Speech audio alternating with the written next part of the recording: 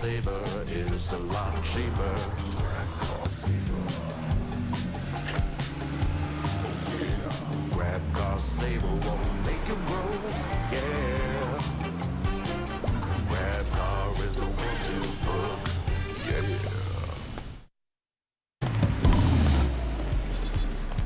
All my friends will grab food saver. Grab food saver. Delivery fee is a lot cheaper. Grab food saver won't make you broke. Yeah. Oh yeah. Grab food saver is the one to choose. Yeah.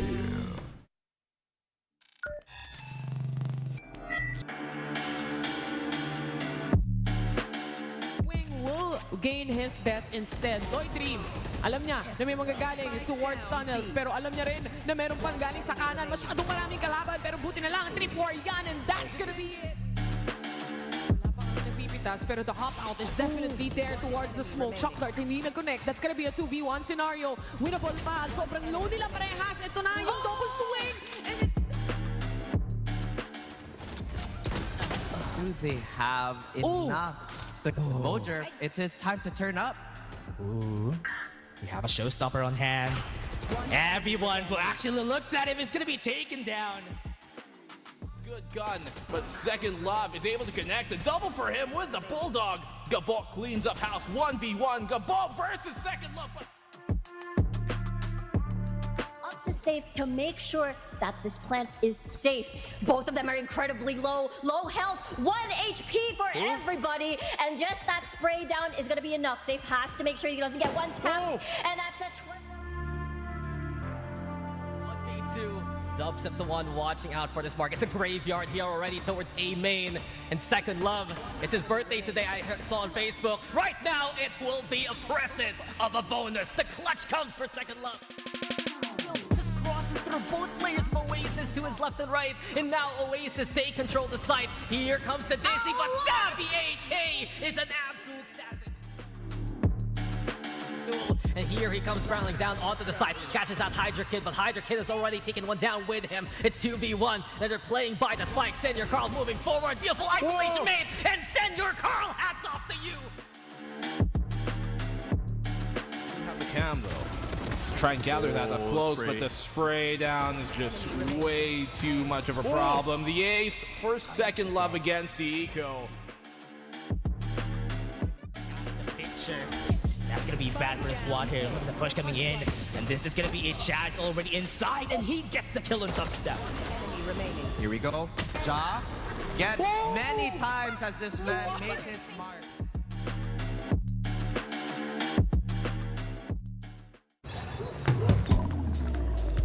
Grab food saver meals 99 plus. Grab food saver 99 plus. Diving meals, if it's a bill, saver meals won't make you broke. Yeah. All my friends will grab car saver. Grab car saver. The grab car saver is a lot cheaper. Grab car saver. Grab car saver won't make you broke. Yeah. Grab car is the one to book. Yeah.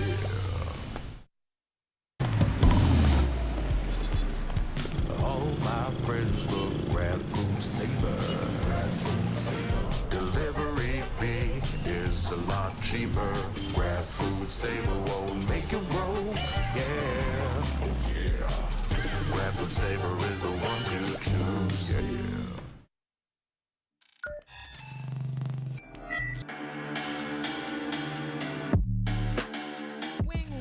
Gain his death instead. Toy Dream, alam niya na may manggagaling towards tunnels, pero alam niya rin na meron pang galing sa kanan. Masyadong maraming kalaban, pero buti na lang 3-4 yan, and that's gonna be it.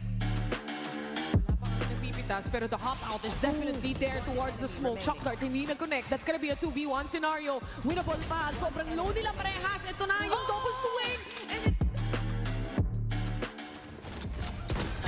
Do they have enough? The Mojer, it's his time to turn up.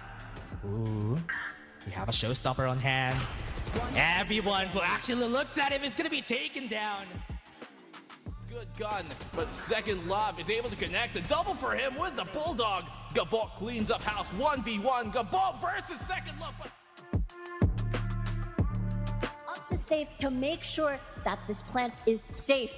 Both of them are incredibly low health, 1 HP for everybody, and just that spray down is gonna be enough. Safe has to make sure he doesn't get one tapped, and that's a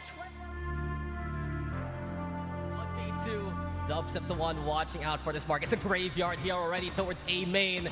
And Second Love, it's his birthday today. I saw on Facebook. Right now, it will be a present of a bonus. The clutch comes for Second Love. Just crosses through both players of Oasis to his left and right. And now Oasis, they control the site. Here comes the Disney, but Savvy AK is an absolute savage. And here he comes barreling down onto the side. Catches out Hydra Kid, but Hydra Kid has already taken one down with him. It's 2v1, and they're playing by the spike. Senor Carl moving forward. Beautiful isolation made, and Senor Carl, hats off to you.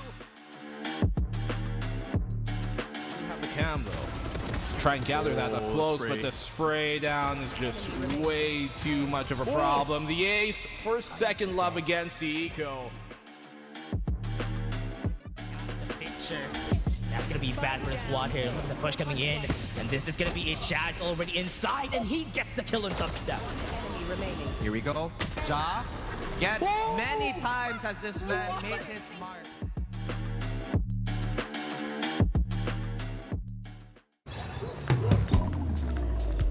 Grab food, savor meals, 99 plus. Dining meals, if it's a bill, savor meals won't make you broke, yeah. All my friends will grab cost saver. The grab cost saver is a lot cheaper.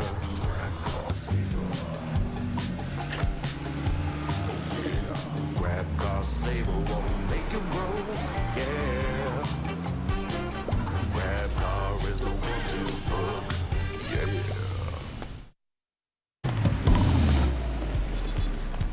All my friends will grab food saver. Delivery fee is a lot cheaper. Grab food saver won't make you broke, yeah. Oh yeah. Grab food saver is the one to choose, yeah.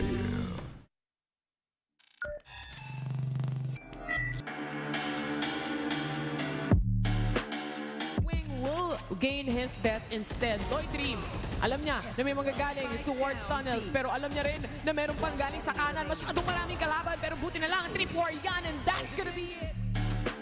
Wala pa kami napipitas, pero the hop out is definitely there towards the smoke. Shock dart, hindi nag-connect. That's gonna be a 2v1 scenario. Winnable pa, sobrang low nila parehas. Ito na yung double swing, and it's... Do they have enough? Mojer, it's his time to turn up. Ooh. We have a showstopper on hand. Everyone who actually looks at him is gonna be taken down. Good gun, but Second Love is able to connect. The double for him with the Bulldog. Gabok cleans up house 1v1. Gabok versus Second Love. up to safe to make sure that this plant is safe. Both of them are incredibly low health, 1 HP for everybody, and just that spray down is gonna be enough. Safe has to make sure he doesn't get one tapped, and that's a 1v2. Dub Steps the one watching out for this mark. It's a graveyard here already towards A main. And Second Love, it's his birthday today. I saw on Facebook. Right now, it will be a present of a bonus. The clutch comes for Second Love. Just crosses through both players of Oasis to his left and right. And now Oasis, they control the site. Here comes the Disney, but Savvy AK is an absolute savage. And here he comes barreling down onto the side. Catches out Hydra Kid, but Hydra Kid has already taken one down with him. It's 2v1, and they're playing by the spike. Senor Carl moving forward. Beautiful isolation made, and Senor Carl, hats off to you. Have the cam though. Try and gather that up close, but the spray down is just way too much of a problem. The ace for Second Love against the Eco. Picture. That's gonna be be bad for the squad here. Look at the push coming in. And this is gonna be it. Chad's already inside, and he gets the kill on dubstep. Here we go. Ja, yet many times has this man made his mark.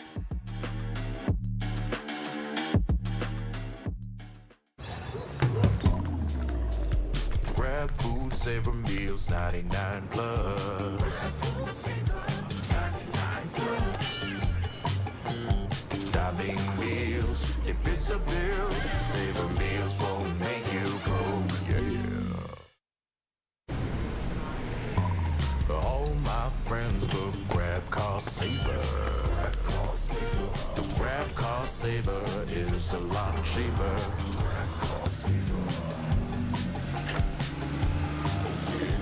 Grab car saver won't make you broke, yeah. Grab car is the one to book, yeah.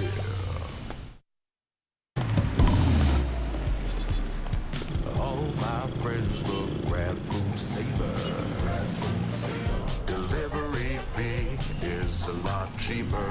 Grab food saver won't make you broke, yeah. Oh yeah. Grab food saver is the one to choose, yeah.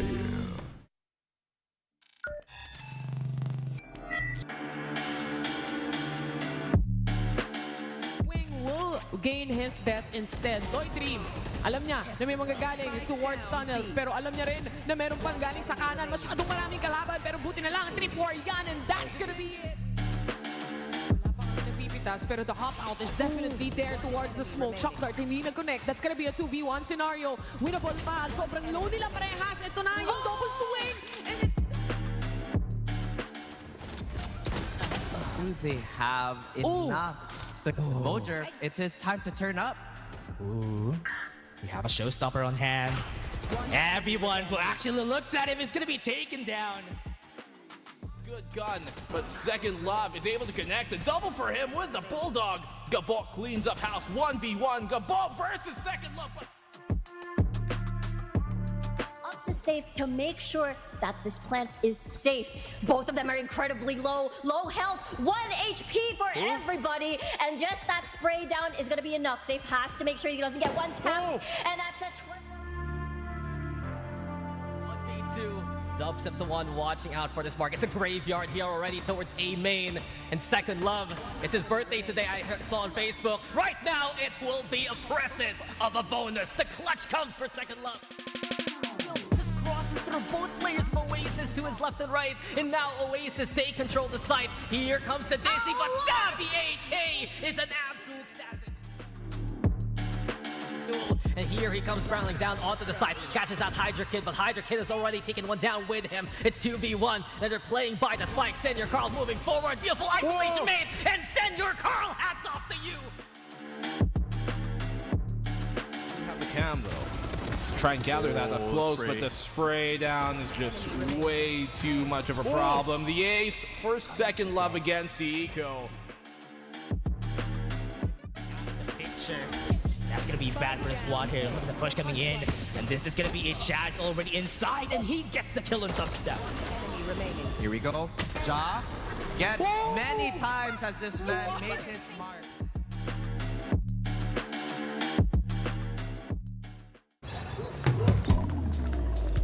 Grab food, savor meals, 99 plus.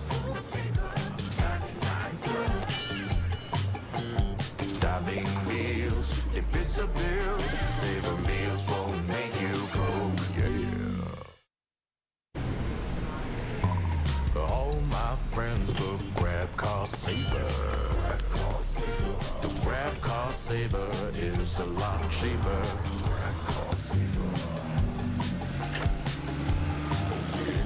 Grab car saver won't make you broke, yeah. Grab car is the one to book, yeah.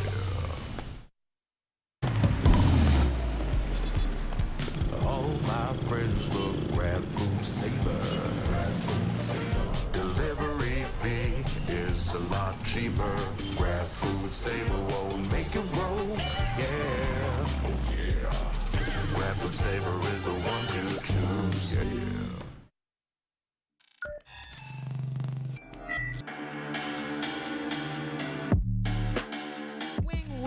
gain his death instead. Toy Dream, alam niya na may manggagaling towards tunnels, pero alam niya rin na meron pang galing sa kanan. Masyadong maraming kalaban, pero buti na lang, trip war yan, and that's gonna be it. Napipitas, pero the hop out is definitely there towards the smoke. Shock dart, hindi nag-connect. That's gonna be a 2v1 scenario. Winnable pa, sobrang low nila parehas. Ito na yung double swing, and it's Do they have enough? The Mojer, it's his time to turn up. Ooh. We have a showstopper on hand. Everyone who actually looks at him is gonna be taken down.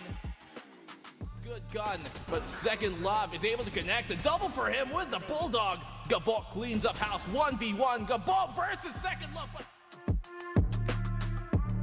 Up to safe to make sure that this plant is safe. Both of them are incredibly low health, 1 HP for everybody, and just that spray down is gonna be enough. Safe has to make sure he doesn't get one tapped, and that's a 1v2. Dub Sips the one watching out for this mark. It's a graveyard here already towards A main.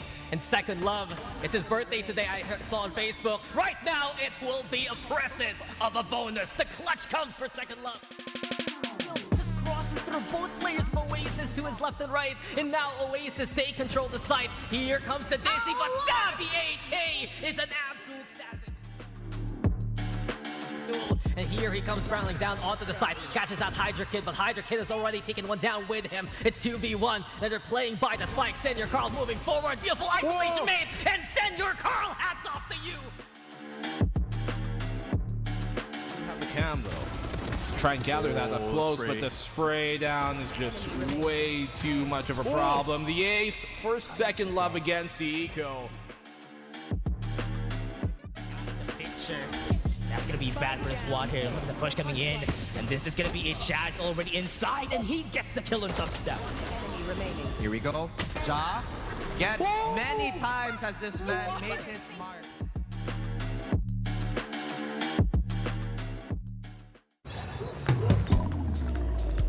Grab food, savor meals, 99 plus. Dining meals, if it's a bill, savor meals won't make you go, yeah.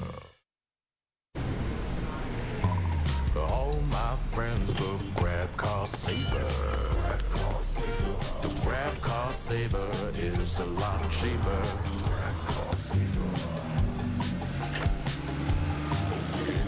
Grab car saver won't make you grow, yeah. Grab car is the one to book, yeah.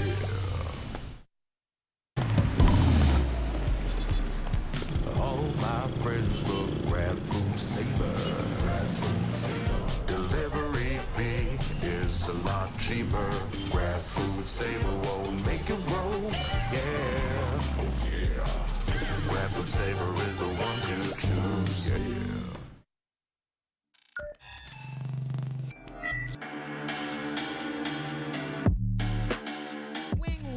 gain his death instead. Toy Dream, alam niya na may manggagaling towards tunnels, pero alam niya rin na meron pang galing sa kanan. Masyadong maraming kalaban, pero buti na lang, trip war yan, and that's gonna be it. Napipitas, pero the hop out is definitely there towards the smoke. Shock dart, hindi nag-connect. That's gonna be a 2v1 scenario. Winnable pa, sobrang low nila parehas. Ito na yung double swing, and it's... Do they have enough? The Mojer, it's his time to turn up. Ooh.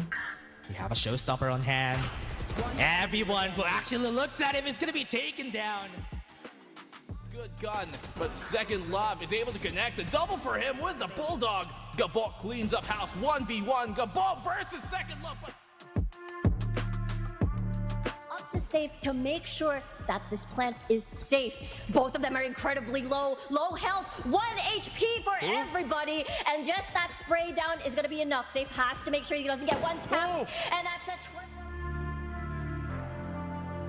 1v2. Dub Sips the one watching out for this mark. It's a graveyard here already towards A main. And Second Love, it's his birthday today, I saw on Facebook. Right now, it will be a present of a bonus. The clutch comes for Second Love. Just crosses through both players of Oasis to his his left and right, and now Oasis, they control the site. Here comes the Disney, but Savvy AK is an absolute savage. And here he comes barreling down onto the side, catches out Hydra Kid, but Hydra Kid has already taken one down with him. It's 2v1, and they're playing by the spike. Senor Carl moving forward, beautiful isolation made, and Senor Carl, hats off to you. Have the cam though. Try and gather that up close, but the spray down is just way too much of a problem. The ace for second love against the eco. The picture.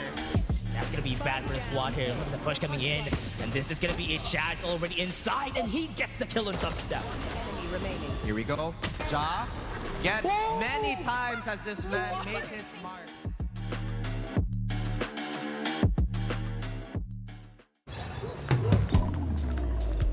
Grab food, savor meals, 99 plus. Dining meals, if it's a bill, savor meals won't make you go, yeah. All my friends look grab car saver. The grab car saver is a lot cheaper. Grab car saver. Grab car saver won't make you roll, yeah. Grab car is the one to book, yeah.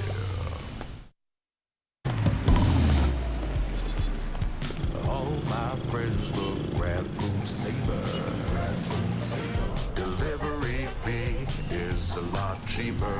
Grab food saver won't make you roll, yeah. Oh yeah. Grab food saver is the one to choose, yeah.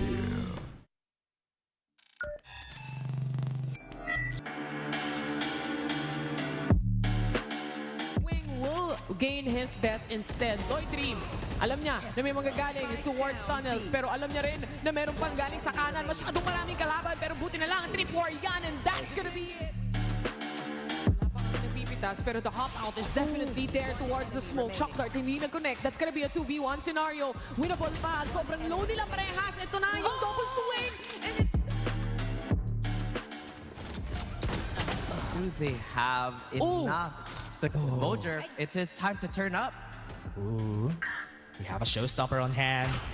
Everyone who actually looks at him is gonna be taken down. Good gun, but second love is able to connect. The double for him with the bulldog. Gabok cleans up house 1v1. Gabok versus second love.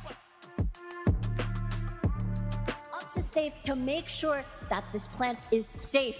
Both of them are incredibly low health, 1 HP for everybody, and just that spray down is gonna be enough. Safe has to make sure he doesn't get one tapped, and that's a 1v2. Dubstep's the one watching out for this mark. It's a graveyard here already towards A main.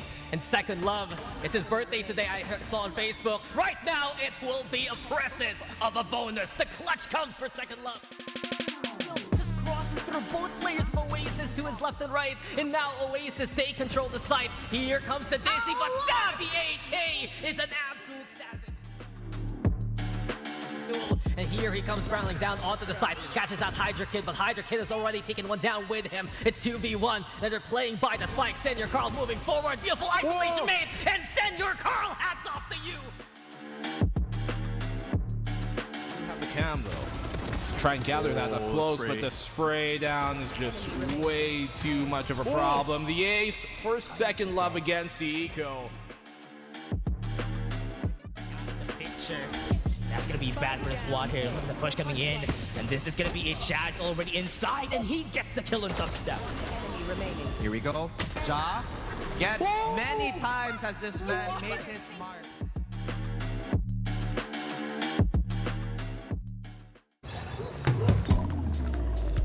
Grab food, savor meals, 99 plus. Dining meals, if it's a bill, savor meals won't make you go, yeah. All my friends look grab car saver.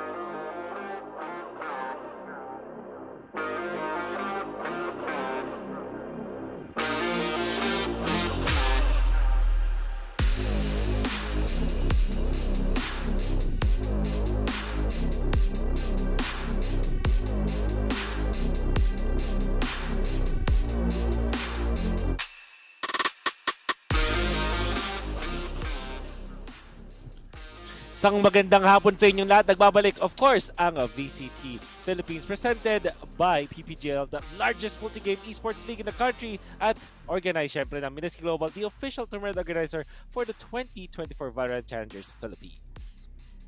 Ayan, at syempre, ang ating official super partner or super app, Grab. Score Grab's lowest prices ever with up to 15% cheaper fares on Grab Car Saver.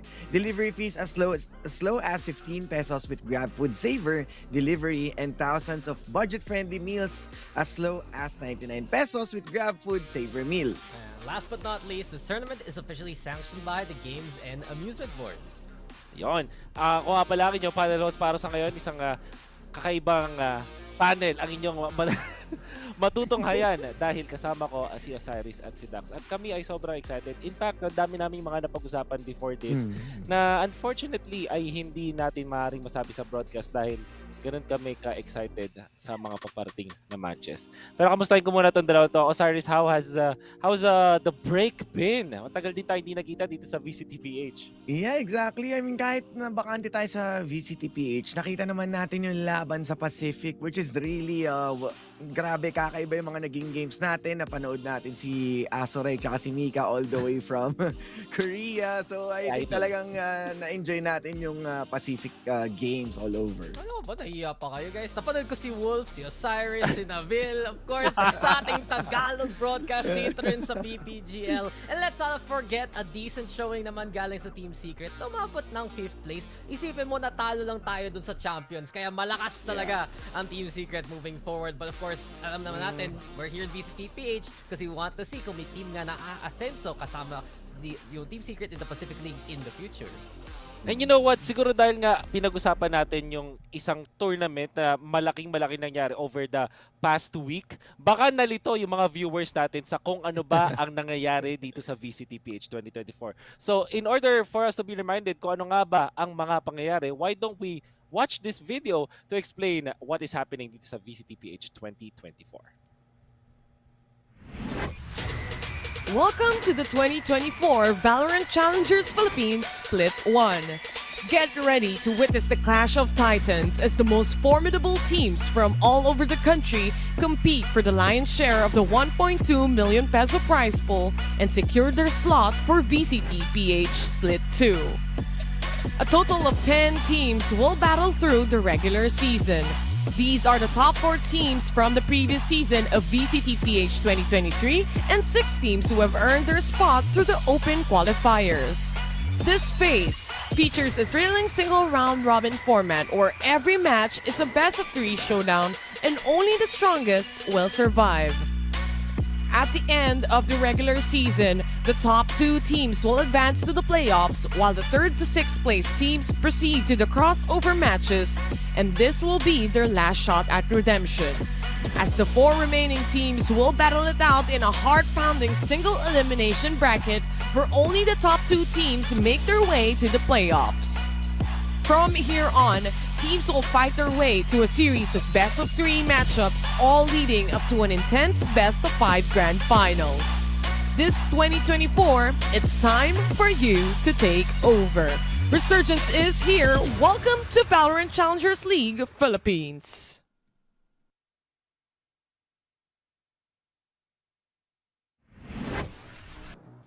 It's time for us to take over, sabi nga ng ating idol ng lahat na si Taylor. Glad to hear her voice once again. At eventually, makita din ata natin dito si Taylor sa ating broadcast. So for today, it's Osiris and Dax. You know, kailangan na nating pag-usapan yung mismong paparating na laban. We're gonna be starting today with AIM-PH going up against Naos. Madaming beses na natin na pag-usapan yung Naos, so we're gonna be parking them mamaya-maya ng konti. For now, I want to talk about AIM-PH. Meron bang mga notable na mga kwento or notable na bagay na kailangan nating pag-usapan about AIM-PH? That's, I think si Dax, nakikita ko sa mata mo, Dax, na gusto mong magsalita about this team. Yeah, so what can you say about this team? Biglang pinasa sa akin. Grabe ka naman, Boss Wolf. Pero masasabi nga natin, di ba, I think there's been a bit of a storyline for MPH na for quite a while. A Davao-based organization, we're seeing a core na matagal na magkakasama. And naalala ko nga na pinag-usapan natin kill by last week pa nga, di ba? Na APH, this is a team na sumasali pa nga no open qualifiers kahit to 2023. I think really coming into 2024 though, na ang ginawa nila, they made sure that their core is a lot more solid, na magkakasama nga silang matagal. Ang naging bago lang talaga sa kanilang roster over the year is si Magix. And from what we saw against the likes of GEEK fam, meron naman good showings from the likes of Yonpik, from the likes of Nasty. Kaya may pag-asa nga dito ang APH after nanggaling ng open qualifier number 1 eh. Yeah, I mean, nakita kasi natin yung possibility sa yung lakas ng team nila as they also, sabihin na nating naging close yung game nila against GEEK Fam, which is GEEK Fam, former MVP esports na alam nating solidified din on how well they played nung kanilang playoffs from last season. So definitely, it means yung caliber ng team ng MPH is they are in contention sa mga future teams. Kaso, yun nga, they're going to face Naos, which is one of the Titans. Yeah. MPH, unfortunately, parang isang beses pa nga lang sila natin nakikita at parang hindi ganun ka-comfortable yung spot kasi they're going up against Naos. Tapos ang tagal nilang nabakante. So parang hindi masyadong ganun ka-init ngayon yung kanilang team. But when we just talk about yung mainit na team, obviously, nandito ang ating mga teams. Let's start with Naos. At alam natin, dito sa Naos ay kung di ako nagkakamali, nanalo sila dun sa pinaka-exciting na match for the group stages. The first one when they won against Oasis. So why don't we look at this video to introduce Naos?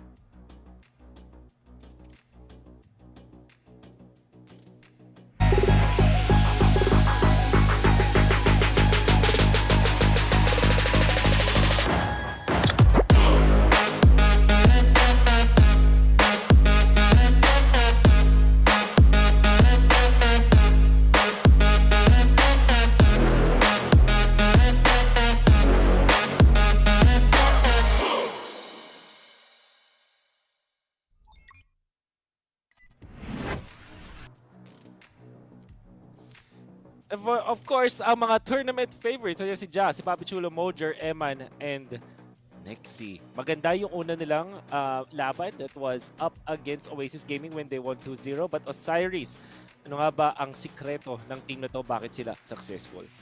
Consistency pa rin. Alam natin na nandito pa rin si Ja ever since from previous season. Isa siya sa pinaka-cornerstone ng mga naging success ng Naos. And the day it mattered, no, with the last-minute changes that they did, coming in nga itong si Mojo at si Eman, nakita pa rin natin yung lakas ni Ja. At it feels like nagbe-mesh well agad itong superstar or sabihin nating hyper-aggressive na team. Yeah, mesh is such a good word na sinabi dyan ni Osiris because that always was the question coming into VCTPH 2024, right? Na mawawala yung IGL mo, mawawala isang veteran mo in Wits, and who do you replace with it? Yes, the return of Mojer, but Eman has had history sa ating VCT Pacific. He played in RRQ, now he's taken the helm of being that IGL, and it was a bit of a wonder na nung kalab nila Oasis na mas secure talaga yung roster nila matagal na kakayanin ba ng Naos mag-coordinate, and that they did. Maganda yung double duelist setup ni Ja and ni Mojer. Eman always providing that helping hand gamit ni utility, and it really just goes to show Naos still, the system works, may core pa rin sila ng mga veterans dyan, and they're still looking to be the powerhouse and the defending champions to watch out for. Sobrang crucial no kanilang pagkakapanan. It was a 2-0. Hindi naman sila ganun ka-dominant, but you feel na talagang sila yung better team that series. Now let's look at the team that they will be facing up against. It is going to be AIM PH.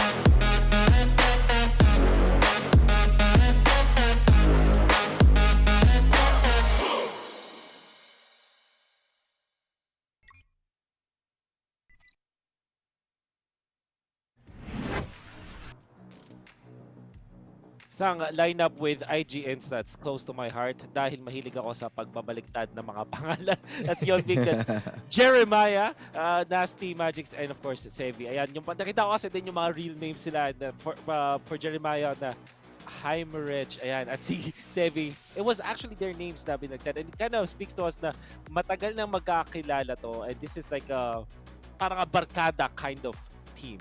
But I don't know if that's actually the dynamic here. Is it, Dax? I would say na there is a form of friendship na by this point. Na ang tagal na nga nilang magkasama. Late 2022, 2023, the core four have been there. I said a while ago, diba? Si Magix yung sinama nila. And he has had the experience playing in different teams. I do want to tackle those some key players right now dito in the APH. Nasty especially. He hit a sick ace nung Sunset. Nakanalo pa nga ng 1v4 clutch. And those are the kind of moments. Meron silang mga impact players na pwede mag-pop off at a moment's notice. So I really feel like for APH right now, kailangan lang nila mag-stabilize sa performance to get to those highs para tapatan ang pwede dalhin dito na Naos. And speaking of yung pagtapat doon sa mga kailangan nilang, yung pagtapat doon sa kanilang extreme na challenge, a tall order, which is Naos. I really wanted to ask you guys kung ano ba yung mga necessary steps at ano yung mga, or at least kung ano yung mga pwede nilang gawin to eventually conquer yung team na favorite dito sa ating tournament. For now, siguro ang pinakamasasabi natin, there's no apparent pa yung strong points talaga ng MPH. Technically, it's the power of friendship na meron sila ngayon dito.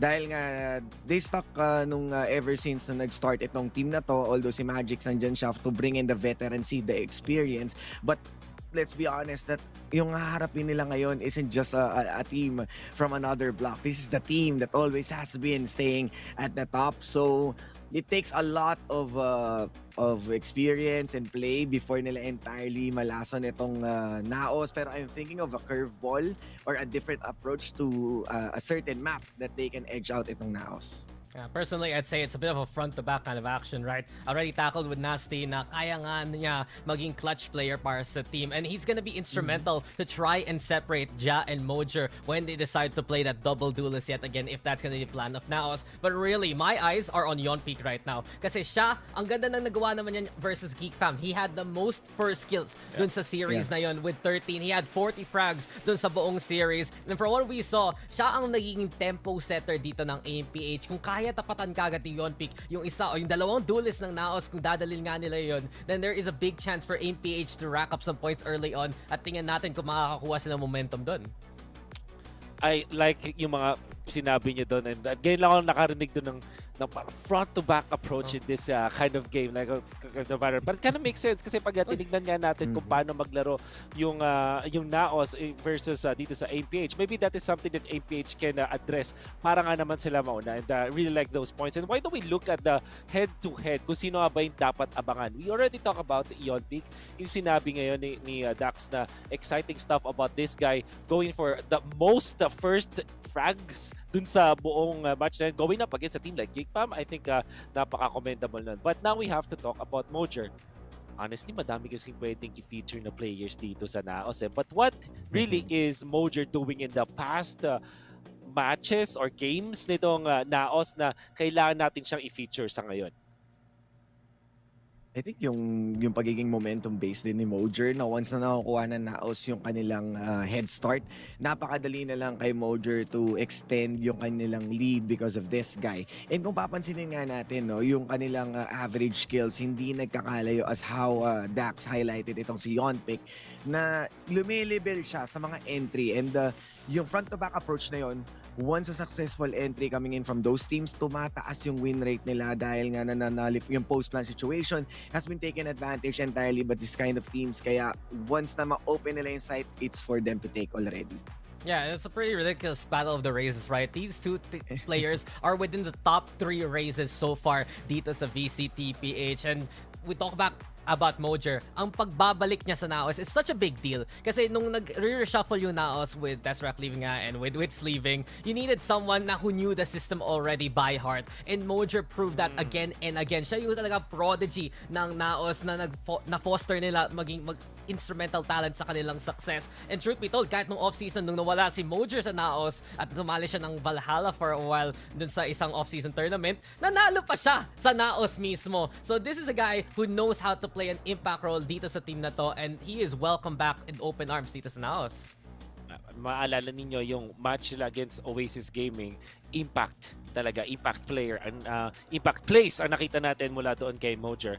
Now, this is the point where we will talk about the maps, mga kaibigan. So far, para sa side ng Naos, you have Icebox and Split. They won against Oasis, and unforgettable yung close fight na nakita natin mula doon sa Icebox, but Split was very much mastered. Kumbaga talagang alam nila kung paano i-take over yung mapa na yan. If you're looking now at MEOW, Bind and Sunset yung nalaro nila, it was pretty close, all things considered. With all of the stuff na pwede natin i-expect sa dalawang teams na to, what should we be looking forward to when it comes to the map, Vito? Tingin ko, para sa akin, baka mas magandang better off ang MEOW na wag nang pumunta sa Split. But what do you think, guys? Osiris, ikaw, tingin mo ano yung mga kailangan watch out dito ng mga mapa? Just stay away sa Icebox. Tulad ng sinabi natin again and again, marami ng sinirang pangarap ang Icebox pagdating dito sa Naos kasi sobrang confident nila, and yung space na kinukuha nila dyan whenever they wanted to push certain sites, sobrang nasa-shutdown kaagad nila yung possibilities na makuha yun, and then ang dami nilang ginagawang play for those teams na talagang nagugulat yung opposing team, and they are having a hard time dealing with this kind of this aggression. So, MPH, with them being maturing pa lang dito sa ating season, Icebox isn't really a good choice. Feeling ko mas maganda ilaro nila to sa Sunset at saka Ascent. I mean, kung may choice ba sila, I feel like that Naos is gonna pick up that Icebox map as soon as possible. Because Wolf makes a really good point. Split is the map that now is fearful. Kasi I'll be real, they destroyed Oasis, and that was Oasis's map pick. Yeah. And not only that, APH, they like to actually ban out Split sa kanilang rotation. So kung maban naman yun, mapipilit sa mag-Icebox, I do feel like for APH, isang map na gusto na sana nila dalhin tong map draft na ito is into Lotus. I wonder if Naos is gonna ban that. They banned that against Oasis naman last time around, but that's one map na APH has really proven how strong they can be as a team. Well, now, ito naman, ang kailangan natin pag-usapan sa one of my faves, the predictions. Love and hate relationship ko with predictions for sure.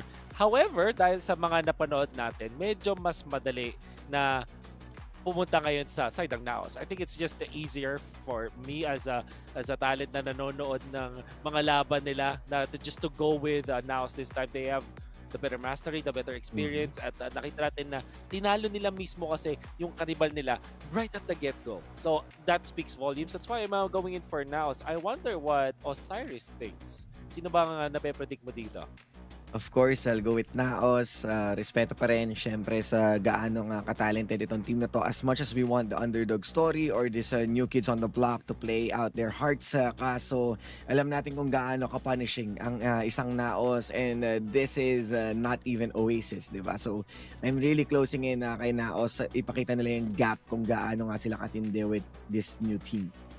Yeah, and not only that, guys. I feel like we have to put that respect in their names right now. Defending champions for a reason. Sila talaga yung top seed na nakikita natin dito sa Pilipinas ngayon. And with that statement win over Oasis, feel ko talaga matutuloy ng Naos yung momentum na yan. I cannot just really want to harp on the fact na itong Naos natin, na nakikita natin ngayon, over time, they will get better and better. Kasi bago nga yung kanilang IGL structure, bago nga na si Eman especially, yun nandito sa rotation na to.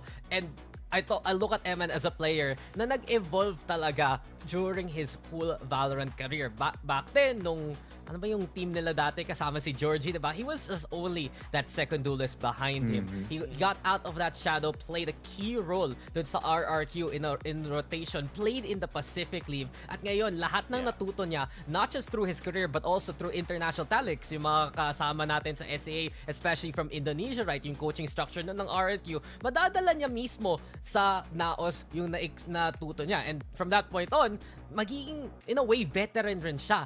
And if you look at this roster, si Eman na mismo ang pinaka may experience sa Valorant compared to everyone else. You always respect the careers of Ja, of Papi Chulo, especially back in, let's say, CS, diba? But it's still very different na umabot ka na ng level na yon. And with Naos right now, they're gonna be able to use those building blocks to keep making their structure better and better with the weeks to come. Yeah. And dahil mention mo yung experience na meron si Eman, medyo napasearch ako. He was actually part of Season 1 pa ng VCTPH. So, literally, right there from the start. At nakikita natin yung growth niya as a person, as a leader for the team, and now as an individual player, napakalaki niya naman. And even kakasabi mo ng Dax, mas lalo tuloy akong naniwala dun sa sarili kong prediction just because of many things na pwede natin i-back up dito sa Naos. Which kind of brings us to that question na meron bang chance na magkaroon ng kakaiba na, I don't know, maybe a miracle, you know? na makikita natin na randomly mangyayari para lang talaga matalo ng APH ang Naos. Is there actually a chance for APH? That's what I'm asking. I feel like sa MPH naman, it's more about them stabilizing coming into this series, right? You look at their performance against GEEK fam, and one thing I noticed is kayang-kaya nila mag-punish ng mga players na medyo magiging overconfident, masyado mag-overheat, and yun nga, kaya rin nilang tapatan with those impact players in the front line. I always look at Yonpig, I look at Nasty, and these guys really put up some great numbers in that single series alone. And let's not forget, sila rin isa sa pinakaunang teams na nanggaling sa open qualifier. It's all building process for some APH. It's their first time really dito sa group stage ng VCTPH. Pero kung gusto nga nila gumawa ng impact, well, it's their time to try and take down Naos. Yeah, I mean, there's no way but up lang para dito sa team na to ng MPH. And knowing din na kung gaano nga itong Naos maging confident, a huge curveball, or just making sure nga na masurpresa nila para lang makagain ng puntos. Trial by fire talaga tong MPH for today. Well, you know, if anything, ang gusto natin ma-surprise talaga. We want to be wrong. Yan ang titignan natin as we head on over to our matches. Bakit hindi natin to ipasa sa ating mga casters for the series?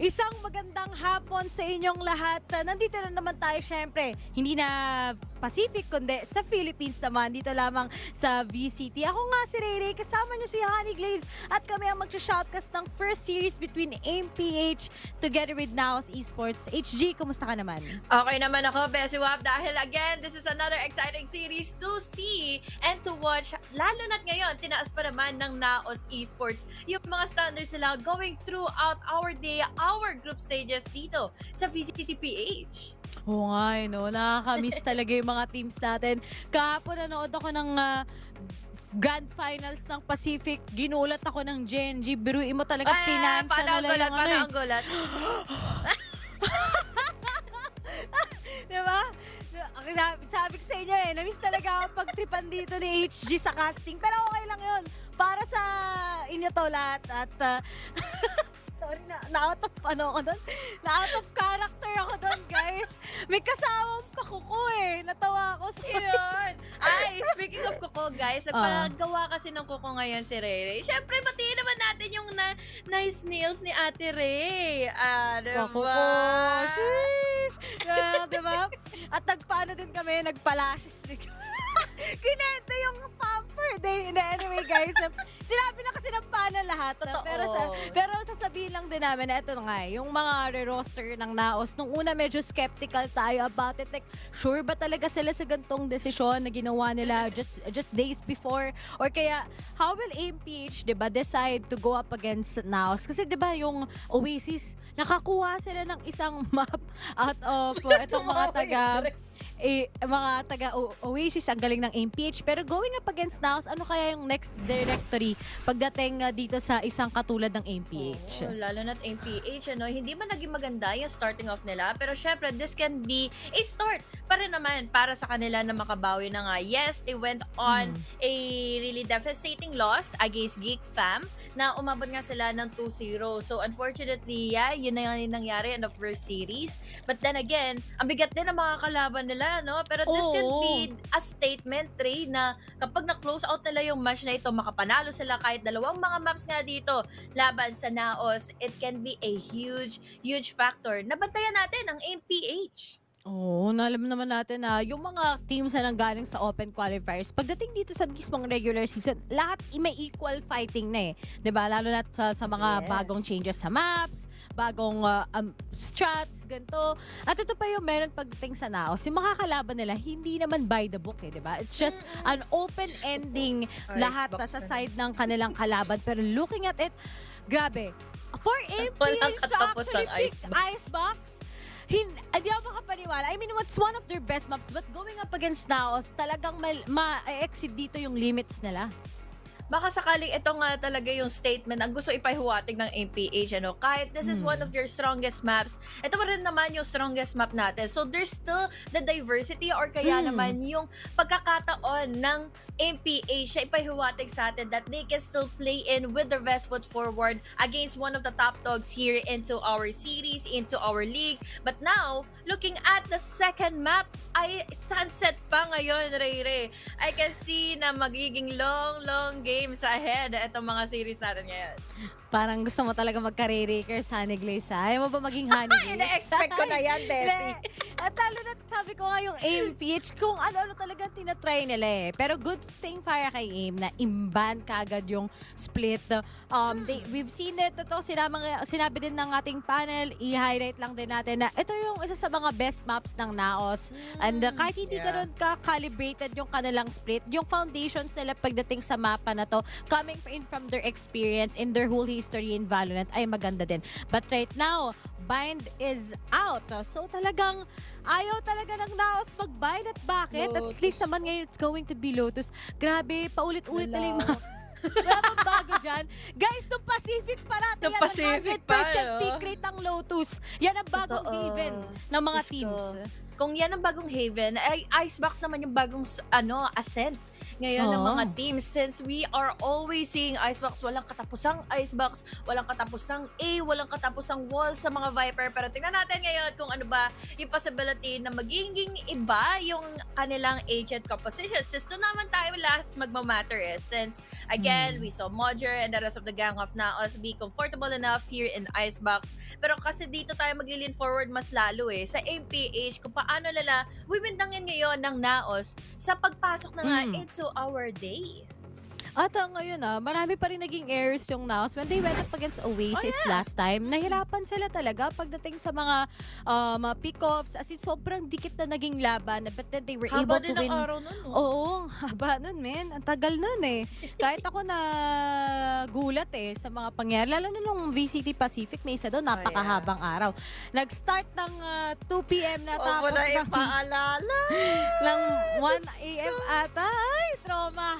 Pero syempre, ang pinaka-importante ngayon guys ay nagmamahalan tayo lahat at nanonood pa rin ng VCTPH. Alam ko na-miss ng mga tao ito manood at ibibigay na namin sa inyo ito pagdating sa Icebox. So sa mga nanonood dyan, anong sa tingin nyo? Sino ba sa tingin nyo mananalo? Is it going to be Naos Esports or AIM-PH? Pero ikaw, HG, sa tingin mo sino mananalo?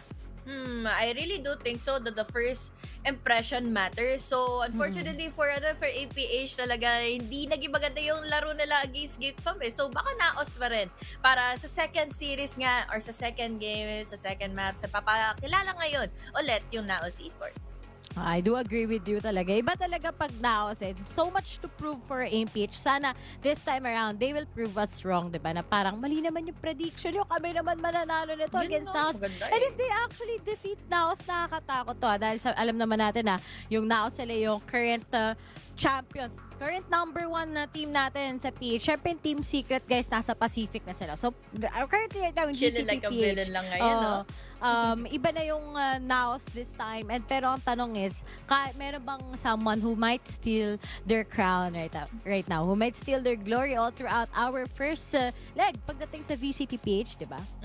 Di malabong mangyari yon, lalo na't ngayon nga nagpapakilala pa lang din yung mga teams. Nakakaisang linggo pa lang natin, guys. So, ibig sabihin lang nito, madami-dami pang character adjustments, madami-dami pang character developments na pwede mangyari between the top players of what we have right now, Oasis, Naos, and the rest of the gang. Syempre, nandito rin naman sina GEEK Fam, si First Mega Savers. Yun pa yung gusto ko makita later on, kung ano ba yung pwede nilang ipakita tomorrow, syempre. But then again, going back on this match alone, sa first series pa naman din natin, AIM, MPH. We're expecting the best out of the best foot forward na meron sila ngayon dahil syempre kahit madami pa tayong linggo na makakasama-sama natin sila, there can still be the first day jitters or first week jitters para makabawi lang din dito. Finally, into our weeks. Imagine 10 days din talaga tayong hindi nagkita-kita. Medyo matagal-tagal to. Pero Tagal din, no? it was 10 days worth of nag-media day sila.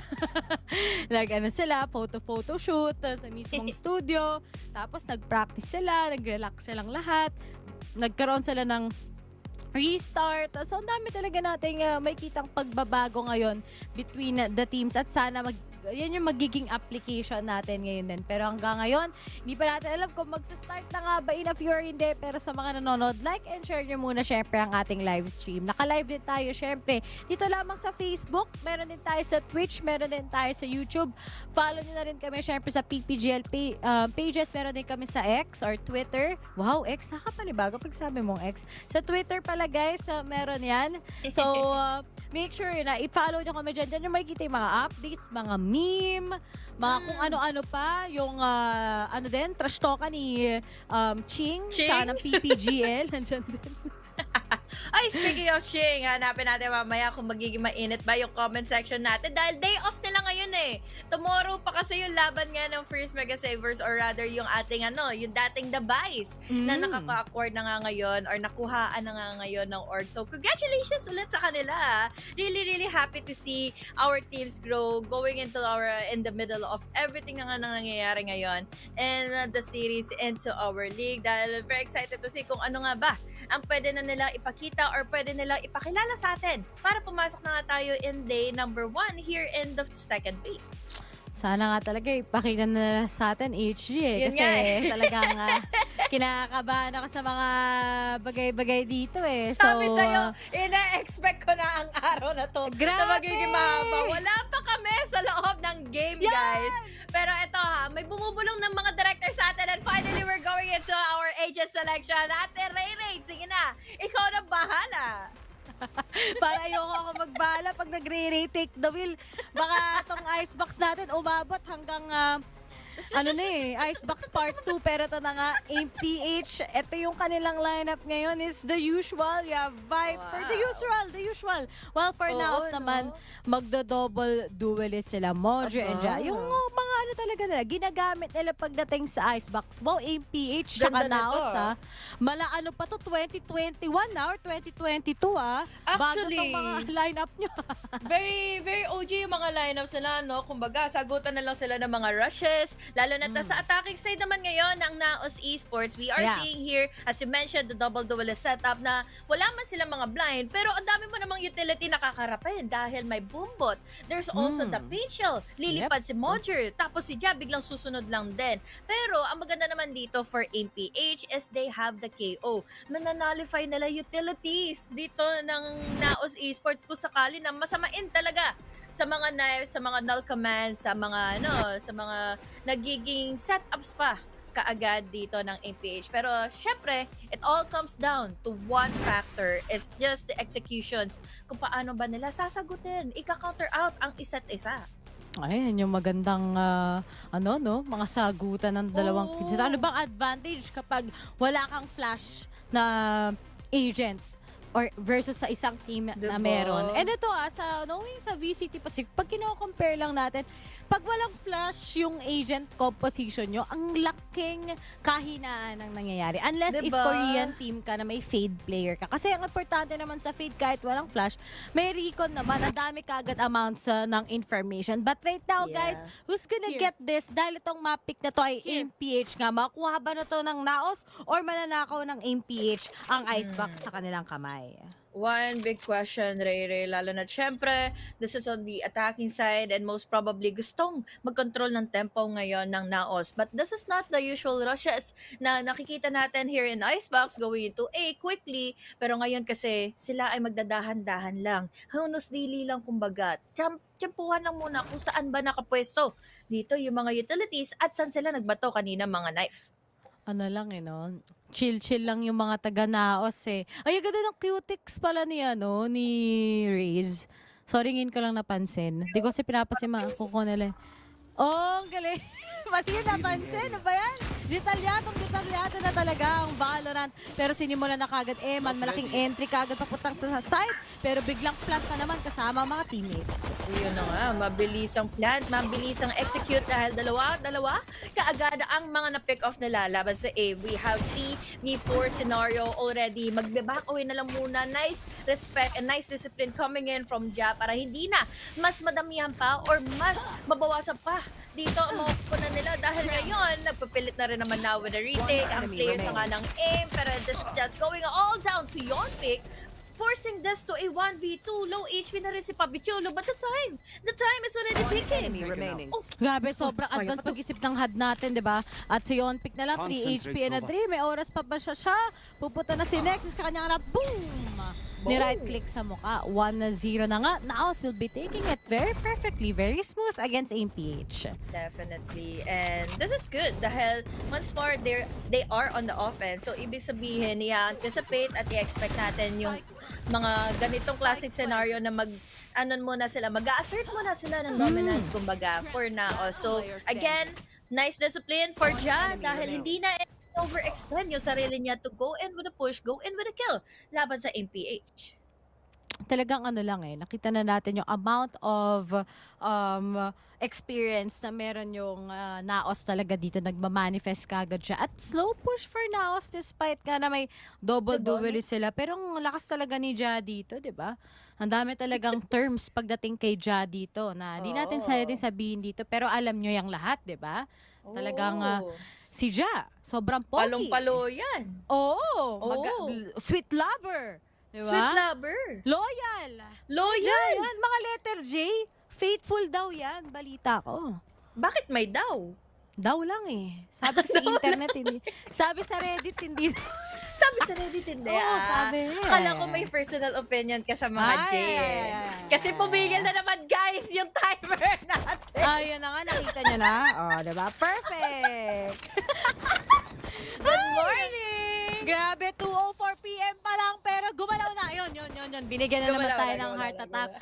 May mga tropa kasi kami dito, guys eh. Yung first day namin, ako, si Terror, tsaka si Honey Grace. Kami ang pinaka-favorite ni Lord na strongest soldier nung araw na yon, di ba? Grabe, gusto lang namin matapos, gusto lang maging baby girl, pero ginawa kami strongest soldier ni Lord nung time na yun. Diba? Talagang abot hanggang umaga. Guys, yun ang literal overtime. Pero overtime na nga bang mangyayari dahil ngayon gumalaw na ang baso at ang mga miyembro ng Naos ay papuntang A-site. Yung Naos ha, ito baka kasi sakaling ito na naman ang maging go signal nila na hindi mo na ituloy yung A-site dahil wala sila napapakiramdaman na kahit na sino, even the utilities after that null command or after that knife. But now, nice souls coming in from Nexi. This time, ang magiging sagot naman is coming from Papichulo. There goes the pick, dog. Good. There goes the double. Coming in from APH. And now this time, ipipilit pa ba ni Kuya Jeremiah? Pero yun nga, pinilit niya pa rin. Kaya naman siya ay nabawasan pa. Ngayon, iisa na lang ang natitira. 3 laban sa isa. Wait lang, sorry. Jeremiah pala yun?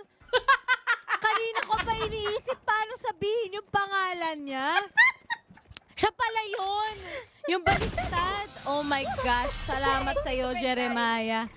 Akala ko hi na rin, Jen. Ikaw pala yun. Oh my goodness. Tapos na tayo sa open qualifiers. Tapos na rin tayo sa first week ng Valorant na BCT. Ngayon wala na laban yung Jeremiah. Kinas ko na din tong APH. Tapos, Jeremiah pala to. Grabe talaga. Grabe na kayo, Pinapasaya ni AMPH, Ate Rere ang buhay ko ngayon. Ay, nako. Pero ngayon, Naos, buti na lang na-predict nila na baka pumush ng A-main, di ba? Halatang mag-god review kasi gano'n ang ginawa ng AMPH last time. Pero Uy, sayang! Hoy! Meron na biktima, Baki. Tumalon. Ayun lang. Kaya pa, isa pa. Right click mo. Yun! Nahuli mo! 2 dalawa laban sa tatlo na nagkaroon na nga ng pressure doon sa kagilid-giliran na sulok na yon mula na nga sa aim.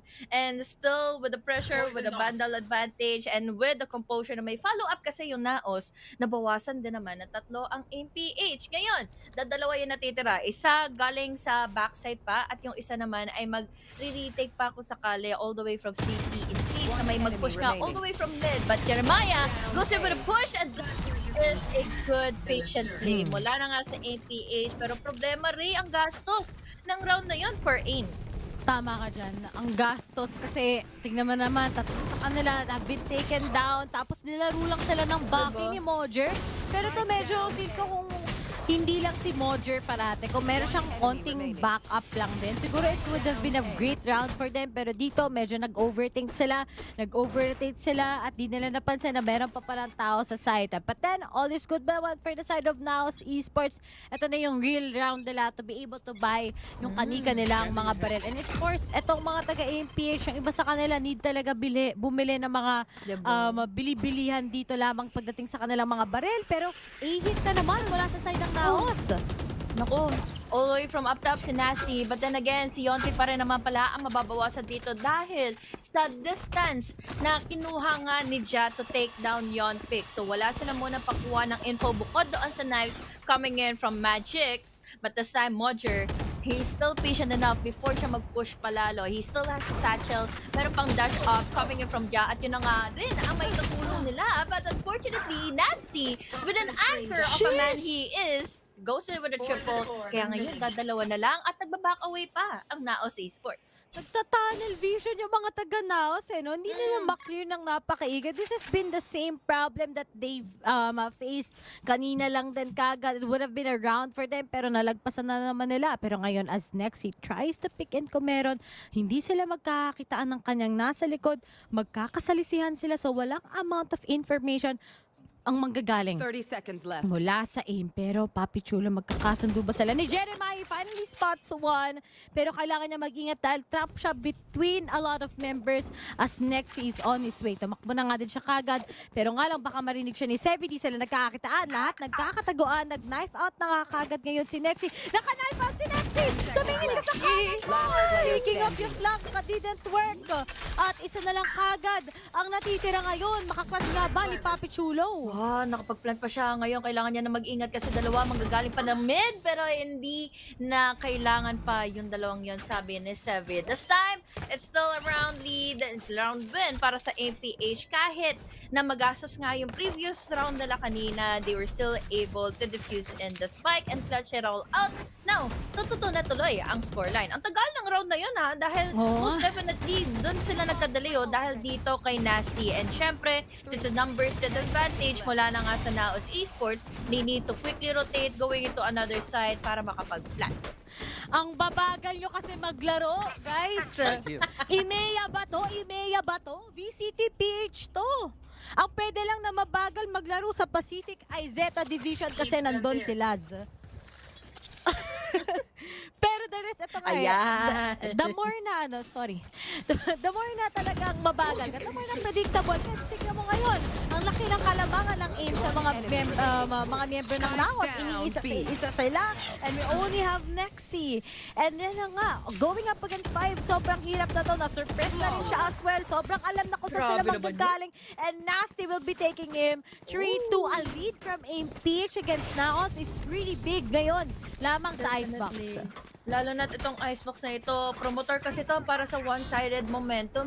Kumbaga, pwede may panalo ng isang team ito basta't sila makakuha ng lead. Sila yung makapagbigay ng pang-counter agad in the early stages. Lalo na't on the offense, on the attacking side, ito ang kailangan na Naos magkaroon ng lead throughout the first half since they are really mostly attacker-sided yung kanilang composure o yung kanilang composition. But this time na naka-counter sila ng naka-counter ng MPH makes a lot of statement baka sakaling maging one-sided ito for APH kung sakali. Yun na nga, kita-kita yung kamay ni Ja! ano nangyayari sa Naos? Parang hindi sila nakapag-Milo para silang may energy gap, diba? AG, yung mga sobrang basic, baka may mag-pull off sa kanila kagad on those early moments, baka kagad may mag-pick sa kanila. Parang wala talaga yung sense of coordination ng Naos as of now. But as for aim naman, sobrang ganda ng kanilang icebox. I mean, ilang beses sila na tinatalo ng teams dito. I think they actually learned their lesson here. And it gives you so much advantage when you have that KO versus that double duelist. Pero wag na rin yan eh. Para ma-counter talaga mga taga-Naos, you need to do that. You need to have this KO. Pero ngayon nga lang, nahuli si Jeremiah from Cebu, sabi ni Ching. Naipit kasi siya eh. Kumbaga, hindi niya rin kasi nabantayan din yung kitchen. So again, lalo na-open up na yung opportunity for Naos para maka-entry mula sa kitchen going into B. This gives a lot of pressure para sa APH. Ano na ba? Dapat talaga ang atin ang babantayan. 4 laban sa 3. We still have the null command and even have the knives coming in from Nasty. Pero unfortunately for Yonpik and APH, nabawasan pa sila ng isa. We even have here the Viper's Pit. Nice pick coming in from Magix, but this time they need to get inside that Viper's Pit. Kailangan nilang languyin na yun para ma-deny kaagad yung vision coming in for Papichulo. But Mojer was able to take down Nasty as well. Si Magix, naku, mahirap ito. Lalo na 3 ang nakatutok pa sa'yo.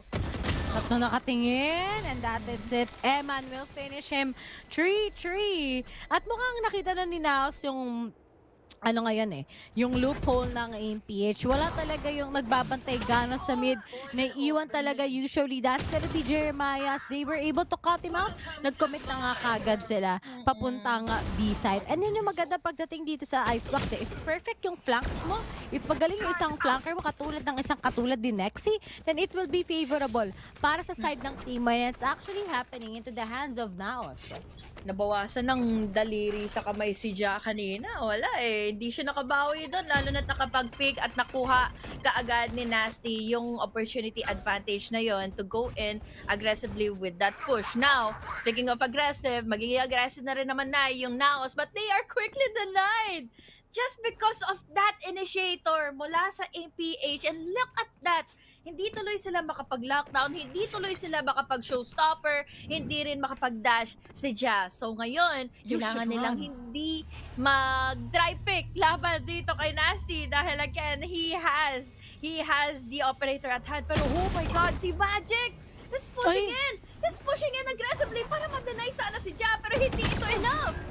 Pero nga lang, yan na nga, di na nga tumama kagad dito si Mr. Syempre, Nasty.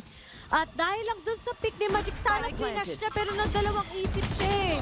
Baka akala niya mag-i-double swing na lang din na kagad or something, pero mga maling desisyon ang mangyayari dito ay mapapahamak ka talaga sa lahat ng sitwasyon. At dahil lang dun nakapasok kagad yung Naos into A-side, leaving only 7 together with Jeremiah left behind. So sabi nila, wag na natin i-retake to, mag-out na lang tayo, i-save na lang natin to. Yun na, magiging tanong kung makakaligtas nga ba sila sa mga bala ngayon ni Ja ngayon na makakapag-pick nga si Sevi together with Jeremiah. It is enough para makapag-exit frag na lang laban sa Naos. But Naos, for sure, they decided na hindi na lang muna tumuloy ng A-main or hindi na lang doon umexit para mailigtas pa nila ang kanilang mga vandal na. And that's just it. 4-3 in favor of Naos. Very nila, Icebox. Talaga nga, slowly but surely yung approach ng Naos, while yung In naman, they're just adjusting to how Naos gets their pace. Pero sayang lang din, naka-operator na kanina si Nasty, nakaka-shutdown siya ng mga iba't ibang miyembro ng Naos. Pero nga lang, dahil lang doon sa pagdadalawang isip ni Magix, nag-iba ang ihip ng hangin ngayon, and finally, Naos has the one. Pero nga lang, on the other side, ang ganda kagad ng start nila, may null command pa, di ba? Oh, hindi na rin naman na masama kagad for MPH. Still, yes, a lead nga for Naos. Pero maganda naman at least is isang round lang yung lead ngayon ng Naos. May pera pa rin naman kahit papaano ang MPH. They even have here the Viper's Pit para makapang-counter muli pagdating sa retake or even pagdating nga sa entry pa lang ng Naos. Since Naos, they are delaying their tactics. They're delaying in their pushes. Pero nagpapahiwating na sila. They're giving in sound cues na baka ito ang decision nila. Go into B-side. Ang ingay pa naman niyang na yan. yung CCTV na yan. Pero ngayon, mukhang maganda kagad stock ngayon ni Jeremiah. Together with Sevi as well as they go already. Pero nga lang, pinabayat na kagad ang showstopper ni Mojer. And finally, may nakuha na kagad na isa. At nakatikay na nga kagad si Mojer. Napakabilis naman ni Jerome. Also known as Mojer. Nasty na lang together with Yonpik ang natitira. Pero nga lang, nag-whiff si Mojer down. Showstopper na tao lang din naman siya. Pero nga lang, another attempt will be there for the side of Yonpik. Oh, leaving Nasty behind at hindi pa naman tumama. Pero next, Diyan ang nadalo, 5-3. Naos.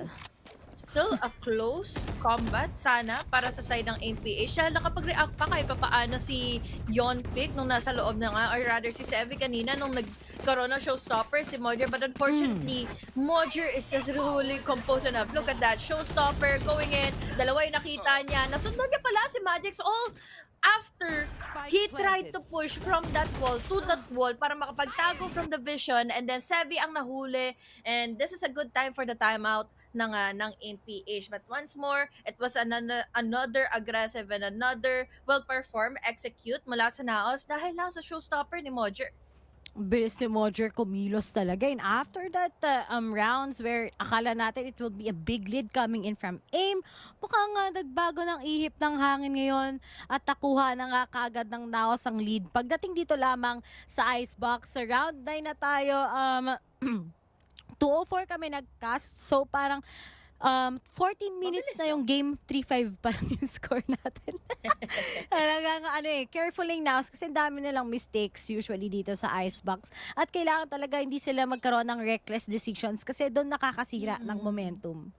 Yun nga lalo na kapag, katulad nung naging reckless nga rin si Magix kanina, hindi ko na rin ma-sugarcoat since it was so unfortunate for him na nag-push nga siya even though may lockdown ng kasama, even though he should have anticipated the push na gagawin na nga sana ng Naos earlier, or they just really waited out kung sino ba yung pwede nga mag-push from APH. Pero speaking of push, nahuli na si Nasty ng Recon and he was wall-banged by Mojer. Ganun lang kabilis na nawalan sila ng isang kupunan. Yung pagkakuha nila ng recon, na-scan na kagad Ba't ibang miyembro nila, kaya natamay na si Nasty as well. At ito na, mainit na si Mojer together with Ja. Ang tandem natin, ang pangalan nila ay Jamo. Diba? Oh Talagang, my God, kinabahan ako sa'yo. Huwag ka mag-alala. Dinoble, ko muna. Inisip ko muna Baka intrusive thoughts ko lumabas, diba? Kaya kailangan guys, bago kayo magsalita, iniisip nyo muna yung mga bagay na sasabihin mo. Think before you speak. Lalo na kung nag-aaway kayo ng bebe mo, wag mong sasabihan ng masasakit na salita yan kasi magbe-break kayo. Pero ito na nga. Think before you click. Think before talaga. Pero ito, mapapaisip pa ba kayo ng mga taga-EPH? Hanigis dahil wala na tong isip-isip, aim-aim na lang. Grabe. Ito yung mention nga ni Dax earlier that we need someone who has been always with Naos ever since the end or ever since the beginning of time, parang na nga sa Naos Esports. And again, sa nakikita naman natin, it's just one of the pillars kasi ng Naos, their aggressiveness. Mabibigyan ng opportunity palagi si Jan na maging comfortable to go in with the pushes. Tapos si Mojer, secure naman din yung mga kills niya kapag comfortable na rin naman siya to take in those pick-offs. Dahil alam niya, distraction is key. Para nga kay Jan na pumasok inside of the site. Kanina walang pera yung APH. Ngayon, paldong-paldo na dahil meron na naman tayong operator na nakikita para sa mga kamay ni Nasty. Will it be worth it? Let's see. Ang mga taga-Naos, we've seen this team do excellent. Talagang by the book plays. Pero ngayon na naman, they will attempt to go to A site. Will AMPH finally adjust sa kanilang manpower ngayon, sa kanilang ina-apply na strats, or talagang may mga magiging differences. Pero ngayon, set up na nga kagad is there. Tatlong nakita nila coming in from space. Aumentay na kagad si Ja as well. Trying to pin them down. At isa-isa na nga kagad bumabagsak. Pero nga lang, there's just the trades. But then, on those vulnerabilities, bumagsak ang ibang miyembro ng MPH. They saw already nagko-crumble through kasi kaagad yung defenses ng MPH kapag narinig na nila si Ja na pumasok. But then again, yung problem nila lalo is si Mojer na laging ready when it comes to the follow-up. kapag nakapag-push na, kapag nakapag-dash na si Jazz. So this time, it's just a 3v2 situation at mukhang save na lang ito muna para kina Nasty or kaya naman makakuha sila ng exit frag kahit papaano dahil the time is already ticking. But then again, they are already backing away since there's really no much time for them to defuse in the spike. Tinan mo naman, secured na yung post plan pagdating sa Naos. Setups, lineups mula sa Eman, FPS, pero Eman, Diyos ko, mahuhuli ka pa. Eman, nakatakbo pa, safe pa. Huwag na, Eman. Ayun, Sabi ko sa'yo, Eman. Huwag mo na hihabulin, Eman, hindi worth it. Hindi, Hindi, masaya si Eman in IRL. Pero dito, huwag mo na habulin, Eman. Pero okay lang, it's a 4-round lead coming in from Naos. And ang galing talaga ng coordination nila. Even if Ja together with Mojer will die, ilan na nabura nila? 3 membro kagad ng AMPH. Tapos matitira na sila, Papi Chulo, mga loadies yan pagdating sa post-plat. Together with Nexi and lineups from Eman as well. It seems like this version of Naos is really different with their approach. But I think sobrang makita mo yung sense of workability para sa team na to. Yun nga eh, yung pagka-coordinate nila when it comes to their utilities and then their pushes, it's all well combined. We have dashes from Ja, lineups from, para kay na Papi Chulo, Eman for the post. And speaking of Eman, he even has this Hunter's Fury at hand na pwede niyang gamitin later on or even in the early stages. But at this time, hindi niya na kailangan gamitin early stages dahil bawas na naman ang MPH. At importanteng tao pa, kundi si Magix dahil he needs to deny those utilities. Nullify nila yung Naos PH. Pero what now? Nawala na nga ngayon yung null command, yung mga knives coming in from Magix. Oo nga, talagang nag-iba na naman yung ihip ng hangin. Si Magix ang ganda na ng KO na eh. Pero sadyang parati siyang nasa shutdown. Nagruda smoke pa kagad ngayon si Yonti. Pero si Sevi na dyan para iligtas. Pero nga the trails are just connecting all together. At wala na namang choice ngayon si Nasty. Kundi i-save ngayon ang kanyang operator. Kahit mag-operator siya ngayon, sobrang dictated ng Naos ang pacing. Ito pa, wala pang flashes. Ay, shit. Wala pang flashes yung mga taga, mga taga Naos, ha. Gulat ako doon, nag-explain na ako Naos, eh. Bilis talaga na mangyayari, no? Lalo na they keep on finding MPH in a really awkward place. Lalo na nakita nila si Yonpic, diba? Na-detect pa kaagad ng recon. They should have been anticipating those recons time and time again. Simulat sa pool na nananalo, nagkakaroon ng mga leads ang Naos Esports. But then again, nagka-crumble nga yung kanilang ability to hold on to the site since hindi nila malaman kung magsuslow ba yung Naos, magra-rush nga ba yung Naos, ano na nga ba yung gagamitin ng Naos. This time, kailangan mag-ingat ni Magix. He needs to deny that showstopper. Mula na naman kay Mojer. And speaking of Mojer, he wasn't denied. He denied Yonpic. Nasty naman for the trade. Hindi na ito masama dahil down to a 4v4 on the last round for this half. Pero mag-reliefan sila kayo kagad. Pero nga lang, Ja was able to get the trade together with Papi Chulo as well. At ito na naman, yung mga yung pwesto ng aim maganda. Pero pagdating talaga sa mga tutok, it seems like there's just some crispy shots coming in from Naos. Gising talaga sila. Sevi na lang kagad ang natitira pero walang awa si Papi Chulo ngayon. He gets a 3K. 9-3 it is. At kahit aim nga ay napakalaki no naging advantage. Pagdating sa Naos, slowly but surely rounds at sobrang init na nila ngayon. Paano ko ba ito sisimulan? Dahil paulit-ulit tayo sa sa aggressiveness na hindi nasasagutan, hindi naka-counter out ng APH laban sa Naos Esports. We're going back to the fact that our duelists are just really raining on frags. Double-digit scoreline, tapos dagdagan mo na single-digit lang din yung mga na-death sila. It just goes to show na sobrang effective ng mga nagiging pushes sila, na nagiging aggressive nila. Yung satchels, yung showstoppers, I think that was 3 showstoppers na meron nga kanina si Mojer. So, again, they just need to deny those duelists at think about the later phases later on. Pagpasok na nga natin sa round na ito. But then, sa nakikita mo ba, in a minimap, magkasama na naman, nagpo-push yung dalawa, Mojer and Jana magkasama. At I think this is a lot of pressure muli sa APH mamaya. Kaya talagang mahirap pag si Mojer together with Ja ang iyong katapat. Sobrang talagang mararatel ka. Pero ngayon, on the defending naman, what will be the next step? Tingnan nila if may maka-cut off sila. Pag na-cut off ngayon si Jeremiah, medyo mahihirapan sila. Speaking of, buti na lang for Sevi, someone is gonna go down as well. Hinahabol si Jeremiah, natag na nga din kagad. Andiyan na nga iba-iba, pero nga lang may dalawang low on HP na nga din kagad pagdating sa mga taga-aim. At speaking of, may mga things at pangyayari, 1 HP na lang kagad, konting hininga na lang kagad. 2v1, low on HP gaming tayo lahat dito. I-compute nyo na anong mas malamang, 22. Kaya to. Oh, yun lang. Hindi siya nakatingin sa kaliwa niya. Nagulat siya kay Ja. Sabi ni Ja, 10-3.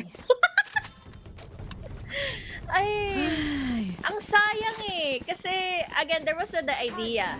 Ma-acknowledge natin yung factor na gusto sana ni Jeremiah to hold and cut off those rotations happening. Oh, yeah. Pero kasi nasa kanya yung spike. So, the spike went compromised nung nasa in the middle of everything pa ngayon ng mapa. And again, doon tuloy na rattle muli yung composure ng aim. Ang kailangan na lang sana nalang gawin is set up ng wall, just use the smoke orb nga mula kay Sevi and then plant in the spike. But what happened earlier is kailangan pa nila ulit i-pick up, sunduin yung lunchbox nga ni Jeremiah kanina. So now, eto na ang pagbabawi. They are still on an eco round pero hindi pa rin naman imposible for them to win this round since they still have the sheriffs.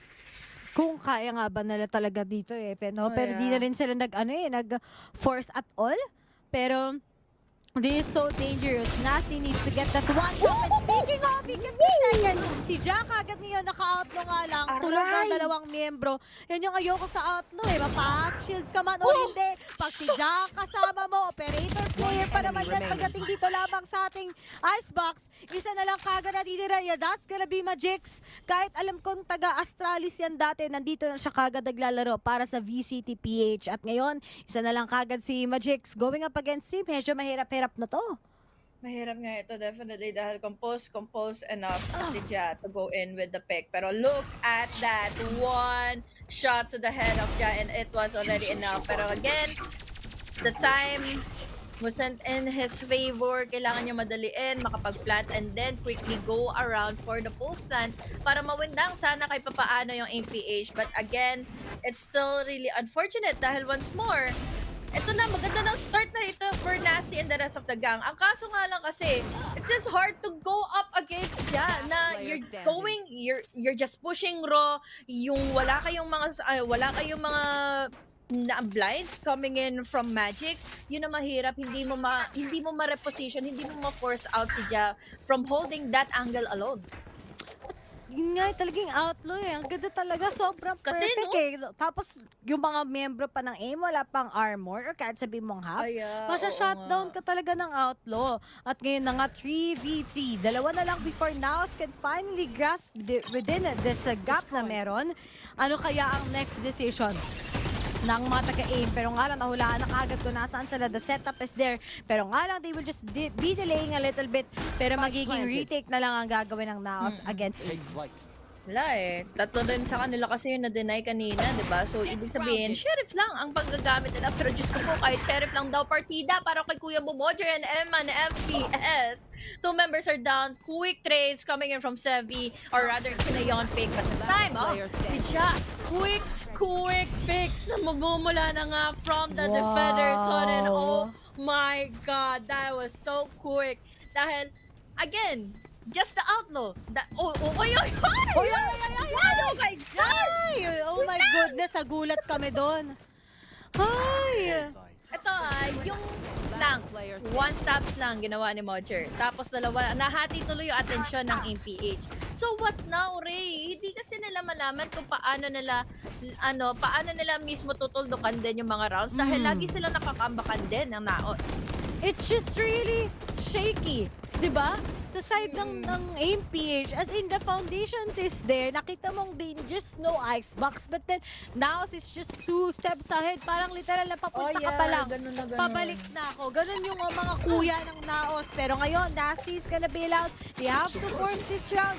Pero medyo nasa match point na nga tayo. May available pa ngayon kay Moser. May natuwag na 2 tao. Naging buy one, take one. Buy one, take one pa sila, no? Dahil lang sa pag-pick ni Kuya Bomojer. Ay, naku, narinig pa si Kuya Yon pick! Hindi pa makakatakas doon nga sa bazooka ni Kuya Bomojer. And now, going in against Eman FPS. Sige, i-pick nyo. Yun na lang din ang sinagot na nga ng Naos Esports. And again, once more, it's just really hard to show up against and counter out Naos Esports doon sa ganong klaseng opportunity na nagiging comfortable na yung Naos Esports. We're talking about Ja and Mojer all left alone inside of the sites. Magdadash in sila time and time again. And then there's always Mojer. Stay put lang siya. Hindi nga siya yung lumilipad na race palagi na lagi nating i-anticipate nga. It's always siya going in with the pushes, going in with the distraction. Kaya naman really, really well combined synergy para sa Naos ngayon. Talagang, sabi ko nga, overall impact talaga. Naos is just there. They are present. At nakakatuwang tignan na itong Naos talaga ay pagdating sa Icebox, they are still winning this map. Kahit masyadong naging slow yung start nila, the rounds was just there all over and all over again. A quick first map, pero tignan natin kung makakabawi pa nga ang aim PH pagdating dito lamang when we go into Sunset. Medyo talagang heartbreaking yung first map, pero sana maka-reset sila. Pero as for Naos, sobrang commendable. Kaya naman. But then sa Naos talaga yung kanilang Icebox nakita na natin yung Vito. We both said na medyo mahirap to for aim PH. Pero nga lang, sa Sunset, maybe there will be a change of heart para sa kanila. Kaya naman talaga ng MPH, we saw their 1,000, we saw their potential to win out the thrifty rounds. And siguro ang pagkakataon lang nila later na mapanalo nga yung mga rounds laban sa side ng Naos Esports is fix their awkward placings na hindi dapat sila nagde-decide without the follow-up or without the tradings. Dahil yun yung nakikita natin for Naos Esports. They're always playing together. They're always pushing together to the point na ready sila for the trades. Kahit mabawasan sila ng isa, nakakakuha pa rin naman ng pick-off dito. Either si Ja, si Mojer, Papicholo, Eman, and Nexi. But then, going back, dito naman kasi, nandito na din, commendable din naman kahit papaano si Nasty. There's still the opportunity for APH na bumawi later on kapag na-fix nila yung kanilang composure throughout their defense pa lang. Talagang yung start pa lang na Naos, imagine starting at 9-3, diba? Sobrang ganda. But as for aim, agad na start. Like, imagine you got a 1 round out of Naos na may advantage ka. Pero biglang nag-crash down talaga after those successions between the first frags na nakuha ni Ja together with Mojer. We gotta commend Mojer talaga pagdating dyan. First kills, imagine na 11-5. Tapos ito na nga, yung mga post-plats, it's just looking so good for the stat side ng Naos. While as for aim talaga, you can really see the difference between a team that has been a veteran team since then versus itong aim PH na fresh youngsters entering the scene. But still, all in all, congrats pareha sa dalawang teams. At huwag kayo mag-alala, may next map pa nga, pero kita mo kagad ngayon how manufactured ang playstyle. Pagdating nga sa mga taga-Naos, napaka-flawless. Even if may mga konting pagkakamali, konting hiccups, nababawi pa rin nila yung round para sa kanila. Yun naging tag of war early stages natin lalo na kapag nahuhuli ni Nasty palagi yung mga nagiging pushes ng Naos Esports. Look at those highlights. There's always Nasty, it's always Sevi. Pero the time na napasukan sila here on Tube, going into kitchen, going into pizza, ito na yung reason kung bakit hindi na nag-stabilize all throughout yung defense, all throughout yung pillars nga dito ngayon ng MPH. And most of the time din, nung attacking side nila is si Magic, yes, makakapag-knife nga, using it too early can really be a big disadvantage dahil hindi mo tuloy ma-deny yung mga utilities, hindi mo tuloy ma-deny at ma-hold back yung pagpupush ng dalawang duelists nga for the side of Naos Esports. And right now guys, we're going to see more out of this match as magbe-break muna tayo. Ako nga pala si Ray Ray, kasama ko si Honey Glaze and this is VCTPH.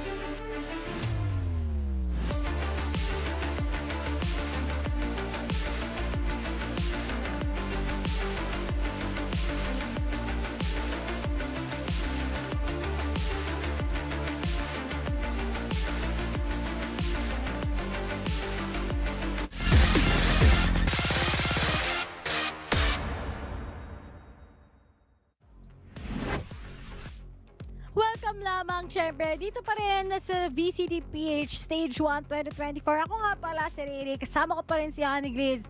At, di ba, napakabilis ng mga pangyayari ngayong araw na to dahil agent selection na tayo kagad. Dito lamang sa Sunset Map, sino ba ngayon ang magwawagi? Is this going to be a clean 2-0 or di hahayaan ng AMPH na mapunta pa? Or hahayaan ng ba nila to papunta sa side ng Naos, mapunta ng Game 3? Yeah, at alam mo, syempre hindi papayag dyan ng MPH. Lalo na pagpasok pa lang natin on our agent selection, palong-palo ang kanila magiging agent selections dahil once more, we have a double controller setup going in for MPH. Pambalagbagan nito, Riri. Lalo na syempre, ang hirap-hirap pa na makapasok inside of the sites with the Cypher, with all of those smokes. But then again, this is going in to be an aggressive one once more for Naos Esports. Double duelist again. We have that tray now. We have that tray. So let's see kung ano ba ang gagawin nila ngayon. Lalo na't AIM PH is again on the defender side. Wow! A Sova initiator. A double duelist. Very start of Valorant yung pang lineup nila. Basic, diba? Omen, Cypher, okay, interesting kagad to. Pero interesting kay Ja, dalawang top kagad. Ano yun? Grabe, napakainit. Kapag ako nag-Reyna, hindi ako ganyan tumama. Pero dalawa kagad, tulog agad. Wow! Tulog agad, pick agad. Mula na nga kagad. Kina siya. And now, combined with the Satcha or combined with the facial, combined with the shock darts, ito na ngayon ang magiging opener ng players ng Naos. We have those right clicks coming in for Papi Chulo, but then again, nasagutan siya kaagad ni Sevi. Dalawa na lang kaagad na natitira. It's down to a 4v2. They have already planted the spike. Wala silang utility na magiging enough para makapasok. Yes, there is the snake bite, but then apat kasi ito na makakatapat na nga ng APH and all angles were covered dahil meron din naman ng galing pa ng A-main. So now, the pistol round was given to Naos Esports. Another day sa Naos na naka 3K si Ja kagad sa unang start, dalawa kagad pinatulog. Yan, ito yung annoying about Karina sa pistol round eh. 'Di ba? Yung extra armor niya eh. Yung heal na talaga yung meron eh. Mag-P50 yan, tapos naka-pistol ka lang.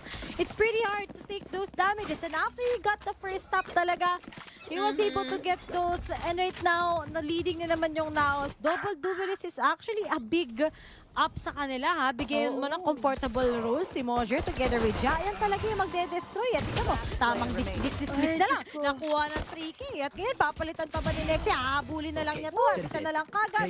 And that's it. Bilis ang mga nangyayari dahil nga na bait and switch lang naman sila kaagad nila dyan. And again, kung wala man kayo initiator, Reyna is going to work well in your favor, lalo na kung ganitong klase yung magiging pushes nyo, yung magiging aggressor nyo, or yung even strategies nyo moving on forward in Sunset. Ganito lang pala ang kailangan gawin sa Sunset. Hirap na hirap pa kaming manalo. This time, it's just a fix coming in from Ja. Look at this guy. 6-1 agad, Rere. And this is huge. Siyempre, exceeding na tuloy yung eco amount nila going into the next few rounds dahil wala na naman si Kuya Mo Magic. Nakabura na naman kagad si Magix ngayon. At they will try going up into B side, waiting for that push. Cyber Cage is up there. Wala na kagad natitira na traps, pero meron naman kahit papano. Na-reveal na kagad yung iba't ibang miyembro nila. Nakapasok na din kagad ang mga taga-Naos. Ang bilis na mga pangyayari. Trades is up there. At ngayon magiging 3v2 sa isang iglap. Ay, ganun lang kabilis. Ganun lang talaga kadesidedo, ganun ka-confident. They are just not really thinking much of it anyway. Since papasok na lang sila na papasok, kailangan ng Reyna is mag-push. Kailangan ng Reyna is ng kills. And now, yun lang din ang gagawin mismo ni Ja. Going with a triple, isa na lang ang natitira. Sevi, that's the first head. Dalawa na lang ang natitira pero hindi niya na-counter or hindi niya na pag-reactan kaagad yung nasa bandang kanan niya, nasa hard right niya. So unfortunately, that is going to be the third point already ng Naos. And goodbye eco round or goodbye buy round para sa APH. Grabe, ang bilis ng mga pangyayari sa sobrang bilis. Pati obs guys, sa nalilito na. Pero grabe, yung entries, ito din yung maganda. Kasi syempre, nakita na natin saan ka kukuha ng traps ng Cypher mo dito sa B-side. Ang gagawin lang naman talaga dito is ma-pinpoint lang nila kung nasaan yun. And if alam na nila kung nasaan yung traps ni Cypher, it will be quick for them to actually burst right through sa isang site. At ngayon, they will try to hit things up. Dito na naman sa B-side. They destroy one, out na naman ang isang taga-APH, and it will be successful for them na makapasok ng B ng mabilisan. Hindi malabong mangyari na mabilisan na naman itong mangyayari magaganap nga para sa side ng Naos Esports. Walang mga trippers na nakasetup. So, ibig sabihin, free entry na magmumula na naman for Naos and free spike plant already para kay na Eman. And now, there's no defense whatsoever para sa APH dahil ang tanging objective at ang tanging winnable condition nila is playing together at ito na nga rin naman ang ginagawa nila.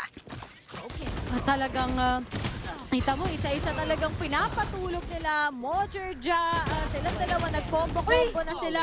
And that's just it. Trinay talagang makakuha ni Jeremiah pero it didn't work. 4-0 is up there. Dire-diretso lamang papunta sa Dreams. Ang mga taga-Naos Esports dito lamang sa Sunset. Totoo, it's always the pushes, no? It's always covering everybody laban sa MPH, and there's already 12 kills and 2 deaths. 12 kills and 2 deaths. Hindi ko mawari dahil, again, this is a Reyna na alam mo, yun lang ang kailangan niya eh. Just a contact plays, just pure pressure, just pure duels laban sa Naos Esports or laban sa APH. And he has been doing this successfully throughout the rounds dahil 4-0 na nga tayo napupush dito sa half na ito. Buti na lang hindi tumama yung mga balang coming in from next seed. There's the blind. Nice coordination coming in from APH. And finally, we are down to 3 players na lang for Naos. At tatlo na lang sa 4 pero nga lang si Eman nakuha pa rin yun. Ito na nga kagad yung pagbabawi din pero si Eman naging entry fragger na guys. Naku po, 3v3, back to 3v3 tayo ngayon. Mojer, meron pa kagad siya available na showstopper para sa mga miyembro ng AIM. At hindi na nga, sinimulan niya, may narinig siya eh. May narinig siya, kailangan niya makuha. So, may mag-a-approach ba sa kanya? Wala, lalapit na naman siya. Meron kagad siya makiklick out. That's gonna be on pick, 3v2 na kagad ngayon. In a 3v2 situation, pasahan na kaagad sa APH kanina nga yung numbers advantage. But then, it's just the execution. It's just the luck na meron nga kay Mojer and the anticipation na meron nga tao dito sa gilid, sa Gedli. Kaya naman ngayon, 5-0 na already for Naos. We started off strong para sa APH, but what more can they do? Pagpasok nga ng showstopper, pagpasok nga nitong retake na ito, na kailangan na naman nilang tapatin ang Naos pagdating sa mga aim duels na. At ito pa yung napansin ko, coming in from Naos. Talagang magdedepende sila sa number 1. Siyempre, si Mojer kagad. Ang dami kasing pwede niyang ma-destroy with those utilities na meron siya. And after that, kung nakakuha sila ng isang pitas, commit na kagad. Wala nang pagkakailang-ilang pa, wala nang doubts, dire-diretso lang. At yun yung power ng double duelist eh. 'Di ba? Kung alam mo naman paano laruin, paano i-gamble lahat ng pwede mong itapon pagdating sa beat, won't be much of a problem. At ngayon, yun lang, masyado na silang makasarili. Kakasabi lang, magmakasarili. Kulang kasi siguro dito sa APH is how they finish out the rounds. Nakakakuha sila ng mga early picks ng mga first kills eh. Enough na to eh. Para magkaroon sila ng numbers advantage. Para win out the duels, it's going to be enough. Ito na nga, magkasama na sila. And finally, ito na lang din ang kailangan nilang abusuhin to out the later phases ng round na ito. Discipline and then the exit. They were too late to exit. Nabawasan pa sila ng isa. Down to a 3v4. They still have the nightfall at hand. So still, doable pa rin naman ito para sa APH. Walang sila magpa-isa-isa laban kina Papi Chulo dahil again, this is still Papi Chulo and Mojer all together. Ayo, nakakatakot si Papi Chulo kalaban eh, no? Kahit mag-isa na lang yan, parang 300 yan eh. Ganun kalakas si Papi Chulo, pero nga lang, APH, kapag dictate ng Naos itong 7-0 or 8-0. This is gonna go into the hands of Naos. Ganun parati pagdating dito lamang sa Valorant unless talagang may miracle worker kayo. At yun na pinpoint na kagad ni Eman saan yung mga traps. Nakatalo na lang kahit pa paano na-destroy yung utilities pero it was too late. Giving back to Papi Chulo together with Eman as well. Pero time is ticking. Medyo mahirap na. Kailangan na lang talaga nila i-commit kung ano-ano pa. Mukhang makukuha ka nila. Yung trap na naman is up there. Mag-isa na lang kagad. Si Eman and a good thrifty will be going to the hands of APH finally. Ginawa nila, finish nila kagad yung mga Naos. They caught them off guard. Definitely, ganun na yan nangyari all the way from mid. Since nalikuran pa si Ja at nakakuha pa sila ng 2 picks and then when Naos Esports wanted to go inside of B, the trippers, the setups was there para kay Nasi at yun lang naman din ang importante. May-utilize na maigay yung mga trippers, yung mga cages ng Cypher. And Cypher, again, is just really one of the strongest agents here on this map alone. Lalo na't ang hirap-hirap pumasok sa mga trippers ito. Ang hirap-hirap lagpasan. Itong pwedeng ang maging pang-counter ng mga flanks or pang-counter nga ng mga pwedeng mang-backdoor sa Naos Esports. Speaking of Naos, going with a backdoor, bantay sarado na tuloy lahat ng mga angles sa pwedeng panggalingan ng MPH. At MPH naman, they're respecting all of these capabilities ng Naos. Kaya naman, hindi sila nag-overextend ng mga fights. Ang ano lang talaga no? Itong Naos, ito lang yung magiging next na problem nila. Hindi syempre ganun ka utilized. Syempre, you have that Reyna, you have that Raze as well compared sa meron yung aim page. Pero nga lang with that double controller, ito din yung perfect sample para makuha sila ng mga kanilang mga kalaban is to have Reyna, is to have that Raze. Pero good thing para kay Yontik. Talagang ako sa kanyang pangalan, makakapunta siya ng isa with that operator. Pero ngayon mag-empress na din kagad si Ja. Dire-diretso lamang papunta sa B-site. He's gonna go with that flash. Nasty is looking at them. Pero madami kagad. Kasama na rin si Nexi. May Nightfall naman sila kagad ngayon. May showstopper din sila. Pero nakatingin na kagad si Ja. And I think he might be getting that off angle. And speaking of, he gets one. He gets a dismiss. May next pa kagad. Pero importante na plant na yung spike. May mga post-plants silang nagagamitin ng Naos against aim. Dalawa na lang kagad na natitira. Make it 1. Papi Chulo going in for another pick-off. Ngayon, nalaman pa nila kung saan manggagaling si Jeremiah. Pero at least at this time, pwede pa siya maka-exit. Pwede pa siya makakuha ng 2 pick-offs. But the problem is they are playing together. And this is the most important factor na meron kasi ang Naos. They have been playing ng ganitong klaseng sistema parate. There's always a coordination with the picks. There's always the coordination when it comes to the timings. Kaya ngayon, another lead goes to Naos. Hindi na nila pinilit pa yung B main dahil alam na nila na baka sakaling dito na naman nakasetup nga yung side. So they went on mid, they controlled, and they gave so much vulnerability for MPH para doon sa mga backlines nila na hindi makasagot kaagad. Since again, si Jabba naman din ang nakapasok na kaagad going into market at cut off kaagad yung rotations tuloy ng aim. Grabe, 14-5 HG.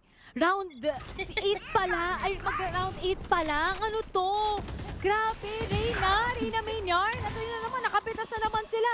At yun lang yan yung meron pag double controller, diba? Hindi talaga enough When you have aimers like Naos, they will just press their way all in kagad. At lalo na pang defending yung katulad ng isang APH right now. Medyo mahirap-hirap talaga, tapos wala pa silang enough guns. This is just giving Naos a lot of capabilities. Nag-on a roll lang sila. Literal press W. No. Doon na lang lagi pushing since once more by contacts kasi nananalo palagi or by contacts kasi talaga yung by nature ng agent nga ngayon ni Ja. Kailangan niya makakuha ng kills para magamit niya yung mga utilities niya, di ba? Kaya naman ngayon, yun lang ang ginagawa din siya. Just going around the map, hunting down players from MPH and it's all on so on. He has the Vandal or he has the Phantom at hand, going in for the first kill, going in for the second. This is still going to be enough para kay Magix. That's a triple. Pwede pa to para maging 4, para ma-deny at least yung eco na patuloy ngang napapanalo ng Naos. But then, the time is already ticking. The spike is already planted in B. At mid-take pa ang kinukuha nga ngayon ni Ja. And no one can just outduel Ja kapag nagkakaroon sila ng 1v1. At ano naman, binabalik na naman ng yung Reyna PTSD nating lahat, guys. Ayan na kagad si Ja, tapos si Mojer on the other side para lang talagang itong tandem na lang dalawa guys is just really incredible. At kahit sabihin natin sa nakuha ng 3 kill, yung time pa rin para to actually defuse that, sobrang nawawala na lang talaga kagad ngayon. O, diba may broadcast pa tayo sa radyo ngayon? Oh, thank you po. Kilabahan ako doon. Akala ko may nag-goosebumps ako doon, HG. Nagulat ako. Akala ko horror movie. Ay, nagkagulatan na nga rin sila dito sa B-main eh. We have the smoke. At least na-deny kahit papaano yung Naos, pero kaya smoke lang naman yan eh. Pwede naman natin ma-push yan eh. So now, Modger is already here. We even have here the double smokes na naman na magmumula ng kina Sevi and then there's Magics. But then, hindi talaga matitinag ang Naos. Since nakita na nila, this is a Viper, this is the Omen setup. So baka sakaling vulnerable nga to any kind of pushes once more ang MPH. Bakit? Dahil wala si Nasty, wala yung mga trippers, walang matatalipok, matatapilok sa loob na nga ng side. And again, walang natapilok dahil na Modger nakakuha ka agad ng double kill with the Patial and then the pick with the Vandal. Now it is just enough time to give a lot of pressure para sa side na nga ng MPH dahil tatlo na lang kaagad silang natitira, dalawa magkagaling na nga ng market. And what can they do to win out the duels dahil si Ja at si Nexy pa ang magkasama. Nexy the sexy. Nasty will be out. Modger naman 3K. Ano to, padamihan ng kills na lang ba talaga sa side ng Naos? But all in all, alam mo, para sa Naos, this is just a circling circuit para sa kanila pa. Ulit-ulit, same strats applied. But it's just that the firepower and momentum ay nasa kanila. At alam na natin bakit nila pinili yung Sunset for a reason. If this is how they play, na si Ja, something na from Paper Rex, talagang binigyan mo ng 100% lakas, tapos may buff pa ni Nolan. Alam mo naman eh, na para sa side ng Naos, it's just been perfect. At ito pa, ang confident talaga nila, di ba? Kinuha na nga yung kills kay Papi Chulo eh. Together kay Eman. Speaking of wala nga ngayon si Ja again. This is a pressure once more in mid. Pinabantayan ko kung ano yung gagawin ng Mayontic na naman kasi ito, nag-push na nga sila trying to change up the pace, pero kasi nandito nga si Ja, nandito nga si Nayon, or nandito nga si Nanex and Papi Chulo na magkakasama. Ibig sabihin, the trades are already there. They are just anticipating any pushes dahil again, the smoke na advance masyado in B-main can just indicate one thing, na maayos ang magiging pushes sila. But this time, hindi naging maayos ang magiging pushes sila dahil they are being forced to back away. We're down to a 1v2 situation, Ray, at mukhang na-detect na nga kagad yung info. Pero bakit mali pa yung angulo na tinignan mo? Yung Nasty! Unfortunately, that was a winnable still round for Nasty, but then again, it's just going back to the factor na may dagdag na swerte rin talaga kung saan ka titingin eh. Grabe talaga. Ang ano talaga ng Naos, it's just that I think AG at this point, they're just doing whatever works for them, di ba? Gawin na natin to, effective to man. It's been just the same strats applied to us sa first half pa lang. They're just so powerful and unstoppable. Tapos pati pera, napakadami.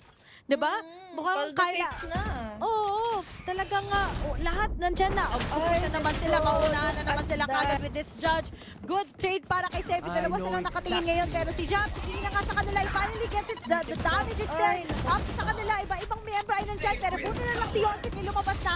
It's gonna be 3v3 pero naka-empress na din si Ja as well. Will that work? I think it might be. Pero 2v2 pa rin tayo ngayon.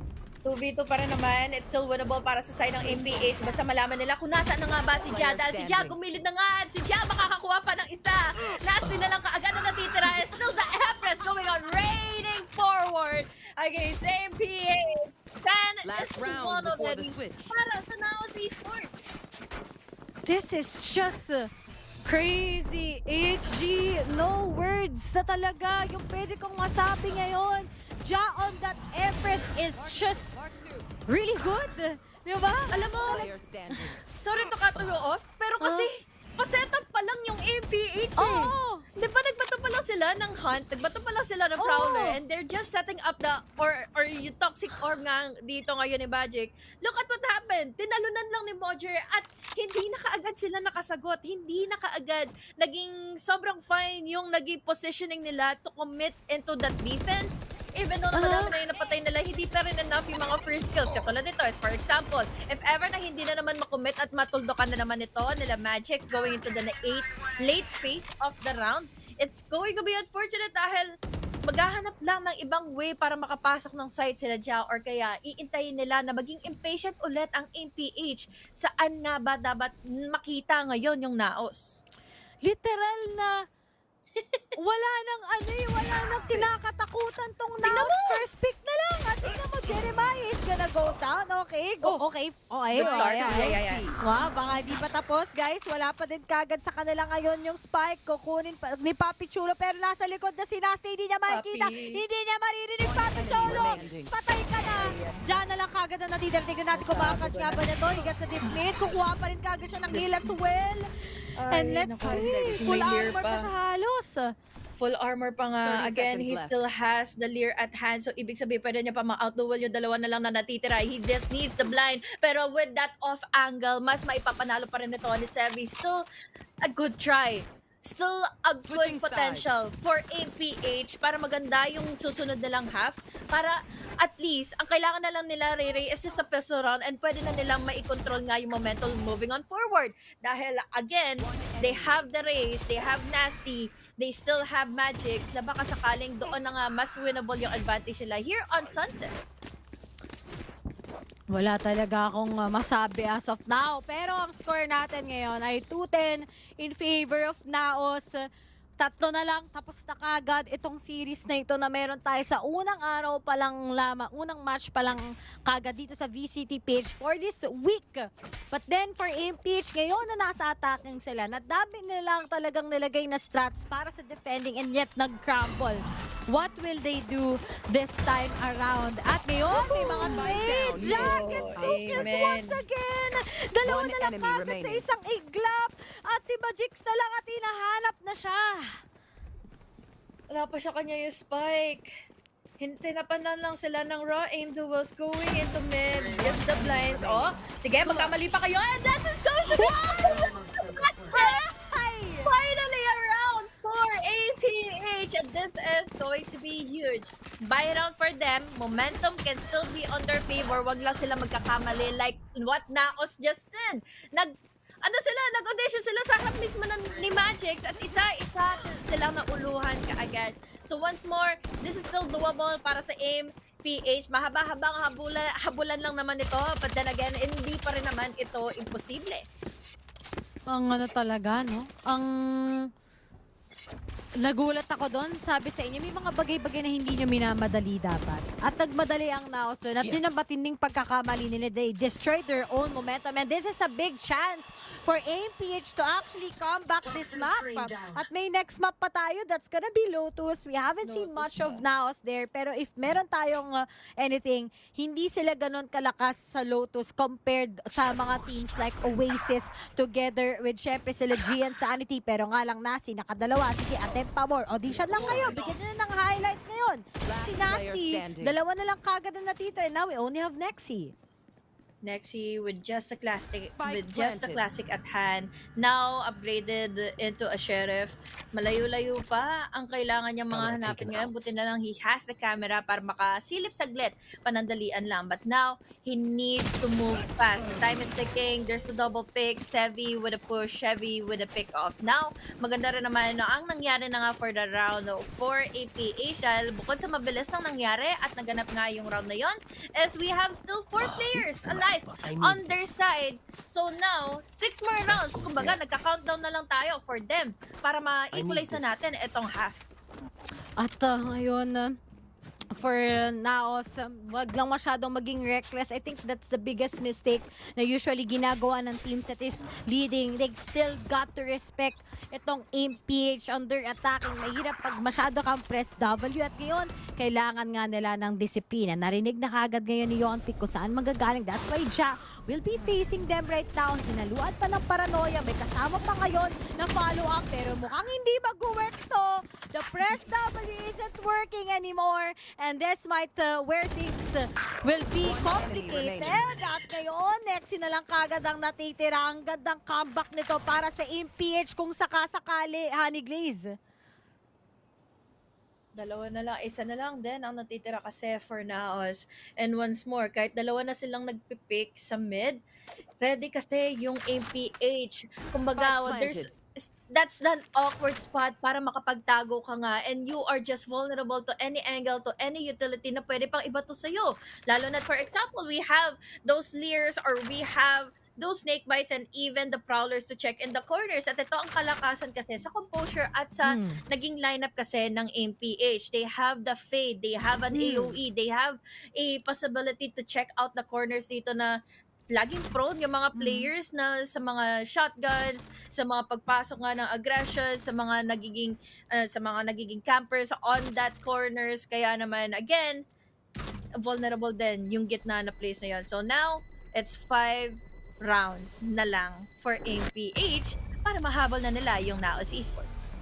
Dito talaga sa Sunset, no, kung di maganda yung defense mo, kung parati kang nag-push or very aggressive, sobrang pabor talaga sa attacking. And actually, ito yung maganda na sa attacking side. Once you get just good setups, and you know kung saan yung sentinel, ang dali na kagad pag-isipan kung saan yung next step mo. That's why it has always been a big favorable one. And ngayon sa Naos, nakakubra sila ng 10. What will they do for the next 3 rounds that they have to make para lang matapos na nila tong series na to, para talagang matuldo ka na nila yung clean 2-0, because it might change things kapag nag-lotus tayo. At Pahirap kasi sa Naos, nagiging kumpiyansa na sila sa nagiging lead nila, tapos akala nila, mapapanalo nila yung mga duels kapag si Ja lang yun nandun. At 3 doves, follow-ups lang ang kailangan nila. But now, ang daming ginamit na mga utilities coming from MPH here on A side, para lang ma-secure kahit papaano at hindi na maging compose pa ang Naos when it comes to defending in the site. Now playing for the retake, Ja and MNFES together for the trades. Papi Chulo as well. Dalawa na lang kaagad ang natitira. Make it 1. It's all up to Nexi. He has the Vandal at hand. So this is still doable. Buti lang nakuhaan siya ng timing kaagad ni Nasty. And he doesn't know where Nasty is. Kaya naman natarata si Nexi to find out where he was. Now, another round goes to APH. Talagang, eto na ang MPH HG. Back from the dead. 4 na lang para sa kanila. Pero kinabahan na ako sa kanila dito. Buti na lang na 3v1. May advantage siya. Vandal na yan. Pero naka-knife out din si Nexi as well. Talagang nagulat din siya na nasa harapan na niya. 6-10 na lang, guys. Kahit nag-get the 30k bro na si Ja ngayon.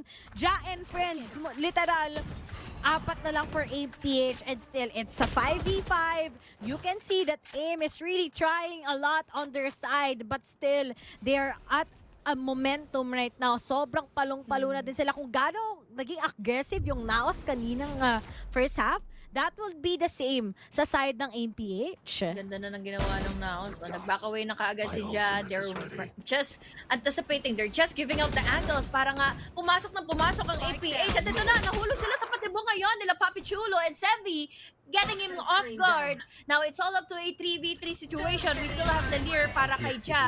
Pero at the moment, nakapag-open up pa ng space ngayon si Nasty. Closing up here in mid, si Magix ngayon. Pero hindi kasi magiging enough ito. Lalo na si Nexi ang magiging ready din sa kanya.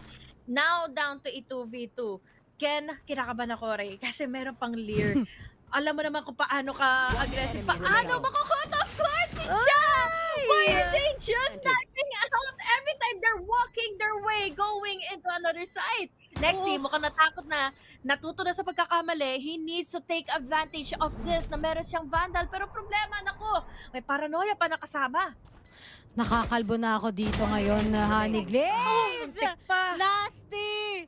Takes Nexi out! Guys, napako sa 10 po ang Naos Esports at kumakambak ang APH. Pwede po ba ipag-training niyo po yung Naos na wag nang mag-knife out? Kanina pa yan, guys. Dahil lang yung 2 rounds na yun na naka-knife out. Parati silang napapunish. Well, I gotta give the credit. Wala din silang information kung nasaan yung mga few guys. But you know, it's kinda already obvious na baka may mag-stretch out dyan sa may side nila. At nasasayang yung rounds na yun na dapat panalo na sila. But this time around, malaki ang loss bonus nila. So baka ito na yung oras dahil 4 na ultimates meron na sila. Ang kulit kasi ng Naos Napapanalo na nila yung mga first few duels. But then again, nung aabot na nga tayo in the stretch or in the stretch of the duels and the longer phase ng round is lagi silang nauunahan or lagi silang nako-caught off guard ng MPH. Kaya extra kill, free kill para sa AIM. So now, we started off in a 2-10 2-10 guys, 2-10 and 7-10 na ngayon. It's 5 consecutive rounds para sa APH and this time problema na lang nila is the ultimates available for Naos. Again, lot of pressure given since si Ja palagi na lang din nagwawala every time na meron siyang Empress. He knows where to tutok his bandal every time na makakapatay at every time na makakapag-push siya. But now, Mocher with the push, but Yonpe gets in that kill. Naging kono na si AG. Sobrang daming nangyayari. Pero si Mojer, ano nang nangyari ngayon? Ba't sila pa isa-isa? Mati Cholo destroys one. Pero nga lang mukha ngayon with the sniper. It might be hard for the side of Naos. At pitas na naman sila. Tatlo na lang ang natitira sa kanila. And it seems like this is binarol. Ang daya ng impeach ngayon dahil kakambak na sila. This is so unfortunate for Naos. Kaka-reposition lang kaagad ni Papi Chulo. Or rather, kaka-reposition nga lang ni Papi Chulo. Ang dami na kaagad na naganap. Nakapag-plan kaagad sila ng spike and now they're playing for time. Tapos ngayon, narotate pa kaagad si Nasi. And this is going to be a Nasi play indeed. Kung malilikuran niya kaagad na todo ngayon siya. Ang ginawa ng APH kanina is hindi na nila pinilit yung mga duwag.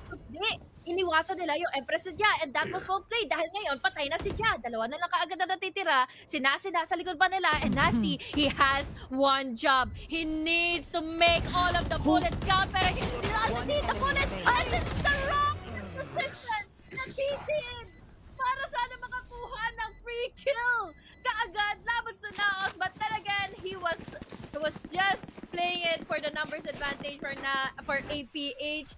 And what a well-played round once more for A. At ngayon sa side ng Naos, dalawa na lang, pantay na. At ngayon, sabi kasi ng mga tao, kailan daw magtatakpos ang Naos. Ito na guys, narinig na ata kayo. Pero sayang ngayon pa sila magtatakpos. Dapat feel ko kanina pa when they lost yung 4th round or yung 5th round ng second half, when they lost round 15, that would have been different ulit. Sana nag-call na kagad or nung round 16. At sayang din yung chance na marami silang ultimates. Sana dun sila nag-timeout. But let's see.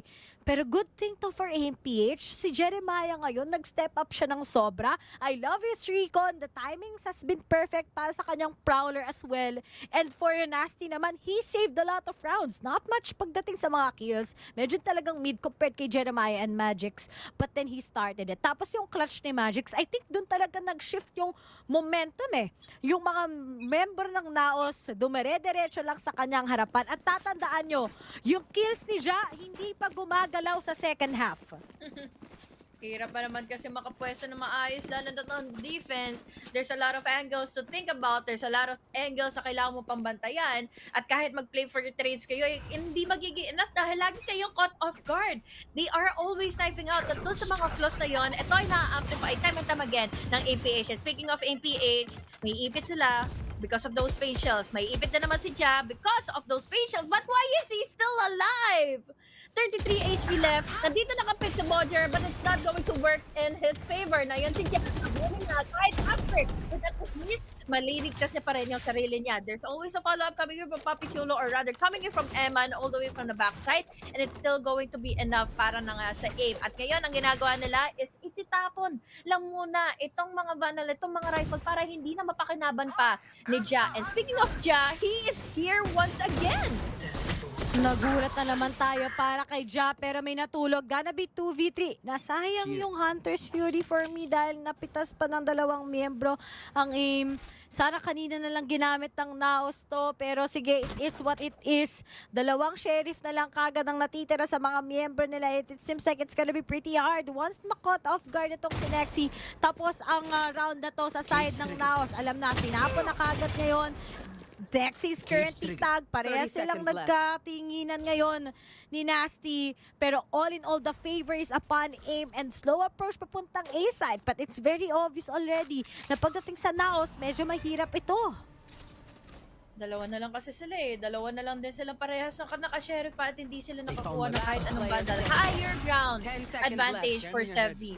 Now, going with a plan, we have the recon, denied already, MNFE push, but it's not going to be enough dahil low HP na kaagad siyang nag-pick laban ng akin na Nasi. Now, napako na nga sa 10 ngayon ang Naos. Nagsimula tayo on the second half in a 2-10. It's just the believe We just believed in APH para makahabol, para makakuha ng advantage at hindi talaga imposible na ito ay mangyari dahil again, we have Nasi, we have Yonpik, we have Magic who is already on point and on their momentum. Kaya naman ngayon, one more round. But in this one single round na pwede nila may equalize laban sa Naos, meron ng operator si Mojer. Nag-operator na siya eh. Nahirapan talaga sila sa frags. Kailangan nila kunin yung long angles and this is the power of fate. Pero nga lang, taking out Jeremiah will have a huge impact. Kailangan na lang ng Naos ngayon ay disiplina. Pero para sa aiming yun, they can capitalize two things. Yonpik getting 1 kill at sasamahan kagad ni Nasty pagdating sa kanyang neural theft. That would be the best combo that they can give against Naos Esports. Pero Naos, kailangan nila ngayon ay huminga, manatili on their feet dahil nasa defending naman sila. Hindi nila kailangan maghanap ng ganong kakaibang mga kills. Pero ito, may kita nga ba? Papi Chulis gonna hit one at tatlo na lang kagad ang natitira. Mas matindi yun sa'yo eh. Manatili on your feet! Ay, sorry. Totoo ba sinabi ko? Hala, hindi ko Tama naman yung idea. Pero nagulat ako. Ito na, magkakagulatan na po na sila. Ja, gawin mo na yun. Ja, together with MNFPS, completely denying ang APH dito sa mid-take nila. Pero guys, manatili on your feet! Yung Rizal na pa-freeze pump. Mahalin, ano yung sinabi ni Link 2X dati? Mahalin Love ang your own wika. Yun, di ba? Talagang ganun namin kamahal ang taglish namin dito. Pero 9-11 sa wakas, guys! May 1 point na yung down. Talagang konti na lang, di na sila makakahinga. Alam mo kung bakit sila nagka 1 point? Bakit? Kasi nanatili sila on their feet. Sorry! Grabe to Konyo Yarn!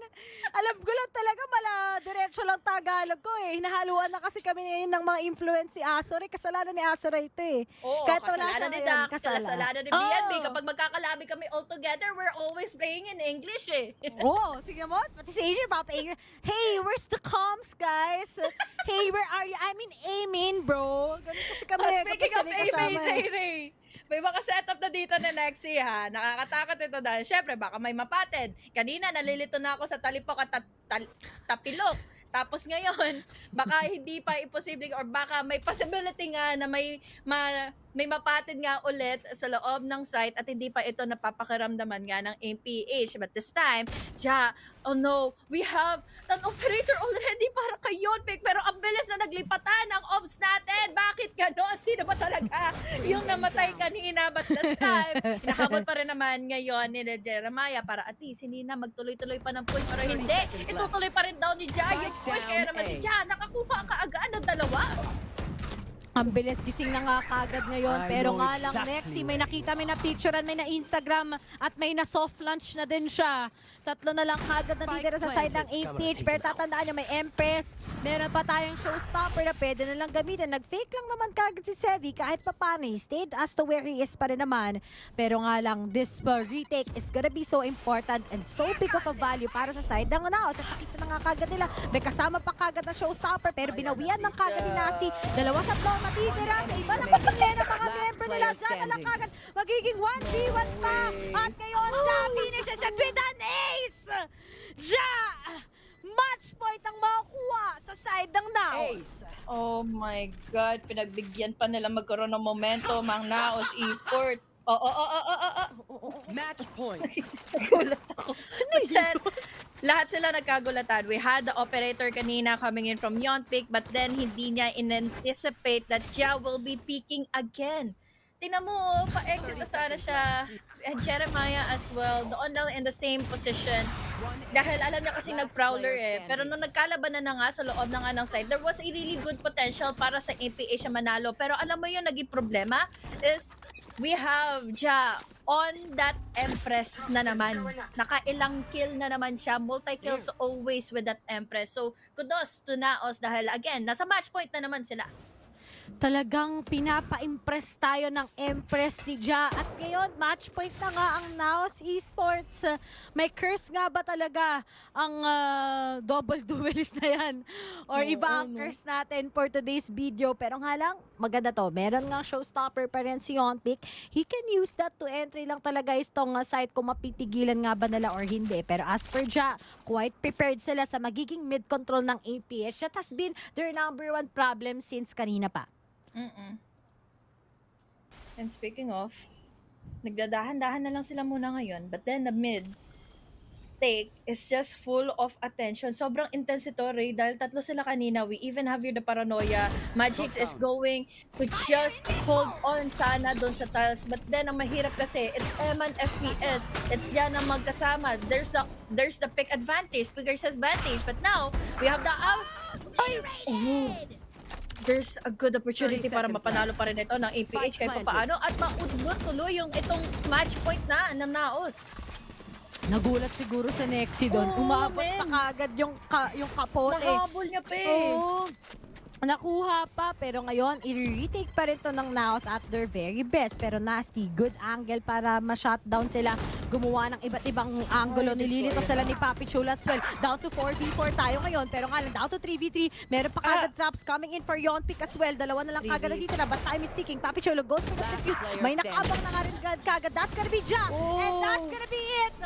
After a few tries para sa APH, bago pa maging OT, tinapos na nga ngayon ng Naos Esports, securing the series 2-0. What a game. It could have been it. It could have been such a great comeback at magkaroon ng game number 3 for APH. But then, hindi pa rin ito enough dahil nandun na nga yung pagiging impressive ng Empress coming in from Ja. Tapos, nung nagsimula tayo na nagka-operator na nga si Modger, doon na nagkawatak-watak. Doon na biglang tumigil yung mundo ng APH dahil kailangan nilang talagang himayin muna kung saan ba talaga siya magpupwesto, saan ba talaga siya magpipick. Dahil one pick is already enough for Modger to get in those kills. So now, pinasarap lang na Naos. Pinasarap lang nila. Gusto pa pala manalo sana na nga ng APH. But then, was a good try, no, Riri? Dahil 9 points pa rin. 9 points over 13 ng Naos yun. Madikit pa rin. Alam mo, ito din yung meron eh. Pwede nating makita na parehas sa teams na to, they're actually good sa kanilang attacking side. Kaya siguro for Naos, when they started in their attacking, they just kept on winning rounds. Pero, buti na lang nakasampu sila. Siguro if that was an 8-4, maybe it would have been different. Dahil nga kapag double duelist ka, medyo malambot ka talaga sa defending side. But right now, Ja, ginalingan masyado after getting that ace. 40 pala, 40. 40. While sa side naman ng APH, I think si Jeremiah talaga together with Magix with that clutch really changed a lot of things sa APH. Sorry, nawala din ako sa character. Pero yun na nga, babalikan natin. Maganda pa rin naman yung ginawa na nga ng APH all throughout the second half. Dahil as you mentioned, double duelist, medyo malambot na din on their defense. They don't have enough utility kahit papaano since ang pinangawakan lang nila is just a pure aim and a pure skill na mula na nga kinadya at yung mga sasama sa kanya na mag-double pick, magkaroon ng mga trade-offs. Pero kahit gawin nila yon na nadidismantle pa rin yung kanilang double pick dahil nandun na nga, ready pa rin naman yung MPH. At ang daming mga times na nako-caught off guard yung Naos. Mga naka-knife out, mga nakatalikod from MPH. Pero it's not always, muntik ako na sabihin, hindi palagi Pasko para sa hindi palagi Pasko, hindi araw-araw Pasko para sa APH, kaya naudlot tuloy yung rounds na yon. But now, still 13 kills or 13 first kills ang nakuha kanina ng Naos Esports, 9 naman para sa AIM.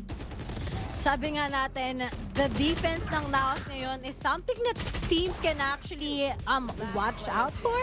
Yung attack nila talagang sobrang lakas, pero this is a good way para malaman na pagdating sa defense ng Naos, kailangan pa nilang pag-practicean those overpickings. As what you've said, yung mga small mistakes nakakapitalize kanina. And dahil lang sa clutch ni Magix, feel ko doon nagbago yung lahat ng consistencies na meron yung Naos, na shift kagad sa isang round yung mga pangyayari. If they won the pistol, kanina patapos yung game na to, might have been a 13-5 or maybe 13-6. But all in all, it was a great job sa side ng MPH to actually battle it out.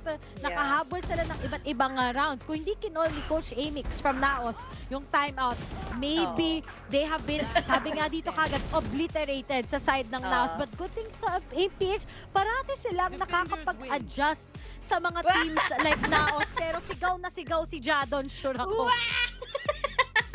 Paano ba naman kasi? Ang bigat din naman kasi isipin na makakambak kayo to a 2-10 from a 2-10 first half kanina. So again, once more, it was a good possibility pa rin sa Mansana for MPH na makabawi at makakambak. But seriously, just the doubles. It's just pure casualty over casualty na laging ang ginagawa nila dyan laban sa MPH. Wala akong masabi ngayon sa performance. It's still Naos so far. Wala silang naitatalo na map so far. Pero ngayon guys, tapon muna natin sa panel dahil paghihima-himahin nila kung anong nangyari syempre sa unang series natin ngayong araw.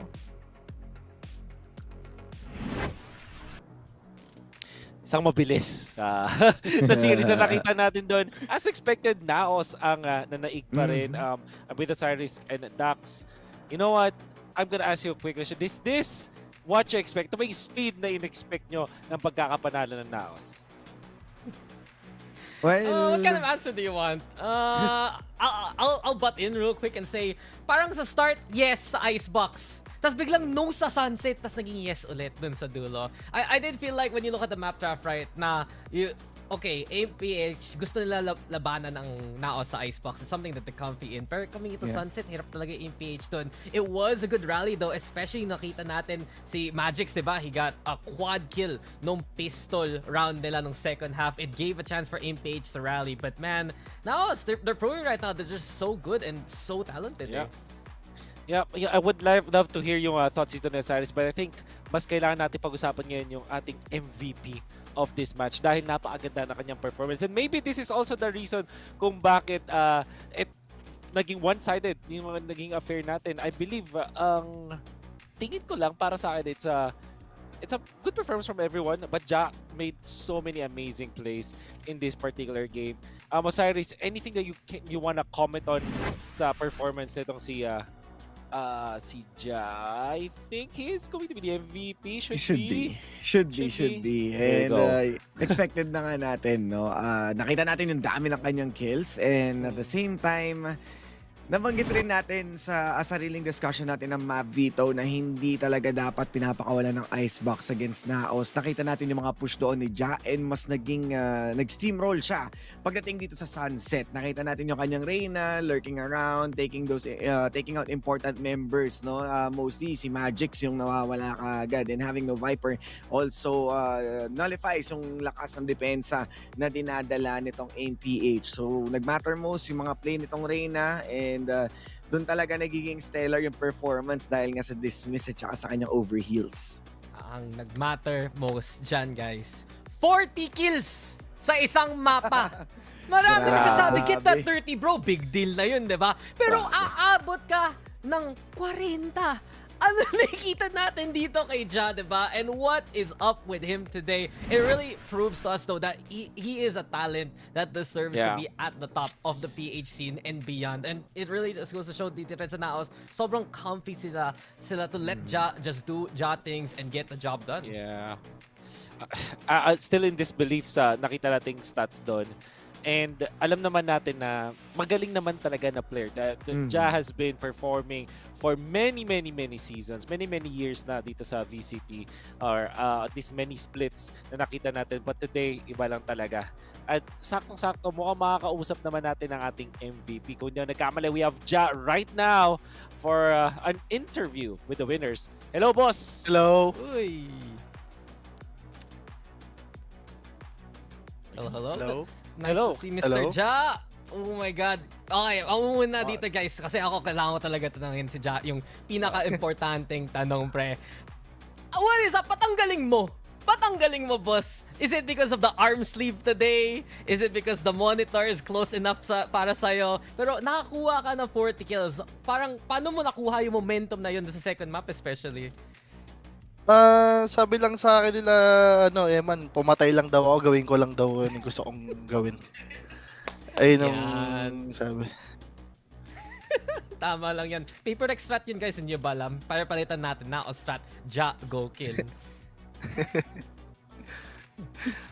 Go kill indeed. So yeah, ako naman may tatanong dyan. So medyo mainit yung simula nyo sa sunset. Akala natin sobrang bilis yung makukuha yun. Pero bigla kayong napako dun sa 10 points na yun. Ano nangyari? Bakit biglang parang nag-slow down yung momentum nyo and kailangan nyo pang gumamit ng timeout? Siguro kasi ng mga una parang sabi sa amin gawin lang namin yung gusto namin. Then after nung hindi na gumagana, tsaka kami nag-pause. Napag-usapan namin yung round. Then yun, adjust agad kami. Nag-adapt lang kami sa ginagawa nila.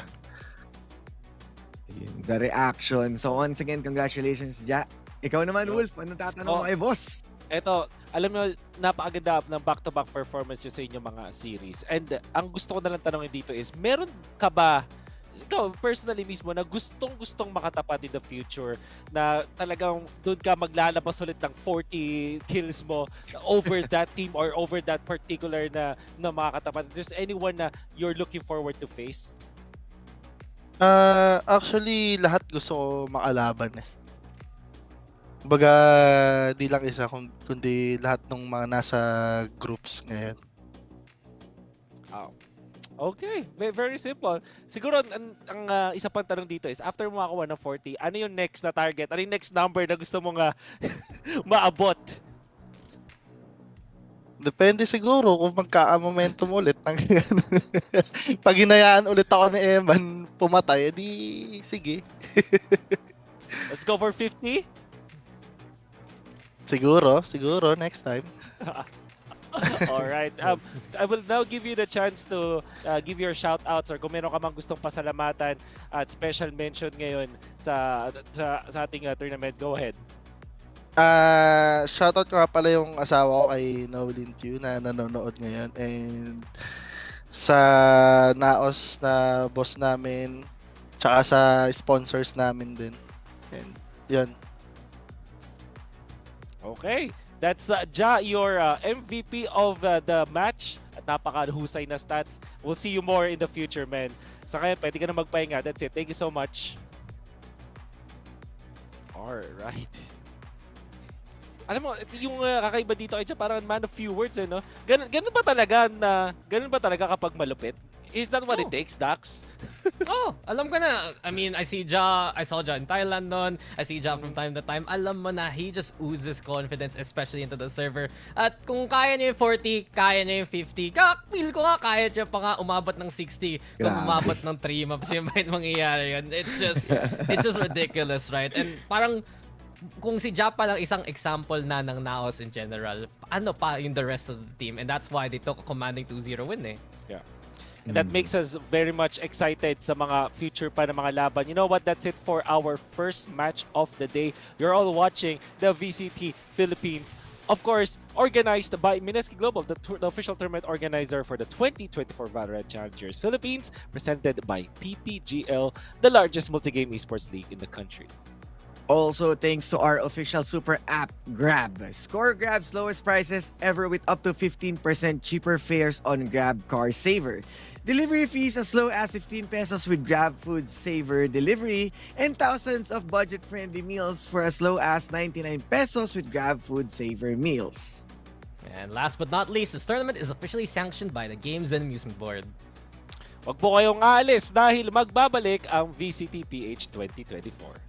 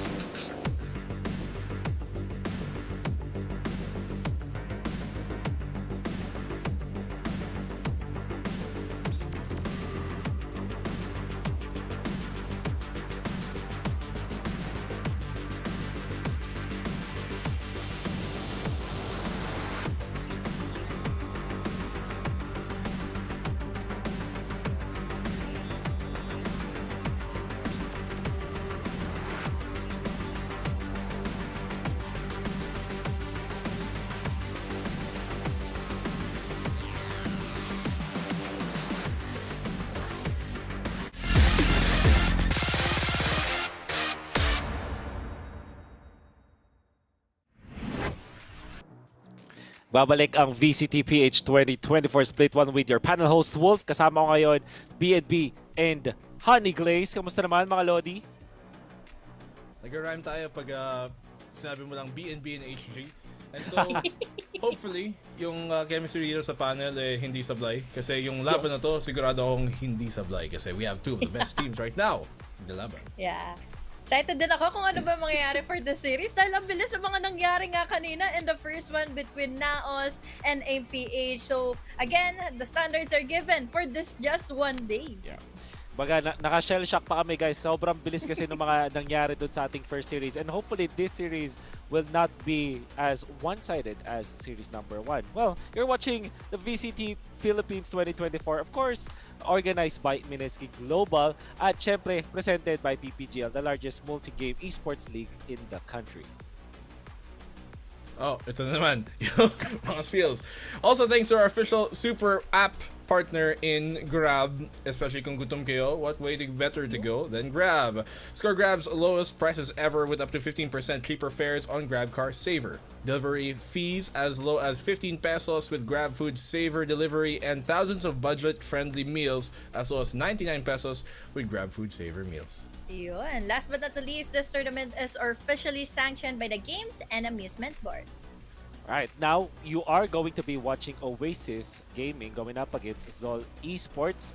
Mataas ang expectations natin sa series na to and I believe kayo din na sa mga viewers natin dyan, this is a matchup na parang mataas talaga yung pedigree. Do you agree with me, BNB, that this will be a close match? Pedigree, parang ano yan, aso. may lahi. Pero tama naman. I mean, mataas naman talaga ang caliber ng mga teams na nandito. We know Zol and they are compromised of yung mga madaming veterano din that we've seen throughout the past, especially, players dito like Patman who have showed up to be very flexible. Dati nung sa SR and dating Zol rosters, kadalasan nasa controller role lang siya pero inilabas nila siya nung huling laban nila versus GEEK fam on the duelist. They had him on that race and so dito para sa Zol, they have a lot of players who can really, I think, explode into superstardom after this season kung magandang performance nila. They have Kakarot, Micro, madami silang malalakas talaga sa team nila. Yeah, 2-0 pa naman yung naging series nila nung nakaraan nga na nakalaban nila ang Geek Fam PH. Pero kung babalikan din natin, sobrang higpit din ng laban ng Just Us versus ng Oasis na kung saan we can still see that there's heavy 8K na magwawala na lang din naman na all throughout the games. Pero syempre, it's just considered to the fact na paano ba siya ma-amplify din nila Dubstep? And in order for us to know kung ma-amplify nga ba ang mga players na to, why don't we look at it and introduce the teams? Actually, let's watch this video for Oasis.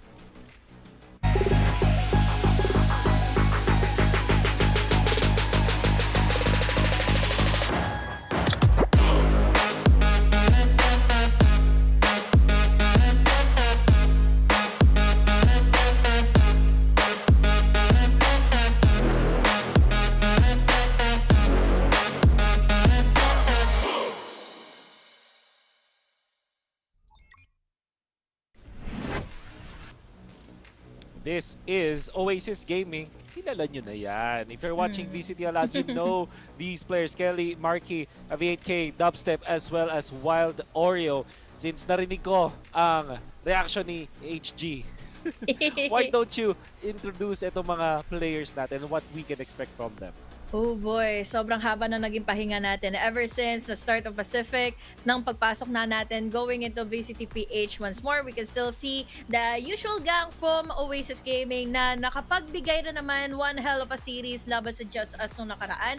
Pero it's also a factor na titingnan natin kung kakayanin ba nila ulit na maging sync compose as they were before makalaban na nga nila yung Just Us kasi nga sa nakita natin parang feeling ko mas pulido na nagkaroon ng composure din yung yung players ng Zol Esports nung nakaraang series din nila. Ba't parang antok sila? Okay, natawa na ngayon. No? Pero kanina kasi parang lang sila, parang chill lang. But I mean, maybe that means that they are not pressured for this game. So totosin, I think they should be a bit. We have seen Oasis in this previous season, in this current season rather, na parang they haven't looked up to the same shape or form na kung saan tayo nasanay sa kanila dati. Natalo sila sa Naos, okay, that makes sense because yun yung isa sa pinakamalaking rivals sila. But then, versus Just Us, may parang mga moments na parang magtataka ka, where is the cohesion that we've come accustomed to pagdating sa Oasis? And it's a very curious position that they're in right now, knowing that they should be one of those top teams, and yet, they're not looking like it yet. Nakita naman natin dati na minsan habang tumatagal ang season, dun sila lumalakas, and them having kind of a newer roster, that will, I think, aid to that pursuit na talagang habang tumatagal ang laban na to at ating team na to, dun sila mas gagaling at mas lalakas. So, hopefully for them that they can find this game against a worthy opponent na ma-find na talaga nila yung form nila. And with that being said, ang kailangan nilang abangan at kailangan nilang quote-unquote i-watch out. Ito nga kanilang matapat, which is going to be Zol.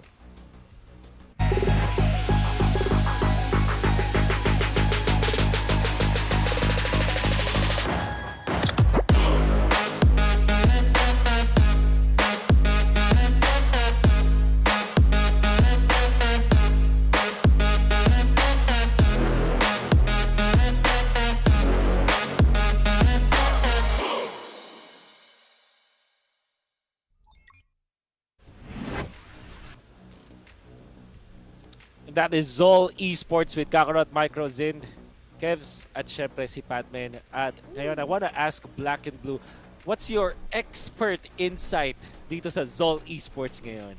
Expert? Baka mali yung kausap mo. Banu ako eh. Wala naman alam. Sino ba naman ako? Ang alam ko lang dito is Zol have proven to be and showed us that they are an exceptional team na hindi mo talaga pwedeng ma-underestimate. Nakita naman natin dati na with the performances of these players individually, the team sa pinanggalingan nila, Micro sa team niya dati, Kakarot sa team niya dati, si Kevs din, we know that Fallen 5 trio, but Patman as well to accompany with Zind. Napaka-delikado ng team na to sa kahit sino, kahit ikaw ang Oasis, kahit ikaw ang Naos, kahit ikaw ang first meta saver, mega saver, you have to be wary because this team has enough experience to be able to give different kind of play styles. And I wouldn't even be, I think, too far-fetched in saying they have a not only chance or possibility na manalo sa matchup na to, but a high chance of winning this game actually. Ooh. Especially with Oasis, who haven't been looking like really yung selves talaga nila that we know they can be. I think this team in Zol has a good chance of being the top 3 team talaga that they can be.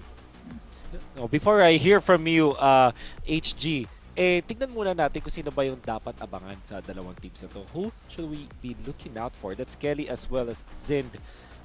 Nakita natin yung paggamit nila nung Harbor for Kelly and of course Viper naman para kay Zind. Not exactly yung parang parallel na role sila. Parang surely yung magamit sila parehas na mga controllers pero hindi actually na same yung ginagawa nila. But when it comes to their impact sa game, ganun din kataas. Anything you wanna say about this head-to-head, HG?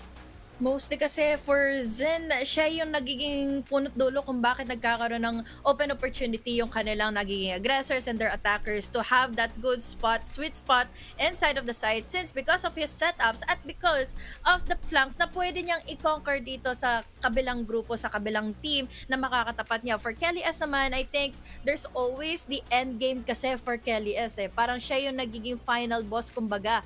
Once the duel comes to play na siya na lang yung matitira for their team. And I think it's an apt comparison kasi we do see both of these players na nagfe-flex sila sa mga position nila.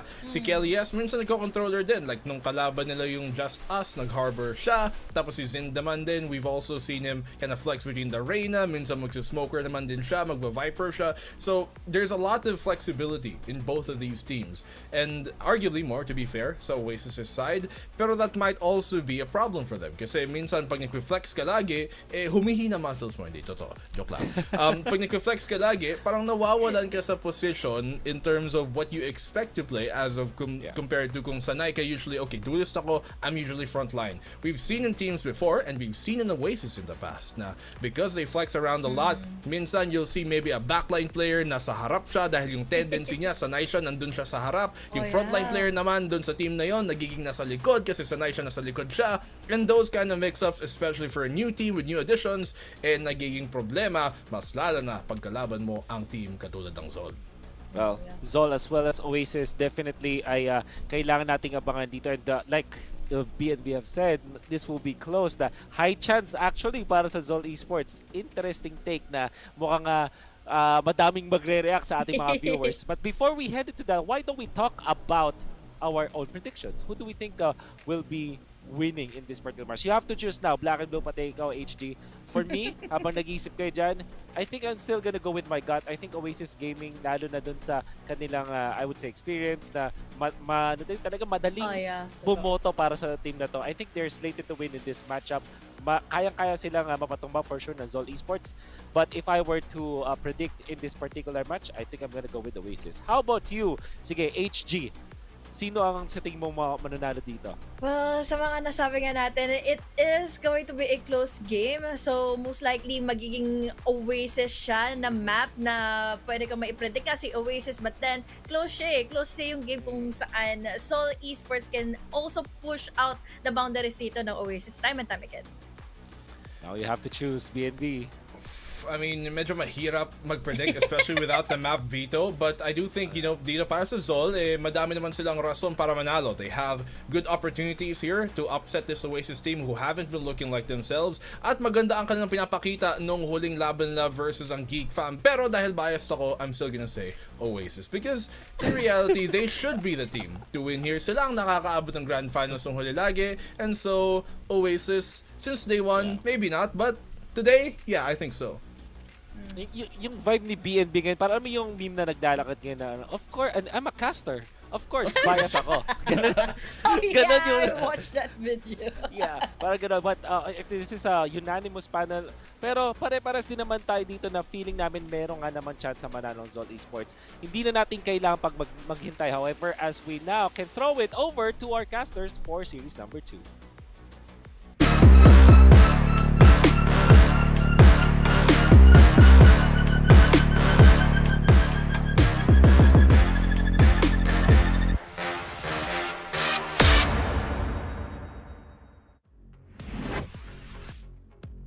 Sino ang magte-take over? Oasis nga ba or Zol Esports? Magkasunod na panel. Isang direksyong Naos kanina, ngayon isang direksyong Oasis. Ano naman sa'yo, Ray? Ayoko na mag-predict ng Oasis kasi nung isang araw nagkita kami ng ibang mga taga-Oasis at sabi nila sa akin, wag ko na daw sila i-predict. Ay, wag daw. Oo, kasi daw parati silang nahuhulat. Totoo naman. Pero, syempre naman, I think this will be a good fight. Kasi yung mga taga-Zol, magaling din naman talaga sila at the same time. So, it has a lot of, kailangan nila marami silang improve ngayon. Pero ikaw, Ozzy, sino sa tingin mong mananalo? Gusto ko sanang, syempre, underdog. Kahit pa paano, gusto natin makita mag-thrive ang Zol dahil nga, ang tagal na natin sila nakikita sa scene. Pero still, kung paano natin i-respeto yung Naos, ganun din yung respeto na makukuha ng Oasis. Dahil nga, the always has been one of the top 2 or top 3 teams na nandyan. Nakita rin natin yung lakas nila sa Predator League. Although ngayon nga, may mga pagkakaiba nga sa mga roster ng bawat teams, is still having that structure definitely says a lot na kailangan or ini-expect talaga natin high expectations sa Oasis. Syempre talaga. Ganun naman eh. 'Di ba? Pagdating syempre sa mga tropa natin sa parehas sa teams na to, gusto natin talaga mag-level up yung mga taga-Zol at the same time. But right now, looking at our map, Vito, ito na nga eh, may kita natin kung sino ba yung mas may kalamangan. Will it go to the side where it can actually favor itong mga taga-Zol or talagang doon tayo sa side ng Lotus? Pero this is just so smart coming in from Zol. They banned Lotus. Alam naman natin that so far here in VCTPH, ang may team na may magandang performance pagdating sa mapang to, that would be Oasis Gaming. And Bind naman ang susunod na tatanggalin. But Zol, I'm thinking ang magiging first pick nila would be a Bind siguro or Icebox nga. At komportable din naman, and nakita na rin natin mag-Icebox ang Oasis kung saan close fight against Naos. So not a big of a stranger, pero Ascent ang mapang walang pinagbago, may kita natin muli. Bakit na naman tayo nasa Icebox at Ascent? Ascent. Hindi natapos ang dalawang mapang to. Pero syempre sa Zol, Breeze ayaw ang last nilang map. pwede. Ayaw na lang magkaroon ng sunset. But for Oasis naman, seems like I'm just waiting how will they ban. I think this might go into split. Kapag nagkaroon tayo ng split, this will be a perfect matchup. Baka nga mag 3 maps tayo ngayon. Ayan na nga. So speaking of, we might go into split and we're gonna be going to split instead. If atong first map na panalo ng Oasis, this might be a clean 2-0. But if Zol wins the first map, I think it might, and depende sa momentum ng Oasis, ang second map, we're gonna go into split most likely. Yeah, one of the teams na playing on a momentum-based approach, definitely alam na natin na pwede nga manalo dito ang Zol once na masimulan nila ng tama itong series na to. But then again, Oasis, pag nakuha naman nila yung first map, syempre hindi naman yun yung entirely yung map pick nila. It was a Zol pick. So, mapupunta tayo sa komportableng pick pagdating sa ikalawang mapa, which is yung kanilang Ascent, and always has been Ascent talaga yung na-master nga nito mga teams na to. So, I'm expecting the performance from Oasis on the second map, especially nga si Dubstep yung nakikita nating Sova recently, and Sova mostly present din sa Ascent. So, marami tayong plays na makikita sa kamay nila. Pero tara na at tignan natin sa Agent Select dito sa ating unang mapa, Ray Ray. Alam mo, ang balita ko, tama ang mga chismax eh. Sabi ng, may mga nagsabi sa akin that there might be changes right now. Oh. And looks like tama yung changes na to. Bumalik sila sa original roles nila right now. Dubstep is gonna go for that Sentinel finally. And right now, heavy on that Sova. Tapos ngayon, magdo-double controller sila dito lamang sa Icebox. Which is sabi nga natin, this is the usual naman that they have. Itong harbor na to ni Kelly S is, sabi naman niya dito, wala namang problema sa kanya na ito ang gamit niya. Well, Zol naman, they're gonna go for the usual na meron sila, that double duelist composition. This is going to be a real banger. Very different yung approach pagdating sa mapang to. Pero one thing is for sure, Dubstep is finally back on his Sentinel role. Ito yung nilaro niya sa Team Secret after those adjustments, and I am excited. Will it be a big impact para sa Zol Esports on their double duelist? Nag-work yan para kay Ja, together with Mojer kanina, pero nga lang naka-jet. Pero ngayon with that Reyna, ang dami na lang flash. This is something na kailangan sagutan ng Oasis Gaming. Yeah, usapang utilities, napakadami dito, having the Sky as well. More corners will be checked. Ma-force out sila na umalis sa hinuhold nilang spot. You have also the Snakebite. So same as labanan nga rin ng lineups, pero ang ginawa naman ng Oasis dito, they have the Harbor and Viper. So madaming walls ang tatagusan dito ng Zol, but with enough utilities and blinds, definitely magiging komportable yung pagpasok nila or pag-engage nila. Dapat ma-match nila ngayon yung defense ng Oasis kung gaano nga ka-aggressive ang pwedeng gawin ng Zol with a double duelist. Ang dami talagang mag-iiba ang ihip ng hangin na naman ngayon. Pero para sa side ng Oasis, depensa muna. O, diba may HUD pa. Hanggang ngayon, nandito pa rin. Hindi na mawawala yan. Forever na yan, guys. Hanggang bukas pa to. Pero syempre, habang na dyan, 4 na miyembro kagad ng Oasis nandito. Pero nga lang, natin can defeat right now si Zind on that first kill because Wild Oreo is gonna go down. Yun, -1 ka agad. And after nga nila kumuha ng isang miyembro doon, and with those rotations na nakita nga nila, ang dami masyadong nasa B. Tumakbo na tong Zol papunta sa A na kung saan si Dabi lamang yung nagbabantay. Oo nga no? Si Dabi na nag-iisa. Pero alam naman natin na pagdating kay Dabi is just built different ngayon, pero nga lang Micro is gonna go for that plant. Nag-iba ang ihip ng hangin. Post-plant, it is for the side of Zol Esports. At sabi nga natin, the approach is going to be different between the teams. Ang daming flashes, ang daming pick off kagad. Una pa lang, after kay Zin, meron pa siyang healing galing, pero ngayon, ang dami kagad aggressive. The utilities na ginagamit ngayon ng mga taga-Zol Esports. And finally, pa isa-isa, Micro takes 1, takes 2. Ano yung mga pagkakaiba ngayon? The trees are just good, but then the post-plant, it is there already. Yun na nga yung sinasabi natin, yung post-plant ngayon, and with those walls, with those cascade na ninadala na isang harbor. Sticking lang dito si Marky 3, hindi niya bibitawan. At anong inatin ni KFC, hindi niya narinig na pinindot na at hindi binitawan. Oasis, overwhelming yung mga harang dito na kung saan hindi na nasagot ng Zol. Grabe naman yun, nagulat tayo doon. Siguro sa sobrang daming noise, 'di ba? Akala niya talagang hinaf lang at hinahanap-hanap siya. Pero sabi ni Marky, mindset lang. Pros don't fake, ika nga. Kaya dinerecho niya. No? After nga nung series ng barilan against Kev Z, no? Nakakuha siya ng 2 kills doon. Hindi binitawan. And a good decision coming in nga para dito sa Oasis. At once again, mag-iiba na naman yung pwestuhan nila. Even si Dubstep ngayon na kung saan nag-stay siya sa A with all of those setup. Ngayon siya ang magbabantay sa kitchen. So magkakaroon tayo ng konting attention sa mid and expected na rin naman natin na yung mga teams ngayon needs to give a lot of emphasis sa part na yan ng mapa dahil nga madaling i-penetrate. Pero Zend again with the same kill against Wild Oreo. Kaya nga talagang pagdating ngayon sa Oasis, tulog na naman si Wild Oreo. Pero nga lang, for the side of Zol, that's always been really keen para sa kanilang to take out number 1 is yung mga usually na nagpo-push sa kanila just to get those off angles ready. Wala na ngayon si Marky. Dalawa na lang kagad natitira. Pero Kelis, maraming humarap sa kanya. He finally gets some double. Kasama na nga kagad na ngayon si Dubstep.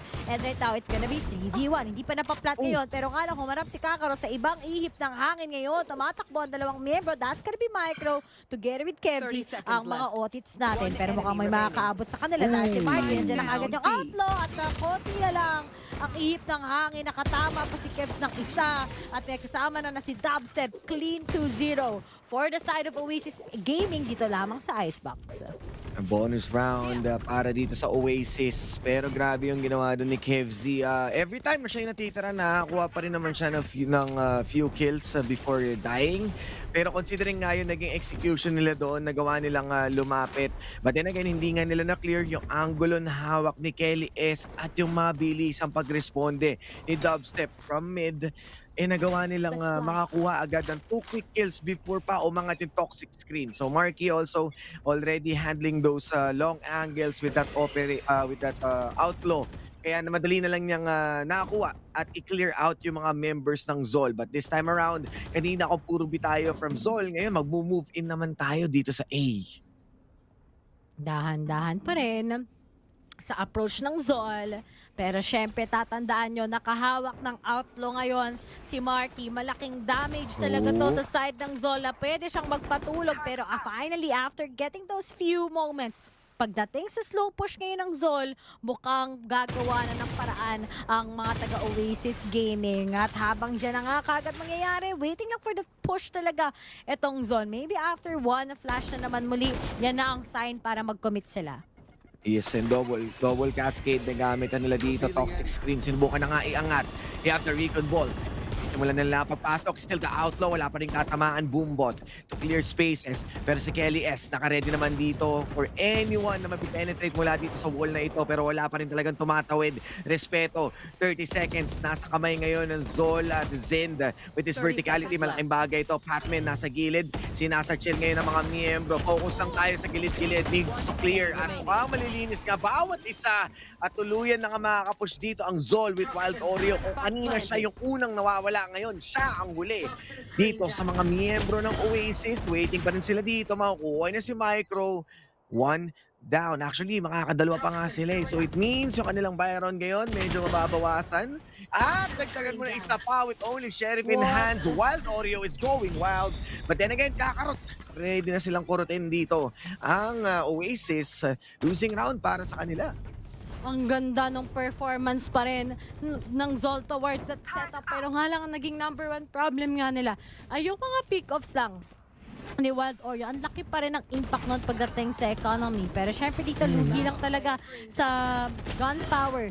Itong mga taga-Oasis, kulang sila. They only have their sheriffs. They only have, of course, some of their SMGs. But then the most important thing here is to actually just cut off little bits of those economies pagdating sa side ng Zol. At ngayon, Mark is silip ng isa. Pero nga lang, may kasama na rin kagad na si Kelly S. Kumuha lang din kagad ngayon. Kaso nga lang, towards forcing that operator, wala siyang armor. Magkakasalasiyan sila ngayon ni Zin. Ayun na! Masyado naging excited si tropa mong Marky. May iwan yung operator sa 2F kaya delikado. Wala silang dagdag firepower. At ngayon, hinahawakan lang nila as savvy into this corner. Kailangan nilang mag-flash or mag-dog para sa check, not unless is double swing nila. Pero yun nga na, nag-audition sila one after another. Fake that three para kay Staffy. At mukhang wala na nga silang masasabi doon. Even Kelly is getting his own kill as Batman will be the last man standing dito. At mai-scan pa siya ng Recon Ball. 3 members ang nakatingin sa kanya. Shock Dart. Pinakawalan, pwede niyang kunin yung operator mula sa taas at itakas na lamang. Kaso naka-ready naman dito si Wild Oreo mula sa likod para kumpletuhin ang flank. Medyo talagang nakikita natin na pagdating ngayon sa 30 seconds left. Oasis, hindi ko magets, I rather sa Zol, bakit sila nagpaisa-isa? They have a lot of flashes, tapos inasim pa rin nila si Abby instead of double swinging, pero nga lang, it's not over yet for Patman. But finally, Wild Oreo, nilagyan na kagad ngayon ng period 3-1. Oasis, slow approach, yet it's kinda good. Even if wala na kagad si Marky, nandun yung salo kagad ni Javi. Ito yung magandang nangyari. I think yung flash na yon, instead of pumabor sa side ng Zol, na-flashan niya pati teammates niya. Ayun. Masakit nga yun. Naparusahan sila sa isang pagkakamali and hindi nga rin nila na-clear talaga na maayos yung pwesto doon ni Javi.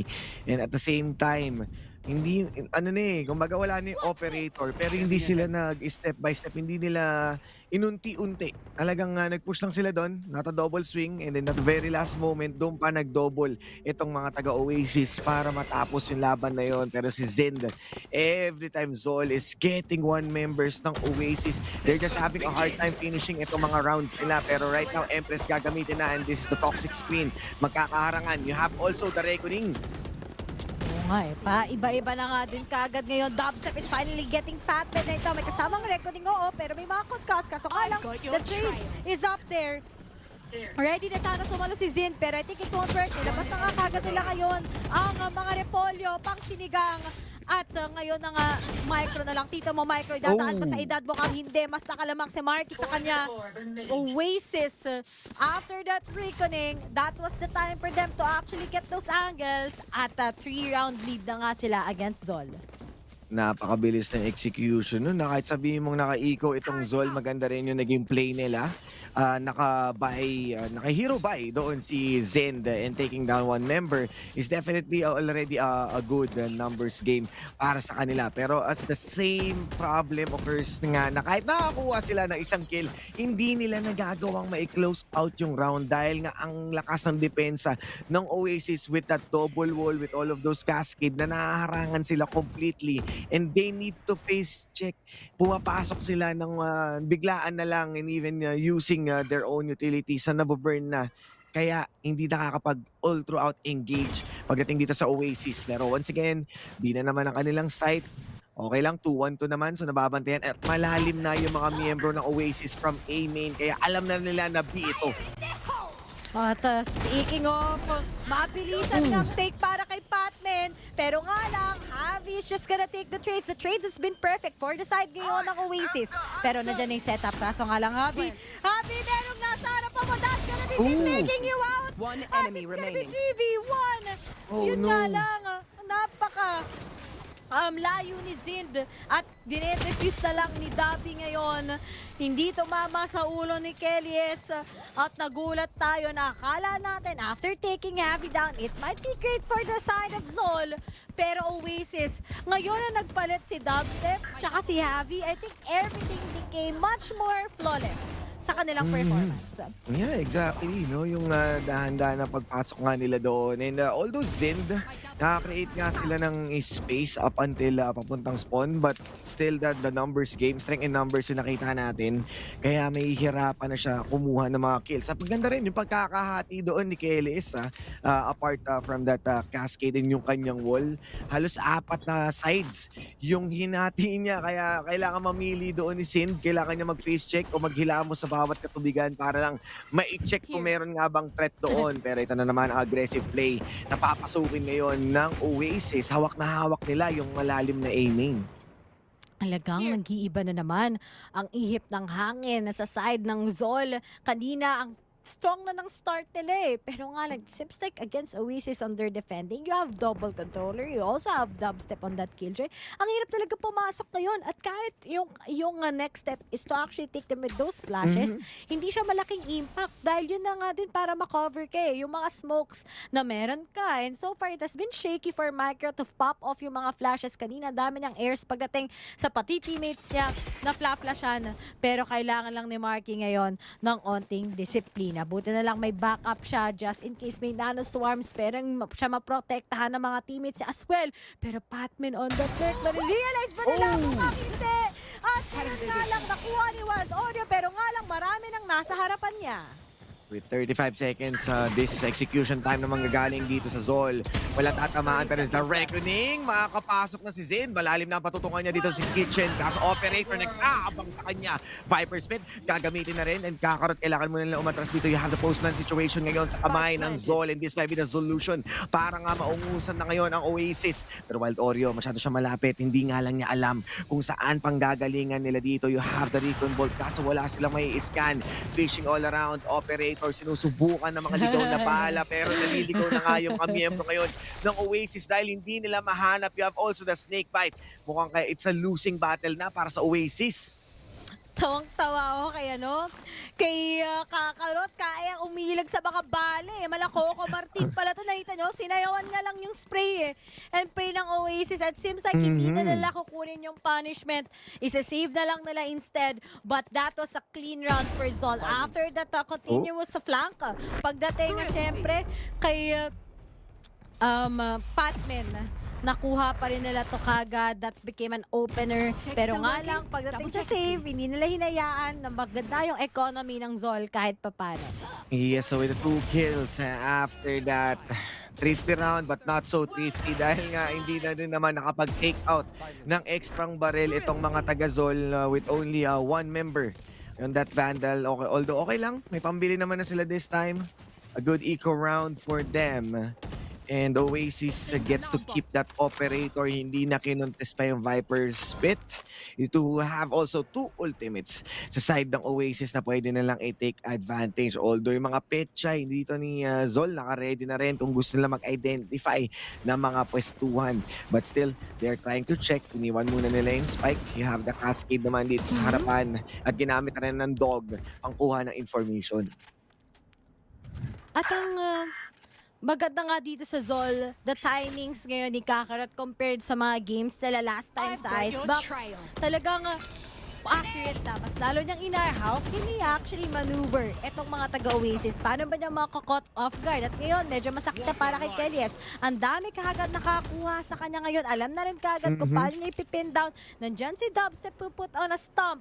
Pero nga lang, he's finally dedicating it. Lilipat na lang muna siya. Hihintayin nila yung teammates niya. Nag-wall up na nga din kagad. Nilabas yung Cove as well. Sobrang ini-intimidate lang nila. May kasama pang shock dart. Pero nga lang, mahuhuli na si Kakarot. Nakuha siya ngayon. At finally, Marky on the other side will try to get those kills. At mukhang pinatulog na niya si Kelsey. Pero Kellyes, nalito na nga lang din kagad sa next approach niya. Lilipat na sila kagad sa kabilang dulo.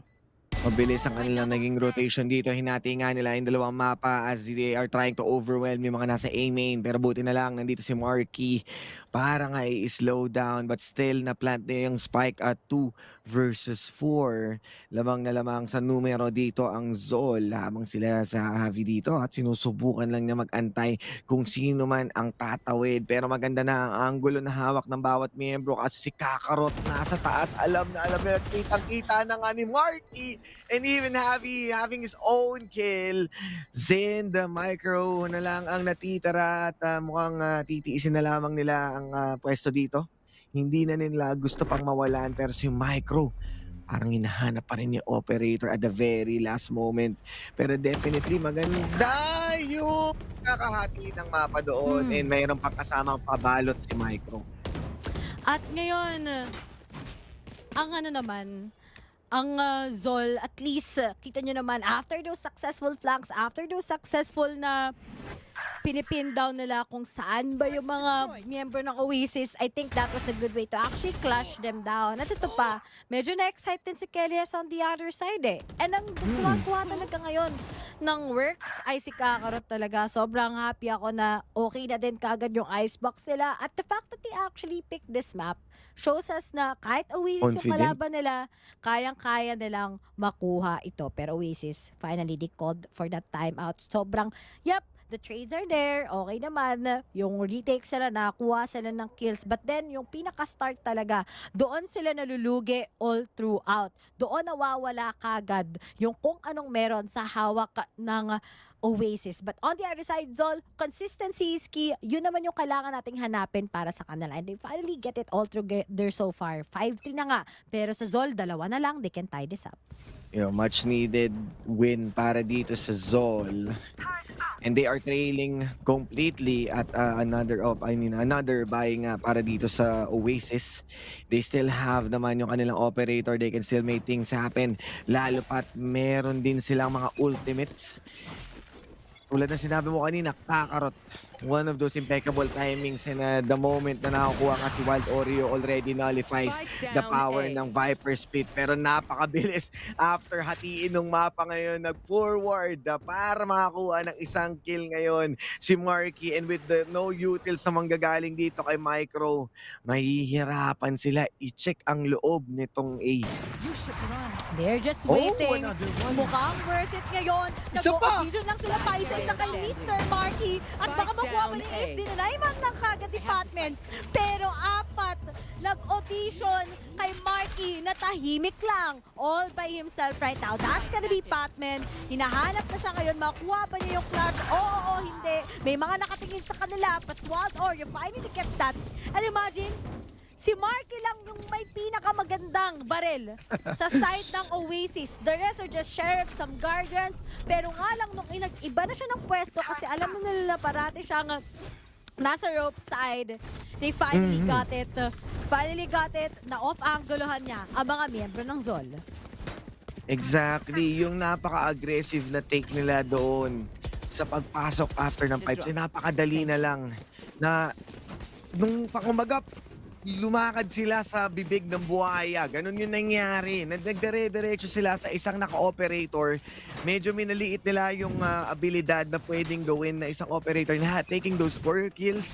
Kahit sabihin mo naka-sheriff na lang tong ibang mga miyembro ng Oasis, napakadali na lang nila kumuha ng mga trades. And as quick as that, showstopper, they're inside the site. Nalinis nga doon si Happy, pero dito naman si Kelly S. And they are pushing and going hard. At least ngayon, meron ng blind. Goes for the Empress. And hindi katama ngayon dito dahil nga na-timingan invulnerability doon. Ang laki ng space na nakuha ni Zin ngayon. Nasa loob na sila mismo. Pasok na pasok. But 16 HP mula kay Marky. Marking his territory. And even dubstep ngayon. Mapakapatumba na nyo dito si Micro. Pero 11 HP na lang. Medyo niluluto ngayon si Kakarot. At medyo masakit na nga ngayon yung damage doon. At kung saan-saan tumitingin si Kemsi. Wild Oreo ang makakuha ng kill ngayon. Diyos ko, dami nangyayari.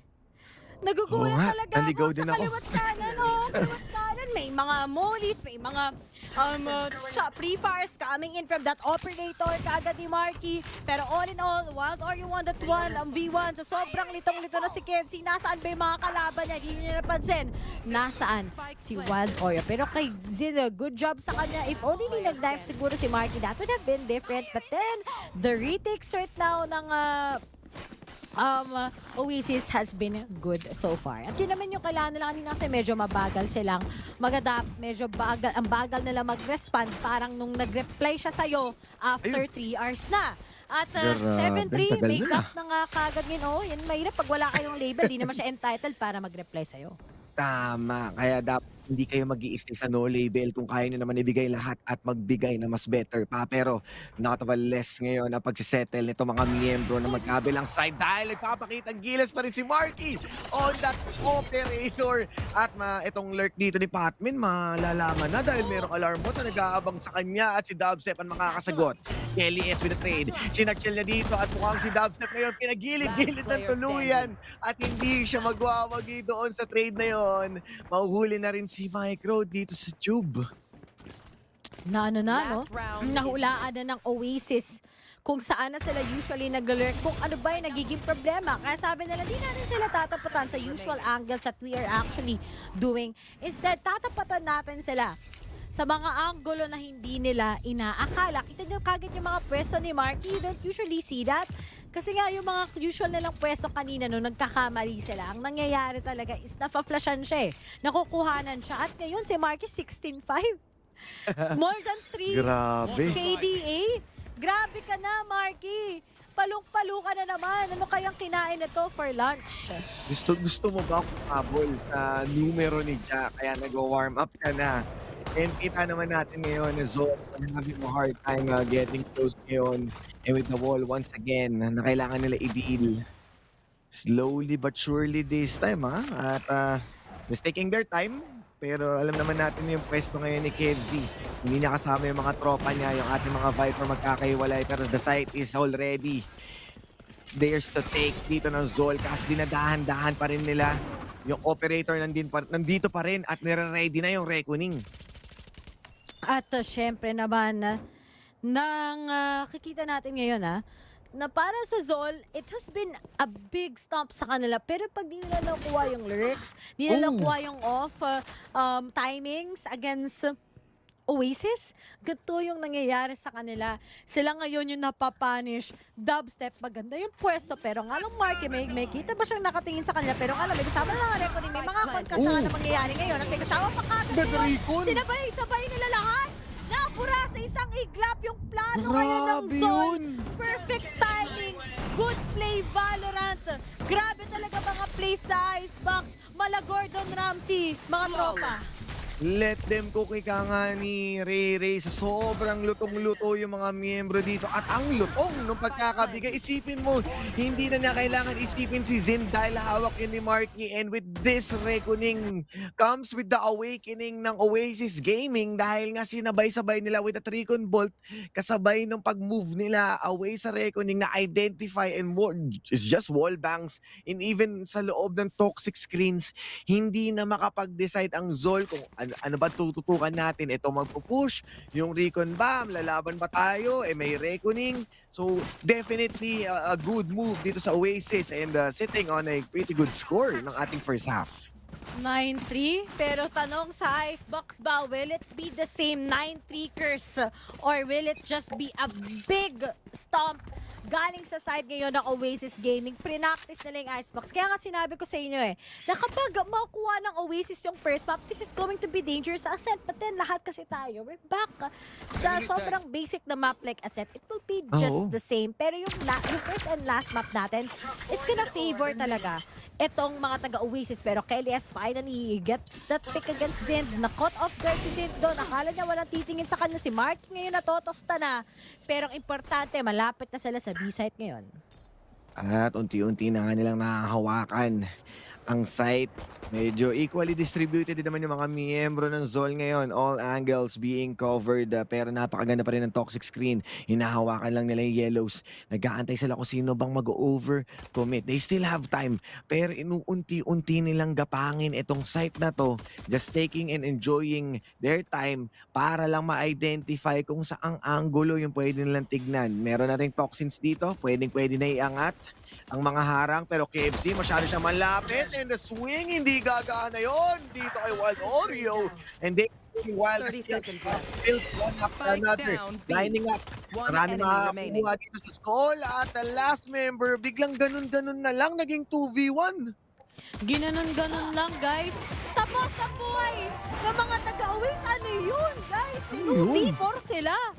Saan sila nakatingin? Parang yung direksyon dapat diretso lang pero sila nakatingin sa iba.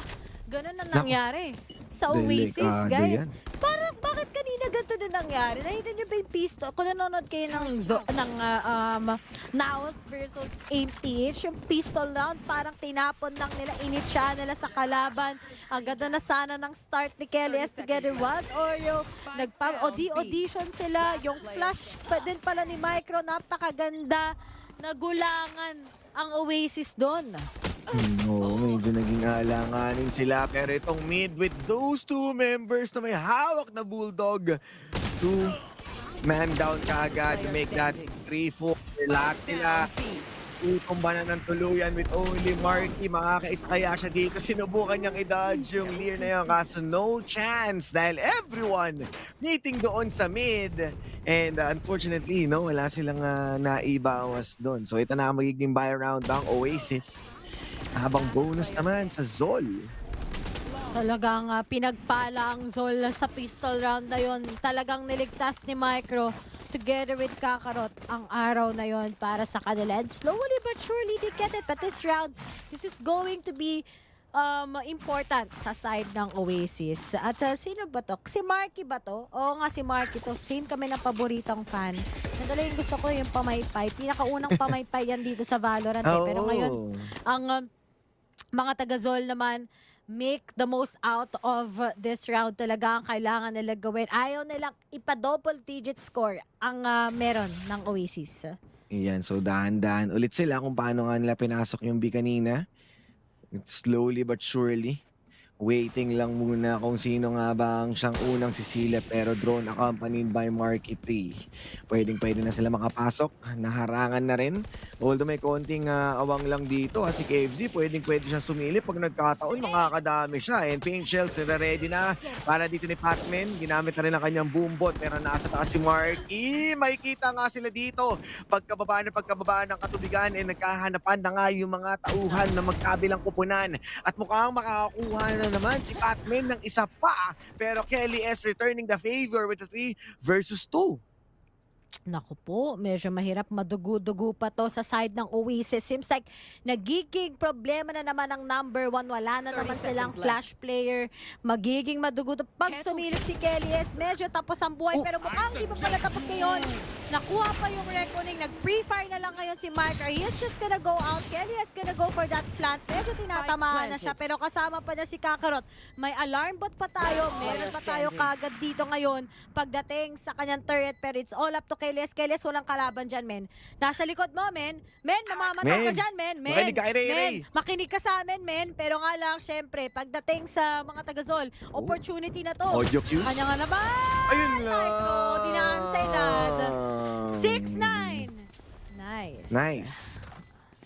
Grabe naman ang pinakita doon ng Zol. Binigay na yung audio cues Hindi niya alam, naka-ready doon si Kakarot. Kaya pagka ikay pumasok doon, sure namin na yung trade. And with the reckoning, with everything that they throw doon sa laban na yun, hindi pa rin nila na-secure. Feels like Zol is trailing back ngayon sa mga score natin dito sa Icebox. At ano pa yung attacking side talaga dito medyo lugi na kasi talaga. Like after the changes. Pagdating ngayon sa Icebox, it seems like, na-balance. Pero the foundation, the main problem pa rin ng Icebox, nandun pa rin If hindi mo ma-figure out, di mo mako-configure, wala talagang mangyayari sa side yun. And this is the power din na meron ng mga taga-Zol. They have a lot of flashes talaga just to deny and get some valuable information. And that's how Oasis needs to work on this. Pero ngayon, papasok na naman sila papuntang A-side. Osiris. Toxic screen. So, malalagyan ng konting decay. Mabilis ang dash na may kasamang cloud burst. Para hindi siya ma-expose doon. We have the blinding light na manggagaling dito kay Micro. Alam na nila na meron tao na retake potential na manggagaling dito sa Zol. Naka-ready na sila at they are storming the front. Kailangan nila i-push to dahil ang daming nasa likod.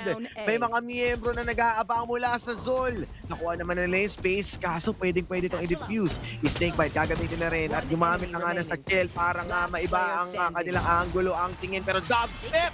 Sana ang tagapagligtas. Pero Patman ang naka-ready man si Pat. Itong si Dubstep.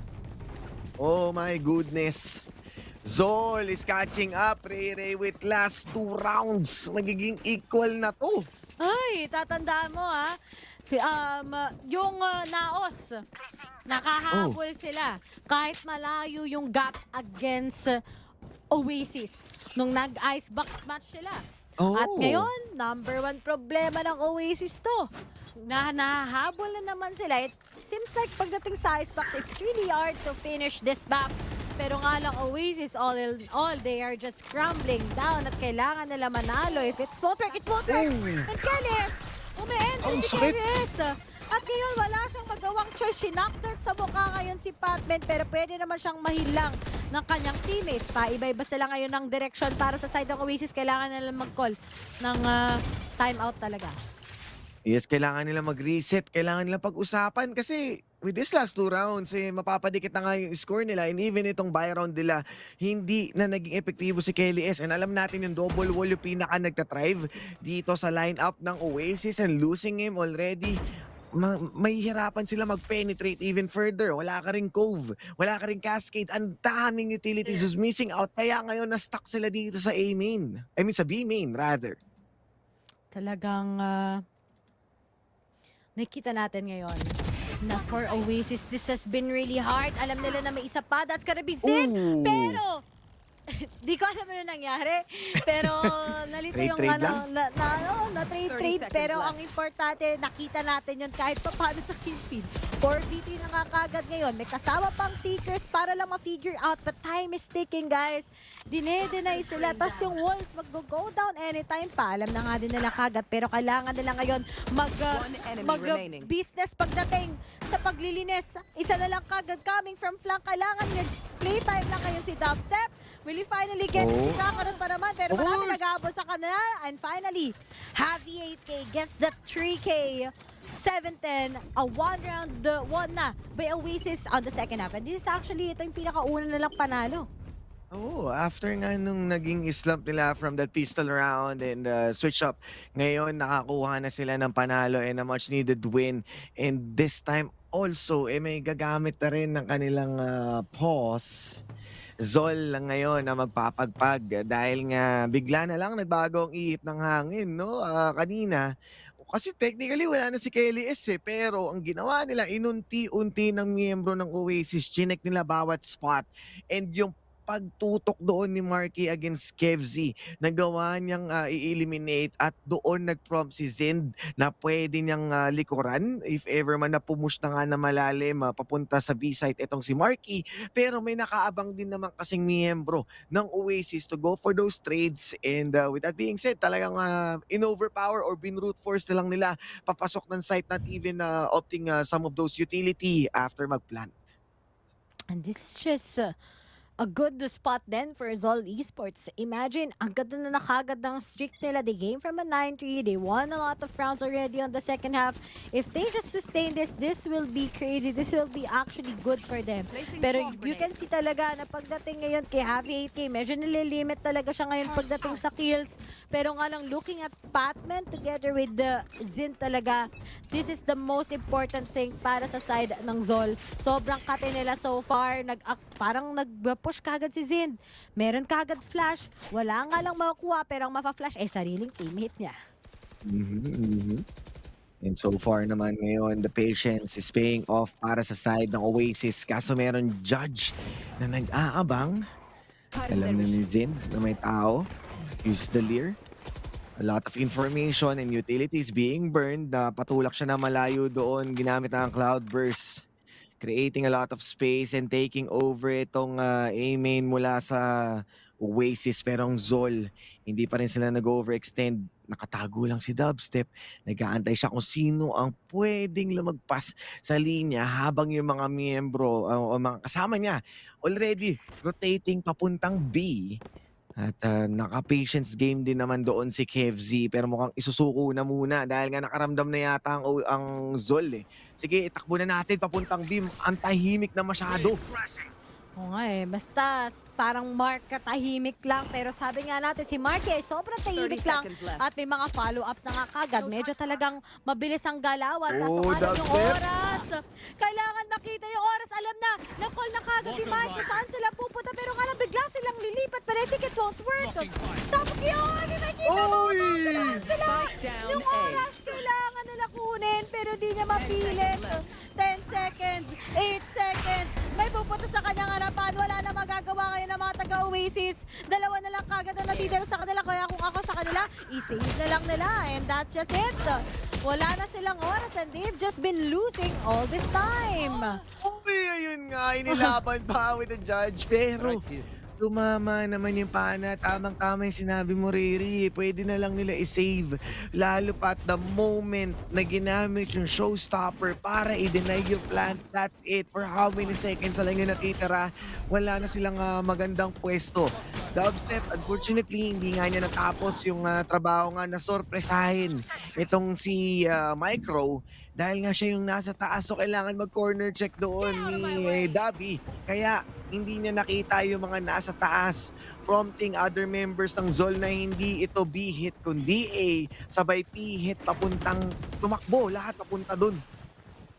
At mukhang para sa side ngayon ng Oasis, gagamitin nila yung lahat na meron sila. At ngayon makakuha pa mag-release kagad si Marky doon. Tao lang din siya na-destroy yung lockdown. Gives them time actually to plant it. But the trade is just there. Napakabilis na baka ba pangyayari.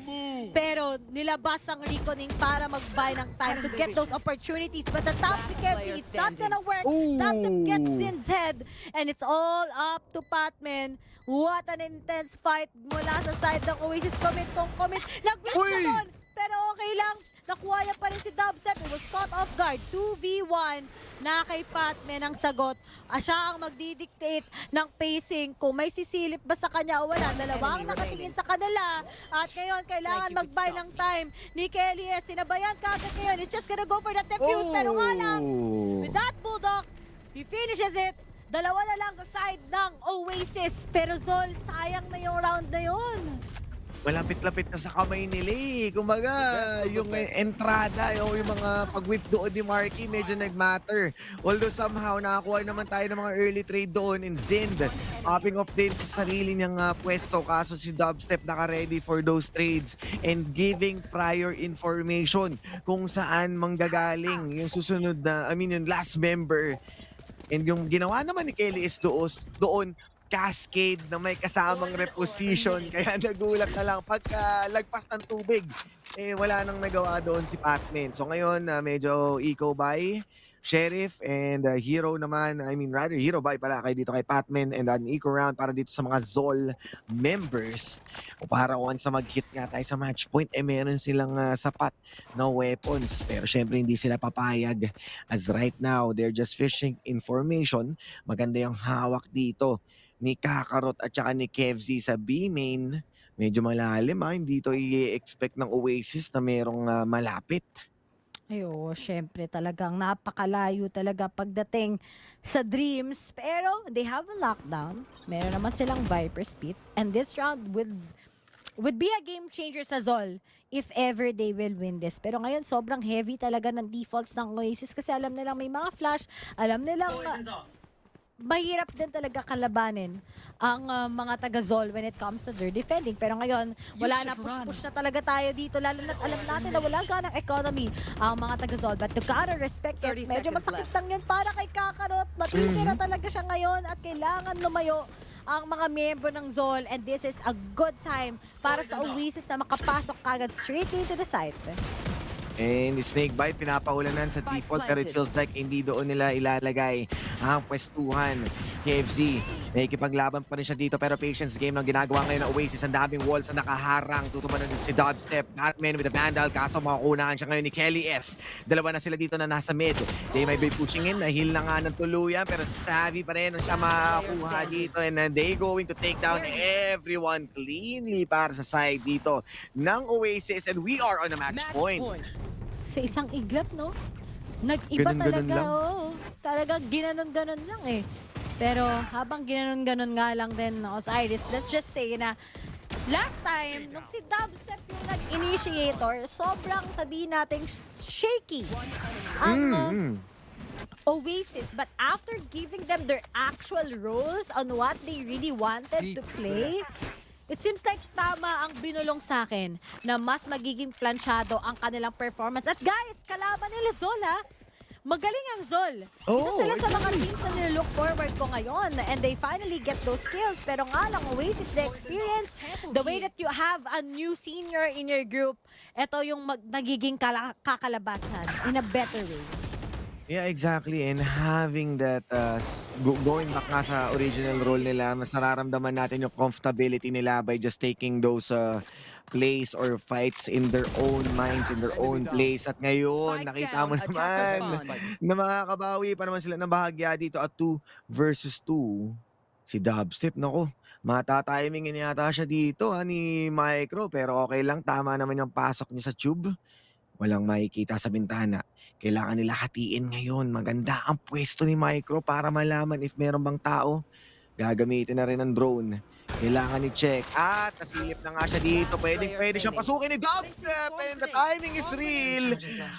Pwede nila itakbo papuntang B. Pero mukhang aabangan na lang nila ang paglabas ni Kevz. May recon bolt. So 30 kailangan seconds niyang magdahan-dahan. 30 seconds. Execution time. Hindi pa rin nila alam kung saan manggagaling dito si Kevz. So pwede pa siyang manglason dito. Pwede pa siyang manggulat. At ito na, nahawakan na ng Oasis yung B-site.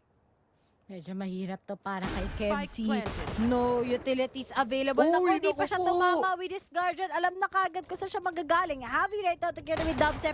Ang gagawin lang nila ngayon is to actually buy time. Nasa likod ang mga iba't ibang That's miyembro. it. Pero Javi Attackers. 8K finishes Kevz.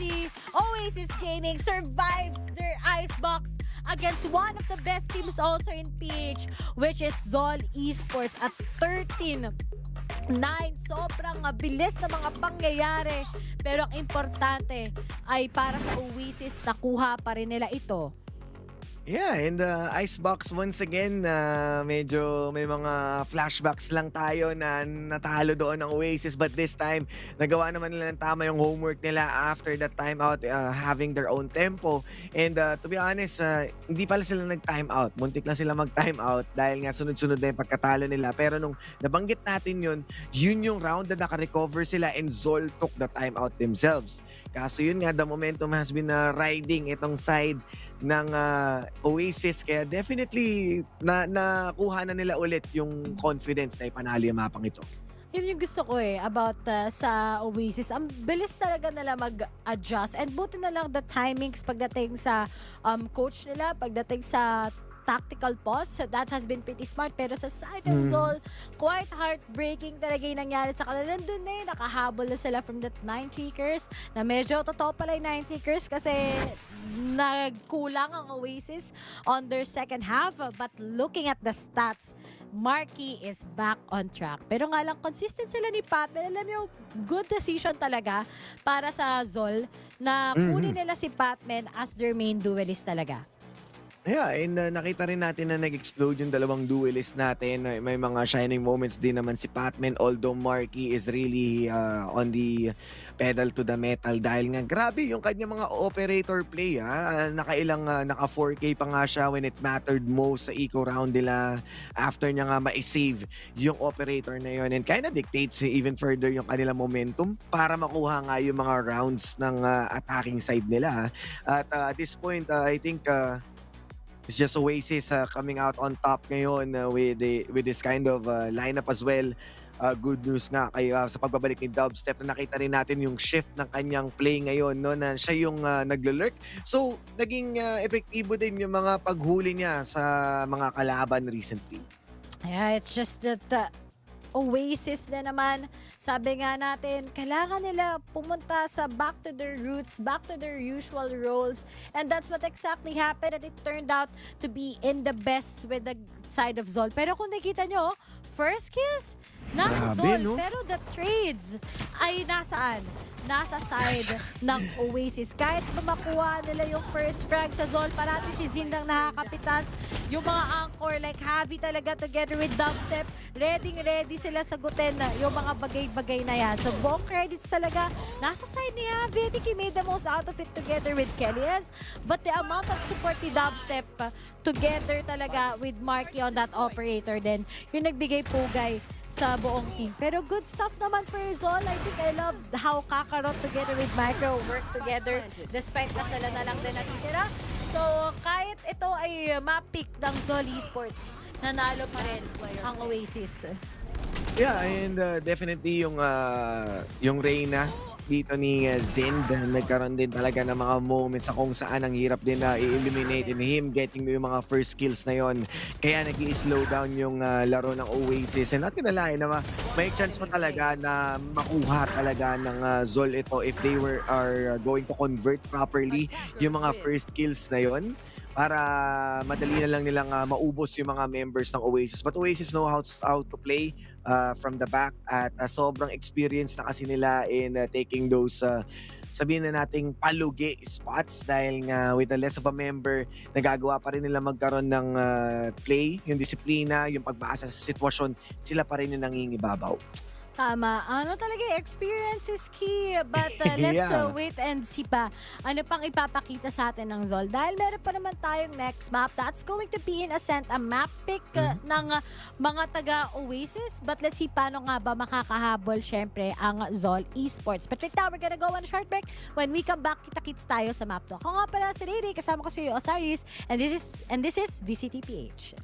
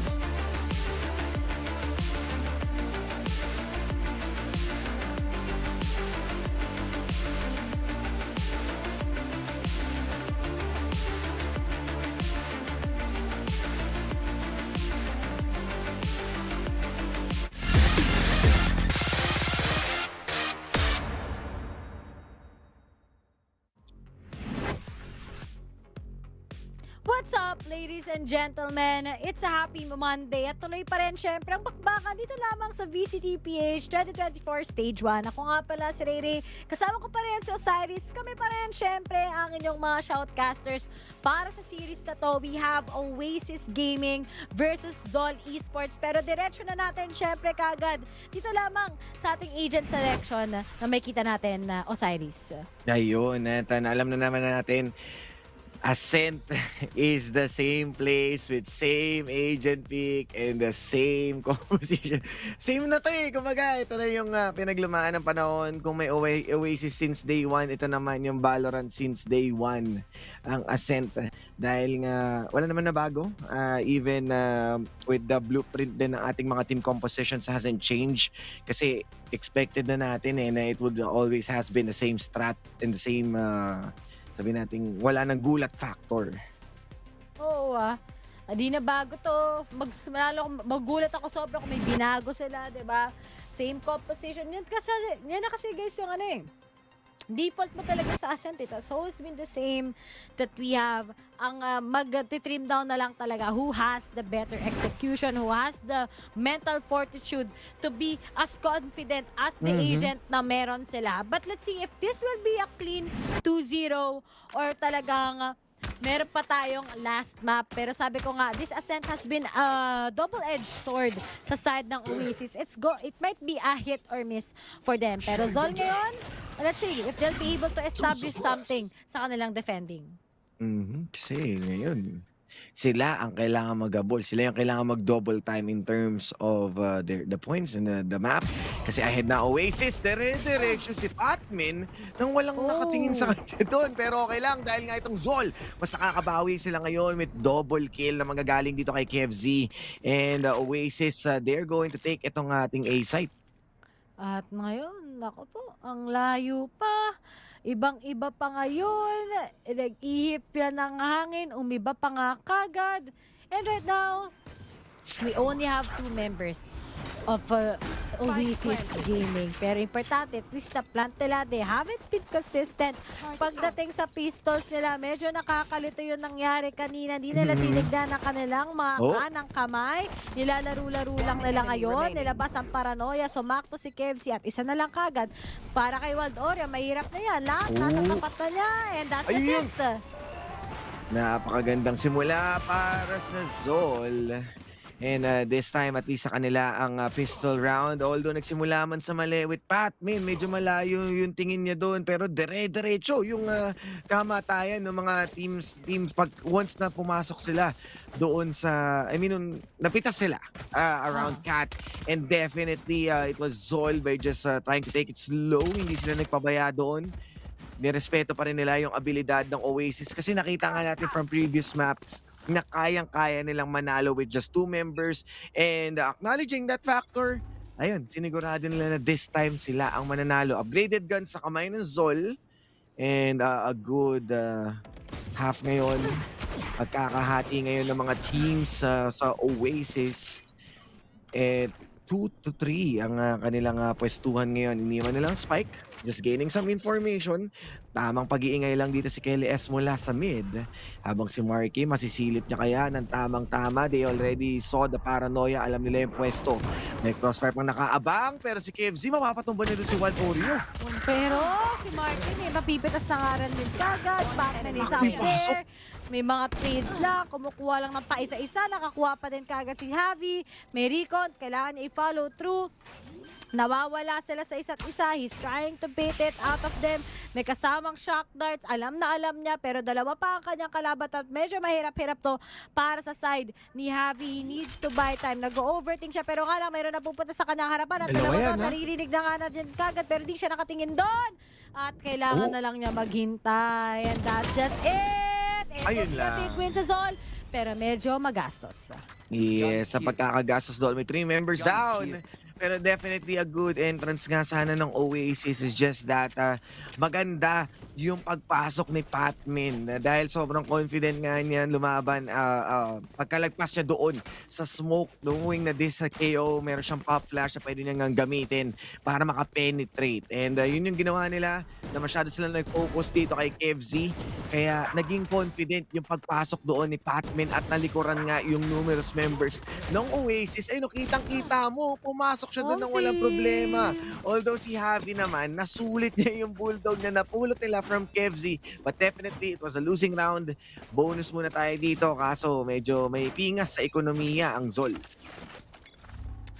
Talagang medyo masakit nga to sa side ng Oasis, pero disiplina lang, wala kay Zin. At yan, nakita siya. Pero hindi pa nakatingin. Uy, nakatalikod. Pero nga lang, maganda, may trade pa rin. Yun naman ang importante. Sumunod na kanan din kagad si Javi. He's gonna take out Patman. May tap na nga kagad sa mukha ngayon ni Kakarot, leaving only Michael together with Kevzi behind. Tumilip siya doon na may kasamang dash. Checking ang ating angulo. Micro, may iwan siya mag-isa dito at mukhang manggagaling dito sa speed lane. Nagpaikot-ikot para lang lituhin si Micro at tayo na Micro ngayon. And this is the macro play na gagawin ngayon ng Oasis dahil makukuha nila yung post-plan situation. Matatag na rin siya doon. Pwede pa sila mag-swing. 9 HP na manggagaling kay Kevzi pero mukhang matatalo sila sa kanilang bonus with only dubstep going down. This is just really hurting sa side ngayon ng Zol. Pero all in all, it's a big round for Oasis. But still, di pa naman kasi full buy ang ginawa ng mga taga Zol at the same time. They have their own economy. Ay, actually hindi. Nag-force pala sila. Pinorse nila dahil nga alam naman natin na ma-expensive yung nangyari on the 2v1. So talagang mas lamang pa sa side ng Oasis itong mga pangyayari. But let's see if it will be workable or not. Medyo kakaiba to, Riri. Medyo nakuha na, nag-invest sila ng operator nung second round pero mukhang hindi yun priority ng Oasis this time. As hindi nga nila dinala or kinary over for the next round. So alam naman nila na currently, Eco, kailangan lang nila dahan-dahanin ulit. Maganda ang pwesto dito ni Patman ulit on that wine. Kaso nakaabang lang si Wild Oreo for any aggressive take dito sa main. While two members nandito sa B, unti-unting gumagapang. Susubukan nila mag-mid control with all of those smokes na nakikita natin. Wala pa rin gustong mag-overcommit. They still have the time to decide entirely. Pero we are seeing the spike moving or gravitating towards B. Ang bagal ng approach ng Oasis talagang. Tingnan mo, Lahat sila lahat sila nag-stack na, pupunta ng B, 5B, 5B. Okay, paano ba to ang mangyayari at baka counter eco pa itong mga taga Oasis. Sa loob lahat. Pero yan na, lumabas na sila, pa isa-isa, mag-meet up. Yan Ayan. na. O, diba? Eto na, very good kayo ha. Boom, Nag-audition pinatulog. kayo. Naku po, fragment na lang ang puhunan. Pero ubos sa 3 round agay, 4 na miyembro, pulot-pulot lang. Na ROI doon, sabi ko na yung map pick ng Oasis na Ascent. Tapos Zol kalaban nila, talagang 50-50 to. I think for the side of Oasis, that has been a reckless move. Okay na yung A-site nila, but they all have been just, parang wala na naman sila sa, di pa sila nag-intertwine. Kumbaga, nawala na naman yung signal, guys, sa pakibalik. Na-disconnect na usapan kasi bigla na lang nagbago na naman yung sitwasyon na parang sila yung lost at ayun, tatamaan nga siya dito. Walang Blade Storm, so walang trade na mangyayari. What a good timing para doon sa ating 0 point at mukhang papasok na rin naman na sila papunta dito sa mid. Kailangan nila magbago ng pacing ngayon. Ang bagal pa rin kasi nila, Rere. Wala pa rin silang gustong kunin na spot. You have the Nano Swarm para mapigilan yung pag-push nila dito. At gagamitin na rin yung fragment. Pushing in. You have the Cloudburst na si Kakarot. Patience game lang mula sa Hell. Dalawa pwede sumilip sa kanya dito. Nakikipaglaro lamang sa apoy. Tatamaan ng paranoia pero si Sid pa rin na makakuha ng kill. Make that 2 with a double headshot na si Elias. 2 members na dito sa Hell. Make that 1 only na natitira dito. And that's gonna be it para dito sa Zol. Napakabilis ng pangyayari. Speedrun, guys. Parang speed dating lang ang nangyayari. Sobrang press W. But then, if I am on to the side of Oasis, seems like everything became rattled after the Thrifty. Sobrang predictable ng kanilang ginagawa. Yun, that's the thing about Ascente. Ang hirap talagang i-dictate yung pacing ng isang team at ngayon pa ay napakalala dahil para sa Oasis, the gap is just keeping on getting bigger against Zol. And that 0 point talaga mattered para hindi nila makuha yung trade. Ine-expect nila na pwede silang lumaban doon. But then again, losing that Blade Storm, wala silang chance para makakuha nga ng return kill. And from there on, kita mo naman si KFZ. Jump brothers lang. Jump lang. Tamang tingin lang kung mayroon tao. You already have the triple scan na nakita natin from Zol. Pero they are not buying those kinds of information. So this might be another good raid round para dito sa Zol. Kasi nakikita naman natin ngayon na nakabantay na yung tatlong miyembro. Meron man nasa mid. This is an eco round for them. Meron naman tayong null command pero doesn't want to invest this. Meron ding Hunter's Fury. Pero dahan-dahan lang sila. 50 seconds. Babato na naman ang flash drive. You have another smoke. Mahihirapan pa rin silang i-penetrate tong A and might be going for a huge rotation para ilipat sa B. Kaso yung KJ setup dito ni Kakarot, maganda.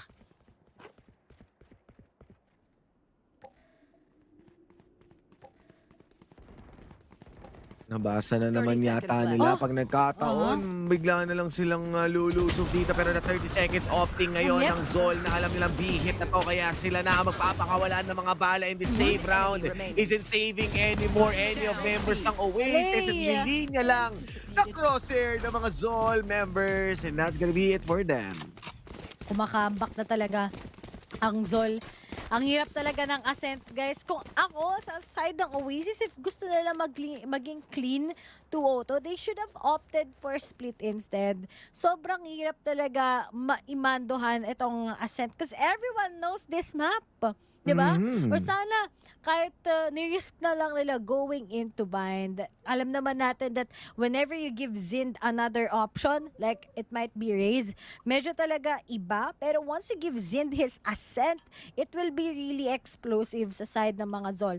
Based sa kanilang performance, sa iba't iba nilang history, pagdating sa mapang to, Ascent has been the perfect map para sa kanila in all of the games that they played before. Pero sa side ng Oasis, this is just really hurting them. 5-1, imagine, wala pang kill si Wild Oreo so far. Sobrang nag-iba yung firepower. Maybe baka napagod sila sa icebox or it's just that itong Zol, they've been really on a roll so far. Yeah, nakita rin naman natin yung parang ito yung map pick ng Zol kung gaano nila nababasa yung ginagawa ng Oasis. And despite of them knowing already this site ng ilang beses na natin napaglaruan, ilang beses na rin natin nakita yung ganitong composition, it feels like they are still lost as one of the most experienced team na dinadala nga dito. Talagang nahihirapan silang sagutin yung ginagawa ng Zol for now. And delikado nga yung ganitong situation kasi kung magpo-continue yung momentum ng Zol in their hands, yung magiging attacker side na lakas nila, pwede pang mag-shine. So ngayon, with that timeout, sana makakita tayo ng few changes kasi so far parang it always has been the same formula na ginagawa ng Oasis.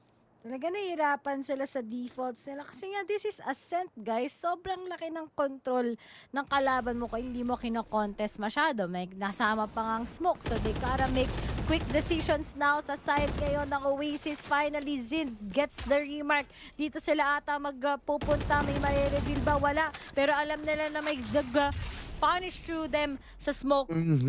And right now, they still want to go in. May null comment naman sila pero kala sinabayan na! May Yun! hindi na sakto ni Zind! Naglabas na lang kung ano-ano!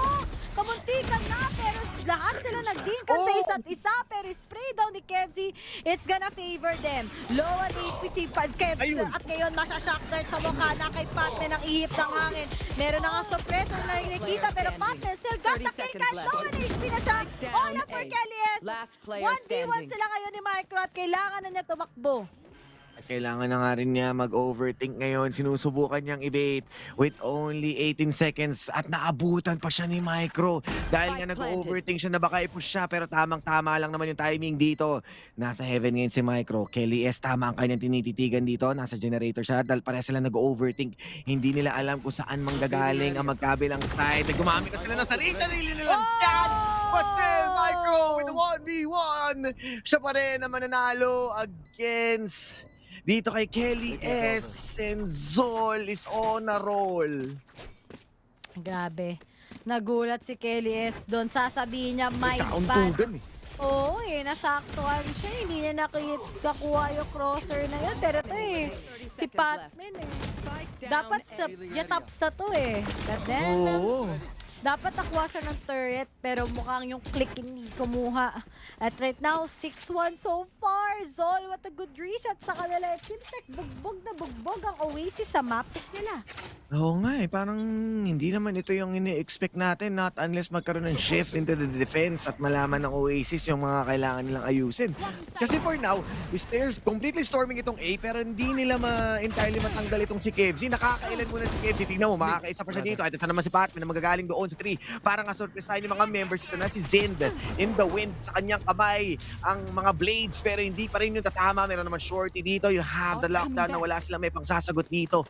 Kaya kailangan nila mag-bail out, pero si Kakarot mabilis na yung pagkilos siya dito dahil alam niya na itatakbo nga sa ibang site. Kaya sinubukan na niyang harangin dito sa catwalk kaso wala siyang matatagpuan. Naku, buti na lang hindi masyado naging umabante si Kakarot or else he might be pinned down. Ayun! Pero yun na nga lang, nag-iba lang ng pwesto. Nag-audition ng mga miyembro sa kanya. Wild Oreo nakakuha na rin ng kill finally. Ito, 8-4. Okay lang para sa side ng Oasis. Pero mukhang this has just been a speed run round sa side ng Zol. Grabe yung read talaga ng Zol dito. Kahit sabihin mong minadali na nila. Even yung previous round, Ray si KFZ, naka-double kill siya doon with only 20 HP dahil sa kanyang mga repositioning. And hanggang ngayon, hindi pa rin magawa ng paraan ng Oasis na tanggalin dito si KFZ, and with a single paranoia in the smokes na dinadala niya at Patman na nandito sa 3, hindi nila magawang lumagpas sa magkabilang side. Despite of them having all of those utilities, hindi nila alam kung saan pwesto, saan pupunta. Speaking of hindi na alam, sobrang kahit mag-default sila, they haven't contracted it yet with mid. Alam mo, kanina maganda yung mid na plans nila, pero talagang natatakot sila into actually getting it. Pero ngayon may perfect timing na, nakapag-lurk na nga din kagad si Dubstep as well. Dalawa na lang kagad ang natitira. Nilabas ngayon ang recon, magkalaban sila ni Micro, Tito sa Tito. At ngayon, Micro na lang kagad natitira, but then the control pagdating sa site ay nasa kamay ng Oasis. At least this time nagawa na nila i-penetrate for how many rounds. Mukhang makakabangon na sila sa pagkalusak. Pero sa likod, pwedeng malikuran dito si Kelly S. Sa dahan-dahan na pagpasok ni Micro at 15 seconds bago ang kanyang recon bolt. So, kailangan niya muna i-check ang bawat area. Kailangan hindi niya ibigay yung kanyang spot. Pero once i-check na tong corner na pa, itatalikuran niya si Wild Oreo, and that's a good recovery para sa Oasis. So, pwede pang ma-trail back ito. Pwede pa nilang mahabol pag nagkataon, and Zol Esports with the ultimates that they got. Meron silang Hunter's Fury and Null Command. Paldong-paldo rin pa sila sa economy, kaya pwede pa silang mapalaban next round. Habang itong Oasis, ayun ako, light armors lang, and kailangan nga magsakripisyo ng mga konting utilities para lang makabili dito.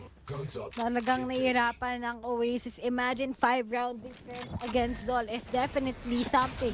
We have an available ultimate. Galing kay Dubstep, meron sila ngayong lockdown. Pero syempre, kailangan tumigil, kailangan mag-play discipline. Etong mga taga-Oasis Gaming, kailangan din natin na may masaktuhan na lurk. Dubstep, ayan na naman, knife out. Kailangan, makita niya na, pinilit pa niya. Ganun yata pag mga top teams, Riri, talaga nag-out kasi sila Naos kanina na ganyan din eh. Team. Sakit yata ng mga magagaling ang knife out, pero left out na dito ang A site. This will be the retake power ngayon ng Zol. Pinakawalan ng Hunter's Fury. Tatamaan, hindi umabot. Shout step.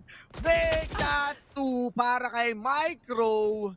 And mukhang wala ulit yung advantage ngayon ng Oasis na supposedly nasa kanila na tong A site, and the trades na gagawin nga nila. The swing coming in from Zind.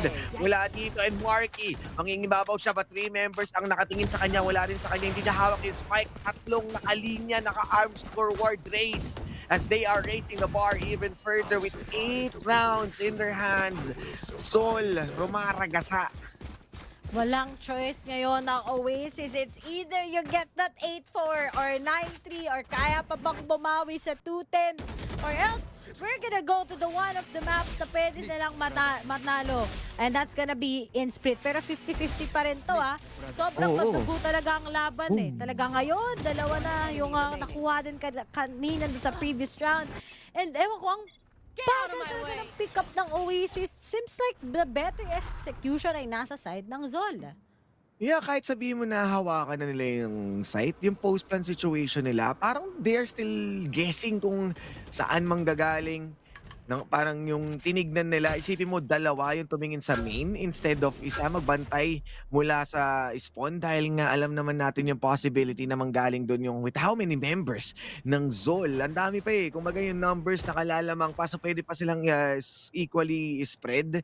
So hindi isang angulo yung binantayan nila doon kaya nakapag-swing pa nga doon si Patman. So I think yun yung isa rin sa pinaka-problema natin but one way is being thrown dito so they have a good amount of numbers pero 1 HP si Kelly is Nahablo siya Sabi ko naman, ayun, nahuli na. Yun na nga lang.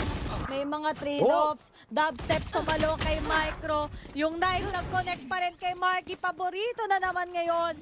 But then, guys, this is a 4v2 na dapat sa mga moments ng ganito, hindi na nawawalan ng pag-asa ang Oasis. But remember, this is Zind together with Kevzi we are talking about. And tignan mo kagad, Marky is gonna go down. They have to buy time or else this might be dangerous. Aasipin ba ni Dubstep? Aasimin ba niya? Or talagang ito mga Zol, talagang i-retake pa rin? Dubstep, sumusubok siya dito. May mga wall banks na magaganap. Pero Swarm naka-ready na, pinasok pa sa stairs. Ito na ang pag-atake ni Javi dahil nga makakakuha pa naman sila ng another point sa may B. Tulad nga na sinabi mo, no? A 9-3 or sabihin na nating 8-4. Talagang madugo-dugo ang mga bagay-bagay ngayon din. Pero buti for Marky, good news sa kanya, nakuha niya yun. We are down to the last round and the first half will it be the same as to what Oasis gave sa Zol nung first half sa Icebox? Or it will be an 8-4 scoreline dahil ready na ang lockdown, ready na rin ang Hunter's Fury sa side ng mga taga-Uwas. Tignan natin kung maaawasan pa ba na nila ng paisa-isa ang Zol. Pero a good 0 point para magkaalaman ng pwesto nila. Pero still, hindi natin alam kung talaga magiging decisive na sila this time. Pero ang fragment, ang daming tinitiis dito ni Marky. Ang sakit-sakit muna. With 73 HP, si Pacman pa rin. Ang siya mauuna doon, nakakatakas pa. At unti-unti nang utumba. Ang maukuha ang puntos with a 9-3 ng Zol na tila kapareha sa unang mapa. Pero nasa kanila na ang 9. Talaga nga naman, walang kaawa-awa si Patman sa mga nakikita niya. At ngayon, kita niyo naman guys, na pagdating sa Zol, they are just too powerful. Nakakatuwa talaga na ang Zol. Kahit ganun sila pakabugbog, kahit ba nakakapagod yung Icebox, binabawi na nila ngayon. And this is such a surprise on the other side ng Oasis. A 9-3 in their first half. Mukhang if they fail this pistol, if they fail this second half, mukhang mapupunta tayo sa split map. Yeah, exactly. Kailangan na ng OWAS ng lunas dahil nga ang Zol ngayon sobrang kayang-kaya na nilang i-take itong mapang ito with the performance that they're showing, with the momentum na nararamdaman natin ngayon. Napakainit ng mga miyembro ng Zol. They're just taking fights after fights sa simula kanina and parang yung ginagawa ng OWAS kanina, parang alam mo yun, pumapasok lang sila ng site. Akala mo rank game lang kasi bigla na lang sila natatalo ng walang proper trading So ngayon, with this pistol round, magdidictate ito kung makakabangon ba ang OWAS with 2 rounds na pwede nilang mag-gain. Sa nangyayaring yun, para good push na magagaling dito. Tignan mo naman ang Zol. Mas madulas yung pagpasok nila dito sa site. Mas mamadulas. Oo nga Tama dyan, Osiris.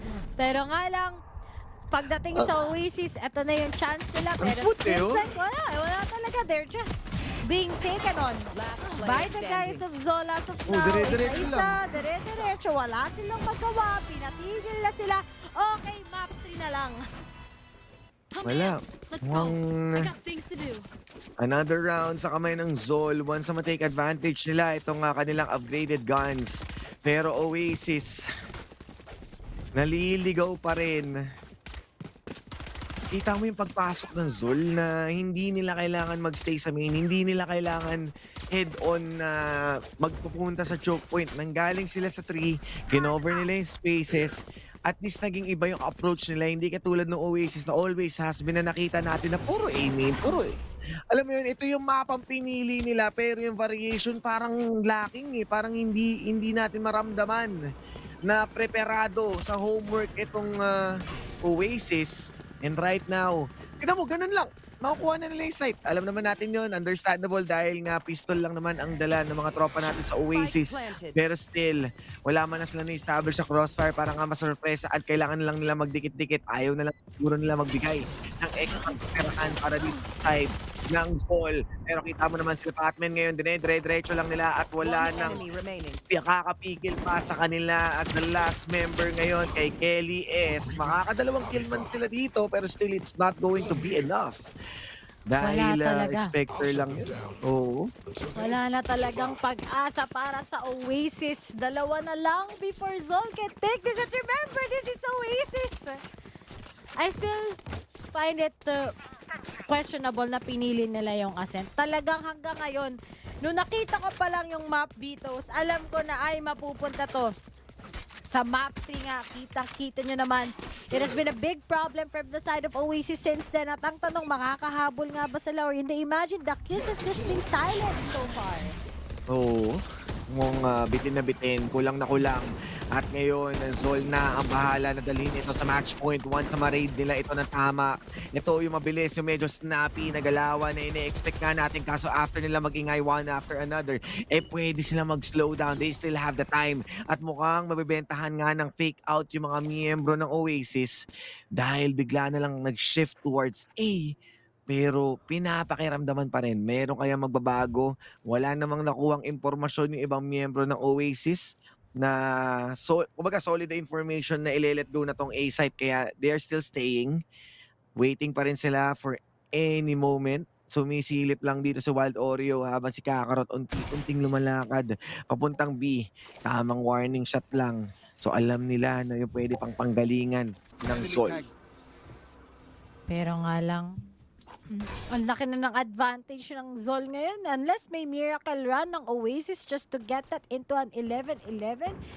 Nangyari to dati. Ang pinakahuli kong nakita na nagkabawi sila ang 11 triggers. Sa dati na Big Loud versus mga taga-fanatic. Pero since start right now, it's just been so workable. Sa Zol side, kailangan hindi sila mag-asim. Nag-asim na nga si Kelly S. Ngayon together with Happy 8K. Pero nga ng low on HP, nag-condition ang isa-isa. Ace mo na daw yan. Pang-highlights mo na yan. Sinaraduhan na lang nila kagad. The shock dart is there. Pero what Happy right now can do is to buy time. Shock dart for shock darts. He goes for that plant. Pero nga lang, Happy takes him down. And Oasis, how can they actually come back right now? What a play para nga mai-recover ang kanilang sarili doon. Although maganda na sana yung ginagawa dito ng Zol with how quick they wanted to react. Kaso maganda rin yung naging pwesto dito ng Oasis on denying completely yung entrance ng Zol with how many utilities yung pinangharang nila doon. Pero paldo-paldo pa rin talaga with those heavy armors habang half armors na makikita natin sa Oasis. Not only not much of those weapons sa Bulldog and Spectre. So kailangan na nila ilaban ito sa magandang positioning. Pero Fragment, gagamitin na nila dito. Kailangan lumabas ni KFZ. Magiging successful naman siya. Meron din Shrouded Step with a 61 HP. Followed by a drone para malaman nila yung sitwasyon dito sa A main. Iba-iba sila ngayon ng desisyon sa buhay. Pero Masyado nag-overheat na naman ngayon si Kelly S. This has been a big problem, pero Kakarot nakatingin na sa kanila. Number 1, pero mukhang nabawian pa rin. Wild Oreo ngayon, back to 4v4. No ultimates available for the both of the teams right now. Pero intense round to for Oasis. Gusto ba nilang maka-match point na ang Zol or gusto pa rin nilang humabol? Dahan-dahan lang naman ang paggalaw ng Zol. Kanina, nag-ingay lang sila sa A. So, stacking mostly ang mga members dito. 3 ang nagbabantay. But a dubstep setup dito sa ating B site. Once na mag-swing sila dyan, makikita sila ni Moira de la Turret at kakantahan sila na nandito. At ayun na nga, nabigyan na sila ng impormasyon. But still, members mag-i-stay pa rin sila dito. Ginamitan na nga ng fragment. So this might be it. As a shrouded step ni Wild Oreo, gagamitin pa para nga mapabilis yung pagpunta nila dito sa B site. At habang nga talaga mala-rapper talaga tayo ngayon. Ang bilis mo! Sa likod mo, Dubstep! Pero nga lang, nakatrade pa rin naman kahit paano si Zin. At ngayon na nga, napaka-intense. Si Tito Mamay makakuha. Magkakasalisihan, makuha ni Batman. Mag-isa na lang kagad ni Tira. That's gonna be Marky. 2 sa 1. Pero kailangan niya mamili kung mahal pa ba niya o hindi na. He goes for that top. 2 nakatingin, pero sa iba siya nakatingin. Ayun, may isa sa kanyang harapan. last one. Makuha pa ba niya with the last bullet? Mukhang hindi. Batman gets it. Match point goes into the hands of Zoli Sports. Match point. 2v1, close to sana doon. Pero still, hindi basta-basta papayag ang Zol dahil ibabawi namin ang aming mapa.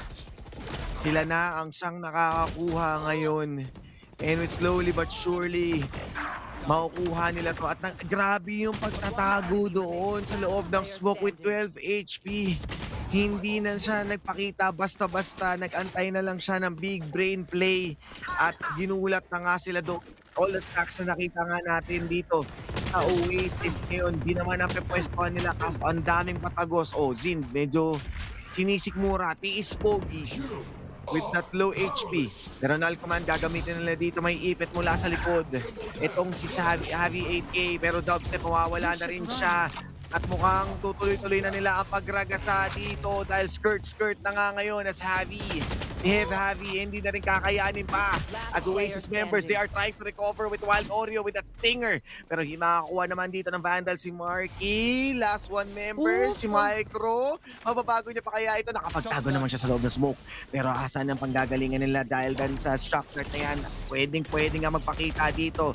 A good line, pero still hindi pa rin nila alam kung saan manggagaling. But a double swing from Oasis is still pasok na pasok pa rin sila sa game na to. This is just so crazy. Mga tropa natin ngayon din. But then, kita nyo naman kagad, mayroon pa namang 7 rounds, guys. Pero all in all, I think the dominance of Zol is just there. Talagang ni-risk na lang kagad lahat ng meron sila sa side ng Oasis Gaming. Pero mukhang mahirapan sila makabawi ngayon. Exactly, and with 3 ultimates para sa Oasis ngayon, managing yung kanilang eco ngayon with Blade Storm and a few investments, 1 orb away for that lockdown. Pero meron kasing Hunter's Fury bilang sagot. Meron din tayong from the shadows kung gusto man nila mag-rotate, pero nakaready na nga dito si Marky. Zend, malalim yung pwesto niya dito. Pwede sila magkahulihan mula sa taas at hindi yun nagkakitaan yung dalawang mga tropa natin. A good cloud burst para lang i-redirect, pero naglabanan yung dalawang Super Saiyan. Pero still si Patman ngayon, umupo ka muna kid dahil masyado ka na makulit. Habang si Dubstep, nakabantay lang siya dito. Ayun nga lang, may nakita. Tinap na nga sa mukha ni Abby. Salamat, thanks. Pagdating ngayon sa alarm bot na yan, surpressed din kagad si Kakarot. They already know saan manggagaling ito, Osiris. Saan ang mga miyembro nila na pa isa-isang rumaraga sa Micro na lang together with Kevzi. If miracle run to sa Oasis, it is what it is. At tignan natin kung magiging miracle run ba to sa kanila or hindi. Oh, shock! Ay, hirap-harapan yun. Wala silang weapon doon, Riri. Kaya pwede talagang i-solidify ng Oasis yung kanilang pagkapanalo dito. And with only Blade Storm being invested, sila pa ang nagwagi. At still, tuloy-tuloy pa rin naman ang Zol ngayon with their buy round with match point. Isang pagkakamali lang ng Oasis matatapos itong game na to. But an operator being invested kay Marky. I am just looking towards Zol right now. Ma-overtake ba sila ngayon ng Oasis or hindi? Kung talagang pananatili lang nila yung mga rounds na pwede silang mag-adjust or they will just be giving this all throughout sa side ng Oasis. Pero hintayin pa natin yan sa Zol. Dahil isa na lang, they can finally win this. The Avant is Fury as of now. Pero nga lang, may kasamang null command na operator na din kagad si Marky na dapat kanina pa nilang ginawa. Pero speaking of, out na nga kagad, the next na mag-go-audition, ay si Zin, may isa pang natatrap ngayon. That's gonna be Patman, only leaving 3 of them behind. Si Patman nagre-return fire pa eh. Parang papalag talaga eh. Alam na alam natin dito. Papasok siya sa smoke. Pasto kitang-kita mula doon. At mukhang sila Micro and Kevzy. Saan sila manggagaling? Mukhang mapipick naman sila dito at nahuli yung ganyan mga klaseng rotation na mula dito kay Micro. Jobs done dahil tila madedelay niya muna dito pero mind games after mind games na makikita natin dito dahil KFZ bigla pa rin siyang babalik dito sa A-site. Nakita na yung puso ng baril at kinusuan ng tuluyan dahil ngayon Micro with 31 HP. Kailangan niya paglaruan ngayon. It's either kailangan niya mag-save at mukhang ilalaban niya pa rin ang tuluyan. Alam nila kung saan manggagaling, nakatingin sa kanya yung operator, shock dart. Hatiin niya ang kanya sarili, triangle formation yung makakita dito. And with 31 HP na kailangan niya ibaon ng kanya sarili, ibabaon siya 6 feet deep.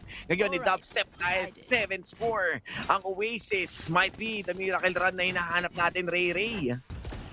This is it. Palong-palo, walang kawawang Marky with that operator. Masurvive na ba ngayon ang mga miyembro ng Zod ito? Or hindi? Or talagang gusto lang talagang bumawi ng bumawi ang Oasis? But then, sabi ko nga, miracle run it is. Marky is finally alive and the members as well. And ito pa, no room for mistakes sa next 5 rounds natin ngayon at mapapa-timeout na talaga ang mga taga-Zol. Yeah, exactly. Kasi nagamit na nila yung mga ultimates nila with only the price that they're paying na wala sila gaano na gain doon. Hindi man lang nawala yung operator natin. And kung titingnan rin naman natin na well-equipped pa rin itong Oasis with 1 round away. This might be it as they need to settle the score para nga matapos na ng tuluyan or dire-diretsohin pa ng Oasis with the potential OT. Zol right now, it feels like they're losing their minds dahil nga ang ganda ng setup ngayon ng Oasis, bigla ang nagising. Oy, ibang-iba, beshi, literal, ang pinapanindigan ng mga tropa natin. Sana all pinapanindigan. Ayun. Ay, grabe din kasi talaga na yung na recovery. Grabe na din talaga. Sino ba nanakit sa'yo? O, turo mo lang. Nako. Ayan. Mahirap Masakit magturo. talaga. Ay, mahirap pa magturo, pero okay lang yan. Baka Dahil manuno. simula na naman ngayon. Kung mananalo ba ang Oasis or hindi? Nakita naman natin ngayon na dire-diretso na ngayon ng Zol itong B main. Wala silang prior information. Ginagamit yung shock dart. Ang linis ng mga utilities na yan. Pero dahil nga nakita na ni Moila dito turret ngayon. Pero good smoke para makalayo yung pwesto. Hindi niya alam na merong malapit doon na Zind with the Sheriff. Removing already that operator pero si dubstep ngayon. Siya ang malahirap play sa loob ng boathouse. Kaso pinapatagusan na naman. Nandito naman si Javi and another member. Dalawa pa ang magbabantay dito. Wild Oreo ginamitan ng paranoia para nga maharangan sila dito pero still hindi pa rin sila diretso. Pero si Patman masyado siya malalim pero ngayon hindi pa rin siya magpapaputok dito. Tabang-abang lang. You have the smoke para dito sa lane at mukhang hindi pa rin sila mapapabilis. You have the drone pero Javi mukhang magsiswing. Patagos pa rin sila dito at mangingibabaw pa rin. At sabi ni Javi, okay, another round for us. Is this real? Am I real? Talagang bumahabol, pumupuso ang Oasis. And Zol, naipako pa rin sa 12. Hindi ko sure. Alam ko wala na silang available na timeout. Pero abangan pa natin kung meron pa ba silang available na timeout. But guys, this is just big. This is just a miracle play sa Oasis and it's not impossible at this point na mapunta ng overtime ito. Pero nga lang, gusto pa ba nilang mag-split? Alam nilang nakakatakot kung napunta pa sa split. Pero surprise na naman, timing sa naman. Galing sa side ngayon ng Oasis ay pumapalo na. Unti-unting mararating ang 12-12 pag nagtuloy-tuloy ang ganitong momentum ng Oasis. Pero once again, that's still 3 rounds na kailangan, actually 4 rounds na kailangan nilang sikmurain ng walang pagkakamali. Habang itong Zol, they still have room para nga pagbigyan itong mga members ng Oasis. Dahil isang panalo na lang, madadala na tayo sa split. At ngayon, mas nagdadaan-daan sila, mas ginagawa nila na unti-unti. At pumipwesto na rin sila dito.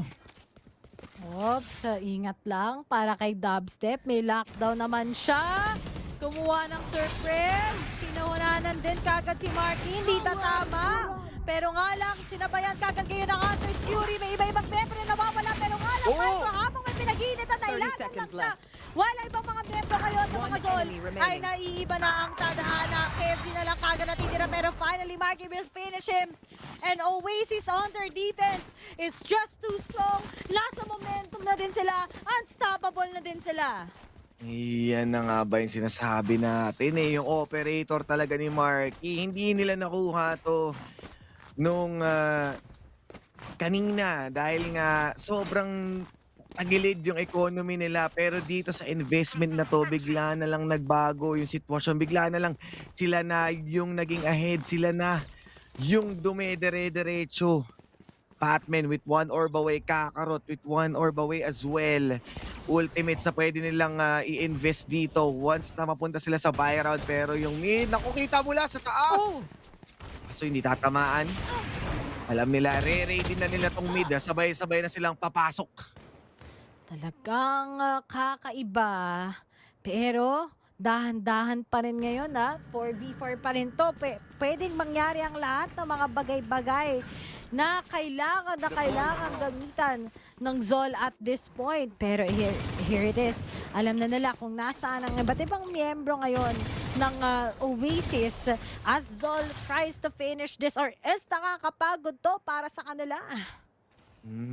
And ngayon, with the 4 versus 4, hindi pa rin nagko-commit ang Zol at dahan-dahan pa rin naman nilang kinukuha yung mga site.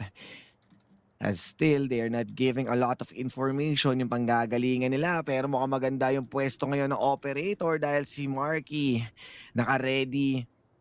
Meron naman tayo Recon Bolt. Pwede lang iskanin itong likod and even the drone. At ginamit na nga nila. Kailangan naman, pwede naman siya makapagtago dito. You still have also yung ating smoke, even the lockdown, gagamitin nila ng tuluyan. This might be it para sa side ng Zol. With only Vandal in hands kay Zend and more Sheriff. Ngayon, ang Oasis, ano ang gagawin nila para makuha itong B-side? Retake it is 4v4. Marky low on HP. Kumuha yung fragment, kinuha yung paranoia, na-reveal si Zed ko nasaan. Dalawa sa kanila ngayon ang na-reveal. Pero nga lang, Riot Warrior will be able to hit the shots. Alam nila yung isa nasa flank ngayon. Pero time is ticking, hindi nila kailangan magmadali. Pero isa through the smoke ang makakita ngayon. At alam na nila kung nasaan. Alam na nila saan nag-pre-fire ang mga to. At finally, Kakarot will be finished. Pumupuso ang Oasis. Habol na habol. Magaling tumakbo. Dalawa na lang before we can go for an overtime. But this game has been really intense ngayon, Osiris. Grabe yung palitan nila dito at kahit gaano pa kabagal i-approach ito ng Zol, yung Oasis, yung lakas ng retake nila, imagine, ginamit na rin yung lockdown. Ginamit na rin yung iba't ibang openings para lang mapeke itong Oasis. But still, yung retake nila, yung pagtapos nila doon at the very last moment. Nag-buy time na nga lang itong mga taga-Zol eh. Kaso yung Oasis compose pa rin sila. Alam nila kung sino yung priority na pwede nilang pwestuhan doon. At nag-iingay lang sila dito. Default play naman ang gagawin nila. The spike has been left out sa kanilang spawn. Habang yung 4 members natin dito, pwedeng mang sorpresa dito sa 3. Dahil nga naka-ready si Wild Oreo, at saka si Kelly S. At alam nilang meron tao. Pop flash after pop flash. You have the fragment din. Cloudburst at alam nila na nandyan si Wild Oreo. But the return kill na manggagaling dito kay Kakarot. Shout and step and they might be stepping up for even further. Dilipat ang pwesto. We have Marky. Kanyang pwesto and another kill na magkitrace dun that operator. At ngayon, tatlo na lang nag-iibang ihip ng akin. Batman will be able to connect his shot. It's gonna be 2v2. Maraming oras ngayon ang Zol para tapusin ito pero kailangan nila mag-ingat. Kailangan mala John Lloyd Cruz Biogesic ang mangyayari. Pero nga lang, Marky, napakalayo. Nasa tabi ni Marky. Pero Marky, saan ka titingin? Paiba-iba ngayon ang ihip ng hangin. Kailangan gumawa ng paraan ngayon ang mga taga-Zol. At defense! He's gonna hit it! Tapos na lang, that's gonna be Kakarot at medyo obvious na nga saan siya manggagaling. Will it be a 1v1 or will it be a crossfire? 1v1 ngayon, may papanalo pa ni Mark ito! At mga clutch pa ni Kakarot! Mananalo pa rin ang Zol! Dito lamang sa second map and we are going to split. Oh my goodness, Kakarot. Na-highlight mo tong taong to, bumunot ng Blade Storm. Kahit tumalon-talon, isa lang din pala ang patutunguhan natin. Papunta pa rin tayo ng split. Wow, with the finish na napakaganda sa Zol. At the very last moment, inilaban talaga nila. Pero grabe yung Oasis, yung momentum, yung pagdire-diretso nila dito sa ating mapa.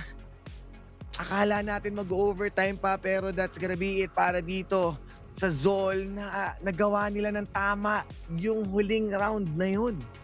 Good thing talaga for Kakarot. Pero bad thing naman sa Oasis, imagine, ato na yung time.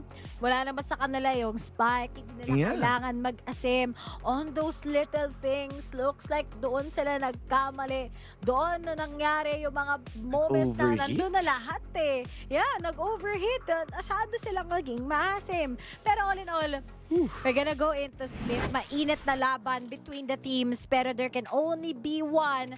Dahil ngayon, 10-13 fast games it is. Pero Oasis, matatalo sila ngayon. We gotta give credit sa Zol. Patman has just been so good with that KO. Nag-improve talaga siya.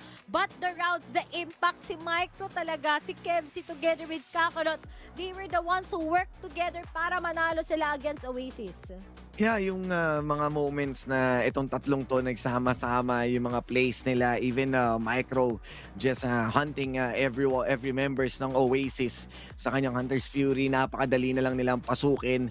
And it's a bit late for Oasis to realize yung potential nila na i-deny complete yung Zol. And with the variations nga ng iba't ibang klase ng pag-atake dito sa Zol, iba yung ginagawa nilang distraction para biglang mag-shift towards sa side nila yung pagkapanalo. At kita mo naman dun pa lang sa mga first kills, sila pa rin yung nangingibabaw. At least this time, a different story from Icebox na kahit sila yung first kills, sila ngayon yung nakakakuha ng end round. Sila ngayon yung nakakakuha ng moment. And with that single clutch pa nga na nakita natin dito sa Zol, talagang sila yung much deserved na mag-uwi nitong ascent. Yep, it's just been really awesome sa side ng Zol. A lot of adjustments. Pero siguro Osiris kung yun ay 8-4 or 7-5, it would have been different. Swerte lang din talaga ang Zol na 9-3 talaga yun nangyari. But then the first half, kinain nila ng buhay. Yung mga moments ng Oasis, walang naging no-choice ang Oasis at all. They were just being beaten by the members of Zol. At doon pa sa last round, sa pinakakailangan nila kasi after that round, eco Actually, 3 nangyari. Sinulang kagad ng Oasis lahat ng pinaghirapan nila. But then this is where things might be crucial. It's going to be the third map. At ngayon, sa Zol, they look so strong. Makakapag-reset nga ba ang Oasis or hindi? Pwede naman nila ilaro entirely talaga. Play it by the time. And tulad nga nitong last moment na to, pagka Blade Storm, sinubukan pang gulatin or ilaban, you have already the operator. And dalawa, to be honest, isang angulo na lang yung panggagalingan doon ni Kakarot. So pwede mo nang kunin yung tight angle, pwede ka nang mag-updraft and then mag-mamba out. But the thing is, yun nga, no, medyo gusto yata ng element of surprise doon sa side na yun. Kaya for now, pupunta tayo sa ating third map. Pero bago tayo pumunta, punta muna tayo sa short break. Diyan lang kayo, magbabalik kami.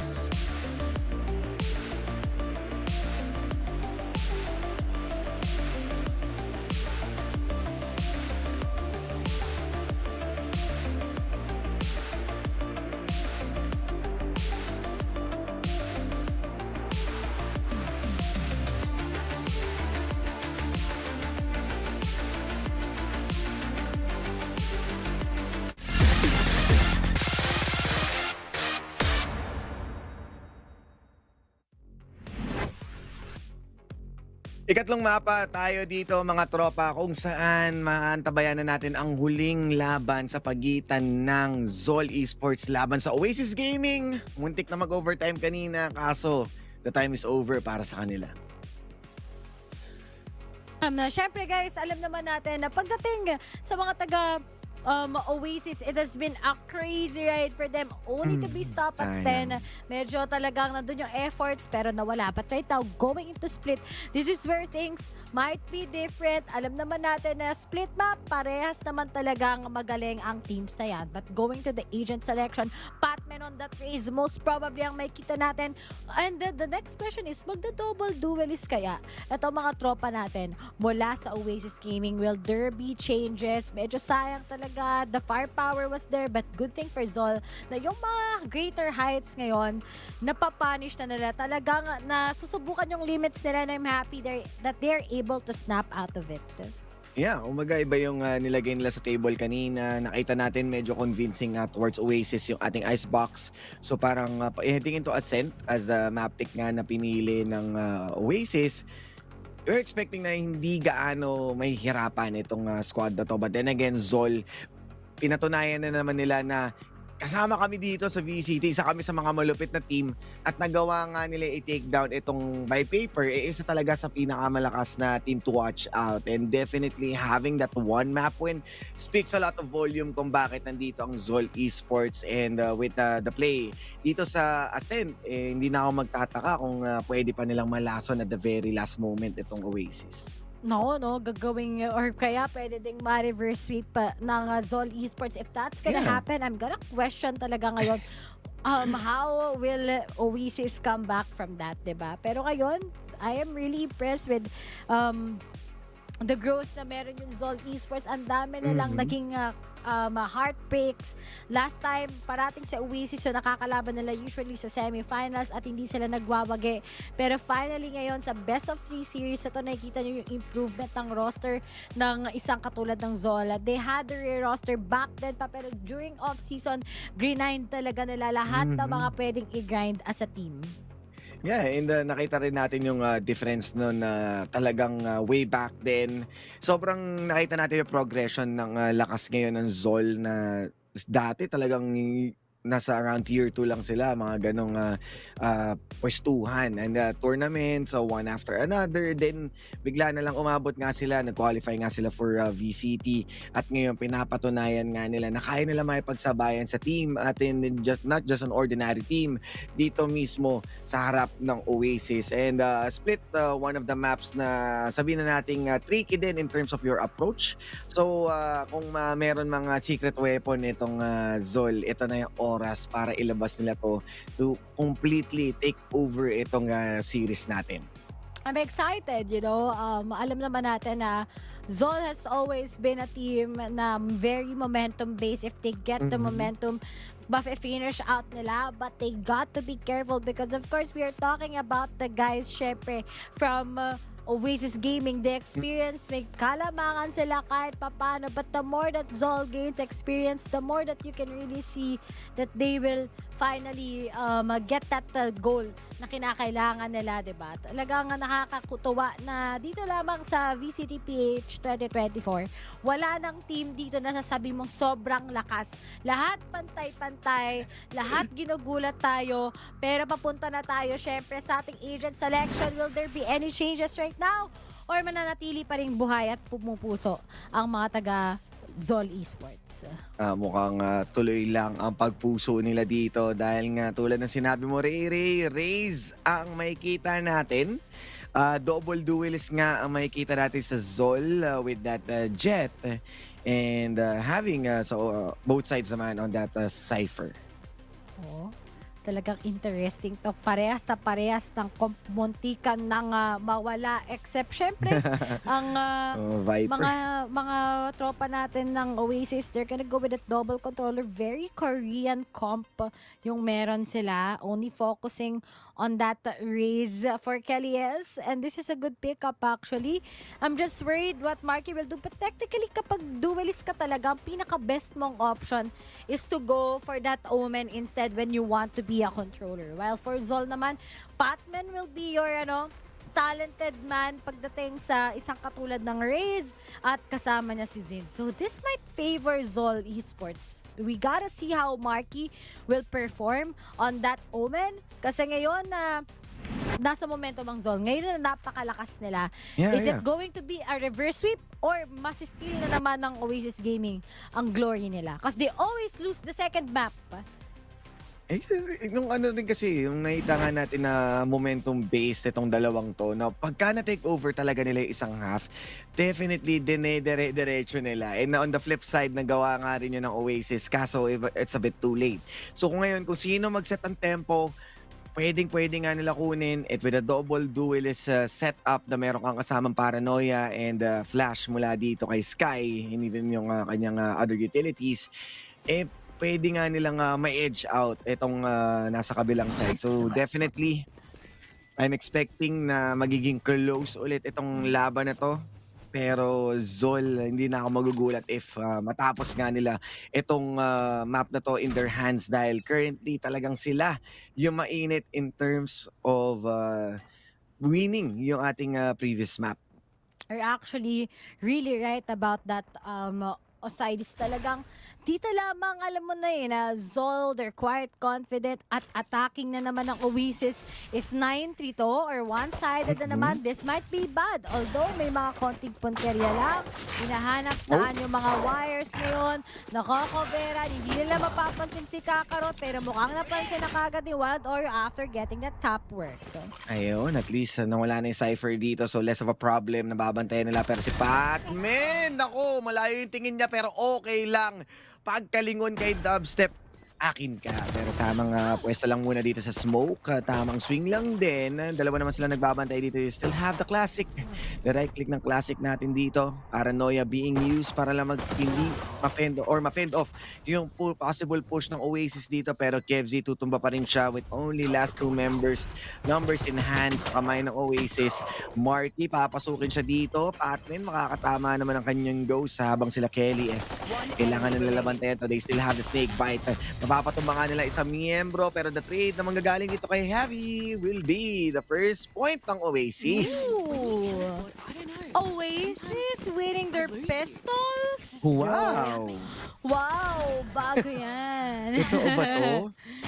Is this real? Is it the very, very real, guys? But then, you know, sabi ko nga, wala namang masama sa pagbabago, di ba? At ngayon, Oo naman. ang Zol, kaya ba nila mag-adjust? Kasi ngayon ang Oasis, mainit pa rin naman sila. It just took them really a lot of, time to actually adjust. At ngayon, nag-iba na naman. And with that being said, pagbabago ngayon, sinusubukan nila KFZ gumawa ng play dito. By surprising yung mga push na yan at makikita na naman ulit, tutumba na naman sa kamay ni Patman, no trips. At mukhang malalagpasan yata dito ni Patman, makakuha ng barel pero nag-aabang lang sa source. Kaso hindi tumingin si Micro at mukhang makakapush sila mula sa loob. Kaso si Patman nakalagpas siya dito, pwedeng niyang likuran. Kaso tumatakbo. Alam ni Wild Oreo, nagkaroon na sila ng info na nandito. Ito si Patman pero mukhang meron naman siyang pasabog sa Chell! Sa mukha! Single-handedly tatapusin ito ni Patman. Tandaan lang at that's another kill with the 4K. Pero grabe, expensive round to, Ray. Bag ka na, Patman. Palong-palo ka na naman. Valong-valo ka na naman. Pero ngayon, Javi na lang kagad mag-isa. No information. Nasa kanya yung spike. Kailangan na tumakbo. Akala nung dalawa nasa Asia. Pero bilisan mo, Javi. At baka mapunta pa ito sa mga taga Zol. Pero this is just so sad sa side ng Oasis. Nakapag-igip pa si Patman kagad. Tatandaan yung second round pa lang, ha? Oo. Second round pa lang, may showstopper na, mga bro. Ayun na. 10 seconds left. O, bibilisan na nila. Naka-pistol tong mga to. Pwede silang lumapit. Pwedeng sorpresahin. You have the Phantom sa kamay ngayon ni Heavy 8K. Pero nga, kakayanin nga ba? Kasi running low on that HP. But feeling confident on that swing with the clutch. Pero indeed, a very expensive round to pay ng Oasis. Sasabayan nila ang bayaran din ng Zol. Talagang nakita nyo na pagdating syempre sa Zol Esports. Patman really made a lot of impact. But it's Javi we're talking about. Yep, sobrang expensive pero at least nasalba nila, di ba? Like, okay. Pwede pa rin naman sila mag-save. Kahit pa paano. Kahit pa paano. Pero hindi, pinili nilang mag-save ngayon. Ayaw nilang mapahamak yung economy nila. Ayun, hindi sila mapusok. Ayaw na nila maulit yung nangyari sa mga previous rounds na kung saan nawala nga sila ng chance pero kita mo naman ngayon. Same spot pa rin naman. Mukhang gustong-gusto pa rin nila kunin itong side na to. At still, with these two members getting a lot of information, mababantayan nga nila ang bawat isa. Meron na rin medyo naka-forward lahat ng members ng Zola. Nakuha na nila rin yung A main. Kaya pwede na sila magkaroon ng information na this will be a B play. Pwede rin sila maglaro ng flank. A really good positioning ngayon ng camera. Hindi mo kasi basta-basta masisira yan not unless umabot ka sa loob at may ipit ka sa one way at saka sa trip. Ano lang no? Labanan ng Sky, labanan ng Ecoms, labanan ng lahat-lahat. Nakakalito, paisa-isa lang ang pitas nila. Pero nananalo so far ang Oasis sa mga ganyang moments, sa mga gantong mga laban. Pero, wait lang natin. Ang next silang kukunin ngayon because Kakarot is right there. He got the kill against Dubstep. Babagsak sila pero kailangan nila mag-commit. Pero kailangan nandiyan si Kevs para abangan sila. But the trade is up there as well. Isa-isa. Kailangan lang ni Javi 8K tumingin sa kanyang kalaban at hindi mukhang mag-work to. Pero nandiyan si Wild Oreo. Kailangan nila i-force yung plan. 2v2 tayo ngayon pero may makakakita sa kanila. That's gonna be Patman pa. Isa-isahin sila. But still Wild Oreo will be taking him out at si Micro na lang ang natitira. Exactly. And so far ngayon, Micro trying his best na makahanap nga dito ng target pero hindi pa rin makakahuli. At ayun, with that corner check, mahuhuli na si Kelly S. 45 HP and Dream. Wala na siyang snake bite dito. Kailangan na niya ilaban. Tukas yung footstep na yun. Binindot. Sabay, kinulukan si Micro. Grabe naman, napakainit ni Tito mo, Micro Sala, pero sinabihan siya ni Bray. Ako na ba? Bray, close kayo. Sinabihan siya ni Wild Oreo. Sorry, yun kasi totoo ng pangalan.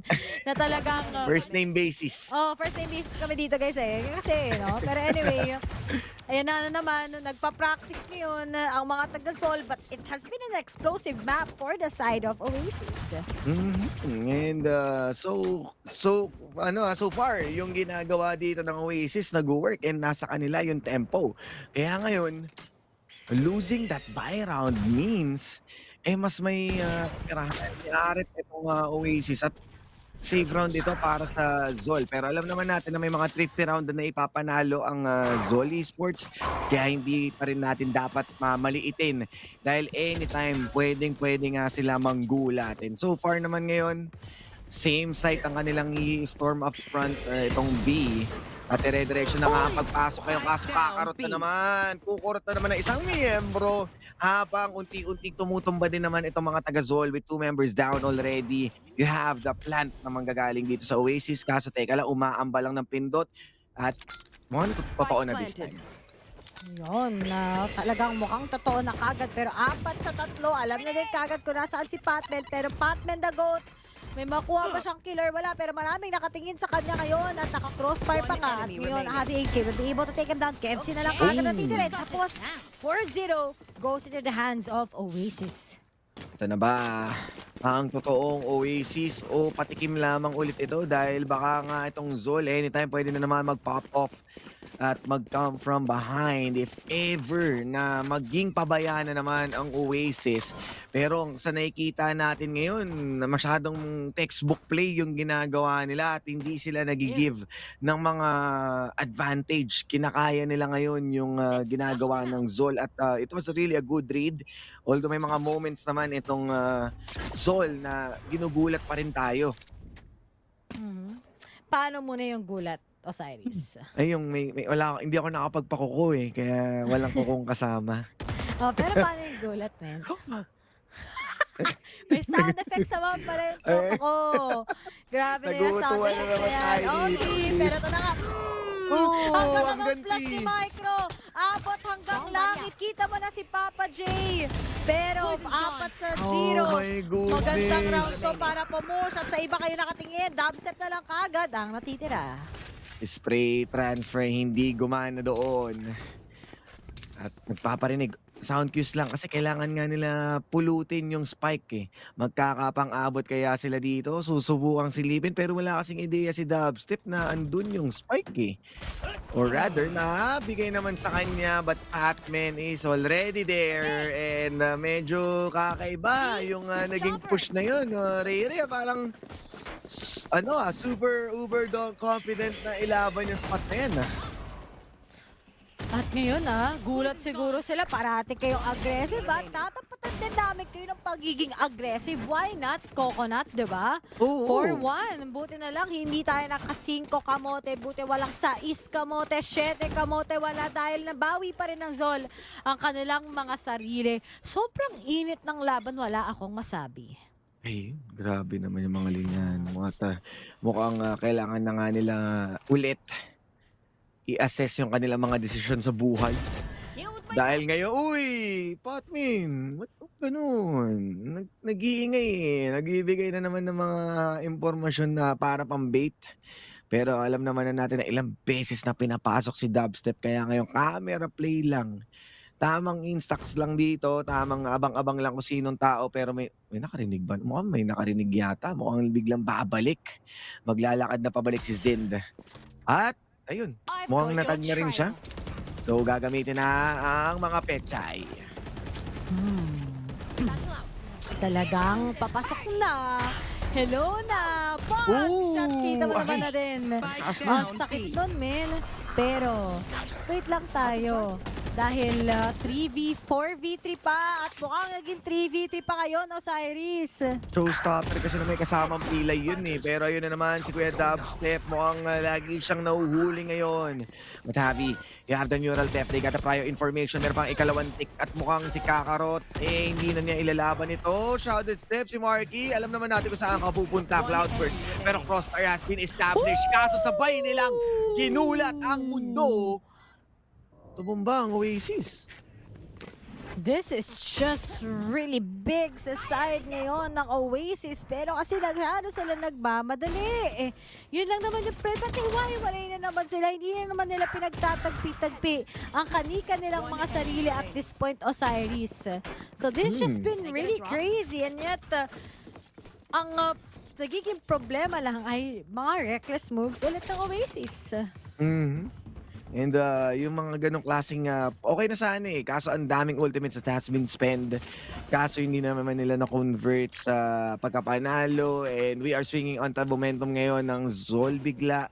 Na parang Oasis bigla ang nako-caught off guard sa mga ginagawang push ng Zol. And this is what they need para entirely mabawi nga yung mga rounds na nawala sa kanila. Naghihintay ng Miraglo ang mga taga-Zol, pero okay lang. Dalawa lang naman ang layo nila sa mga to. Hindi naman imposible para makahabol. Pero wait a minute, kaping mainit. Hanap-hanap pa rin ng kalaban ng Oasis. Walang available na ultimate para kay Kelly. There is on the move. He gets the trade. Alam na din kagad ni Kakarot kung nasaan sila. He gets one wall bang. At ngayon, anong next step sa mga taga-Oasis at mga Marky gets Zind. And that's the time that they can TP themselves out here. Pero nga lang nilabas na nga din kagad ng Seekers si Kuya Mo Micro para alam lang din kung saan manggagaling ang mga miyembro ngayon ng Kikowas. At ayun nga, tinapatan din. Pechay laban sa sombrero. Magkakabasahan na sila dito at kasabay nga ng paggalaw nila ay nasabayan na rin ng From the Shadows ni KFZ. Kaya ngayon, masasabayan nila yung takbo. Ginamit na yung blind din si Micro pero tatlo ang kakaharapin niya. Olo si Dubstep running low and may hello love goodbye sila ngayon dahil si KFZ. Matutumba naman yung si Marky and they are marking the territory ngayon dahil makakapag-plant na ang Oasis. Pero so close si Dubstep. Naku, naka-knife out ka na naman, Kakarot! At last member ngayon, parang winnable naman yata. Kaso merong heal na nilabas dito si Sabi. Kaso nga alam nila kung saan tatabi si KFZ. At makakabound ng tuluyan ang Oasis. Grabe, si Dubstep guys, bawing-bawi. Alam naman natin na marami naging problema kay Narap kagad ang mga miyembro ng Oasis and Dubstep being picked off early. But ngayon, binabawi ni JV. Ayan. Ni JV! Grabe, Dabi. Sorry. Ang mga kamalian niya. And I'm happy to see that they're quite back on track. But as for Zol, if they only knew how Oasis does their rotation and how itong team na to talagang gumagawa lang ng counters na siguro kayang-kaya nilang makuha pa ito a 5-all. Pwede nga nila idikit pa rin ito, kaso si Zin ngayon naglabas na ng operator at si Kelly S ang naging unang biktima dito sa mid. Kailangan niya mag-reposition dahil alam na nga nila yung pwesto. We have the flash para entirely makuha na ang heaven ng BE. At isang miyembro lang ang natitira dito, si KevZ, pero meron naman nasa alley. Kailangan pa nila paalisin yan dahil ngayon yung operator na naka-ready. Pero KevZ makakadalawa na naman siya dito dahil ka miyembro ng Oasis tumatakbo ngayon sa pangil ng buhaya. Pero Dubstep ang pagbangon ni Kuya JB. Makakahanap naman siya ng isa pa. Kaso may ipit siya ng 3 miyembro. Nako, makakrush nga ba to ni Dubstep? Yes or no? Ayun na nga, malilipin kung nasaan sila. Igetin, pero nga lang nasa likod niya. Highlights na sana. Dubstep got talent. Pero di pa rin tapos. We are down to a 3-5. Slowly but surely ang goal. Pero nga lang, the fact that si Zid operator na, medyo mahirap to para sa Oasis. Yes, and until now, hindi pa rin natin nakikita yung decisiveness ng Oasis. Sometimes pa rin sila. Hindi pa sila sometimes pa lang. Kaya ngayon, hindi pa ganun kadire-diretso yung momentum nila. Benta yun na. Sometimes pa lang. Base kapag si something no? Oo. Sometimes, nakakagulat naman yun. Another gulat na naman. Pero si Kelly S, nagkakaharangan na nga yung mga miyembro natin dito from operator to showstopper. Ginagamit na ngayon ng Zol. Lahat ng pwede nilang gamitin kahit by round to talagang nire-respeto pa rin nila. Yes, mawawala man si Kakarot. Pero si KevZ naka-ready. Pero Dubstep nakatutok na ng tuluyan para mailagay ito sa 3v3 at Viper Spit ni Oreo. Oo nga, talagang napakatindi para lang maisalba ang kanika nilang mga buhay down to 3v3. Batman, maganda to. Mukhang alam niya. Narinig niya. Ay! Binangga! May nilabas ngayon na pages. Natatrap na ang mga miyembro ngayon ng Oasis. Ang daming nakatingin sa kanila. Hindi nila alam ko nung una. Nila yung balay. Nandiyan na. Pero nga lang, nakakuha ng dalawa. Micro na lang kagad ang natitira. Pero nga lang, post-plant na lang. Tinatapon ng mga taga-Oasis. And finally, we got the Thrifty after the burst right through sa B-site. 50 and dropping yung operator doon ni Zind. Malaking tanggal ng tinik. At kita mo naman yung pwesto dito nila, Javi. Twist, lick and dunk ng ginawa nila Mala Oreo talaga dahil inayaan lang nila na masandwich doon, kaliwat kanan yung pwesto nila. And Zol Esports need to put a stop on that momentum ngayon ng Oasis ulit. So, pwedeng anytime magulat na naman ng Oasis once na maging careless sila. Time out na muna ngayon ng Zol. Madugo-dugo ang labanan kasi ngayon. At so far, it has been just Patman doing the work. There's just the assist coming in from Micro, but the impacts right now, nasa Oasis talaga. Without Patman getting those first frags, walang mangyayari sa kanila. Pag nakuha nila, then okay na okay pa rin sa side ng Zol. Talagang kinukuha lang ni Patman lahat ng glory, ini-steal niya lang lahat ng honor ngayon. Dahil that's how Patman good. I mean, that's how good Patman is rather. So talagang nalilito ngayon ang Oasis if it's Patman, pero the rest, sobrang debatable for them. Yeah. Sobrang online. Kumbaga yung ramdam natin yung skills nitong taga-Zol na being on par with Oasis. And not a big of a question na nakita nga natin sila sa Ascent.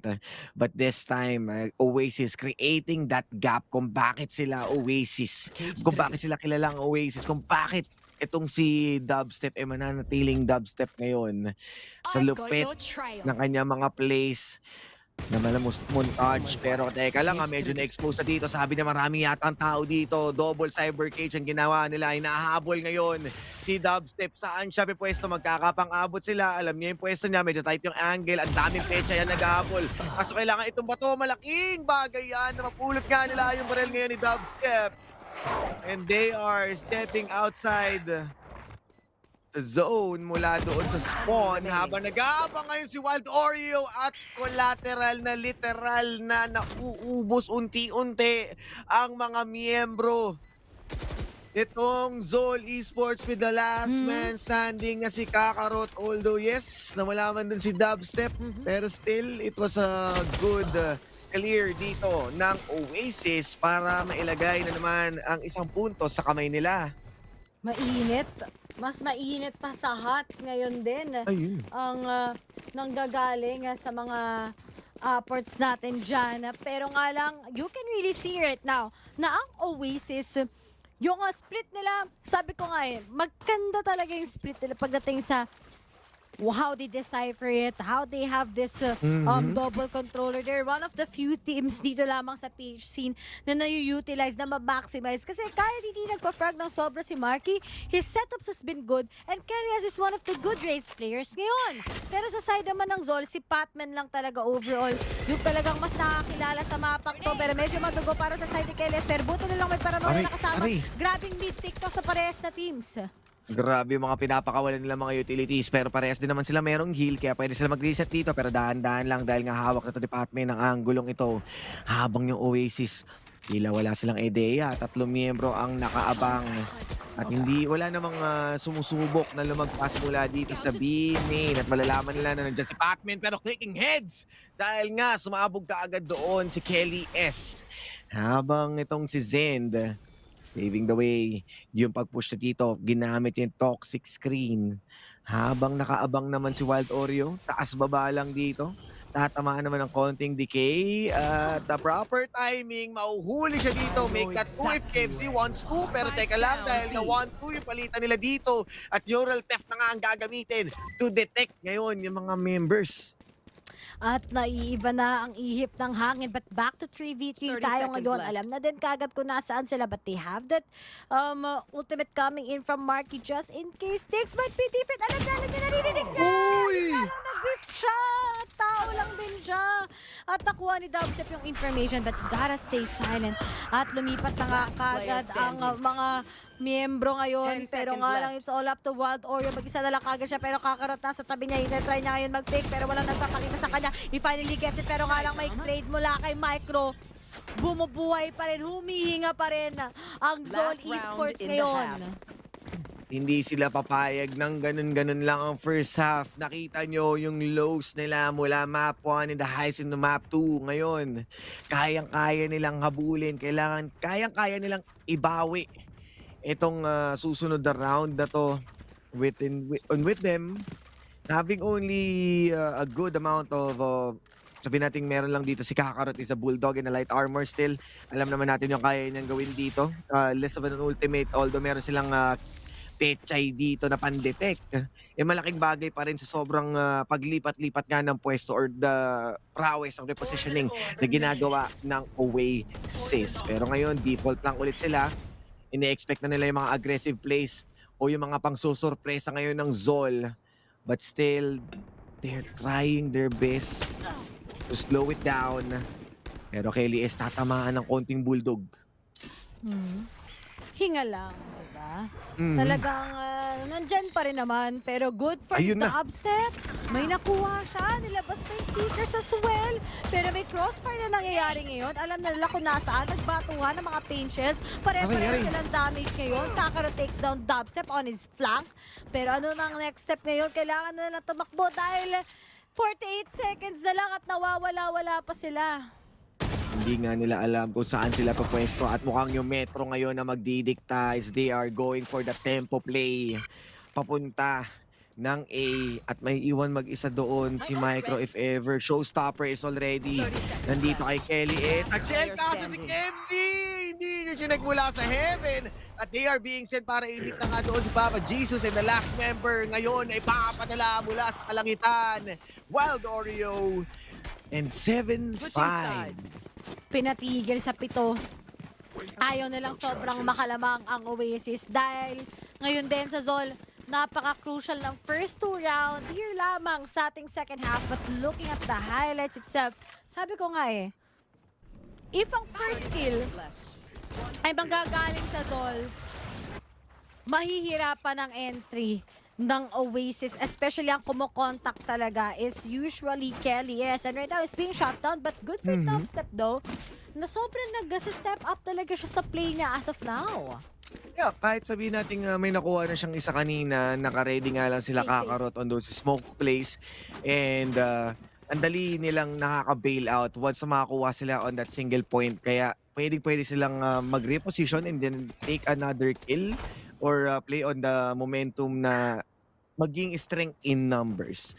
So at that point, hindi na nasasagot ng Oasis dahil nga pa isa-isa yung pagkakakuha sa kanila, and this time, being Zol as the attacker, pwede naman nila pakinabangan ulit yung same aggression na nakita natin nung nagde-defend sila.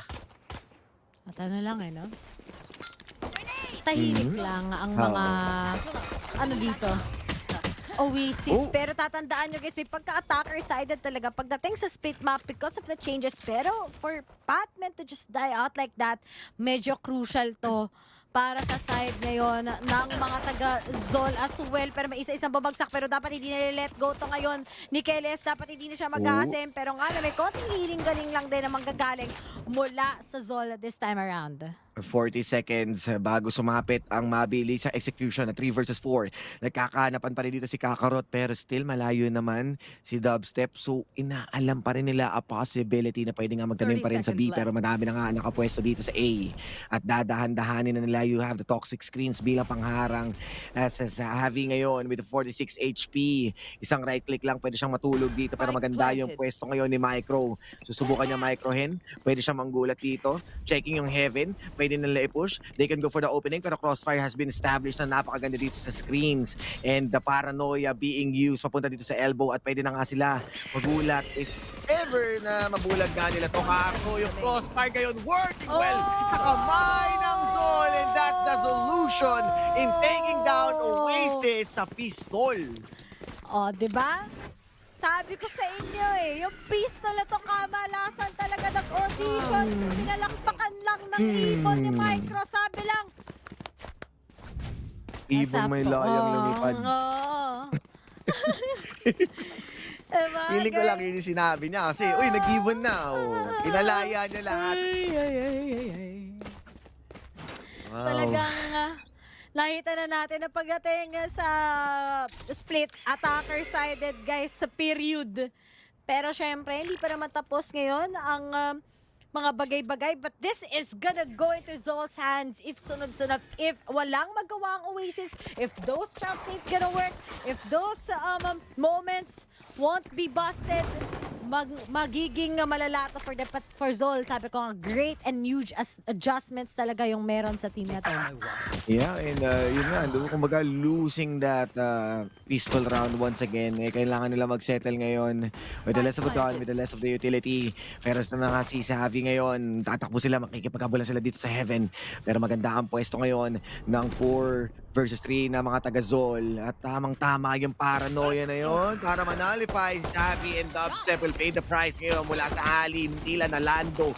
Dahil nalansin na naman siya sa pagpasok na yun, pero Kelly S with the paint shells. Dire-diretso naman dito si Sin, at mukhang matatamaan naman niya ng tuluyan to entirely take this on a match 7-7. This is just so, draining sa side, syempre, ng mga tropa natin mula sa Oasis. Lalo na't ngayon, mainit na ang mga miyembro ngayon ng mga taga-Zol. I think this might be too late for them if hindi sila nakapag-adjust. Exactly. Parang itong Zol naka-time bomb Parang may certain time and moment silang bigla na lang, okay, maglalaro na tayo na bubuksan ko na yung monitor ko.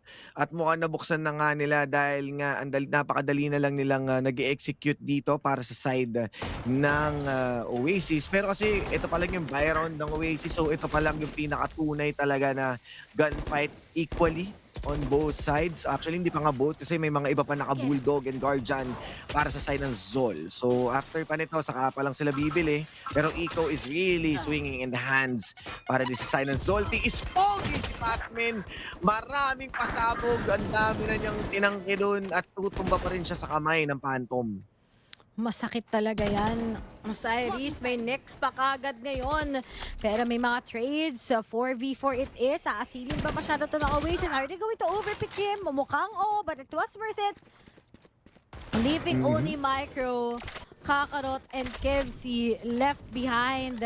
Pero syempre, Kakarot is on a move right now. Just checking kung meron pa ba siyang pwedeng makita. Pero may dalawang nakatingin. Pero sana hindi matuwag to. Baka matuwag na Kevsi to pag binigyan niya. Pag inangasan ngayon ng Oasis, this might be bad for them. Pero waiting pa rin sila on that perfect Player standing. Uy! Ayun! Si Marky ang nakatug sa kanila. And with that off-angle position, with a high-low combo, for sure, Oasis ang mangunguna ngayon. Pero still, this is a one-round difference ngayon. And ito na ang tunay na pagbili ng guns ngayon ng Zol. This might be a different story, if ever. Alam natin na si Kelly S ngayon, meron siyang showstopper. Few orbs na manggagaling dito kay Micro and Kakarot. Magkakaroon sila ng good information take. Zol can just take it slowly but surely. Hindi nila kailangan mag-high octane play ngayon. At tignan na natin, ano ang next stop sa side ng Zol Esports? Ngayon na full buy, ngayon na malaki ang kanilang pag-asa, they're slowly taking things right now against Oasis. Good flashes. Medyo natamaan yung mga miyembro ng Zol ngayon. Pero those traps, nakamerahan pa sila. Alam na kagad, they are on the move already. On the side of Oasis, para lang mapigilan ng Zol Esports. Yes. And with the toxic screens na inangat nila, made-delay sila dito and we are not yet seeing any movements para sa other members ngayon ng Oasis. So yes, there's one. Si Kelly S, mukhang mag-a-assist na siya dito pero pwede pa kasing dumaan sa vents. Ito mga tropa natin sa Zol. Pero gagamitin na nga itong dog. Nakaka-dash away. Wala sila may tutumba pero pinakawalan na nga ang mga Betchay ni Betchay ngayon at mukhang double sa chill ngayon. Dire-diretso papunta sa elbow at sisikuhin na nga siya ni Happy 8K. Dahil nagkamali siya doon. Make that 2 with a headshot. As sa Zen naman ngayon, buelo, susubukang gapangin, pero 14 HP. Hindi naaabot pa si Kakarot naman. Makakurot pa ng another kill. But dubstep ngayon, chance mo na tumumba 2 versus 4 scenario. Grabe no, Heavy 8K, the GOAT talaga, literal. Ang dami niyang kills doon. Dalawa, pero sila ba yan ang showstopper para makakuha ng dalawa? Kelly S, talagang naglaro lang. Ginawa niyang mala Roblox. Yung kanyang satchel, guys, 7-9. At gusto ko lang tanungin ngayon sa Zol, paano nga ba sila makakabol? So far, that was an expensive round for them. They forced that round. Alam naman natin na nakuha pa rin nila yung full buy nila against Oasis, but then Oasis ayaw nilang pumigil, ayaw nilang tumigil ang mundo nila, and they finally got 2 leads. Naglaro ko ba ng Roblox dati? Ako hindi. Hindi ko naabutan yun PS1, PS2 eh. Tsaka Nintendo DS. Ayun yung mga naabutan ko ng bata ako. Nilalaro ko yung Nintendo Dogs. Ay, ayos yun ah. Ako hindi ako, PS1 lang, inaabutan ko sa PSP na Game Boy Advance, ganun. Iba-iba. Oo. Depende sa taste. Pero to dalawa, nakatingin kay Patman, ha? Kaso, alam mo yung spot nito, Riri, si Patman, kanina pa siya nai-spotan dyan eh. Kaya yan, nabigyan na naman ng bahagya, pero sa Wild Oreo, okay. Silip pa more, to, ha? Sabi ko sa inyo, yung mga small mistakes, kayang i-capitalize yan ng Zol. Yeah, exactly. And mukhang with that kill para dito sa side ng Zol. Hindi abot. Kailangan mo lumapit. Ayan. Malaking bagay yan. Pag nascan yan, tas alam nila malayo, pupulutin nila yung baril ni Wild Oreo. Wala pa. Hindi pala nila pinulot. Na kanino? Ayun, na kay Patman. May baril na sila. Ayun. Nakakuha sila ng isa. Parang nilalamig lang, no? Siyempre, ang paglalamig ngayon sa Chell to sa 30 Chell seconds ngayon. Hindi, actually, tumalan lang talaga doon si Patman. Damping lason lang paint Shell. Pero Marky mula sa loob. At Patman Micro naman for the trade. 350 nga talaga to guys. Pesos to. Thrifty round. At dapat na 7 to 10 na ipapako na naman ng Oasis sa Sham. 2v3 dubstep. Kelly has no available utilities already. Waiting si Kelly sa timing ni dubstep. If dubstep cuts down Patman, that can be a good round for them. He finally gets it. Pero nga lang, medyo masakit yun para sa kanya. 33 HP na lang kagad si dubstep. Hindi nag-hit kagad si Kelly pagdating doon. Pero dalawa na lang kagad nakatira sa kanya. At ito na nga. Overthink! 8-9. Wala kasing info si dubstep. At isa na lang, tie na naman. Ayan, nakatipid sila dahil sila ay naka-grab car savers. At kita mo naman kung gaano nga naging okay yung initial kill na yon. Give them a hand that they take the whole arm with a single kill kay Wild Oreo. Nag-snowball yung pagkapanalo nila doon with the Phantom in his hands and Neural Theft para mabasa yung prior positioning ngayon ng Oasis. Nagulat na naman sila and we are inching in close once again to a same match, a same round ngayon. Although si Zind is pogi. Tinangkay niya yung mga paint shells doon pero hawak na nila yung mid. Pwede na sila mag-decide from here kung saan nila gusto pumunta. Expensive round to sa Oasis ha. They are sacrificing so much just for this. At si Wild Oreo, magpapapitas nga ba siya or hindi? Maraming pupunta sa kanyang harapan at di na makuha lang yung trade sa pareha sa tao. Pero nga na nandiyan na kagad. May mga trade na kakalito ang mga pangyayari. Pero dalawa na lang sila. Kelly takes down Kevsi. Galit na galit. And we only have baka ma-anti-rabies. Pero ngayon, wala. Kakarot na lang. Ang isa sa pinakamalakas sa Dragon Ball. Alam mo ba yon? Oh. May character na si Kakarot. Oh, Fun fact naman. lang yan sa mga hindi nyo alam ha. Yan, galing sa Dragon Ball yung pangalan na yan. Pero to, nakatingin si Kelly sa kanya. Konting hipan na lang. Wala pa yung muna, may satchel na kasama. Pero nga lang, nakabaklat. Oh my goodness! Isa pa! Ano pa? Oh! Parang naging pistol round. Sayang kay Kakarot, clutch na sana. Pero Kelly pinapili ang kanyang momentum. 8-10. Jumping lason. With that classic in hands. Pero grabe ang ginawa ng Zol. So close yet so far. Grabe yung mga lipatan-lipatan nila doon. I believe gusto yata lumipat ni Marky on that shrouded step. Kaya sinubukan yung tumalon. Kaso hindi nga umabot. But still, Kelly S really did well. Although 2 operator shots yung nag-miss. A good recovery with that classic and Zol. Still, kailangan nilang hanapan ng sagot. They need more time for this problem to be solved. Oasis getting ahead in their momentum. At ngayon, Osiris, time out na naman. Naku. Parehas na yung mga Kailangan na. natitira pa. Yep, I think this has just been a roll for both teams.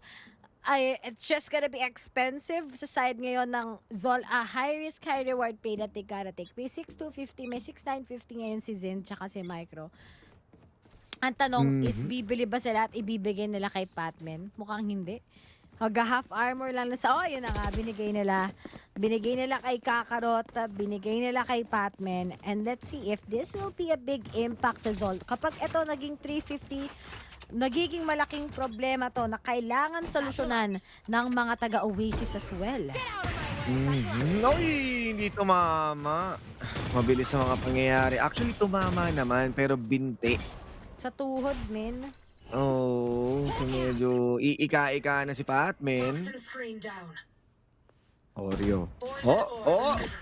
Alam niya meron tao. Alam nila yung mga pwestuhan. Pwede pa sila masorpresa dito kasi yung smoke play nila dito. Malalim na malalim si Patman. Maganda exit doon ni Savi. Pero still, mai-scan si Patman. Kailangan niya mag-mamba out. Meron nasa fence pero si Zind still waiting. Ayun, nauntog, nagkabukol, i-check nyo. Ay, nako, Ang sakit nun, nauntog siya, men. Sakit nun. Talaga sakit sa ulo yun. At may kasama na nga kagad na Seekers ngayon, Osiris. Nawawala na sa mapa ang mga taga-Zol. But we gotta consider, this has been a really expensive round nga for them. Hindi din lahat sa kanila ay may hawak-hawak na sheriff. So they are gonna gamble on the next round talaga. If they lose that, they might lose the game. Kakarot is on his 30 way. seconds left. Nakuha yung paranoia ngayon. Pero nga lang yung nakakagad ng mga pangyayari. player standing. Kakarot is gonna go down. Spike Kevsi down, as well. B. Isa na lang kagad si Tito. Mamayag na makuha pa ba niya to? Pero dalawa na Flawless. lang sa kanila. At dalawa na lang before Oasis can finally win this. Inching in close. Pinahaba lang pero still, Oasis pa rin ang pwedeng mangibabaw dito with the confidence, with the play that they are doing in Sind. Sayang lang hindi siya nakaset up na maayos doon. Para lang sorpresahin yung mga members ng Oasis dito sa B. Already nag-fail na nga yung paghawak nila ng positioning na yun. The push is already in their hands. Kaso na stuck siya on a choke point kaya napakadali na lang niyang itumba. Operator still in the hands of Kelly S ngayon dito. Isang maling contest, mag-miss out na naman ang chance ng Zol. They need to respect and acknowledge ngayon yung ginagawang pagbabantay on all sides ng Oasis. So far, they have the orb, denying the vision dito sa mid. More smokes. Habang si Wild Oreo, silip-silip lang din. Ang dami ng utilities na has been dropped. Pwede na silang pumasok at pumwesto kung saan man nila gusto as mid has been already opened. The vents to be put into good use. Kakarot, chinecheck na niya bawat area, bawat pwesto, and you still have that camera. Matatag siya dito. Pero still, matatag rin naman ang pagpwesto ng mga tropa natin sa Oasis. Gagamitin na nila dito ang Pechay. Napakawala na nga mula sa elbow. Hindi nga mananalo doon si Zend. Pero still, they are sending bodies one after another. 3 versus 3. Medyo malapit na tayo dito pero gagamitin na nga nila ang pag-plant na yun na magre-regroup muna mga tropa natin sa Oasis. Nako, meron pa sila kagad ngayon ultimate mula sa side ni Marky. Pero ginamit na nga niya Kevsi as well. Maglilituhan ba sila kagad ngayon? Ayun, Kelly has nahuli been na. able to hit his shot. Patman is gonna go down. Alam na lang kung nasaan si Marky. He will die out. Isa na lang kagad na titira. Last one. Si Kevsi. Nagtipi na nga sa harapan niya. Wild Oreo takes him out. And here it is. Osiris. Nakakatakot to. Sa side ng mga taga-Owas. Owas. Bawas na bawas ang Zol sa ekonomiya. Meron pa silang Viper Spit. They can definitely shut down one site. Saan manggagaling ngayon ang anggulo ng Zol? With the last... Sabihin na natin itong... yes, may mga buy naman sila with the light armor and vandals. Pero few bulldogs... They still have also the utilities. Pwede pa rin sila may pagsabayan dito. Pero mati-take advantage kaya nila once na nag-overhit itong Oasis. Kasi ngayon medyo aggressive yung angulo na kinukuha nila and kaya nga nakukuha si Wild Oreo ng ilang beses. They have burned the heal. So kahit paano naging worth it yung pagbato nila ng snake bite doon at hindi siya napitas. This is just so interesting ngayon. Both teams are still fighting. Both teams are still struggling. Pero nga lang, will it be a game na kaya pa rin maipaglaban syempre ng mga taga Zol as well? 4 rounds yan kung gusto nila mag-OT. Pero tignan mo, sobrang careful! Oh no! Oreo kung nasaan siya, he needs to bail out of it. Alam na nila na mayroong taong malapit. Pero still, not prompting maganda yung pwesto dito ni Dubstep. Yung Cypher setup nasa A. And 4-man ang naka-ready dito sa B. Nagpapakawala na sila dito sa loob ng smoke. Hindi na kailangan problemahin pa. Pinagraratrat na ng bala. At ibang miyembro pa rin ng OWAS. Wala man lang kabawas-bawas. Pero another One 30 with that seconds. operator, hindi man tatama pero Zendy is running low ngayon with 88 HP. Kakayanin pa naman pero Kelly Estra with the flick. Mapapatumba naman dito ni Sind. Pero they might be firing and sending away. Itong Zol Esports on a losing map dahil Oasis will come out on top, finishing itong series na to in a 2-1. Oasis Gaming, after that heartbreaking second map sa kanila, they finally got that restart. Heating things up na naman dito lamang sa split map against Zol. Sinabi na natin to, this might go into a third map. At totoo naman, nangyari naman talaga to, Osiris. But all in all, ang ganda ng match na to. Akala mo mala semifinals na kagad ng parehas na teams. Nakita natin yung effort ng mga taga-Zol. Makapag-adjust na napakabilis. But I think it was too late because we all know naman pagdating sa split map, iba pa rin talaga yung power ng isang heavy 8K on that sky. Iba rin talaga ang impact ng double controller nila. It's something na maybe it was too late para sa side ng Zol Esports na makapag-adjust. Yeah, nakukuha na nila yung tempo pero still might be the same story kung paano nga nakita yung ascent na kung sino yung una mag-adapt or maging reactive doon sa ginagawa ng opposing team. Sila yung talagang pwedeng makakuha ng game-winning opportunity. And with the double duelist nga na nakita rin natin kung gaano siya ka-effective with the recent maps. Ngayon, parang nanalify siya ng Oasis dahil hindi sila basta-basta nagtitake ng mga gunfights. Tinitake it slow nila, sinisigurado muna nila na may utilize nila yung kanilang utilities before entirely committing on a certain spot. At ngayon, you can really see that despite the differences between these two teams, yung 13-8 na to, almost close na start lang ng Zol. After that 5-7, nanalo sila ng 2 rounds, binawian na lang isa. But all in all, the consistency of the players ngayon ng Oasis, yung nanalo, ang ganda talaga ng performance ni Kellyes. Medyo it just took time for him to actually adjust, pero nun medyo naging comfortable na siya. He's up there and kicking. But on the other side, Zin, Kakarot together with the Micro. May mga styles talaga na si Kakarot ang nagpanalo. Pero nga lang, medyo talagang yung factor pagdating kay Zin, kind of really not on top as compared sa Ascent performance niya and Micro as well. So, talagang nadaming nakakalito na pangyayari. And this is what happens, guys. Kapag talagang sobrang flex team mo, parehas ito, guys, nagfe-flex talaga sila halos lahat eh. And nasa matter talaga ng consistency yan sa isang player. And ito ngayon yung naging difference natin, Ray, no? Kung kanina, first kills always on the side ng Zol, this time, yung first kill ay nasa Oasis.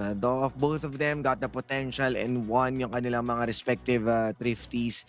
Nakakagulat lang na ngayon it feels like nag-step up talaga yung Oasis dito sa mapang ito kahit gaano ka-close yung Zol.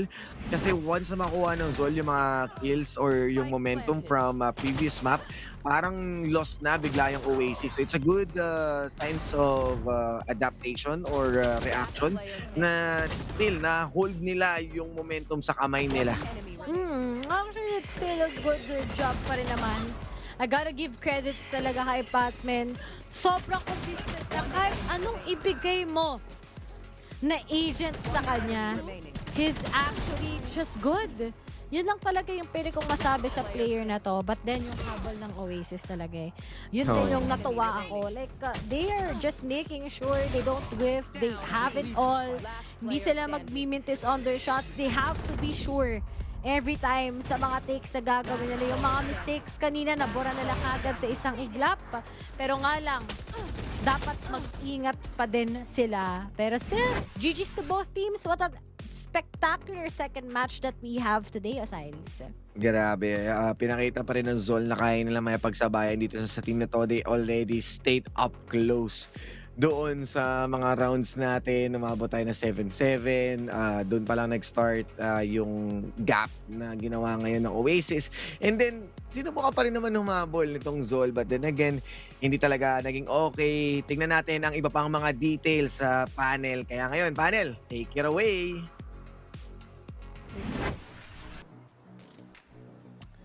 Here we are. Maraming salamat syempre sa ating mga casters in a wonderful series. Finally, ang in-expect natin, ang winish natin ay hindi maging kasing one-sided ng first series ang ating second series. And we were given that. My name is Wolf, kasama si Black and Blue at si Honey Glaze. Very quickly, what are your insights about what happened at match? Bakit siya naging sobrang close, PNB? Well, I think first of all, you can't underestimate a team like Zol, especially yung pinag-usapan nga natin, di ba? They have a high chance of winning this series. Muntikin na nga mangyari. Well, I mean, to be fair, muntikin na nga mag-comeback din ang Oasis, pero wag nating isipin yung mga pwede sanang mangyari. Let's only look at what did happen, and that was, in the end, Oasis were able to close it out. Medyo naging close game nga, pero I am still impressed sa inilabas dito ng Zol, and they're still one of the top teams dito para sa akin sa tournament natin. Oh, mga parang naging tug of war na lang din siya halos for that series dahil always there are times na naging natitrifty ng players ng Sol itong Oasis Gaming eh. At yun yung nagpa-exciting para sa akin because we can normally nanonood ako tapos parang okay sige it's an eco round and then bigla like thrifty what is happening and so many times it happened that made it really interesting. Any standout players from that series, Black and Blue?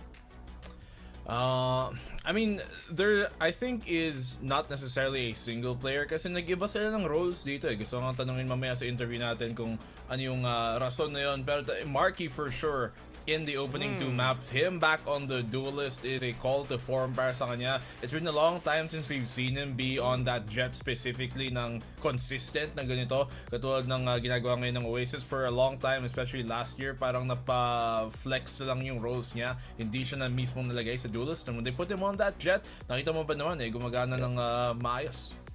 Well, good thing na pinoint out mo yan before I ask HG here. Kasi makikita natin kung sino nga ba ang ating naging MVP. And I would say, Marky is definitely a front runner. Madami namang mga magagandang performances from any other player in this series. In fact, kahit dun sa natalo na team natin, madami mga standout plays. But Marky made a mark dito sa ating laban. With this kind of stat, we can see 214 PCS and a very good overall stats. HG, what can ano pa pwede natin masabi dito about kay Marky? Well, dun kasi sa idea na lagi natin mention earlier na kapag nagsiswitch up ka ng mga roles, nag-iiba din yung mga mindset mo. So, ibig sabihin, Marky is just really flexible enough para malaman niya kung ano dapat yung kailangan niya maging aggression or kung ano ang kaya niyang ibigay na performance throughout the map. Since, again, first two maps, duelist, going into the third map, naging controller nga siya. And there are always the times na naliligtas niya rin talaga yung Oasis Gaming from any round na pwede niya ma-clutch. That being said, siya ang ating MVP sa ngayon. Hopefully ay maging consistent ang kanilang performance and this also inspires yung kanyang mga teammates to also strive for more. About dun sa flexing na interestingly ay medyo napag-usapan natin before the game started. Something about them flexing too much na baka mapasama sila but it was evident in that series na hindi, kaya naman. We actually have Marky sa ating interview session sa ngayon. I'm excited to see this guy. Kamusta naman, bossing? Nandiyan ba kayo? Hello po. Hello po. Okay naman ba? Anong pakiramdam natin? Syempre, masaya. Dahil nanalo kami. Simple. I think si BNB have some questions for you. Meron. Unang-una, kamusta naman yung team ngayon na kasi nung dati, nung off-season tournament, muntikan na kayo mawala ng isang player, malunod yung isa. So, kamusta naman ang team chemistry ngayon? Pangalawa, ano yung reason kung ba't kayo nag-iba ng parang mismong roles ngayon? Kasi like last few weeks nakikita namin, kaya si Dubstep nandun siya sa Ini, ngayon na pa Sentinel siya, ikaw naman na pa Jet ngayon, when last week parang puro controller nilalaro mo. Ano yung mismong team idea kung ba't kayo nagbago? If we really want to win split 1, kailangan may magbago. Kasi the past, walang nag-work. Kaya, we have to change. Tama yun. Short but simple no? Yun ang importante. And Marky, hi, congratulations ulit for winning on your series. Pero ito yun naman yung question ko, Kuya Marky, What was the idea nga na paano nyo na pigilan yung comeback potential ng Zol Esports? Dahil they were really this close para makuha nga yung game number 3 sana for their team. That map 3, confident kami na amin yung mapa na yun. Actually, dapat 2-0 dapat yan eh. Di ko alam ba't pinabot pa ng map 3. yun! Grabe. I like Satisfied na ako, Kuya Wolf. very satisfied. And I'm sure na the confidence is very high dun sa inyong team and congratulations again for that series of victory. Siguro ano na lang, ano yung pwede pa naming abangan mula sa inyo? Is there something that will change in the future or para mas better ba na performance niyo, mas clean? Ano ba yung pwede pa naming abangan mula sa team ninyo? Siguro mas flexible pa yung team. Kung ano yung nakikita ngayon, parang hindi pa yung 100%. Pwede maging 200% pa. Hindi pa daw todo yun. Spicy, man. Spicy, alright. And now I'll give you the chance, Marky, to give your shoutouts. Kung meron kang mga special someone dyan, meron kayong mga gustong batiin or gustong pasalamatan, go ahead and give your shoutouts. Siyempre, shoutout sa Oasis, sa pamilya ko, sa fans, siyempre sa girlfriend ko. Yung. Okay, maraming salamat, Marky. We'll let you rest for now. That is Marky mula dun sa ating winning team, Oasis, with a 2-1 victory. Congratulations and thank you po, Idol. And how about that kind of confidence? Nagulat ba kayo? Ako, nagulat ako eh. Nagulat ako, sabi niya, hindi na daw dapat naging 3 games pa eh. Gusto niya 2-0 na sana talaga yun. Wala, basic lang daw kasi yun. Wag na kayo magulat daw kung mas lalakas pa daw sila sa parating na mga linggo natin, di ba? Alright. We can expect more from their team. Of course, mga susunod din ng mga teams. That is series number 2 ng ating mga naparod na match. We still have one more and that will be after this break. But for now, gusto namin pasalamatan ang mga organizations and that made this possible. Mineski Global is the official tournament organizer for the 2024 VALORANT Challengers Philippines, presented by PPG, of the largest multi-game esports league in the country. Of course, guys, make sure to check out dito ang aming official super app partner na si Grab. Score Grab's lowest prices ever with up to 15% cheaper fares. Nandun sa baba ng screen on Grab Car Saver. Delivery fees as low as 15 pesos with Grab Food Saver Delivery, and thousands of budget-friendly meals as low as 99 pesos with Grab Food Saver Meals. Ayun. Last but not the least, syempre, the tournament is officially sanctioned by the Games and Amusement Board. Has been BNB and HG. Huwag po kayong alis dahil magbabalik po ako at kasama na rin ang iba pang mga panelists and casters natin for series number 3 of VCTPH 2024.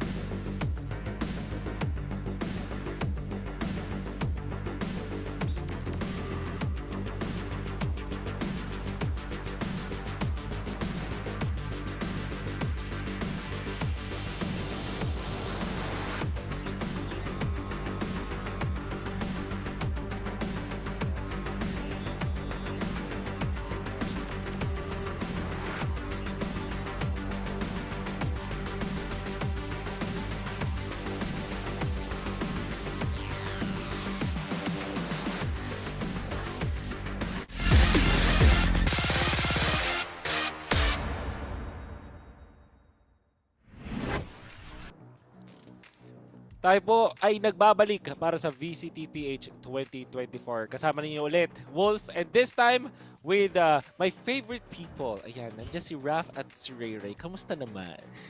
So, hindi mo favorite yung iba? Oo nga, parang... Biased ako towards you guys. That's true. Sige. Grabe, no? Favorite people talaga. So, sila Black and Blue, sila Dax kanina, ayaw mo. Yun yung sinabi mo, Wolf, I'm not saying na, wag ka mag-alala, yun din yung sasabihin ko na interesado na when they eventually get back here. So, hindi ka loyal sa amin, Wolf? Is that what Grabe. you're saying din? We should settle ito mga issues na to, Rap, later on, not on broadcast. No, just kidding. But I hope everybody's having fun. Sa mga viewers natin, you are watching VCTPH 2024. Of course, brought to us by Mineski Global, the official tournament organizer for the 2024 VALORANT Challengers Philippines, presented by PPGL, the largest multi-game esports league in the country. Also, thanks to our official super app, Grab. Score Grab's lowest prices ever with up to 15% cheaper fares on Grab Car Saver, delivery fees as low as 15 pesos with Grab Food Saver delivery, and thousands of budget-friendly meals as low as 99 pesos with, again, Grab Food Saver meals. And last but not the least, this tournament is officially sanctioned by the Games and Amusement Board. Here we are watching the third series of the day kung saan ang Old Stinky Cat, one of the most unique team names, will be going up against GEEK Fam. Isa naman din sa mga inaabangan din dito sa ating tournament. What is the landscape nitong ano yung ambience ng ating best of 3 series ngayon? Will this be close? Will this be intense? What are you guys expecting sa series na to? Para sa akin, yung landscape right now is medyo tense kasi sabi ni Wolf, we will have to settle this in private because he's going to say that his favorite people is gonna come back, even though he said that to me, and I'm a little jealous about that. But jokes aside, I actually think it'll be a close match. You know, I'm a little waffled here, but yes, close. Sa akin naman, feel ko parating may surprise factor. Both of the teams, minsan natatalo sila sa malakas na, sa team na hindi mo ina-expect.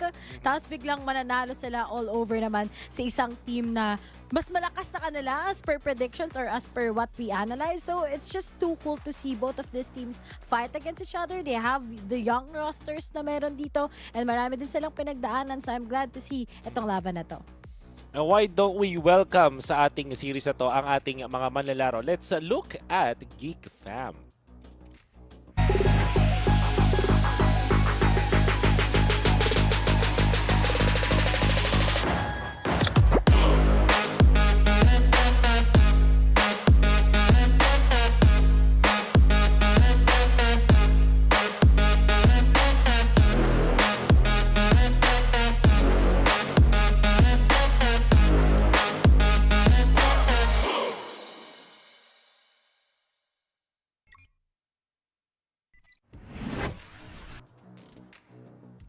This is GEEK Fam, Hydra Kid, V Black, Exotic, Slatham, as well as Blurred. And I believe na Raph knows a lot about this team. Ano ba ang pwede nating abangan dito sa GEEK Fam? I mean, this is a team that's very close to my heart and, you know, logistically speaking, they're also very close to me. So that's why I think I like talking about them. Pero yun nga, their performances in the last splits was pretty good, honestly, for a rookie team. You could say the same thing about their opposing players right now, but to look at GEEK Fam and how they've grown from a very, very young, maybe gunplay-heavy team into what they are now, you can still see the growing pains with their slower starts and all, but you can see that the intention to grow out of that just all aim and nothing else mentality, it's very obvious. You know, I've been telling this, diba? Na the fact that they got Blurred already into the roster speaks something, diba? That he's finally back with his old teammates, diba? He's finally on his roots talaga. And the more na mas comfortable si Blurred, the more na mas marami siyang may expound na experience with this roster. Of course, a lot of exciting stuff. Technically, parang veterans na rin itong mga players na to. But they are grouped up together na nandito na mas maganda na yung kanilang chemistry kumpara sa mga previous splits. But we're yet to see the results from this team. Ang kanilang mga katapat ngayon, they're not too shabby at all. Makita natin ang Old Stinky Cat.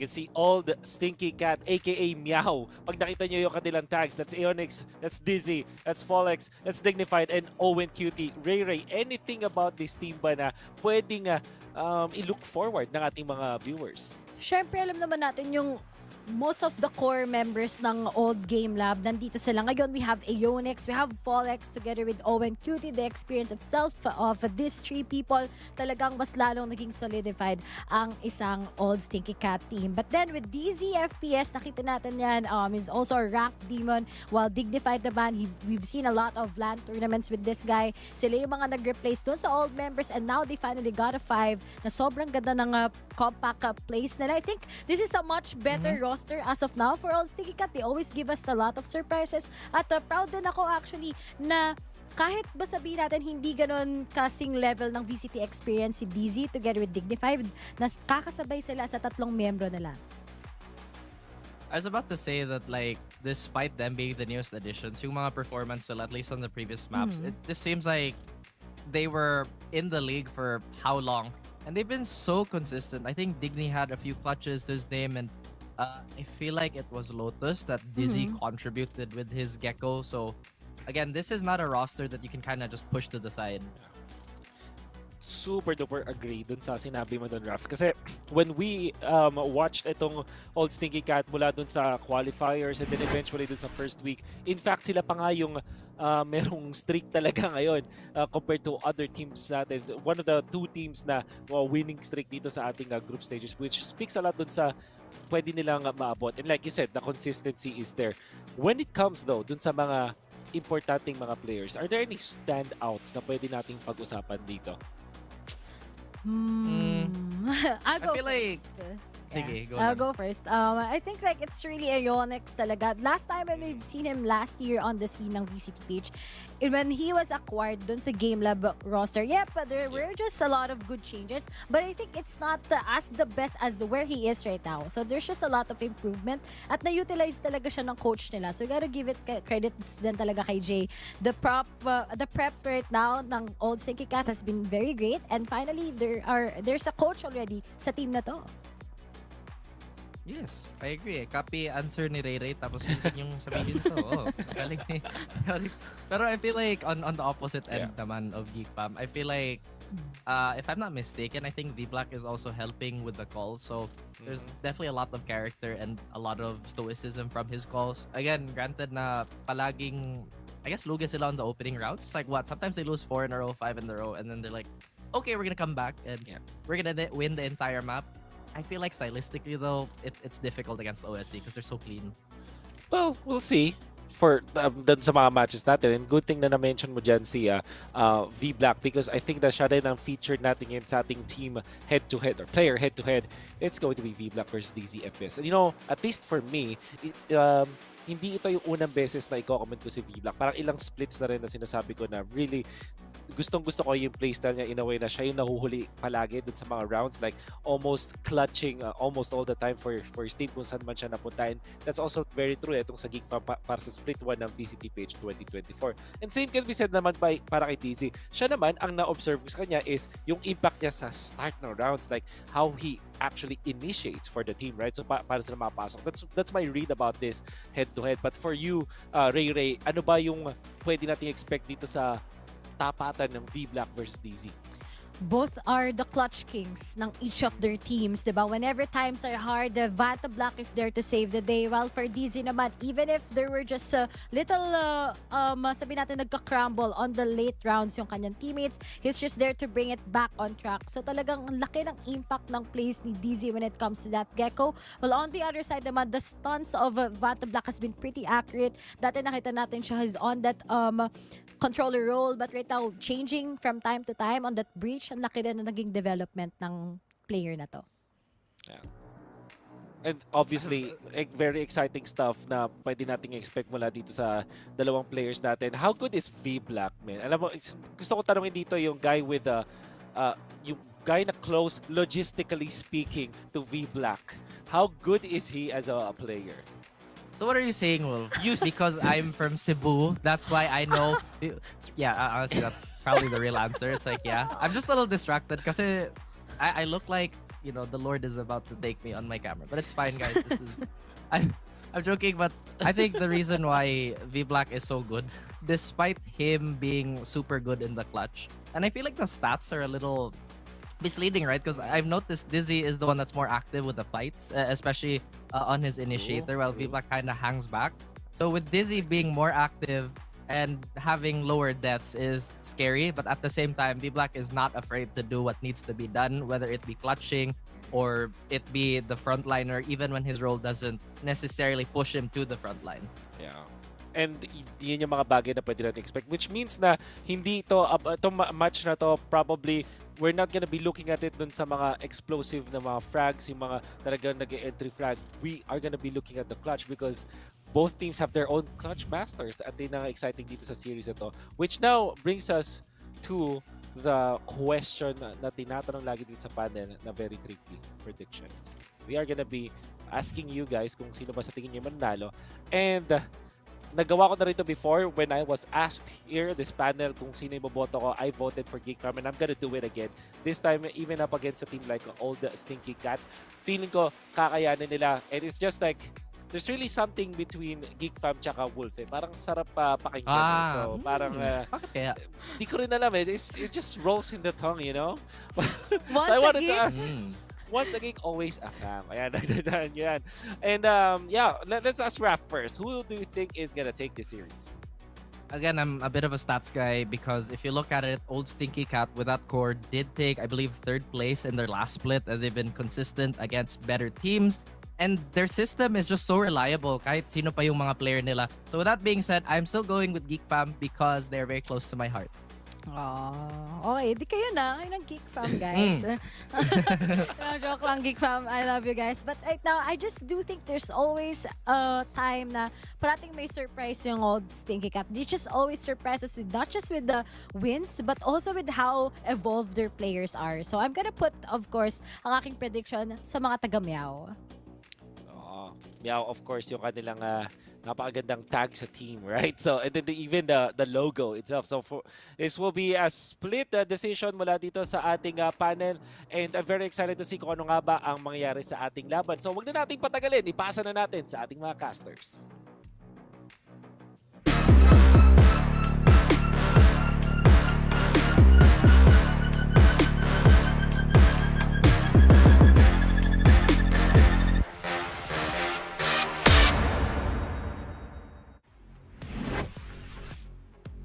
Huling series ngayong araw, OSC, Old Stinky Cat laban sa Geek Fam. Kami ang inyong mga kasama para sa laban ito, Osiris and Honey Glaze with the double E. Ayan. So, grabe. Ang gaganda nga ng mga prediction natin this time. Iba-iba. Kanina lahat Naos. Kasunod lahat Oasis. Ngayon, iba-iba. Totoo. Hindi mo rin kasi masabi for this series, ano, lalo na't laging magka-rival itong dalawang ito. Yeah. We have GEEK Fam na dating ang MVP Esports. The previous Game Lab players are also here in MEOW or Old Stinky Cat. Kaya masasabi mong, sino ba talaga? Kanino ba talaga mapupunta itong series na ito? Yeah, kasi kahit yung mga series natin lately, actually yung series 1 lang talaga yung nakita nating medyo nakitaan ng gap. Siyempre, that's the defending champion eh. And itong Oasis, sabi rin naman sa interview na dapat 2-0 yun eh. Kaso siyempre, ang Zol Esports kasi hindi sila papayag ng ganun-ganun lang. Kailangan pakitaan nila tayo na magandang laro. And this time, OSC against Geek Fam, is it gonna be a 2-0 or 2-1? Simulan na kaagad natin ang Mavito. Yun nga eh. Kung before, masasabi kong pwede magkaroon ng mga 3 games, pwede magkaroon ng 2-0 itong OSC.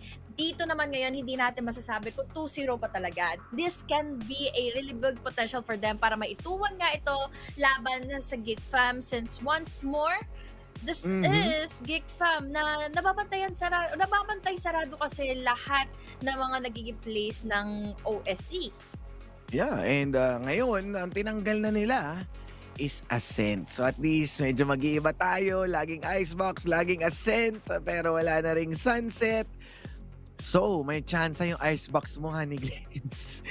Ko, wala katapusang icebox na naman ang pipiliin ng mga ito. Pero yun nga, as we mentioned, hindi lang din naman icebox kasi yung open. Kaya naman Lotus Yeah, exactly. ang kukuhain ngayon ng GEEK FAM, which is good dahil most of the time, or rather if I may say, yung ibang mga maps nga dito ng past game lab, or rather ng MEOW or ng OSC is, ay Diyos ko po, icebox. Pero yun nga is parang there are times na nagsistruggle sila in Lotus. Pero syempre, di rin natin masabi since again, this is GEEK FAM. Sila ang pumili nito. So sila yung most likely may advantage kahit papaano sa MEOW. Yeah, medyo kakaiba nga yung pick na yun kasi upon checking nga yung stats nila, hindi ganun kaganda yung standing nila towards Lotus, and itong game lab or sabihin na nating MEOW, kasi kaya nasabi natin game lab kasi yung play nila sa Lotus doon napaka-evident na sobrang lakas nila na na-carry over nila yung ganong klaseng diskarte until dito sa Old Stinky Cat. So medyo ang weird nga na nakatagos itong Lotus, and then yung pick nila would be Icebox. So iba yung confidence na dinadala ng MEOW ngayon. It feels like if hindi supposedly, may dapat nagawa ng GEEK FAM yung homework nila against sa MEOW dito sa Lotus if gusto talaga nila i-break yung spirit nitong team na to para nga madala tayo sa ating decider map or sa kahit sabihin natin 2-0 in favor of GEEK FAM dahil nga Icebox yung kasunod. Hirap pa naman kung Icebox ano. Nako, Lotus pa ang huhuli nating mapa. Long games ahead, ika nga nila dahil hindi posibleng magkaroon ng habulan or magkaroon ng mga stretch. Lalo na this is once more the rivalry between GEEK FAM and MEOW. Pero if I just have to say, mukhang mapapapunta tayo kay papaano to a 60 to 40 possible win rate para sa MEOW kung hindi mapipigilan ng GEEK FAM yung ganong klaseng aggression that we've seen last time. Yung ganitong klaseng plays na lagi si DZ, lagi sila magkasama, lagi sila magkundagli dito with their initiators para magkaroon ng opening para nga kina Mr. IGL na sina Owen Cutie and the rest of the gang for OSC. Pero let's not forget na yung great stability and yung great foundations coming in from GEEK FAM ang hindi ma-break either way ng ibang mga teams. But syempre, hindi mo pa rin masabi when it comes to their execution. Kaya excited tuloy ako makita kung ano ang magiging kanilang agent selection. Yeah, and in terms of agent selection, alam naman natin na ang Lotus is suking-suki dyan si Gecko. And kung may Gecko, andyan naman si DZ. Nakita naman natin na sa ating head-to-head matchup kanina na twice na nga pinipili itong Gecko ni DZ. And always has been merong nangyayari. Kumbaga ramdam natin yung epektos niya sa buong game dahil nga acting as wingman as a sixth man, and yung pagsabay nitong dalawang newcomer natin, Dignified and Dizzy, na lumilibel sa aggression nga nila Ionic. So I think definitely a Gecko is out there, and pwede na lang tayo mamili kung Raze or Jet nga ba ang susunod natin makikitang duelist. Alam mo, minsan may pagkapasaway dito sila Digni. Lagi sila tumatangka para mang-knife, para magkaroon ng ano. Alam mo, yung mga times na ganun is makikita mong may comfortability na yung OSC. Pero doon pa lang masasabi natin na pwede sila magkaroon ng ganong klaseng momentum, comfortability, dahil nga may sarili na rin silang foundation as a team na yung dalawang ito, kahit bago lang ito para sa ex-members ka ng Game Lab, na tatlo dito kasi si Owen Cutie, Folex, and Ionix yung nakakapangbuo, is ito yung rin yung reason kung bakit buong-buo din yung loob nga nila Folex dahil doon sa dalawang initiators sila. So I gotta give it to Dignified and DC. But then again, kung babalikan natin, this is GEEK FAM, by the way, na makakalaban nila. Na-mention ito ng panel that we have really great backbone kasi for GEEK FAM. Vanta Black na laging, composed siya enough to help the players of GEEK FAM na maging confident din naman. Makatapat nila yung ganitong klaseng aggression din coming in from OSC. Yeah, and yung experience kasi nila nandun na eh. Nakita na natin kung gaano sila sabihin natin experience-wise from previous season dahil nga pagdating nila sa playoffs, nagawa nga nilang dire-diretso or nagkaroon sila ng sarili nilang build-up and momentum. It's just that they felt short, pero yung Clutch Kings kasi nandito rin sa side ng GEEK FAM, sabi ko dapat MVP, si Islatom, di ba? And nakita rin natin yung mga pop-off moments ni Hydra Kid na sinabi nga niya pwede na siya mag-Hydra Teen Di ba? Basta wag lang maging Hydra Uncle, sabi ni Juicy Brucey. Kaya medyo, alam mo yun, we are expecting really high performance for both sides ng team ngayon. Yun nga, no? Kung magiging mabilis nga lang ba ito, kung di mo malaman din kung kaninong side ba mapupunta itong mga fast and aggressive kind of strategies, kind of teamwork para sa ating mga teams dahil nagkakatalo-talo pa tayo kung ano ba yung gagamitin nila pagdating nga sa agent selection since once more, we have Lotus going into our first map na ito rin yung isa sa mga best maps kahit papaano ng Old Stinky Cats since looking going forward or looking before pa sila dito sa series na ito is they haven't lost a single series since the open qualifiers. Doon pa lang namumuuna yung factor na isa ito sa mga best contenders here in Split 1. So, ang hirap putulin ng sumpa or ng running win streak dito ng All Stinky Cat kasi crazy sila, crazy explosive sila na nakita natin previous series eh. Yeah, exactly. And hindi sila stranger dito sa mapang to. Ang dami nilang variations, ang dami nilang approach sa iba't ibang parte ng mapa. And having already the rework site or the few tweaks nga dito sa Lotus, nakita pa rin natin na nakapag-perform pa rin sila na maayos. Kaya definitely magandang i-take advantage pa rin nila yung Gecko ni Daisy kasi nga pwede ka mag-orb farming, pwede ka mag-initiate with the Thrasher. So napakadaming pwedeng gawin for it. At para nga masagot na ang ating mga tanungan kung ano nga ba ang agent na makikita natin. Eto na tayo sa agent picks. Doon pa rin sila sa AOE, no? Capabilities ng agent sila para sa side na nga ng Geek Fam. Since we see here, the Slatom on the Fade, the V-Black naman on that Breach. So, ibig sabihin, there's the emo, there's the Nightfall, there's also the ultimate din naman ni V-Black. Pero then again, aggressiveness pa rin talaga ang is the key, no? For both teams, dalawa yung initiator. Pareho pang opener for their players to be aggressive as well. So, paano kaya to, no? Mukhang makakita nga tayo ng long game HG kasi knowing nga na meron kang breach at saka fade. Perfect dito, no? Oo, hindi ito yung mga pwede kang mag-rush eh. May seize ka, may fault line ka. Medyo May prowler delikado. ka Oo, and ang pinagkaiba naman nila dito, KJ yung kabila, nito sa side ng OSC, si Cypher naman. So alam mo yun, maraming kanya-kanyang pampigil yung makikita natin ngayon. Kumbaga, mas magkakaroon ng advantage yung OSC kasi pwede mo maiwan yung mga traps ng isang Cypher. Pero pag sa KJ, there's always the availability of the Lacto. So magkakatalo-talo na lang tayo kung paano mag-perform siguro yung dalawang duelists nila. And Folex is a dangerous guy to see kapag comfortable na siya. Kapag nabigyan mo na siya ng opener, kapag nabigyan mo na siya ng magandang timing sa under blinds, Daisy, or rather, we have Gecko and that Sky all together. But then again, yun nga sabi mo we have Breach and Fade.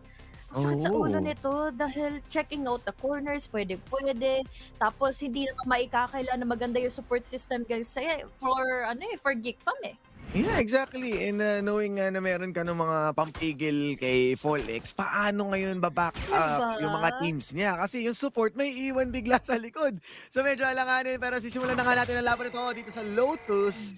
At nagka-iskano na nga dito. Wala namang makikita si Tropang Dizzy. But then again, tamang kalmado lang, makikita nyo sa ating minimap that Geek Fam already got the side of Rubble. So they know the idea na it's either B or C lang to mga ropa.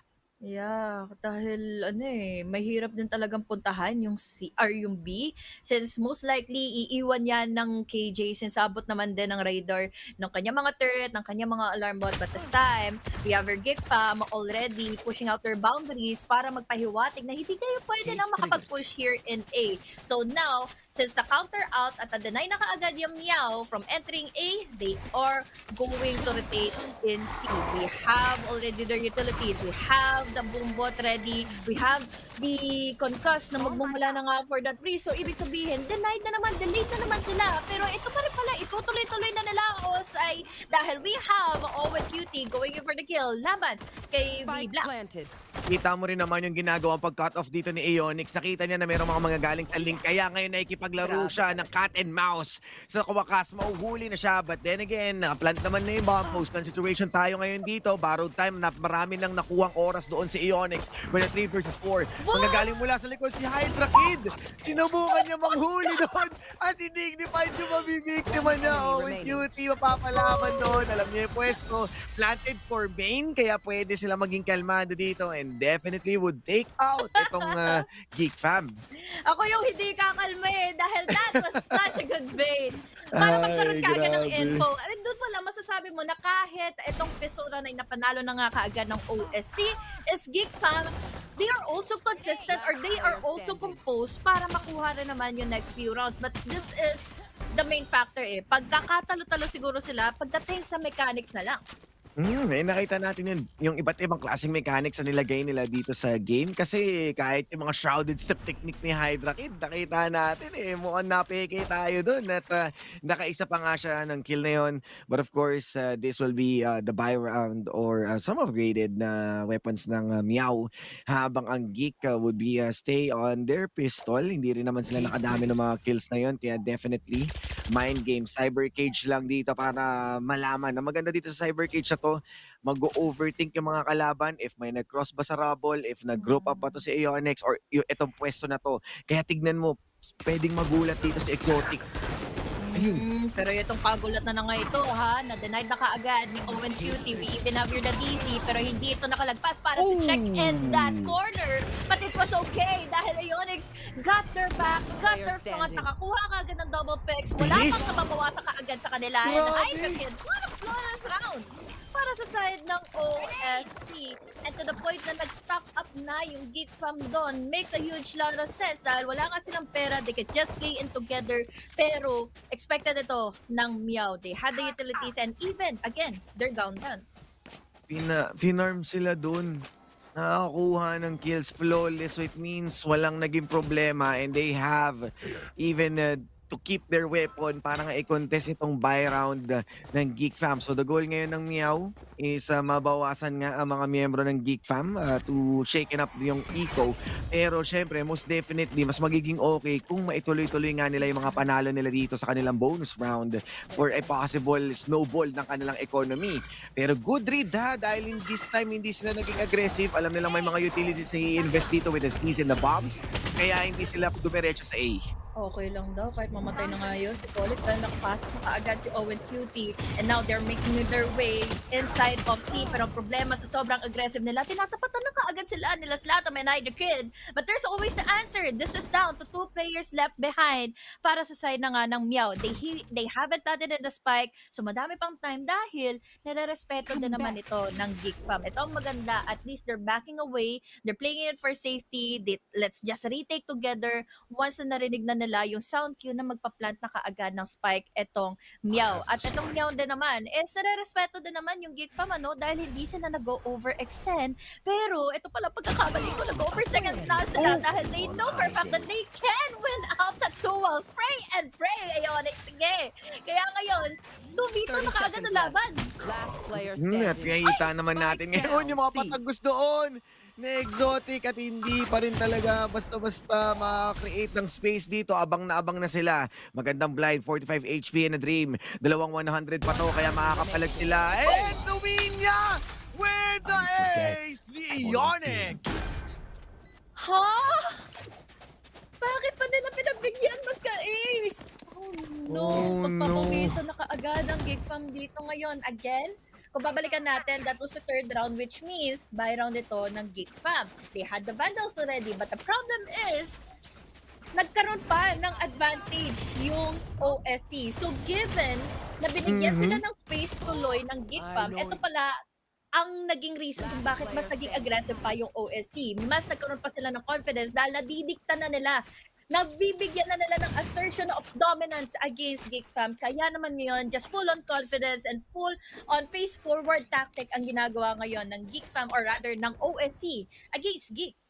Ayun nga, itong Geek naman, hindi nila basta-basta mapigilan once na gusto nang pumasok ng Meow. Dahil isang area lang yung pwede nilang paggamitan ng kanilang mga utils. Kaya ngayon, tignan mo, hindi na nila basta-basta binabato. Tulad ni Slatom ngayon, kinikit na lang niya yung Prowler pero napakabilis sa pag-execute kasama sa Chill naman, showstopper. At mukhang mahuhuli naman siya doon. Polex going down pero still Slatom.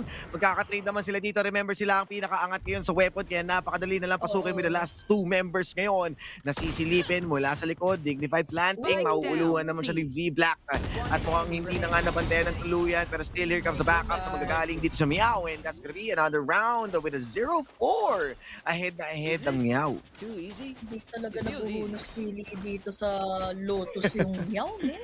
Mapa Again, talaga and nila to Lotus, eh, no? oo, mapa talaga nila na grabe. Walang kapigil-pigil kahit nakakuha na nga kaagad ng kill si Slatom. He knows for a fact na magiging mahirap na yung pwesto niya kanina. But then again, given the fact that he has a really cheeky corner na hindi nga makikita agad-agad. But then, yeah, as you mentioned, it was a buy round for Meow. But this time, 4-0. May pera na ngayon ang Geek Fam and Exotic. He's just really pushing his way para makakuha sana ng info and early aggression para maiba yung pacing. Pero ready kasi ang Meow. They have blinds, they have utilities to know kung nasaan na nga ba, kung nagpwesto na nga ba to a aggressive angle ang Geek Fam. And ngayon, nakita naman natin by just using a single DZ na pwedeng-pwede na natin pulutin, na-burn agad yung isang satchel. So alam mo yun, meron agad isang utility na nawala dito para sa high octane play o ni Exotic. So it's a good spacing para dito sa side ng Meow. At kung kanina puro C, napansin nila na masyado maraming tao. Kaya this time pumunta muna tayo sa A. Rotating doors na may kasamang crash, checking every corner. Pero nakita niya yung isang nasa drop doon. All X already inside, maybe using the boom bot. Nano Swarm, tinatanim na ngayon ni Blurred. At magandang verticality na hawak ngayon ni Exotic. Kahit paano, no? Kaso kasi layo niya eh. This time, it's B. Makakapag-plant sila easily ng spike. We have the satchels once more, distracting in players all the way from top side. But this time, may kasama na ngayong Prowler. So this can be an opening dahil, again, tatatlo lang yung nasa loob ng site at maganda pa rin naman yung pang-tackle down ng mga flanks ng Meow. Pero kasi, ang kukuhanin ngayon ng Geek is just full-on retake going into B, no more flank. But then, it's just Polex and Owen Cutie. Oh my God. Once more, 0-5 around. Win once more para sa Meow. Grabe, rumaragasaan na sila dito, HG. Parang ayaw na nila magpatalo talaga. Ayaw na nila magbigay ng spot. And kung makikita natin yung eco ngayon, it is starting to snowball. And this might be a big problem para sa Geek Fam. This is a much called timeout ngayon. Lalo pat, yes, they have 3 ultimates na pwede nilang pakinabangan and turn the tides around sa side nila. Alam mo kasi ang difference nila when it comes to their utility, ang daming blinds na pwedeng maging info para sa All Stinky Cat. Yes, meron din naman for Geek Fam with the Hunt na Slatom and with at least the Prowlers nga. Pero it takes time kasi to find out agad na malapit na nga yung mga players ng All Stinky Cat or madedenay nyo man kaagad or madedenay nyo man yung players ng All Stinky Cat pero hindi agad-agad eh. Unlike the blinds coming from Digny, unlike Dizzy coming from DC. So, ang laking factor talaga ng lineup at ng composure ng Meow. So, ang dami mong kailangan isipin kapag nasa offense na attacking side sila eh. Yeah, I mean, in terms of, kumbaga utility usage, ang dami nilang pwedeng i-burn, pwede silang pag-check ng corners nang hindi nag-face check, unlike dito sa Geek, na yes, you have the breach, pero halos in terms of how many times you're going to use it, pili lang talaga yung chances and moments mo eh. Okay, so sana ito yung breach. Breeze yung nasa isip ko. Okay, sana yung breach dito since, again, long angles. Pero, ang tagal ilabas ng concuss eh, diba? Ng fault line eh. So, paano ka nagagalaw kapag nandito na kaagad, nakapag-satchel nakaagad si na Folex kasi nakapag-blind na si Digny, nandito din si DC. Pero, nagpapagal ang Meow this is you. Dahil nabigyan na ng opportunity ang Geek Fam na makapag-close around that corner. But now, will it be enough? We have the C's, they're backing away, and even have the Z, or rather, si Wingman naman ngayon, ang humabol nga sa mga players. Or rather, yung bombat pala. Ano ba? Sino ba talaga? Ang dami kasi alaga. Yung Trailblazer, just go! Ayun. Ang dami nila. Dami nilang pwedeng manghabol, merong Tamagotchi, merong kung ano-anong alaga. Pero nakita naman natin ngayon na medyo nagawang isuppress ng Geek Fam, but at to what expense? Kasi ang dami nilang binato doon pero wala pa rin nagbago. They still have the guns, they still have the advantage. Exotic is out, and ito na naman yung space na nakukuha nila. Paranoia na ready nila dito, pwede nilang gamitin para nga ma-deny. All time, mahihilo lang naman na bahagya dito si Paul X, pero still, sa loob ng smoke, sobrang protektado. Hindi nila kailangan lumapit basta-basta, hindi nila kailangan mag-overcommit. They already got the angles, crossfire has been established. Mauhulin din si Slatom. Yes, makukuha man din si Dignified, but still, maganda ang mga pwestuhan nila dito. Meron pang boombot na naka-ready at alam na nga nila nandoon si Hydra Kid. But Blurred is making wonders ngayon. Dahil even V-Black with the 2 versus 1. Yeah, blur na lang ang natitira. We even have here the turret. Dalawang ulo na lang din ang kailangan niya para magkaroon ng lockdown. But then, wala na yung smoke. This is the only advantage of him trying to go in for the defuse. Pero once more, different angles kasi yung pinanghawakan na nga ng MEOW earlier. So, oh my God, paawat naman po. 6-0 already for MEOW. And this just takes us back to that open qualifier game na naglaro nga sila in a 30-0 fashion laban sa Kartik Esports. But then again, look at this. Ay, gusto nakakapagod na lang isipin na kailangan mong unahin yung mga alaga ni Digny, alaga ni Dizzy, tapos may bombot pa nakasama kapag may showstopper pa na meron na si Paul X, meron pang paranoia coming in from Owen QT. So, pinag-isipan talaga maigi itong lineup, itong agent selection ng MEOW. Yeah, and to be honest, no, makakita na tayo ng pangalawang Thrasher mula dito kay Dizzy habang yung Rolling Thunder ngayon pa lang natapos dahil nga kailangan nilang kunin yung orb mula dito sa A. So in terms of sabihin na natin yung utils na mas nagagamit, talagang matagal din yung Rolling Thunder. Pero ito na nga, oh yeah! Monster on the loose at mukhang nakapag-create na nga sila ng space. Members ngayon ng GEEK stacking dito sa B, but they are running in closer. Crossfire na yun, nagkapalitan ng putok at nasa advantage naman ng MEOW. They are taking aggressive spaces para makahinga dito. Meron naman silang Eco Nightfall, nandito naman, or rather, yung ating Rolling Thunder coming in from B-Block, pero hindi na naman amplify na maayos dahil masyado pa sila malayo. Now, we have Repolex going in for the denial of numbers once more. There's always the answer and the follow-up and the same. 7-0, pero alam naman natin, Lotus, Promotor, sa ganitong one-sided of a match, it's always the attacker side going in with the leading rounds, going in with the leading marks. Pero pagdating natin on the second half, pwedeng-pwede pa rin naman itong maiba. Basta't ma-amplify ulit ng Geek Fam itong AOE ng mga utilities and ultimates sila. We're talking about the Nightfall and the Rolling Thunder, pero at the moment, hindi nila ito nagamit ng maigi. So really unfortunate dahil na-waste na nila kaagad itong Rolling Thunder. But what now? Going into this next round. Dahil nga dun sa naging push nila papuntang falls, alam agad nila kung saan manggagaling yung kalaban. So that Rolling Thunder has been denied completely by Owen QT dahil dun sa nag-iisang smoke. Hindi na nila afford nakapag-face check dahil dun pa lang sa aggressive push ng MEOW. Nakadalawa na agad sila, pero this time mukhang looking good as Aeonix the Lurk has been taken down, pero still a 4 versus 4 dahil nga meron pa namang chance dito magamit na showstopper once na makuha ng ating orb na to. Ito na problema ng MEOW, no? Wala na silang anti-flank, pero wala na daw sila problema para pumasok ng ano side. We have Polex already with the showstopper. Wala siyang makikita na kahit na sino. With that push all the way from Waterfall. Now, makakapag-plant na sila. Now, playing for the retake ang Geek Fam. Pero ready na ang Paranoia to counter out that Prowler. Polex going in with a kill. Statom going in with a hand! With just a one-tap. Nightfall already activated. Pero naliliko lang na sila ni Kuya Mo Owen Cutie at hindi pa siya na-detect ng Nightfall. Now, using in the smokes para makapag-counter ng Vision. Showstopper, hindi umangat! Hindi umangat! Dati kaya hindi nakaabot. And now that is going to be enough finally for Geek Fam with all of whatever happened for OSE to take the site. Eco round lang pala ang may sasagot ng Geek Fam to win finally a round sa kanila.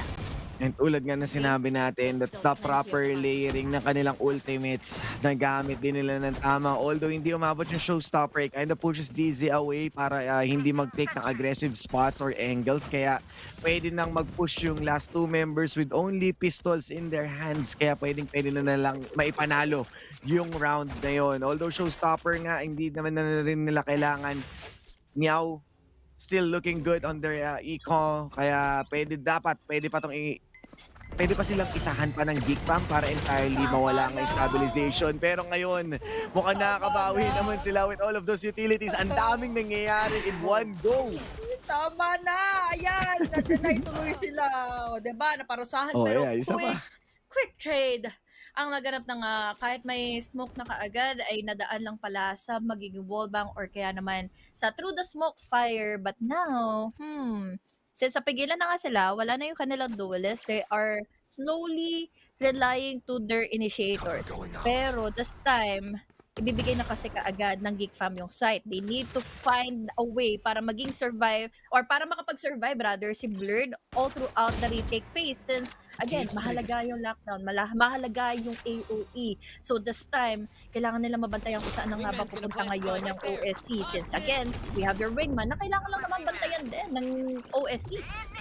And ngayon, no, sa pagbabantay, gagamitin na nga itong lockdown na compromise na yung spike. Pero good timing sana para makatakas kaso Hydra Kid after nga ng flash na yun. This time, a proper backup. Kaso, no, na-detained. You had one job! Pero hoy! Hindi siya inabol! Buhay pa siya.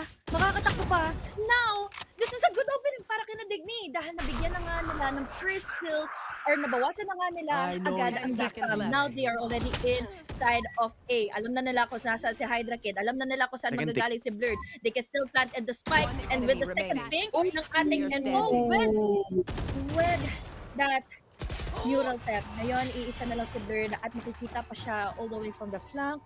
And what a turnaround of events. MEOW, OST, what a gang, what a game, what a team. Grabe ang ginawa nila doon. Maganda sana yung idea doon ni Hydra Kid to entirely surprise itong MEOW. Kaso the neural theft counter.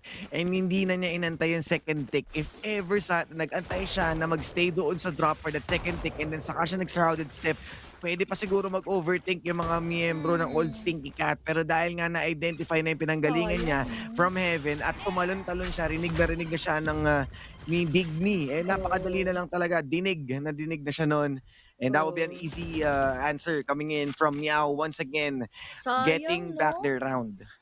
May may lockdown na Da-deny na nila. Ang problema nila doon, hindi nila nakita si Ionix. May na-detain na sila na isa. Pero ang inakala nila, nakaligtas si Ionix. Kaya chinek nila kaagad yung all the way from Secret. Kaya napatay patuloy ni Digny na siyang hindi nga na-detain. So, oh my God. The series of choices and series of unfortunate events ay nagle-layer down na lang kaagad sa GEEK Fam. Ngayon, 8-1, di pa rin naman imposible for an 8-4, diba? Dahil thrifty rounds can still happen. Pero at the moment, ay nako, take na naman ito. Buti na lang walang showstopper para at least wala nang ika-iinit at ikasasama pa ng loob ng GEEK Fam kapag narinig na nila si Folex na umentry na nga ng C. Yes, and so far so good naman ngayon. Alam nila yung pinanggagalingan ng atake ngayon with the fault line, and Ionix will be punished with the 2 utility being burned down. Pero si Hydra Kid, babarilin niya si Wingman, but the verticality mula dito kay Owen Cutie with a shrouded step. And may ipit na nga sila dito. Maganda na ang pwesto with the falls ngayon. Hawak ngayon ng GEEK Fam, pero false hope na naman ang ibibigay. MEOW dahil sila yung nasa pwesto. At ito na yung Thrasher. Ito na nga yung Thrasher, wala siyang makikita all the way from the back. So this time, mabibigyan nila ng opportunity makapag-rotate or makapagbigay nga ng panglilindang. Si Owen Cutie, now with the double fix, now with the fade, now with the bait and switch. Dizzy is just solely relying onto the bullets that he can conquer against GEEK Fam. Oh my goodness. And oh my goodness talaga, so dahil this is another round going into the side of MEOW.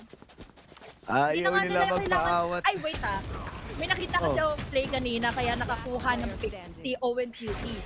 The wingman, hindi nila ito tinangkang ipag-plant talaga. Pinabait nila ito Ito yung isang strategy nila. Kung hindi natin maprotektahan si wingman, gamitin na lang natin siya as a bait para makapasok si Owen Cutie and then ma-reveal si Slatong kung saan siya nakatago.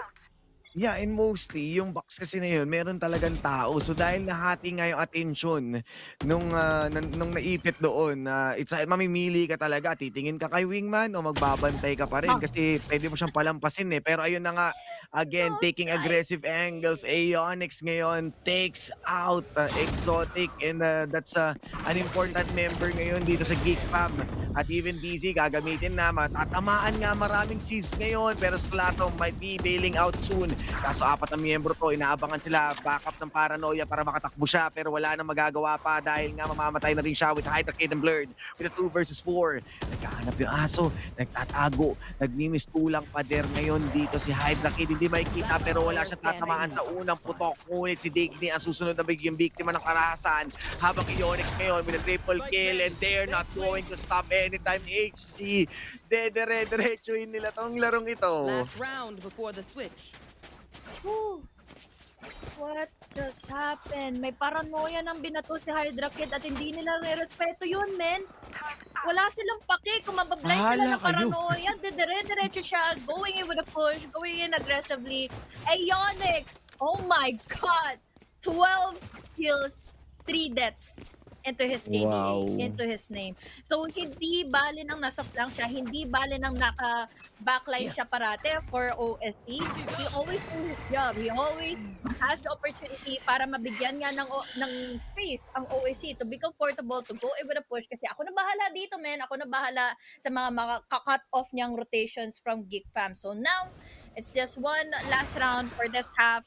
Sana hindi na mag-dry pick ang Geek Fam. Yun na nga, at mukhang this time may mga nangyayari na ang pagbabago. Ngunit mabilis lang din i-capitalize or bawiin pabalik iyon ng MEOW at Geek Fam. At this time, mas nagkaroon sila ng spasyo. Aeonix, pwede siyang supresahin dito ni Hydra Kid. Alam mo, kanina ka pa kasi Aeonix eh. Ayun, bumato ng smoke. Hindi niya kasi malalaman kung saan manggagaling yung smoke kapag meron kang omen eh. So this time, hindi niya nakita. Pero ganun pa rin.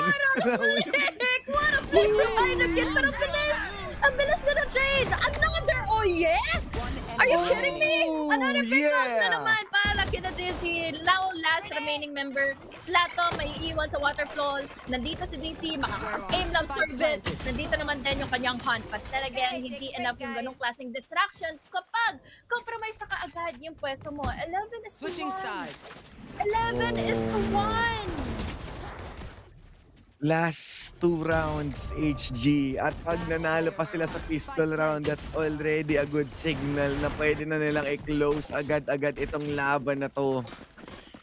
How confident ngayon ang MEOW on taking this map away. Pero remember, sa attacker talaga sila nag-excel. So paano ngayong defense? Baka naman itong attacker-sided map bigla ma-snowball pa ng Geek Fam. Pero definitely, that's still 10 rounds to run with.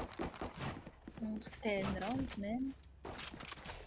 I mean, hindi naman imposible lalo na we have a lot of AOE na lagi nga nating pinapoint out dahil ito yung best option nila to win such an aggressive composition mula sa MEOW. But then again, the long angles, enough na yon para sa side ng Geek Fam. Enough na yung mga prowlers pero they need to go in closer para manalo nga against OSC and win out the duels. At doon pa lang, sana hindi sila mabitag na naman ng mga wingman, ng mga utilities coming in from MEOW. Yeah, and with the AOE na meron nga sila na nabanggit mo, I believe na sila dapat talaga yung pinaka-confident on taking this site dahil nga mas marami silang pwedeng paggamitan tulad ngayon na execution na may kita natin. Pain shields pero nag-forward siya para hindi makuha yung damage na yun. Napakagandang move mula kay FallX dito pero Geek, they are ready to make ngayon itong MEOW weak dahil nga nakikita natin ngayon si Owen Cutie. Hindi na magagawang itong babat the last 2 members and fairly running low na rin ngayon si Slatom. Pag ito, napanalo pa ng MEOW, ewan ko na lang. Iba na talaga, ano? Oo, iba na talaga. Buti na lang, nakakapangwalbang pa. Aeonix lang ang tanging natitira, low HP man, si Stato, but they're still blurred. Oh, yun lang, nabawasan din si Kuya mo blurred. The time is already ticking, so this might not be in favor of Aeonix, pero buti na lang napanalo pa rin ng Geek Fam itong pistol round on that second half since they have a long way to go para ma-equalize nga itong half. And definitely, itong pagkapanalo ng pistol round, it is a good news para dito sa side ng Geek Fam. Dahil nga sila ngayon na makakapag-upgrade ng guns and mag-i-slow down ngayon yung MEOW. This might be a free 2 round sa kamay nila para lang entirely maibalik ang kanilang sarili. Pero once na makuha na naman ng MEOW ang kanilang buy round, still, yung Oo, defense no. nila ang magiging big question ngayon. Kasi Kapag Cypher lang yung kumpleto na. pinaka nag-hold ng site eh. Kapag kompleto na yung mga alaga nila, no? Tapos mga barrel ulit siya. But then, speaking of barrel, meron na rin naman na dito ngayon ang Geek Fam. It just goes down to the fact kung saan nga ba sila desidido nang pumasok. Since yun lang naman ang kailangan nila the confidence and even the deciding factor of where they should be going. Since, again, on an eco round, anticipate mo na baka sakaling one side, one stack lang ang players ng MEOW. Quick pick off, one tap to the head, Folex, and then back away para makaligtas. Paranoia ay nagamit na to deny and delay players from Geek, pero hindi pa rin ito enough. Makakapag-plant ang rin ang Geek Fam. At tuloy-tuloy pa rin talaga ang pagpasok ng Geek Fam, so no problem. And Aeonix will be the next casualty ngayon with the Guardian in their hands. A 4 versus 4 equalizing ang ating senaryo ngayon. Pero paano nga ba nila papasukin to with that one tap from Folex? And bodies are falling once again. Wallbang ang ginagawa niya dito, pero si DC naman ang may kipaglaban with only classic in hands with a dink and a kill. Dire-diretso pa rin sila dito with the last member with a 2 versus 1. Kahit sa ang angulo patignan, napakagulo na nang nangyayari, but still, MEOW denying yung possible round. Wow! 350.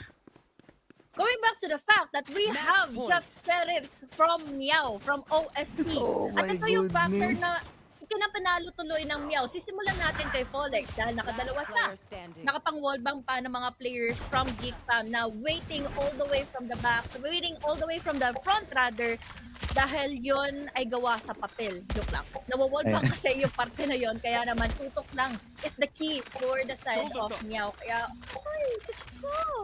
Match point already. 2 points only for Geek Fam.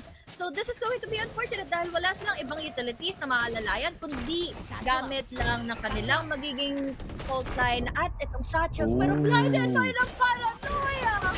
Guardian! There's another blind. There's another kill. Guardian kill ulit para kay Dignified. Now traded off to Danny Hydra Kid. There's also Folex going in for another, but this time there's only 2 remaining members coming in from Geek at hindi pa sila makakapag-plant in the spike. Blurred the sole member remaining. We even have Weird Wingman para makapag-defuse the spike, and then that's going to be it. Since Aeonix still getting in that kill. Laban kay Blurred, and that was just how quick they executed game number 1 in this last and final series. Ay, HG. Learn your lesson, guys. Hindi talaga Never pick Lotus on OSC. Hindi na dapat nilalabas yung sutol. Kasi, wala na sabi mo, gawa sa papel yun eh. Isang malaking origami ang Lotus, guys. Tapos, alam naman na natin, G-Lab days pa lang. Alam nating pumapalag talaga sila dito and nagbigay na sila ng reminder sa Carti Esports. Guys, ganito kami maglaro sa Lotus ha. Hanggang ngayon, iniwan pa rin open. So ngayon, Geek Fam, I'm not sure already kung ano nga ba nangyayari ngayon dahil map veto pa lang, napakalaking question yan na inopen yung Lotus from Game Lab days to Carti up until now. The momentum is theirs. Pagka lumalabas ang mapang ito, why it is open ngayon? I am still trying to figure out the things kung bakit nga ba na-take down yung Geek Fam. I found an answer. We have so many blinds kasi para sa side na nga ngayon ng OSC. Babalikan natin, we have a lot of info gathering agents para sa OSC. We have a lot of blinds. It is also equal to a lot of info for OSC. Given the factor that we have DC and Dignified, lagi silang magkatunggali to open up the space para kay Folex para makapag-perform na maigi. At wag natin kakalimutan na hindi sila lang yung nababantayan natin. Binabantayan din nila maigi yung mga cutting ng rotations. We have Aeonix. Early half. First half pa lang ng first game na ito, Aeonix was able to take at least 12 kills and 3 deaths only in just one half na long running into 8. 8 to 6 rounds already para sa MEOW. So 13-2 is a really big disadvantage laban sa side na nga ng GEEK Fam, and gives a lot of factor kung bakit natin ibaba ng Lotus laban sa OSC. Ionix did a great job. Distraction pa lang from that cyber cage beside Rubble gives a lot of overthinking or paranoid nga yung mga people if nakapag-push ba siya sa Rubble, gumapang ba siya papunta sa rotating doors, pumunta na ba siya ng B, and then once na nag-proceed sila sa C, that's where makikita natin si Ionix on the link. And ito, isa rin to sa pinakamahalagang part kasi that's 2 members who has been invested para mas unog yung oras nila kay Ionix. Kaya late na rin sila dumating, and of course, that that clutch moment na nakita nga natin. Everyone from MEOW ngayon firing all cylinders. Sobrang on point sila sa kanilang mga decision making. But I must say, kada nakakuha ng round itong GEEK, definitely talagang pinag-isipan o pinaghirapan nila yung mga resultang ganun. Kung babalikan din natin, there are always sometimes na nakukuha kasi ng MEOW kung ano yung gusto nila mangyari. For example, if they want to push out all the way from waterfall, magagawa nila kasi natatakot na yung GEEK Fam kung ano yung gagawin nila next. Yes, i-respect nila kung ano yung ipupush ng All Stinky Cat, pero little did they know, ito pala yung gusto na mangyari ng All Stinky Cat, yung makontrol nila yung game, ma-dominate nila yung game, kaya naman fully asserting their dominance into Lotus is just one hell of a game, one hell of a strategy para sa side na nga ng All Stinky Cat. So kudos, dahil again, this is just a first game, pero we have 1-2 more matches to go into the series. Magbabalik kami ng ilang sandali. This is Sunny Grace with the Double E. Kasama ko ngayon si Osiris. Magbabalik ang series ng All Stinky Cat at ng GEEK Fam.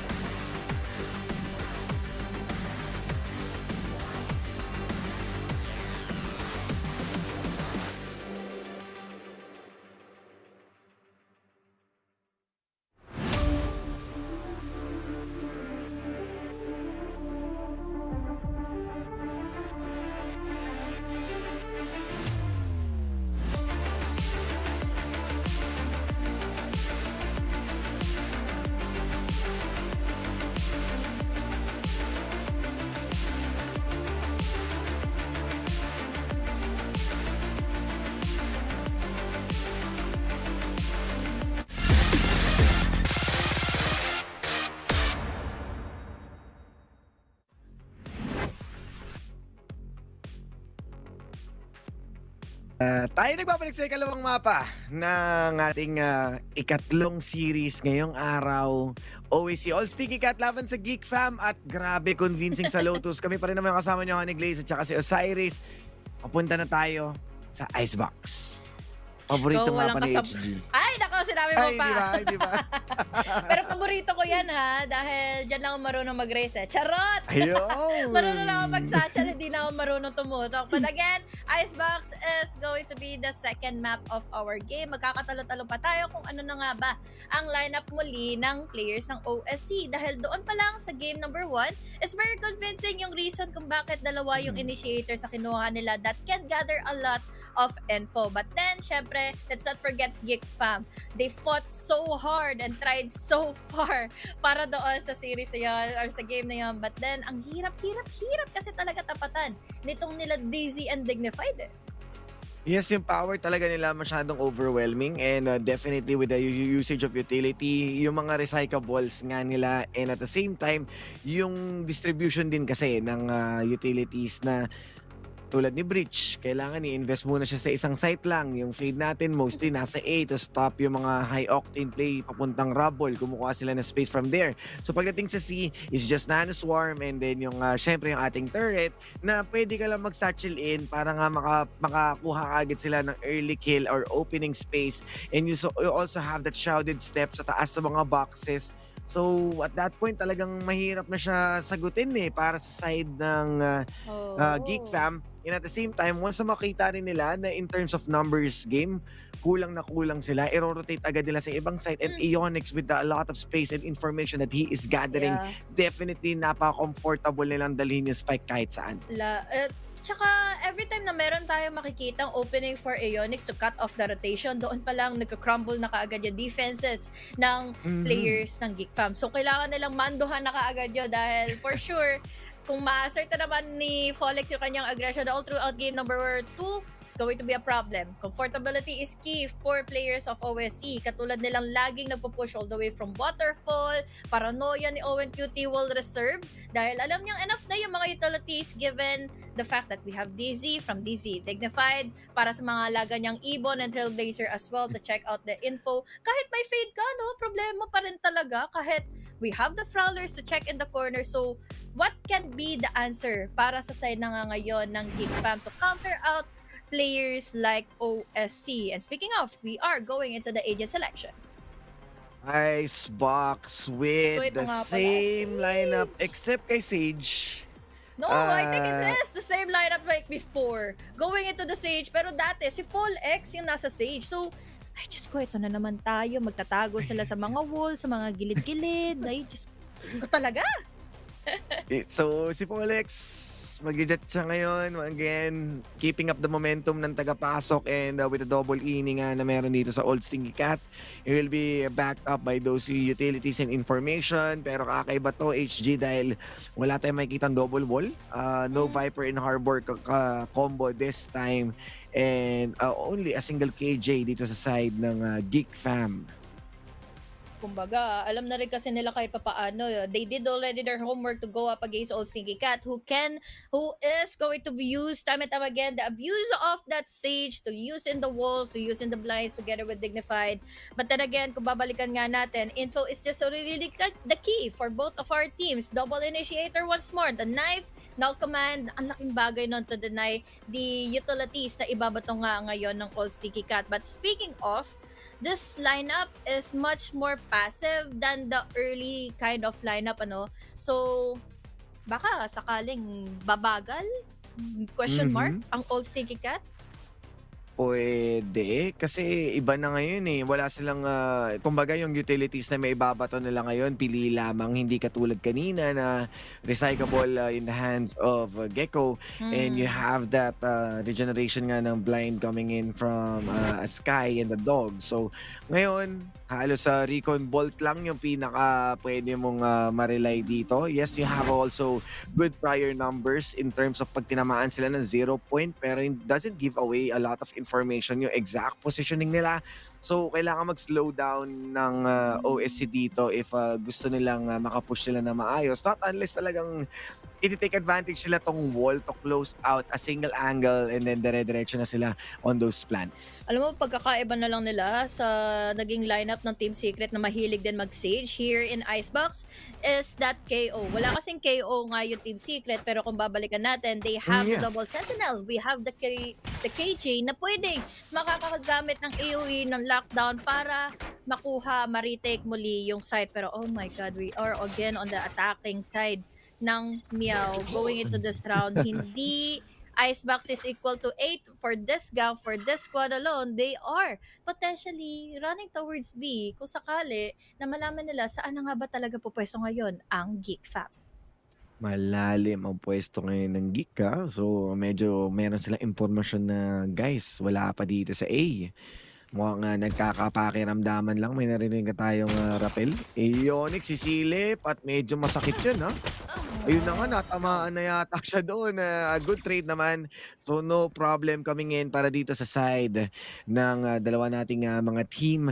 Pero giving that information away, it's already go time para dito sa side ng OSC na pumasok sa B-side. Aga nilang nabawasan kaagad ng isa. Tig-isa sila ngayon, pero at least it's still enough advantage. Pero ngayon na nakakuha na kaagad ng early kills and a blur, this is a good chance for them to deny that pistol round para sa MEOW. Magkakaroon na nga ng damage kahit papaano laban sa MEOW, but they are still trying to plant in the spike and they will be succeeding. Pero hindi naman succeed kaagad si Blur. Go in for the kill. At least there's Hydra Kid for the trade. It's all up to one remaining player. It's all up to Folex, pero nasa yellow, nasa low pa rin siya, pero that is not enough na distance to go up against GEEK fam. Pero kung tutusin, it was also close for MEOW na madaplisan ng bala itong si Slatom at si Hydra Kid dahil pareha sila low on HP.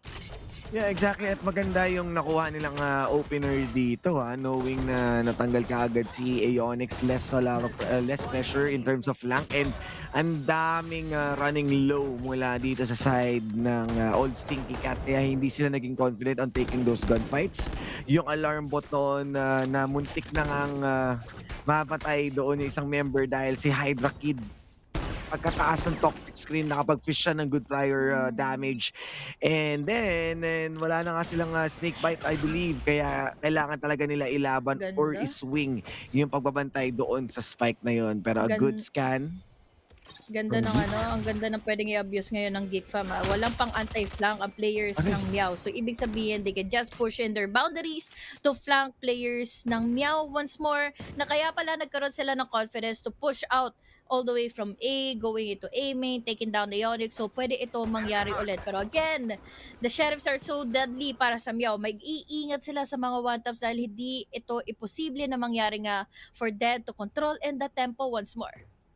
Yeah, nakita na natin yung lakas nila in terms of Sheriff. May 350 rounds silang naipanalo from previous map. Kaso kasi iba yung tempo nila ngayon. Dahan-dahan at nakita na nga ngayon with that vertical play ni Exotic. And having that Bulldog, nililinis na nila bawat taas. Overthinking malala muna tayo. Magandang pagkapwesto. Dito na sila sa elbow ngayon. Pero still naka-ready naman si Slat to make that 2. At dire-diretso na nga rin sila. Even toxic screen. Lalagpas na ngayon si Exotic taking down Owen Cutie. And the last member, muntik pa. Masaksak doon si Dignified. Ito na ang pagwawala, pagka-comeback ng GEEK fam.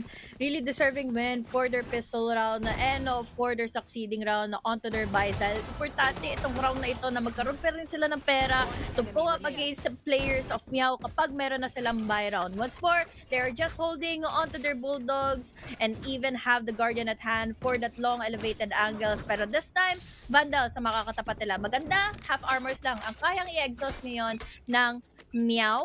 But ito talaga yung problema nila yung mga flanks. Kaya at least, ito ang pwedeng i-abuse ulit ng Exotic. And dahil nga doon sa opening na yun, mas may confidence sila mag-advance. And with only how many teams at mukhang hindi nga sila nagkapakiramdaman doon sa A. Kaya mabilis na rin na nag-stack yung mga members ng GEEK fam papunta dito sa B. Kaso, stable lang talaga. Kumbaga, hindi gagalaw dito sa Exotic with the less of a pressure in terms of flanking. Pwedeng-pwede nilang ikutan 'to, but 2 members na ang ininvest nila para nga mabantayan dito si Aeonix. Pwedeng-pwede nilang makasalubong, maganda yung pagkabaod niya doon, pero still wala pa ring mag-o-overcommit, wala pa ring gusto mag-overextend. They are eyeing mostly papunta dito sa B. Di pa rin pinik ni di pa rin pinik ni Exotic ha. He is picking his fights wisely dahil mahirap na baka magkamali pa siya, mabawasan ka agad ang Geek Fam pagdating sa retake nila. Now, the recon, the knife is denied. We have the wall already para safely secured nilang mapaplant in yung spike at hindi ito usually sa default kaya safe sila from that snake bite. We have Yep. Apolex though going Aray. with a kill against Blurred. This time, it's down to 4v5. We have even the knife na yun, na-deny pa yung flank na pwede sana nilang i-abuse dahil ito ay anticipated na fully ng MEOW. We have still the blinds though, pero ang problema is itong mga nagiging duels nila. Hindi nila maipanalo laban kay Folex. The Vandals are just too great. 2 players left behind para kina V-Black, pero at least kaya pa rin nila kahit papaano since they have submachine guns. One enemy remaining. Yes, and dabang patience lang sila dito. Alam naman nila na sila na yung nasa advantage, and with the last man standing ngayon, Vanta Black will be blacking out ngayon. Hindi magiging sapat yung kanyang pagdepensa. All good naman for MEOW with the less casualty that they took. So it means if Olex lang yung mapapabili dito, and this will be the gun round na magagaling sa Geek Fam, but we are looking at Exotic right now investing an early operator. Ito pa naman ang isa sa mga lagi nating tinitingnan na makakakuha ng momentum once he already has the operator. Lalo na dito, promotor ang icebox sa mga long angles with or dominating the long angles with the use of the operator, pero he needs to be careful dahil again, magiging enough pa rin naman itong mga blinds, itong pang-cancel out ng dashes. So, kayon, parang hindi tuloy niya mapanindigan yung angle na ito or yung aggressive angle niya to deny those entries. And speaking of, hindi madedenay si Folex. Makakapasok all the way from yellow. There's the backup, yung tatlo, hindi agad sumunod para at least makakatakbo sila kaagad going into A site. Yes, hindi mako-compromise yung spike. Hindi porket malinis na yung pagkapasok dito ni Folex, definitely wala na yung operator. Remember, nag-warning shot sila. They invested a drone and a pop flash to entirely create space for Folex. And maganda nga yung angulo natin dito ni Exotic dahil nakatayo lang siya sa second floor or sa 2F. And with that being said, unti-unti rin naman silang namimili ngayon kung saang site ang kanilang pagpunta. At medyo delikado to once na mag-decide sila papuntang B dahil most of the members are leaning towards that. Kaso sobrang tahimik na. Playing mind games tayo dito. Toxic screens has been used as well para maharangan dito yung vision. Pero unti-unting umaakyat ng tube dito si 30 Owen seconds QT. left. Mukhang gusto nila kaagad na lasunin nga from the middle lane na ang players ng Geek Fam. Pero ito yung problema. Bantay sarado na kaagad ito nila Blurred. Babalikan natin. We still have their utilities para magkasagutan lang ng mga positioning. Pero double pick. Oh, It's not going to work. no. Exotic with another angle. So now, makakakuha sila ng full force defense here on mid. MEOW wasn't able to get inside of B-side para makapag-plant ng spike, and even though na gusto nilang kuhanan nga yung mid, yung tube, yung kitchen, it's not going to be effective dahil nandun kaagad sina Hide the Kid and then si Blurred. Good defense mula sa Geek Fam. It was a bad timing coming in from MEOW dahil nga pagkaangat ng toxic screens, syempre, hindi na nila gusto sabihin na natin, ba't ko babantayan? Hindi ko nga sila nakikita. So ngayon, si Exotic, tumingin na lang siya sa mid after getting the information nga dito na Hydra Kid na yes, merong nasa tube. And with the 30 seconds execution, hindi naman nila ipipilit yung tube dahil merong snake bite. So naglagay sila na nanoswarm, tumingin yung operator doon sa mid and eliminating 2 members kaagad-agad. And saka sila lumingon doon sa toxic screens. Kaya madali na nga mabilis yung kanilang pagkakalinis ngayon. Kaso si Folex ngayon hindi na depensahan with the orb. And even ngayon yung operator makakatakas pa. Exotic masyadong madulas. Tatlong At shot na another yun! one. Tatlong shot na yun na hindi na nga naitama ng maigi laban sa MEOW. At least, maganda na bawasan na nila ng isa. Hunter's Fury para makakuha Ay, ng kuko. info. Masusundan kaagad si DZ kaya -1. Make it 2 dahil si Exotic makakapatay pa gamit ang Shotty pare. Napakabilis. Kaagad ng palitan. Dalawa na lang kaagad ang natitira. Owen QT from afar. No lineups whatsoever dahil they are playing inside of the site and now mas na-lineupan pa sila kaagad nila Hydra Kid now turning in the tables in favor of GEEK Fam to win this gun out, to win this half out. Laban sa OSC 4-1. Meow, looking shaky ngayon ha. Pwedeng-pwede na sa tumawag ng timeout kung gusto nila muna mag-relax. Kasi nakikita natin yung GEEK Fam, they are in control. At nakita na naman na agad natin yung manifestations ng no problem on flanking dahil si Blurred at the very last moment na takedown niya si Dignified from behind. And Hydra Kid also doing the work on denying nga with all of those positioning with a snake pipe. Grabe ang pinapakita ngayon ng GEEK Fam. Parang bigla na lang sila nag-level up out of nowhere na hindi ito yung nakita natin from previous map. Yung confidence nila on taking those gunfight at saka yung early investment operator, bayad na bayad dahil nga again, hindi sila nakakuha ng ilang beses at nakuha na naman nila. Ngayon, alam nila yung pwesto. Pero Hydra Kid, tutumba. Less of a problem. Hindi tumaan na yung whip. Pero waiting after another enshotty ngayon. Ang dami nangyayari, HG. Huli Sa niya likod! yung ulo. Slatom going with a kill all the way from the back. Oh my god! This is still GEEK Fam. What? Naiplan pa pala nila yung spike. And with all of the trouble given by MEOW to get inside of the site, wala, ito pa rin, sila Exotic pa rin naman nanalo. It's still a crazy situation all the way from Cube, all the way from Kitchen dahil again, naka-operator na, nakapasok na kaagad si Polex. The Blade Storms are not connecting and same goes to Exotic na hindi alam kung paano ba ito mamandohan. Buti na lang nandoon sina Slatom. Now, this is the problem for GEEK Fam. We have a lot of ultimates available for MEOW. And kung tutuusin, this is going to be scary dahil may second round. Kahit papaano dito ang MEOW dahil nga sa rest na meron si Ionix. Yeah, exactly. Yung moment na yun, with that res, pwede silang mag-hard push with that operator still in the hands of Exotic. Pwede nilang i-trade yung ultimate na yun just to make sure to take down yung lakas na iyon. But then again, napakabilis ng kanilang mga galawan ngayon from Tube. Wala na si Slatom ngayon. They have the wall para harangan tong Kitchen. Kaso parang hindi yata yan yung magandang pagkakawall, ha? Ito kasing wall na ito to deny the players coming in from stairs. Pero, this is a good Viper Spit. Pero nandito si Exotic and denied yung Viper Spit.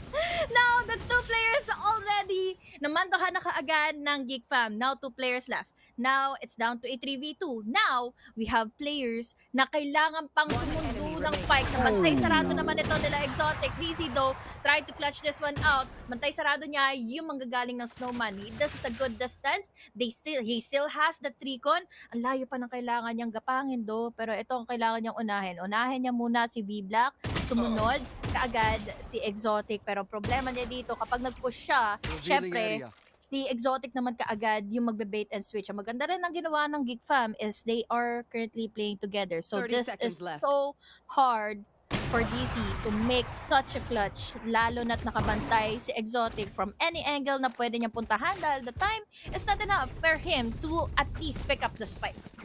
Parang deja vu yata to HG ha. Parang ito yung nakita natin kanina. Kaso ibang team naman ngayon ang ahead. GEEK Fam ang feeling comfortable dito sa mapang ito. And with that shorty, up close and personal na dinay kaagad yung Viper Spit na in-invest nila. That's another ultimate being thrown away out to the window. Dahil lang kay Exotic. Exotic on a roll ngayon. And iba yung disiplina nila. They're not taking those trades ng walang kasama or kills ng walang kasama. Ini-ensure nila na meron silang trades. Ito na naman yung aggressive positioning na Exotic at hindi pa rin siya napapunish. Pantik na! Fourth missed operator shot coming from Exotic. Let's see kung madadagdagan pa dahil ngayon, ako, nagiging aggressive na. Owen QT going with the push. Ionix with a kill. Polex taking down the Exotic as well. Down to 2 players na lang kaagad ang GEEK Fam. Ito lang ang pagkakataon na manalo ng OSC dahil they have the null command. They created an opening with their AoE. But will it be enough for the next few rounds? Dahil syempre wala na silang again the null command. Now, we have Blurred all the way Player from the standing. top side. What a flick going in downwards. Isa na lang natitira. Hydra Kid with the use of the toxin wall para mag-create ng opening. Pero DC is just too close for Wow. comfort. A Owen QT with a trade. So now, another round for MEOW. Pero kailangan pa magkaroon ng lead ng Geek Fam dahil hindi imposible itong mahabol pa ng MEOW to a 6-6. Yeah, pwede pa nila idikit yung score, but then again, Exotic is still investing for another operator. So magiging problema pa rin to once na maka-entry sila. Tulad nga na sinabi mo, they created an opportunity using that null command. Kaso, sinabayan na nila ng fast-paced opening mula dito sa A, kaya nagawa nilang mapatumba kaagad sa Exotic. Kaso this time around, B yung kanilang ifo-focus and alam na nila kung gaano ka-aggressive itong Geek Fam in taking those pipes para sorpresahin sila. So this might be a good idea na mag-focus muna sila dito sa B, pero they need to be snappy kasi once again, yung rotation na makikita natin ngayon sa Geek Fam ay tumatakbo na yung operator natin. Speaking of operator, he will be quickly denied dahil doon sa toxin wall. Pero paano naman ngayon ulit makakapang-deny sina Blurred, sina Hydra Kid, lalo na't we have utilities. Naku po, Yan pala yung nabisi sagot. niya. Vulnerable. And then, nagdi-decay pa siya. Kaya naman, enough yung damage ng swarm grenade. Now they have to pick up the spike. Now they have to plant in the spike. Pero ngayon, batay sarado na kaagad sila. Sina Hydra Kid, pwede pang makapag-push. Kompleto na kaagad ang players ng Geek Fam to at least have that retake be open, or they can open it with just welcome arms. Pero ngayon, magbabakaway na lang muna ang MEOW. Ay, Ito na, mapaplanta kaya siya. Totoo na ba to? Dahil nga marami pa rin ng mga miyembro ngayon ng Geek Fam na nakabantay. Hydra Kid makakuha siya ng kill dito. Omega 2. And dire-diretso sila as Vanta Black will take his own kill. Pero si Owen Cutie, boy pa naman siya dito. Meron siya snake bite, but still, this is 5 members. Might be a flawless round para sa kanila. At wala na nga siya may bubulsa. Kompleto Ricardos ang Geek Fam and taking their 7th round sa kamay nila. That was so beautiful dahil once again, they anticipated where MEOW might be planting, kaya naman yung utilities nila ang nakasagot doon sa problema nilang hindi nila makita yung mga kalaban nila. We have the toxin wall, yes. Hindi nakakuha ng long pick or long distance angle na nga yung operator shot from Exotic. Tapos, yung sumagot is just the snake bite and even have the swarm grenade. So now, 7-2 is our lead, is our half. Kaya naman, 7-5 is not still impossible para sa MEOW. Post-plan situation, medyo alanganin din sila. And dahil nga tiniis masyado ni Aeonix yung vulnerability at saka yung Nano Swarm, for sure na tutumba talaga siya doon. So I think kailangan muna nila i-reconsider yung pagpa-plant nila ng spike dahil nga ilang beses na silang nahuhuli on a tough situation. Pero X will use his Blade Storm once again. Nandito sa Yellows, kailangan mabilis ang execution nila dito para entirely ma-deny yung possibility ng handpicks na ginagawa ngayon ng Geek Fam. And still, okay naman yung kanilang window ngayon dahil si Exotic na iwan sa A. So this is a huge chance sa kanila para makapag-set up. Yung tanong na to is, ready na naman ba sila for another lineups? Ready na naman ba sila sa pagbato ng mga utilities coming in from Hydra Kid and Blurred all together? Since, again, nakapwesto na naman na itong swarm grenade na ito to cover such a wide angle to deny that plant mula na nga sa side ng players ng OSC. But we're waiting in for that execution dahil may Rico na ito. We have even the wall already up. They need to go and plant. We have the deny using in that knife. And that being said, we have even here the blind. Ito ang maganda. Madedenay nyo yung lineup kapag pinatay nyo kaagad si Hydra Kid. So why not just push it all head on laban sa side ng Geek Fam? And now, Aeonix, or rather sina MEOW, or sina Folex rather, is yun na nga mismo ang ginagawa. Ginamit na null command ngayon ni Manta Black, pero still, sila pa rin ang makakapush dito, but the trade-off ng mga galing dito kay DZ. Last 2 standing teams ngayon at mukhang makakapag-shorty pa nga once again. Nakakagulat naman yun at si Manta Black na nakaabang mula sa Yellows and still a thin fine line na mananalo pa rin talaga ang Geek Fam with their retake potential. I love this Grabe. round. I really love this. Dahil, again, nagkakatalo lang sila when it comes to their rivalry. What can I say? Ito talaga yung ito talaga yung nagiging kryptonite ng OSC. Kapag naglalaro na nga sila all together and just a single lobby kung saan Aeonix, yes, can really have a good KDA all throughout a first half. Pero yun din naman mismo ang ginagawa ngayon ni Exotic. 13-4 and already 10 rounds.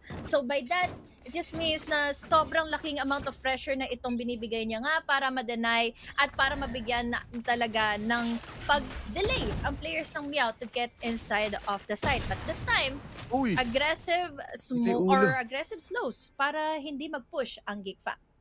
Pero still maganda yung vertical control ngayon ni Exotic. And mostly, nasa sila dito at may nagkasalisiyan dalawang Viper dun Ayos yun medyo iba yung nakikita natin ngayon and Polex obtaining that information. Pwede bumalik dito si Hydra Kid ang mahuhuli ni Owen Cutie dahil nagkasalisiyan yung dalawa. And of course, an upgraded Vandal para sa kanya dito na pwedeng ang gamitin patungong B. Rotations might be coming in. Mabilis din na pag-pick up ngayon ng GEEK fam. Kaya dire-diretso na rin sila papuntang B. And this may be the opening na kailangan ngayon ng MEOW. But lockdown from Blurred, pwede. At kinuha pa nga si Ionix doon. Now with that lockdown, they are completely denied. Makakapag-plan, yes. Bawasan lang sila ng isa. Make it 2 dahil already they are being forced out. Ngayon, hindi magkatama yung mga Blaze, yung mga Tinidores coming in from Exotic. Pero wild execute ang ginawa na ngayon ng GEEK fam to make this a 9-2. It's already what just happened earlier in Lotus. Kabaliktaran lang is GEEK fam na yung may ma-intense lead. Grabe yung pag-overpower nila doon. Alam nila na behind nga yung mga members ng MEOW. At the moment nga na naipit na sila sa yellows, pinaulanan lang ng blind, pinaulanan lang ng utilities and strength in numbers. Sabay-sabay silang pumush to just entirely deny yung another point supposedly from MEOW with a good start coming in from Owen QT. And ngayon, nagbangko na rin ng Vandal mula dito sa likod. Itong si Vanta Black. Double operator ang nakalinya sa kanila ngayon. One from mid and then ngayon sa A mismo. Solidifying yung kanilang pagbabantay. Good slow manggagaling doon. Kaso so far wala pa naman nag-overcommit coming in from GEEK fam. Just still patiently waiting. Yan na, kinuha na niya yung kanyang Vandal. Na-detect na rin siya dito. Blurred with the Nano Swarm. They are investing a lot of utilities para nga ma-deny. You have also the drone to gain information. May mga scan na rin tayo makikita. Pag Digny will take down Blurred. So wala na kaagad yung ating Killjoy. Less of a problem na aalalahanin dito. Nagpakawala na nga ng Hunter's Fury. At ang hindi pa ikakasa ng buong buo. Now, they're trying to plant in the spike. Folex, nakakuha ka agad ng kill. 2 members already picking with Folex. That is so huge. Para mapatay ka agad si Slatom na nawala ng visa yung kanyang Hunter's Fury kanina. At least, they were able to delay players from MEOW from planting. Pero problema kasi, paano nila sasagutin ito post-plant? And they are powerless to use their utilities. Paano pa makakapag-up-drop Cloudburst ngayon si Exotic? Now, with the up of the wall, madedenay, magkakaroon pa ng decay sila Hydra Kid. And now, dadagdagan mo pa ng Hunter's Fury all the way from a distance. Exotic now in a pinch corner. Nahabol, naglalaroan pa ni Ionix and no time for him to defeat the spike. Kaya naman 9-3. 9-3 pa tayo tumungo in this first half. Yun, is this gonna be a 9-3 curse or magtutuloy-tuloy pa rin ang advantage ng GEEK fam? And regardless, no, kahit sabihin natin medyo naging alanganin nga itong huling moments nagawa pa rin nilang tapusin yung trabaho. Especially ngayon itong Old Stinky Cat, parang sila yung once every time na in-overpower nila or sinusubukan nga nila mag-post entry, GEEK fam, sige hayaan muna natin sila and then yung retake nila plus operator, handpick by one, nahihirapan sumagot yung MEOW. Ilang beses natin nakita na that operator misses pero hindi napapunish ng ilang beses. Kahit merong 0 point, kahit sabihin nating nakikita na siya, exposed na siya out in the open, nakakakuha pa rin siya ng kill at nakakatakas ng walang problema. Pero itong pistol round, once again, ginawa ng GEEK fam kanina. Surprise push lang ng attack. push pagdating sa defense nila. Kaya naman ngayon, they have the numbers advantage. Take your own medicine, sabi na nga ngayon ng OSC laban sa GEEK fam. 3 members remaining. The fake rotate was executed already. Mukhang desidito pa rin kahit pa paano yung MEOW to defend in A side. Pero problema kasi dito is the time. I think they're just burning every utility at hand para na nga sa side ng GEEK fam kung ano ang kaya nila pang i-execute dahil again. 3 na lang sila natitira. Yeah, meron pang shot right dito si DZ. If they really wanted to go ham, kaso Tumor ba? napatagusan na nga doon si Blurred, hindi humabot yung kanyang heal, giving prior information na a possibility na mag-plant sila sa B. Kaya ngayon nakapwesto na itong si Dignified, and knowing na nalatag na rin yung kortina ni Nanay, oras na para mag-rotate itong Old Stinky Spike Cat, planted. and the plant coming in from Geek Fam. Retake, ha? We have blinds, we have shock darts, we have recon. So this is a good advantage para sa side na nga ng Meow. Even those knife. Para wala na munang lineups or whatsoever coming in from Hydra Kid. But now, oh boy, those mechanics, those there's aim levels. And the double picks will be in favor of Gift Fam dahil again, early on, mas nauna kasi sa pick-off nga sina Hydra Kid. So this time, it's already the double-digit scoreline for Geek. Wow, Geek Fam, talagang hindi sila basta-basta magpapatalo dito sa series natin, as they are the ones who's currently in advantage and might be a potential sabihin natin extra one round dahil nga silang nanalo sa pistol. They get to upgrade, not unless meron pang secret weapon itong Meow, kasi recently kahit nakakuha sila ng good guns, parang hindi pa rin sila nakakapag-execute fairly well. And nakuha na nila yung strongest side nila, which is being an attacker, at hindi nila na-utilize yun fully. So ngayon, nasa momentum ang Geek Fam, mas sila ang confident ngayon on taking those kills, on taking these sides. Mas sila ang mag-move forward, and no surprises coming in from Meow dahil nga with only Sheriff in their hands, this will be a big problem for them. Pinagamit na muna nila yung mga utilities ng Meow para hindi muna sila maging successful on their retakes later on. Now, it's just a bait. We have a lot of tension earlier going into A main. Tapos, atras lang yung Geek Fam. Ang dami naman din chances, ang daming entry points pa rin naman here on Icebox. So, let's see kung ano na nga ba talaga yung deciding factor nila, deciding side nila, lalo na this is, again, just the Sheriff round for OSC. Pero hindi natin pwedeng basta-basahin ang Sheriff round na ito dahil kanina, one-taps to the head. Kakasabi ko lang ngayon, it's okay, sige, there's an example. We have one member down already. The plans are denied because of those snake bites. Another one goes to the hands of Paul X. Pwede pa madagdagan dahil nga nagsasettle down with the double picks coming in from Meow, and now we're down to a 2v1. Unfortunately for Dignified, hindi niya nakinaya yung bangis ng mga naging bulldog or yung mga bullets sa bulldog na ito. Pero now, playing it sneaky, no info mula na nga sa bottom side. Paul X still on 30 HP. At ngayon, nagkakasalisihan na lang silang dalawa. Magkakaroon na nga ng opportunity para umangat on that zipline is Latom. So this time, 11 points already close of a winning score, winning round for Meow. Pero again, it goes to show na mas naman pa rin talaga ang players ng Geek. Although marami naman silang naibawas doon, that is one of the closest rounds once again na ina-expect natin dito if nakapag-dash out man lang siya just to burn the time. Pero a good commitment na nakita nga natin kay Slatom, isa sa mga clutch gods ng VCT. Ina-expect natin kaya niyang mang-surpresa pa rin, and with them being ahead ngayon, Geek Fam, they are on the back foot dahil nga tinamaan yung kanilang econ with how many teams that has been eliminated or members has been eliminated kanina. So ang buy ngayon ng Meow, this might be a round for them to take, pero alam naman natin yung confidence level ngayon ng Geek Fam. Ang galing nilang paglaruan ang Meow in terms Galing of distraction. Oo, exactly.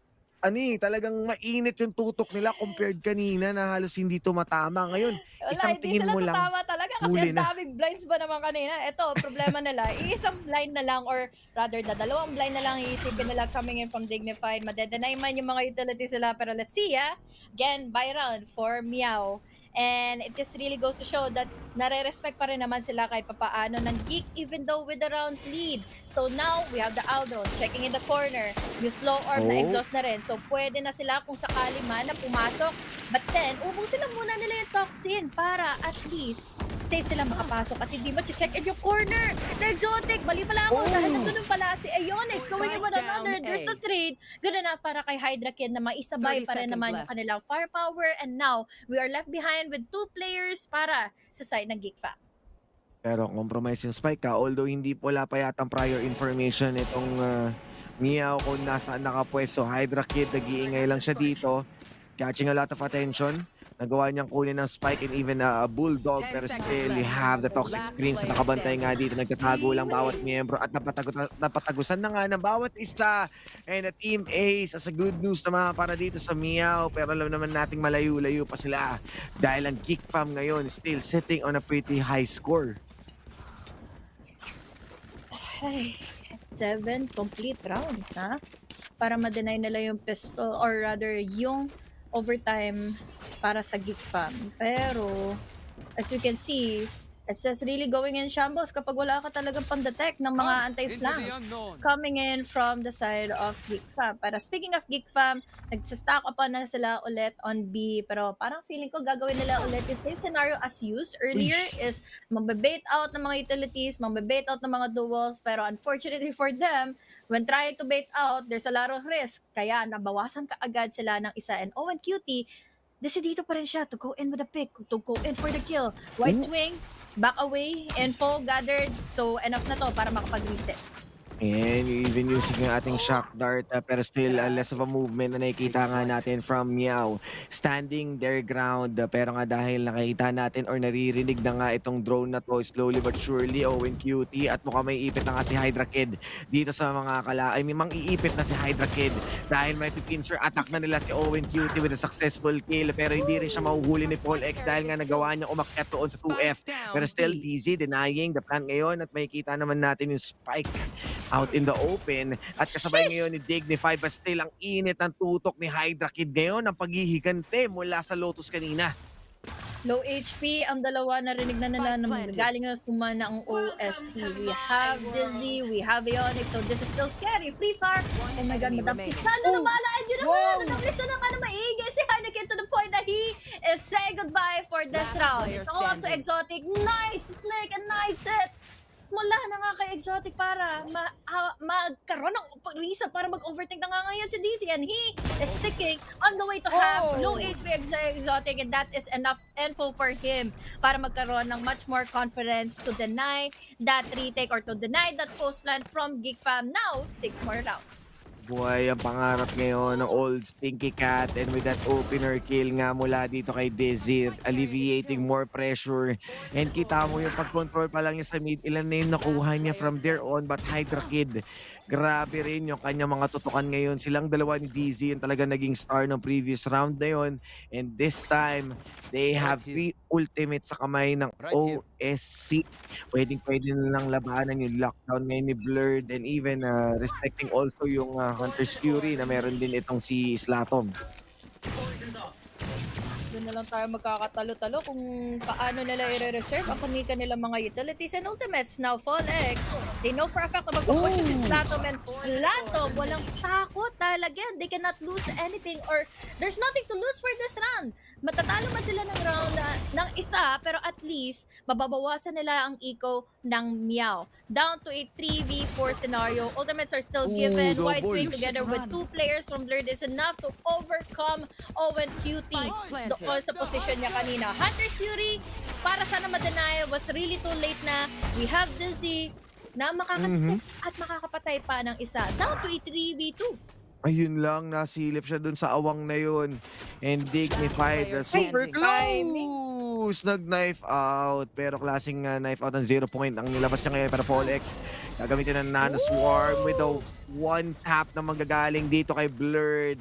And 2 unfortunate nga ngayon sa Old Stinky Cat dahil match point na ang Geek Fam. What happened? That was a thrifty, huh? Geek Fam, half buys, 1 taps to the head, enough is enough. Hindi na pwedeng humabol pa ang MEOW. Already on the match point, there's still the possibility. Half armors though is already committed, exhausted para sa side ng All Stinky Cat. But here, we have the null command. Here, we have an AoE to deny the utilities from Geek Fam. Pero ang kailangan nila is survivability onto this round para madami pa rin sila matira. Pero hindi pa rin ito magiging enough dahil si Owen Cutie masyado nang malayo to comfort para manalo, para magkaroon ng kill laban sa Geek Fam. At least, may kasagutan sila ngayon ng null command. Yes, and for now, A good spacing na makukuha nga nila dito, pero ang ganda ng pwesto ngayon na Exotic at natumba na nga doon si Dignified. They need a return kill. As Polex with a headshot coming in from Exotic, pero slow down muna sila dito. They are playing on the post-plant situation. Magandang scan, magandang wall.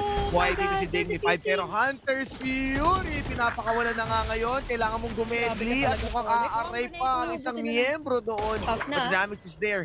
And this might be another kill na manggagaling sa MEOW. May wall pa! Ang ganda na Naku, wall! may wall pa eh! Oh no! May Polex, oh my God! Ang ganda! The time is enough! The shotgun was too late! Oh my God! Another day! Another life to survive para sa side na nga ng MEOW! Dahil lang sa wall na yun! Half na lang yung HP ulit ni Fall X. And kung naiba to lang ni Slatom ng right timing, ng mas maaga pa yung shockwave na yun, okay na sana, ipatay na sana si Fall X. Nilalaban pa rin ang nilalaban kanina ni Dizzy, or rather the Dignified, yun ngang duel kanina. But then again, that wall is just really one of the lessons here in Icebox. Kapag vertical and horizontal, it just really depends kung saan nakaplant yung spike. So now, another round, another opportunity para humabol ang MEOW. So, tandaan natin, nakita na rin natin to kanina eh. Itong sa Oasis na isang round na lang or isang panalo na lamang magagawa ng tapusin ng GEEK. Isang pagkakamali lang mula dito sa MEOW siguradong mapapunish sila. Exotic na dodge naman niya doon. Yung 0 point and he is going in and going ham. Take that too at dire-diretso na rin siya dito. At si Onyx hindi na magagamit yung res niya dahil nga ang dami na nakapaligid na res assured na susubukan niya pa rin makakuha dito pero hindi niya may headshot ito si Exotic. Masyado mabilis sa mga pangyayari and even Dizzy makakuha na siya ng kill. Tatlo na kaagad para kay Exotic. Closing on to 4. Last one. Will it be an ace? Lalo na tinahabol niya pa kaagad si Ionic. And it is going to be such a finisher for GEEK fam. Just all smiles for this guys over here. Kaya naman, deserve nila ito para makakuha na nga ng game number 3. We're going into Breeze later on. But then again, kung babalikan natin yung game, yung rounds na ito from this Icebox map para sa GEEK fam, it's just a well-executed plays at nagkaroon ng much more confidence kasi it's in Exotic. Yeah, and grabe yung mga tutukan nila doon, no? Yes, we may say na kahit papaano sinubukan ng Old Stinky Cat. Kaso, iba yung convincing plays ngayon na ginawa nitong GEEK fam wherein talagang dire-diretso yung pag-take nila. Kahit papaano nung defense, masasabi natin na may laban pa eh. Parang pwede pang maibangon nitong Old Stinky Cat. Pero nung nagpalit na nga tayo ng role, yung momentum na dala-dala nila from defense, sila yung dire-diretso. Ito yung mabilis ang execution. Kasi nakita natin sa Old Stinky Cat, parang laging may hesitation tuwing lulusob sila sa site. And yun yung opening na inaantay nitong GEEK fam para makapagsama-sama sila all together at manalo against OSC. Well, ang kulang kasi again for the side of OSC compared to game number 1 is their blinds. So, might as well reserve in their blinds bago sila magkaroon nga ng full execute to get inside of the site. For example, kapag naubos na nga yung mga blinds coming in from Dignified. At ito na din yung magiging reason kung bakit parang naghihinay-hinay muna sila, nagkakaroon nga sila ng hesitation. That is one of the answers kung bakit mas nagkakaroon ng confidence ang GEEK fam. Why? Since we have so much utility na you-use na burn up nila pagdating nga ng kanilang first half earlier on. We have so much denial pag-plant pa lang sana ng MEOW. We have Blurred, we have Hydra Kid, and that is such a great combo to use in Icebox na kung saan hindi usually on default nagpa-plant si Ionix. Walang kahit anong pwede pang mailigtas si Ionix sa play or rather yung mga corner na itatakbo dahil nga, again, all angles are covered at lagi silang nabibitaw ng GEEK. I strongly agree, no, in terms of utility usage. It feels like ibang Ionix din yung nakita natin ngayon. A Sage on Icebox doesn't really give a lot of potential dahil nga alam naman natin yung Nanoswarm and din yung iba pang mga utilities nakakatagos din naman dun sa wall.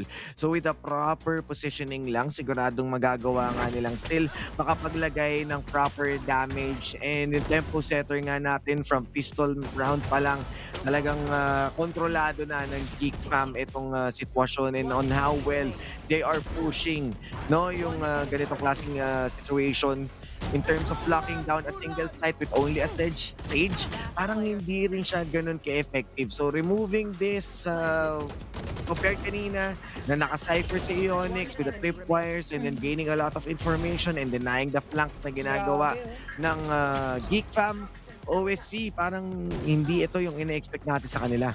Ito rin kasi yung main reason, ano, they are always going in with a dry picks dahil once more, wala silang ibang utility na ibabato kundi yung mga blinds nga lang din ni Dignified. So, once again, hindi talaga enough yung ganitong klaseng laban sa Geek Fam dahil Geek Fam is just really on point when it comes to their battles, when it comes to the duels, and I really love their body language earlier, lalo na ito nakita ko sina Hydra Kid na enough na naging softer na on the side. But then again, guys, that is just game number 2. There's still game number 3 since 1-1 na tayo. We'll be right back in just a short while.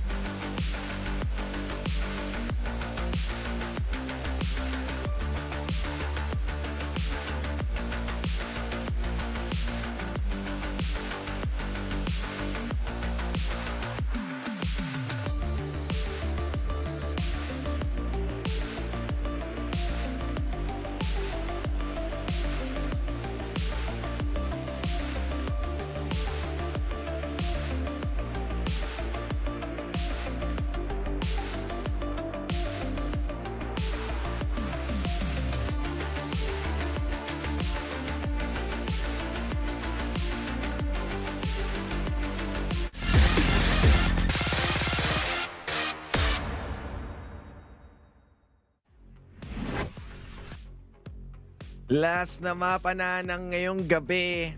Old Stinky Cat against Geek Fam. Grabe, ang dami ng mga kaganapan left and right yung ating mga kaganapan at sobrang close na nga ngayon dahil malalaman natin sino magwawagi at ang cute-cute naman ng bebe na yan. Itong bebe na to ay nanggigigil. Bakit daw nag-game number 3 pa? Dahil again, she was meowing for the fact na ang galing naman sana ng OSC. Pero ang problema, nagkatalo-talo lang tayo when it comes to the systematic approach na ginawa na nga kanina ng Geek Fam. Again, Haniglay si Dodobali nga po pala kasama si Latte and Osiris para sa mapa na ito.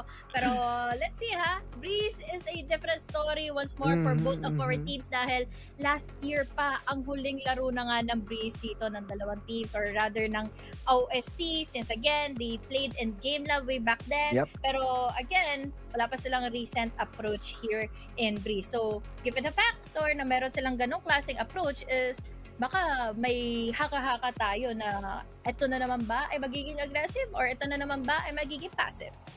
Yeah, so maraming pwedeng isipin ngayon sa Breeze dahil nga entirely hindi pa naman nasosolidify yung meta na ito. And with all the changes, yung mga biglaan nga pagpalit nitong mapang ito, talagang masusubok nga yung mga teams natin sa VCTPH. Kasi HG sa Pacific, iba may mga parang naging meta na talaga to and mostly pinipili rin siya ng mga teams. Pero dito, nakikita natin mostly sa first half pa lang ng mga banning phase natin, tinatanggal ka agad to.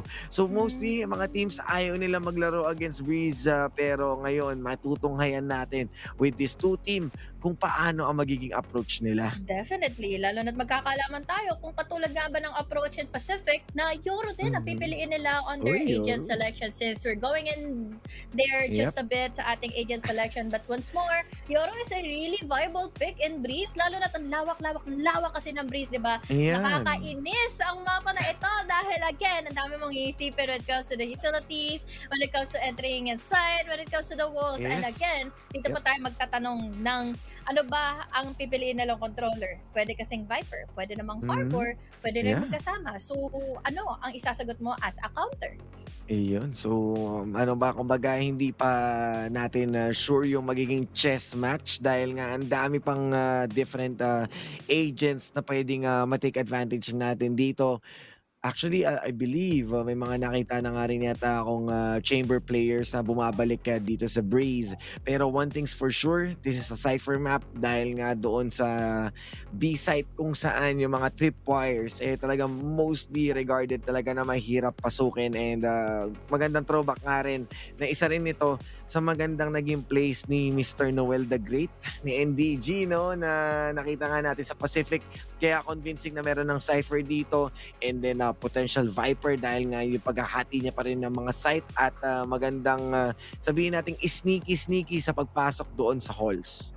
Yeah, and kung babalikan din natin ang lineup ha, coming in from Game Lab, ang previous players nga ngayon ng OSC is that they are usually going in with the Sage and the KJ. Pero kanina, Sage was a really good pick earlier on the map of Icebox. But syempre, it's going to be a different story. Lalo na with all of the changes given here in Breeze, binuksan na nila ulit yung host, binuksan na nila yung capabilities ng mga lason ulit. Ang players ng Oasis, or rather, ng OSC, since it's rhymes, yun nga ang nangyayari. So, changing up the agent selection can really be a big difference when it comes to having the both sentinels or both the exposure of here ng mga ating mga players. Yeah, Sova, KO would still be out there. Pero maganda siguro kung makakapaglagay ulit tayo ng Gecko para dito kay Desi kung gusto man nila isara itong game na to in their hands. Pero definitely alam naman natin na itong Geek Fam is not a big of a question kung gaano nga sila nagpe-perform. Dahil nakita natin sa Icebox, once na makuha nila yung mga ganong klaseng advantage, napaka-presko na lang nila. And Operator will be put into play. Makakita na naman tayo ng laban dito nila Exotic and Fall X kung paano nga nila may-utilize yung mga long angles. Meron tayong Nest, meron tayong backside ng B, meron din sa backside mismo ng A na kung saan doon sa pyramid na pwede kang maglaro just to deny yung mga future pushes na pwede nating mapansin doon. Lalo na, ang gagaling pa naman ng tutok kanina, 'di ba, ng Geek Fam. Gagaling nila mag-Valorant kanina at lalo na Oh. on point na rin naman na si Exotic with that operator. Might as well be really viable then going into Breeze. Long angles, oh my god, ito nakakatakot kasi is again, aggression. Again, their craziness, lalo na this is OSC. Hindi mo mapre-predict kung ano ba ang gusto nilang gawin in this kind of agent selection, in this kind of setup going into Breeze. Lalo na ngayon, papasok na tayo in a bit. Kung may papasok na rin nga ba na Yoro, may papasok nga ba ulit ng mga alaga, at mukhang wala naman kahit Wala. paano for this round, for this final map. Wala na nga pumasok na alaga, walang pumasok na Yoru. Pare-parehas pa sila ng pinili HG. So it will be a Sova and then a KO just to deny nga yung itong mga trips, yung mga wires. So kailangan maganda ang distansya amigo para entirely ma-deny yung pagka-cancel out ng kanyang mga trips in terms of itong paglalaro sa main. But Aeonix will be going back to his Cypher na medyo hindi naman natin siya nakitang effective on a stage. So definitely this is a good change na magagaling sa kanila. And then maybe the same pa rin naman talaga as Latom and Hydra Kid on that two good performances sa kanilang mga agent as well as Exotic on that jet. And operators will be flying in dito sa ating game. Definitely. Babalik mo na naman sa Jet. Itong si Folex. Aggression, composure, and consistency. Ito ang tanging pangitain ng mga factors na lagi nating hahanapin going into the series. Dahil kahaba-haba ng araw natin ngayon, we're still going into game number 3. But before that, syempre, this is still such a good lead, such a good momentum na magmumula na nga sa Geek Fam dahil na ipanalo nila ang game number 2. Yeah, and at this point, talagang it's anyone's game to take dahil yung map to natin kanina, nagpakitang gilas na yung dalawang mga teams natin na kaya nga nilang manalo in their own terms, na kaya nga nilang kumuha ng kanilang sariling momentum, kaya nilang mambigla ng mga sarili nilang aggression ngayon. Ito na ang ating huling mapa ngayong araw. Ang haba ng ating linggo. Actually, Lunes pa lang. Kaya, pero matindi na ang mga naging labanan natin dito. Again on the offense, again on the attacking side. Tatlong continuous games na nasa attacking sila. So this time, oh my god, they are opening up the chances na malasa nila ngayon ang Geek Fam. Pero they are quickly denied. Dito, kaya magkakalaman. Pwede ba ang sagot nila ngayon? Going inside of the door. At mukhang magiging viable naman ito dahil si Folex makakakuha na kaagad ng 2-1. Now, it's only 3 players left behind for Geek Fam. There's always the answer though para maka-counter back. Ang problema ni Bird kanina, ang dami niyang atensyon na nakukuha coming in from the backside. Now, isa na lang kaagad ang natitira. Alam pa nila na kahit papaano nasa double doors sa Exotic, pero hindi pala dahil hindi nakapag-react, hindi nakapag-double pick, Dizzy and Dignified na magkasama. We still have here the null command or rather the 0 point. And now, tumuturbo, hindi si Turbo Man, pero ngayon si Dignified naman. Sira na kasi ang control ni Turbo Man, ika nga ni Servil. Kaya ngayon, may kita natin na iba muna ang tuturbo in behalf of him. Pero magandang control to. Isa to sa mga naging sabihin nating highlights ng Breeze is yung pagkuha ng halls. So, another angle of opening siya. Hindi mo kailangan mag-doors, hindi mo kailangan mag-flank. Entirely halls lang mismo ang control. And then sasabayan ng pagpasok ng mga members sa main. Meron ka ng good crossfire. Kaya nalasan agad ang pagpasok ngayon nitong MEOW against GEEK para good toxic screen ngayon para mapa-slow down ang push nila sa A. Mukhang nasa slowdown naman kahit papaano. Dahil itong crazy of a wall setup coming in from Hydra Kid is going to be, it's really giving them the pressure na tama ba ang gagawin natin? Dahil itong wall na to, makaka-cover up lang din naman ang vision nila kahit papaano. Lalo na up na rin naman na ito together with their own wall.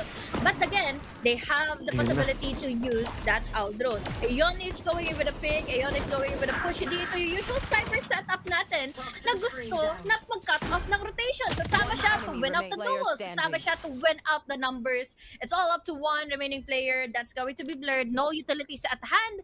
And this time, masyado pang mahirap ang magiging sitwasyon na lalo na't classic lang ang hawak niya. Yeah, mukhang hindi na lang din niya gusto ibigay itong extra kill or gold na pwede nga makuha natin dito kaso maaabutan yata siya ni Blurred mula sa likod, I mean Owen Cutie rather, mula sa likod, and Blurred needs to pay the price, and so gusto na lang talaga niya sanang sumama sa pagsabog ng spike or makalason nga ng isa pang miyembro. Kaso the timing is there para nga i-check ni Owen. Once again, yung Holz siya yung nagbabantay dito. So most definitely, nakukuha nga ng old Stinky Cat ngayon yung momentum. This will be the buy round na magagaling dito sa GEEK fam. A good setup para maibangon ng kanilang sarili para dito sa ating game. Ilagay nila yung wall coming from nest para umabot going into B main. Pwede yun gamitin pero magsastruggle naman sila with a vision all the way from nest. So there's a pros and cons, pero this is the buy round once again for GEEK fam. Magpa-push all the way from a split. Etong dalawang ito, maghahati sila. That is a corner to be checked. Exotic, sa tulong na nga lang din ng mga kasama niya sa loob ng site, na-counter nila dalawang players kagad from MEOW. No guns, poor dignified, makakakuha pa rin naman ng kill si Dizzy. There's a 3v3 situation right here. Pero ang tanong is, magiging ready ba sila sa pag-ulan, pagpasok na nga kaagad for a retake ng GEEK fam? Somehow na-bite back nga sila nung toxic screen na yun, HG, dahil si Slaysom naka-ready na dapat siya doon sa nest. Kaso dahil nga may harang, hindi na nagawa yun. Pero Vanta Black, maganda na yung magiging flank niya dito. Maganda rin ang pagkakahuli mula sa ating Cypher. Ionix ngayon, mabablind sana siya, pero bigla na lang lumikom. Dalawang miyembro pa ang natitira dito with 2 versus 1, but still Hide the Kid ang siyang magwawagi dahil nascan siya ng 0 point. Alam na ng ibang miyembro kung saan nakapwesto itong si Ionix. Dagdagan mo pa na anticipated na rin ng players ang GEEK fam kung saan na nga ba nakapwesto kanina si Dizzy, and then V-Block just went on in all together with the rest of the gang, and we all know for sure na itong panimula pa lang ni Exotic ang naging sole reason kung bakit nag-crumble through yung attack, yung split push na gagawin sana, na ginawa sana ng MEOW. Successful naman sila to plant in the spike, but it wasn't enough to play in for the postman. So now kudos to GEEK fam dahil napanalo nila yung first round nila.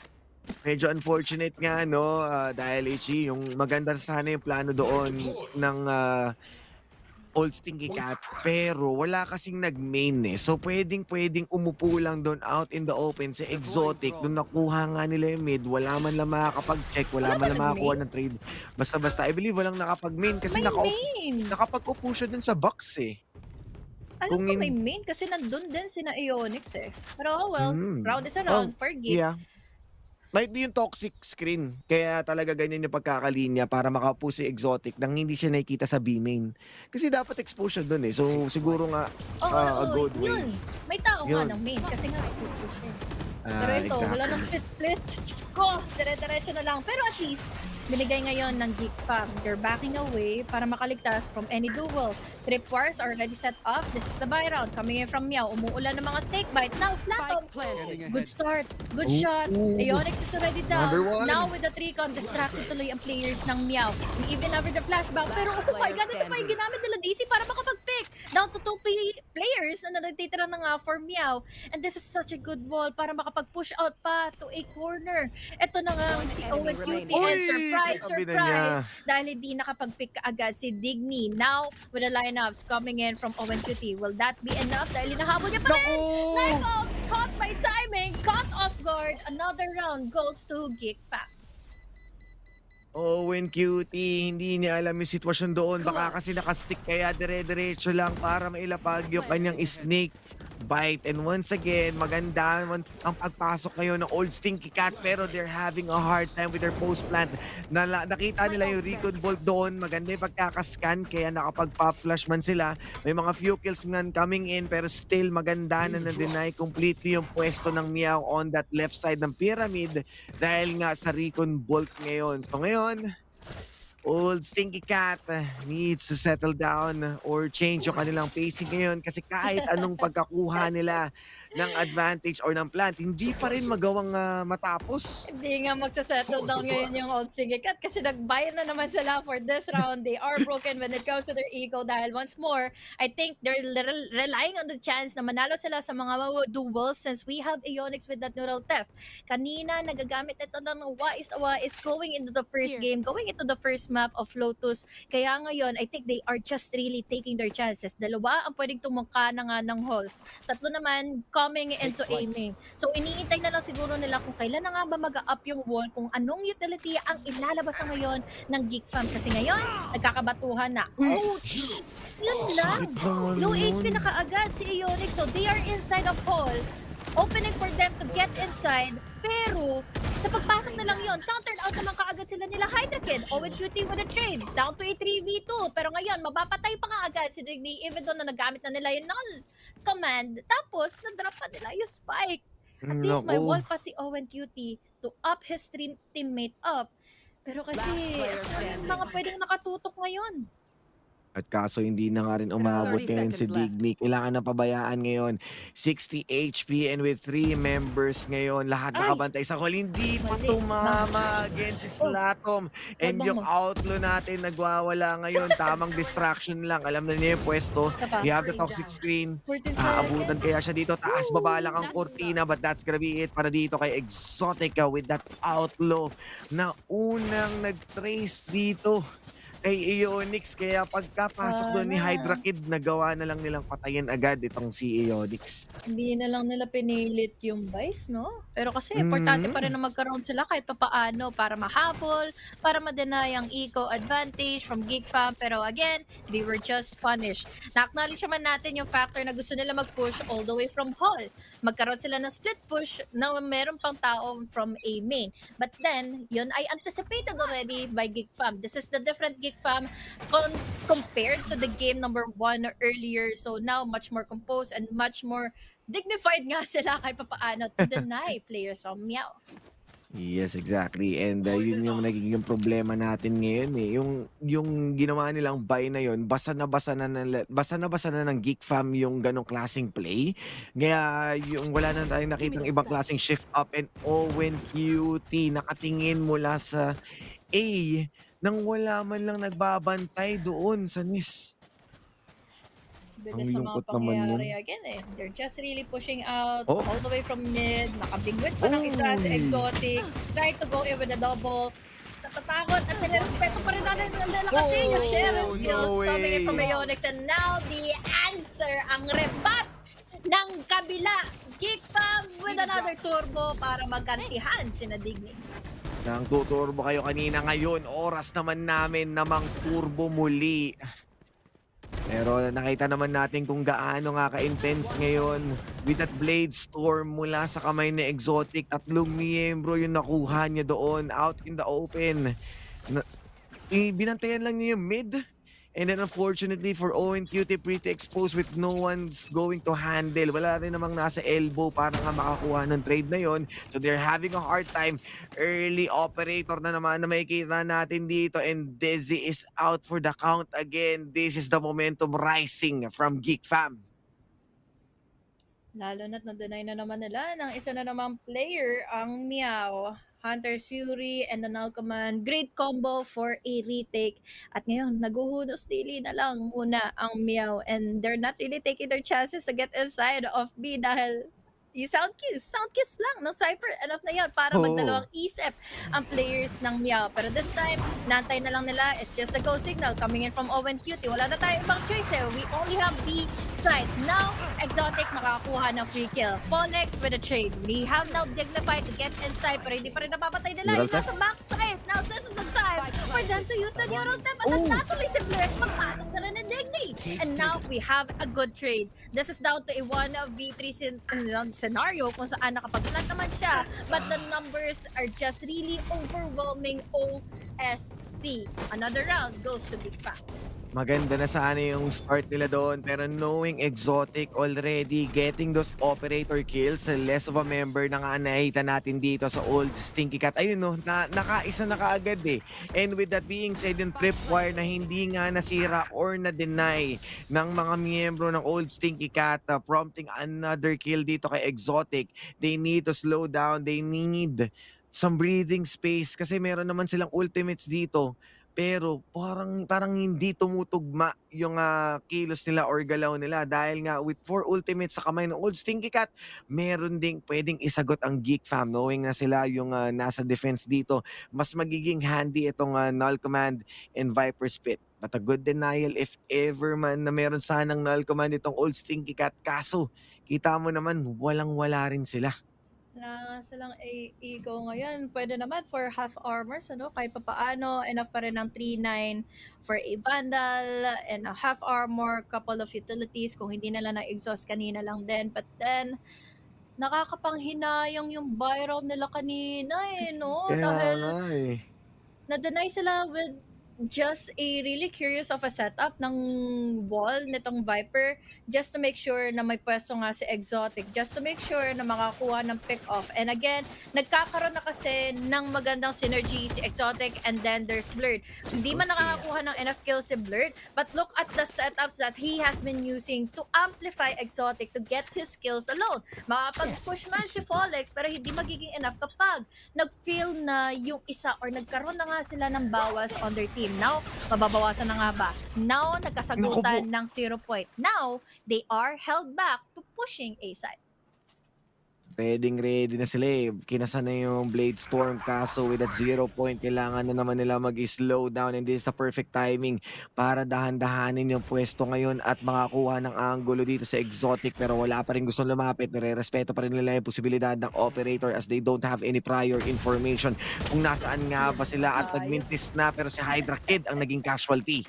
I can remember the scene all the way from Team Secret's push. Pero going back, this is a different story. We have the walls, we have the Hunter Fury. Meron na namang Ionics na magagaling na nga ng call. Now that operator once more won't connect. Another ultimate na mag-hit from Folex against Exotic. Now this time, it's only left down to Blurred.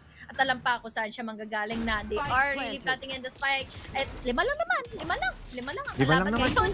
Wala naman. Now, 1 minus 1. Kukulit pa ba si Digni at most probably mag-push away na lang muna, aatras na lang muna sila dahil babatukan sila isa-isa ni Mr. IGL, Owen QT. So they did not make kulit against Exotic or against the player from Blurred. So now, 2 more rounds para sa MEOW na mahabol ito a 5-5. They don't make kulit and the Konyo HG is still here. Grabe ang pinapakita ng Geek Fam kahit sabihin natin na nangibabaw doon yung MEOW yung pag-push pa rin talaga yung pag-identify pa rin. Although sa Exotic, medyo nanginig siya kanina, hindi tumama yung kanya mga operator play, kaya medyo unfortunate.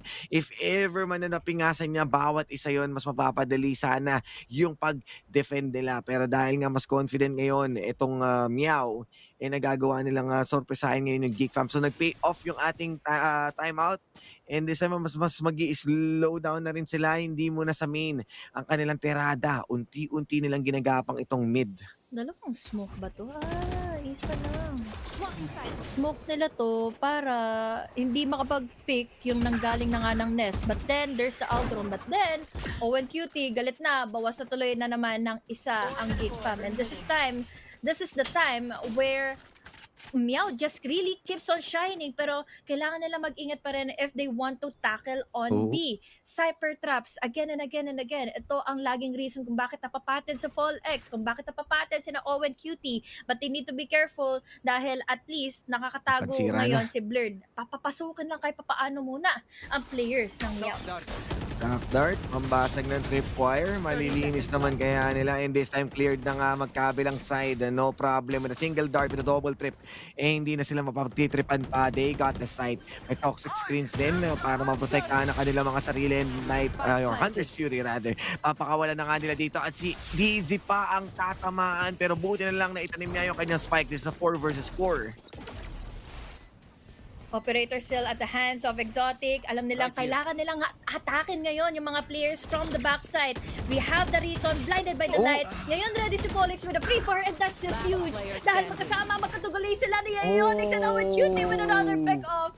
What a shot! Dahil apat pa rin silang kompleto na nga para sa side ng MEOW at walang tuturbo ha. Wala na tuturbo para sa side nila. And this time, they have enough eco to go on for another round.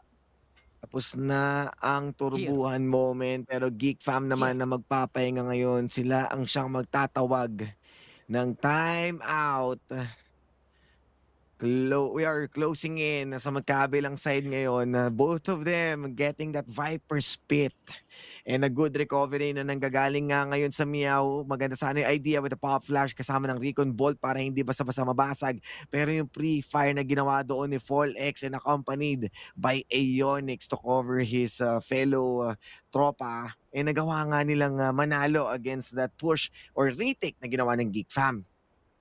Kumbaga, kahit anong sagot ng mga blinds kapag nagkaroon ng mga pre-fire is enough na talaga. Again, kung babalikan natin yung pag-entry na nga muli ng MEOW is just hindi sila na overwhelmed doon sa setups ng Cypher. Kumbaga, they are just ready, anticipating that picks coming in from Cypher. At mali siguro ng Geek Fam is binigay nila mismo yung site without even throwing any utilities at hand dahil once more they have the distance, masyado sila malayo from B. And speaking of, B is another round or another site for them to take. MEOW, they have the Viper spit, so this can be huge, lalo na syempre iisa na naman ang nandito sa loob mismo ng B site dahil si Exotic magpo-push out all the way from mid pa.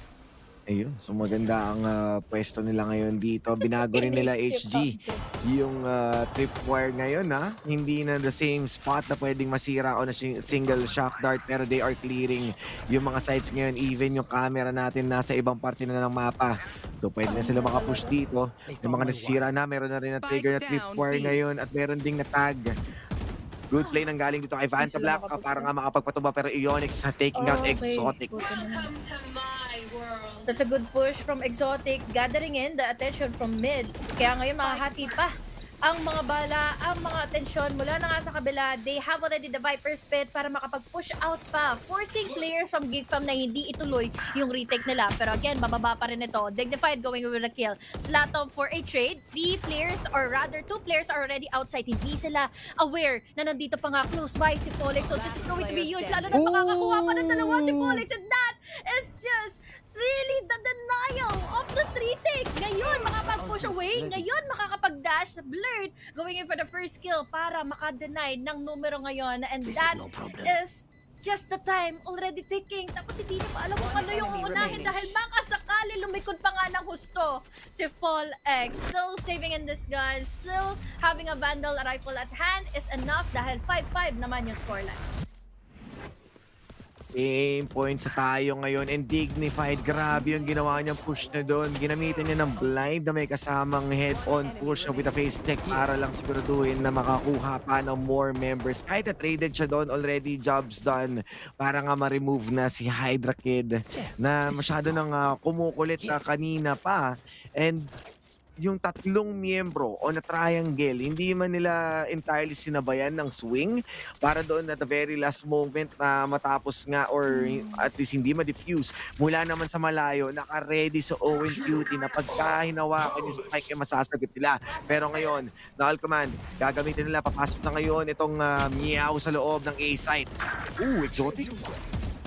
Ay, grabe naman yun dahil nga with a good headshot. Pero dignified, nasasagutin naman niya ngayon si Hydra Kid. Vanta Black, nasa double doors. Slowly but surely, gagalaw na muna sila dito. Pero maganda ang pwesto ngayon ng Geek Fam dahil ang daming nasa double doors. Pop flash, gagamitin na rin nila. Pero busy, may iscan siya. So alam nila na meron tao dito sa bricks. One-way smoke ang gagamitin with the verticality. Pero masasagot naman ngayon ni FallX. You have the neural theft. Alam nila kung saan pa pwesto. Alam na nila yung prior information. Pero sila magbato ng pop flash ngayon and they are popping heads one after another at makakakuha nga sila ng another kill, pero Owen Cutie with a double kill. Diretso pa rin ang pagkapanalo ng MEOW. Again, ayun again. It's just a purely reason kung bakit hindi nila pinagpapatuloy yung mga flanks. Hindi tinutuloy na Exotic yung mga flanks dahil alam niya Owen Cutie is there. Their backbone is there. There's Folex who is crazy enough with his aim para masagutan yung mga flanks na yon. And again, kung tinuloy sana yun Exotic together with another player para magkaroon sila ng mga trade-offs, enough to sana para makapag-delay pa sila or para makakuha pa sila ng enough time dahil doon naman nakapwesto yung MEOW. Pero again, watch this! Sabi na nga ngayon nila Folex or rather ni Exotic dahil at the moment, they are again pushing into mid. But will this be enough? Dahil again, nakapatay naman sila kahit paano ng isa kanina. Pero sila ang nabawasan na ngayon. Broken by and Exotic will be the first casualty ngayon ng Geek fam dahil ang MEOW with that operator in their hands magagawa nga nila makapaglinis ngayon dito habang si Blurred makukuha naman niya si Ionix, so a good trade na rin with a 4 versus 4 na matitira ngayon na Folex sa Bladestorm. Pwede silang pumusha anytime. Pero yung stacking ngayon ng Geek fam, lahat papunta dito sa B. Although yung Viper Spit inaalagaan pa rin ni Hydra Kid para nga hindi na maging problema. Good denial nga ba ng traps dito. Shock Dart na may kasamang 0 point. This might be go time para dito HG. Go time na nga talaga dahil si Folex nandito na nga sa bandang likod nila pero sila itong makakakuha pa rin ng isa. Now there goes the wall. Kailangan na nilang i-plant in yung spike dahil 30 seconds na lang natitira pero hindi nila alam kung saan magagaling si Blurred and now all the way stabbed from the back. V-Black together with Blurred. Now all left down is si Folex pero there's still the possibility para may clutch out para makakuha pa ng 3K. Ang kaso, he only has 6 bullets left behind on his Vandal. Kailangan niya pang damputin yung spike. Pwede pa siyang i-push ngayon nila Hydra Kid at mukhang sa pag-pick niya, siya ay inaabangan na rin naman na. Now a 6-6 scoreline and really such a well-deserved half para sa both sides. 6-6 sa dikit na dikit ngayon dito at despite of them was able to entirely remove sa Exotic kaagad nung nag-start yung laban na yon, yung proper positioning nila dito and yung flank ni Blurred dahil nga nawala doon si Ionix, alam nila na wala ng tripwires na kailangan nalalahanin and dahil sobrang focus nila tunnel visioning on taking this B site, maganda yung pag-surprise doon mula sa likod and denying, adding more pressure dahil nga kalaban nila yung oras nung nag-start yung plant na yun. So this time, Geek fam naman na magiging attacker. Paano magiging approach nila dito? Dahil definitely, MEOW is also trying to trail every step ahead na ginagawa ng Geek fam ngayon.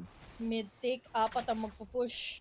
So, mo-overwhelm nila yung elbow, mo-overwhelm nila yung nasa attacker side. Pero syempre, guns advantage, just the sheriff. Pero just quick trade. Going in with another. Magkasama kasi si Folex at si DC kanina sa ating first half. So, ibig sabihin lang nito, they have enough stability when it comes to just taking their own fights. Tapos si Folex, kinakanya-kanya na lang yung mga pick kung kaya niya kuhanin all the way from mid. With QT, siya naman daw ang bahala in A main. Iisa na lang natitira. We have the sheriff naman para kay Hydra Kid na sabi natin, pwede pa rin hindi imposible for him to go in for the kills. Pero syempre, kinukulit pa rin siya ni Folex dahil siya lang ang kaya, may kakayahan na makapag-pick laban kay Hydra Kid. Baiting out the utility, baiting out that info. But then with that recon, open opportunity para kay Owen Cutie makapag-pick and the attention was gathered from double doors. Still a lead, still a pistol round for MEOW. Nakadalawa man doon si Hydra Kid, still a good pistol round for them to use it para sa susunod na round. Maganda na yung naging opener dito nila Exotic controlling yung mid pero nakaredy kasi doon si Folex and with all of those skills na nakita rin natin at running out in the open para nga maitanim na kaagad sana yung spike dahil akala nila na empty itong mga nasa A nasagot naman sila ng proper re-engage na ginawa ng MEOW. At ngayon, with only pistols, sheriffs in their hands, itong Geek, medyo may hihirapan sila and this will be a tough situation. Although Hydra Kid, ito yung may init yung aim kanina, walang nagbantay sa kanilang mid, meron na ring tao dito sa elbow. Although yung camera will give a lot of idea na meron nang nakabantay at puntang nest and tunnel. Kino-condition nila yung Geek Pump to take na always mid-take ang kukuhanin and dedepensa na ngayon ng MEOW. Kaya naman nakapatay sila ng isa, baiting out the forces from Geek. And now B main is also covered up by Ionix. We're down to the last two players. Sheriff at hand. Sana makakuha ng free upgrade ngayon si V-Black all the way from B-Main. But the problem is, this is covered up by Aeonix. This is just covered up with one hell of a player mula na nga ng game number 1. At for sure, this is a big disadvantage for GEEK fam dahil again, they are down in an eco. Oh, may ito na shot. naman si Hydra Kid dahil sa kill na yon. Mawawala yung mga Wag lang tripwire sana kaya mamatay si freely silang Folex. makakapush dito. At Folex, siya pa yung low pero meron ng tao dito sa Arches. At tinamaan pa ng Snake while the Owen QT to entirely deny 30 seconds and 30 HP. Hindi nakakayanin pa and that's gonna be the trade mula dito kay V-Black as Dignified will seal the deal. And 8 ahead na ngayon ang MEOW. If you wanna have a controller, let it be someone like Owen Cutie who has 1 or 2 or 3 more setups, lineups na meron with that Viper wall, with a Viper snake bite na magiging enough na para makakonquer out ng mga sites, na makakonquer out ng mga defaults, na makakonquer out ng mga plants. Yun na sana yung idea eh, makapag-plant and then play in post-plant, makapagtago ka agad ang GEEK fam para manalo na lang sa mga duels. Pero hindi, yun pa rin, lineup gods, Owen Cutie and Breeze, enough na kaagad para maging reason na pwede nyo rin isama sa inyong mga bans is Breeze. Ayan. So, Breeze, komportable sila ngayon dito. Dahil nga, preparado ang bawat team with different approach towards this map. Mas nakakita natin yung comfortability nga ng MEOW ngayon. Pero GEEK fam, they are hitting back. They got the advantage ngayon. Sila yung pinaka ng sisiga ngayon with them upgraded with their Vandals. Pero yung Halls, hawak na hawak din nila dito. Blurred, causing a little bit of a fuss. So with that Cyber Cage, may kasama pang pag-open ng pinto sa Halls. Pero Aeonix, hindi kakayanin. Kailangan dalawahin siya dito at makakakuha nga sila ng isang kill for that one. Pero V-Black, hindi pa rin siya napapaalis dito. Huwag ka muna mag-blind. Ngayon, pwede na. Pero ang problema, nag-pick ka kaagad. Aeonix naman with another kill. And now, Platom tries to go in for wallbang kay Owen Cutie. Nagwagi naman, pero kasi madami pang alaga. Nakasama kasi si Owen Cutie na nakatali at pinakawalan. DC, Folex, and Aeonix all together. Going with a Sig-9. Nice of a scoreline para sa ating mga kupunan. And masasabi na lang natin na kailangan ng makabawi ng GEEK fam on their buy round. And that being said, 6-9. Nice ang ating rounds. And tuloy-tuloy lang yung pinapakita itong MEOW in terms of their aggression with the neural theft sa kamay ni Aeonix. How can they again take advantage yung information, yung positioning ngayon ng GEEK? Isang tamang lurk lang dito kay Aeonix and giving a lot of information sa kanyang mga teammates. For sure, pwedeng ma-caught off guard ang GEEK fam sa kanilang mga fake attacks. Pero so far, they are playing on a default with a 3-1-1. Checking lang sa mid. Hindi na nila kailangan pang problemahin ito. You have the camera. Owen Cutie, ayaw niya makipag-contest dito. Ayaw niya makisilip. They have also the LOL command if they really wanted to commit. Pero dahil nga nasilip with the proper timing ni Owen Cutie, alam na nila yung posibilidad na pwedeng lumusob dito sa A.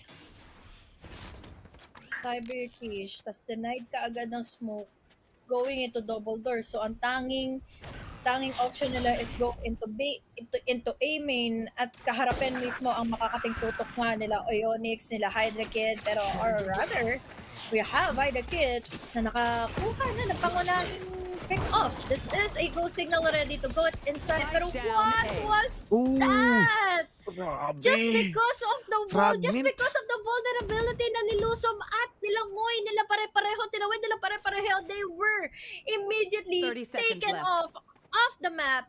So this time, it's just a 3v4 scenario na may possibility pa sana na pupunta sa GEEK fam kanina. Oh my goodness, grabe. Yung tutok ngayon ni Exotic para nga maibangon yung kanilang team at 3 versus 3. Pero si Blurred, nakaabang na rin sila dito. Maganda nga yung kanilang pwesto sa post plan. Merong crossfire na naka-establish pero Owen Cutie with 5 HP. Paano nila haharapin to mula sa stairs? Si Exotic holding that Phantom. Alam na nila, kitang-kita yung nguso ng baril doon. Pero Blurred, makakapatay pa rin naman sila dito. And that's Hydra Kid also with his own Marshall. Finishing this round with that Thrifty para mailagay pabalik ang kanilang sarili sa puntos na ito. Oh, that was so close. So close for GEEK fam ha. Dahil again, they died 2 members died with just a molly. Mula na nga kay Dignified kanina. And again, composure is just a key. Hindi sila nag-overpush, nag-overcommit, nag-overstretch ng mga fights. Yun ang kailangan nila eh. Discipline time and time again para isalba nila yung mga sarili nila from the numbers advantage. At kahit nasa eco sila, they can still win out the duels. They have the sheriffs. They can still use the picked up guns para nga manalo sa duels. But now, speaking of the duels, they are left behind with just dueling against Fall X if they ever decide to go into B side. Exactly. And nakita na rin natin na both of them already got this much needed guns. Kung kanina nga natalo ang MEOW, sapat pa ang kanilang pera para malaman or makabili nga ng another guns for this round, pero nalaman na itong sinabi mong pwesto na i-deal nila si Fall X, and gaining that information with only Fall X in their in the B site, magsasama-sama na yung mga miyembro ng GEEK fam, but is slowly checking itong nest habang nagbabantay rin naman dito si Ionix.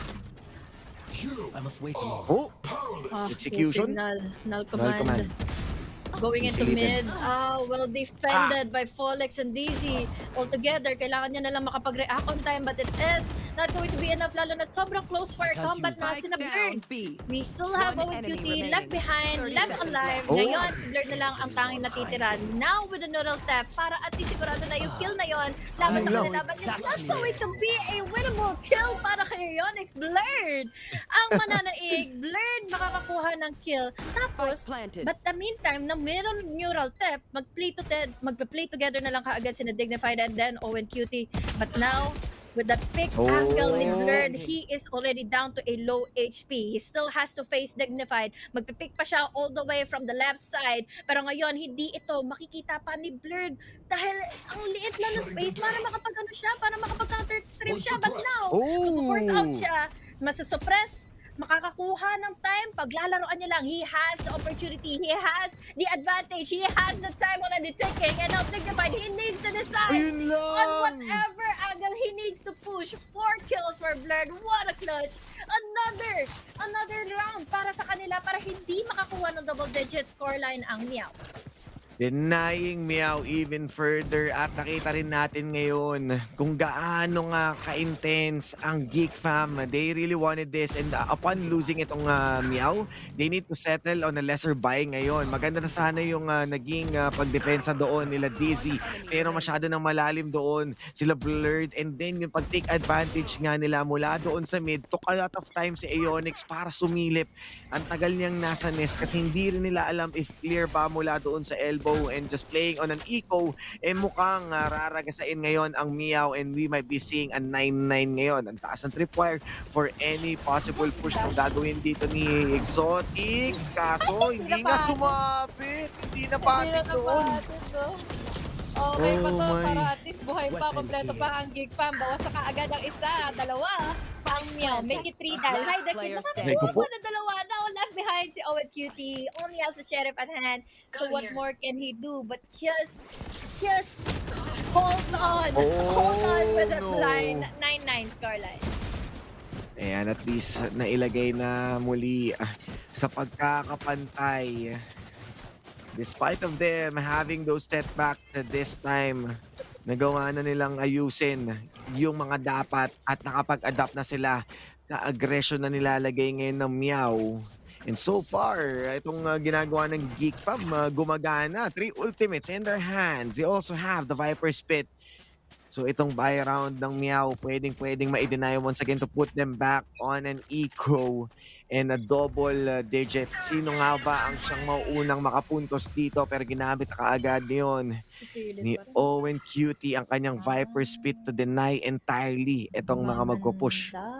Ang idea ng GEEK fam dahil there's still a lot of rounds, there's still a lot of orbs. Let's farm it out para kay V-Black for a very big opportunity round for them to win with the null command. This time, hindi nila itutuloy ang A-side. Really good decision, lalo na pwede sila dito ma-annihilate isa-isa nila Dignified and also Owen Cutie. Pero ang magandang i-execute dito is go through mid, go through double doors. Basta makakasurvive kayo sa mga bullets si Folex. Speaking of Folex, hindi siya then nagpaparamdam dahil he knows for a fact na baka may manggagaling pa ng min. But now, Ay, nako. Yun nga ang malaleft out na open area for Geek Fam to go in for that entry, but MEOW is just ready enough for them. And once again, wala na naman nagbabantay dito sa mid. Although nakaabang naman dito si Folex, but the penetration coming in from that tunnel and main, napakadali na lang para dito sa B at pwede nga maka-catch off guard ngayon si Blurred. 30 That's seconds taking left. down itong si Folex at Aeonix. Alam naman nila meron tao dito, Cyber Cage, one after another. Slayto makakuha na nga siya ng kill and grabe naman yun! Kahit meron na nakaharang, napatay pa rin! Yan naman yung Bawal idea tumawid. Double Cyber Cage. Spray mo na lang dahil wala kang makita diba? Pero ngayon, ulo, mismo niya nagkauntugan. ang nakita kaya nakuha siya ni Slatom. Now, left behind is the Rico that detected. Dignified kung saan siya manggagaling. And another round goes to the side of Geek Fam. 10 over 9 ang ating scoreline. It's just a mistake na naging vulnerable na nga ang MEOW. Grabe, inalog-alog lang niya yung Vandal niya doon para lang makakuha ng ligaw na Aeonix. Ay, tama ba? Tama naman, di ba? Si Aeonix yun or si Blurred. Basta ang gulo nung nangyaring yun dahil nga with that Cyber Cage. Dalawa na eh. Pwede na siyang tumawid doon. Ayun, si Blurred nga. Dahil na-take down ni Blurred si Folex and pretty unfortunate, no? Na wala nga nag-hold ng nest, walang nag-hold ng mid. So, ang daming space ng Geek Fam na pwede silang mag-pincer attack from main to the tunnel. So ngayon, dahil wala doon si Folex to back up yung kanilang mga kasama, nag-spray na nga lang talaga doon and nakachamba naman tayo ng kill. But then again, the timeout from old Stinky Cat kasi ang momentum na naman nasa kamay ng Geek. And as mentioned a while ago, pag natalo nga sila sa previous round, they don't have much of those money para mailaro ito and might be pushing in papuntang match point. Lapit-lapit na rin dahil baku-baku na naman, broken by na naman ang kaya lang ngayon ng MEOW. And for sure, Rolex can still amplify naman din with this buy. Ang problema na lang din dito is wala na silang pang answer back kung sakali matalo na naman sila, and at least we can say na all heads are still vulnerable with the one taps ng Sheriff.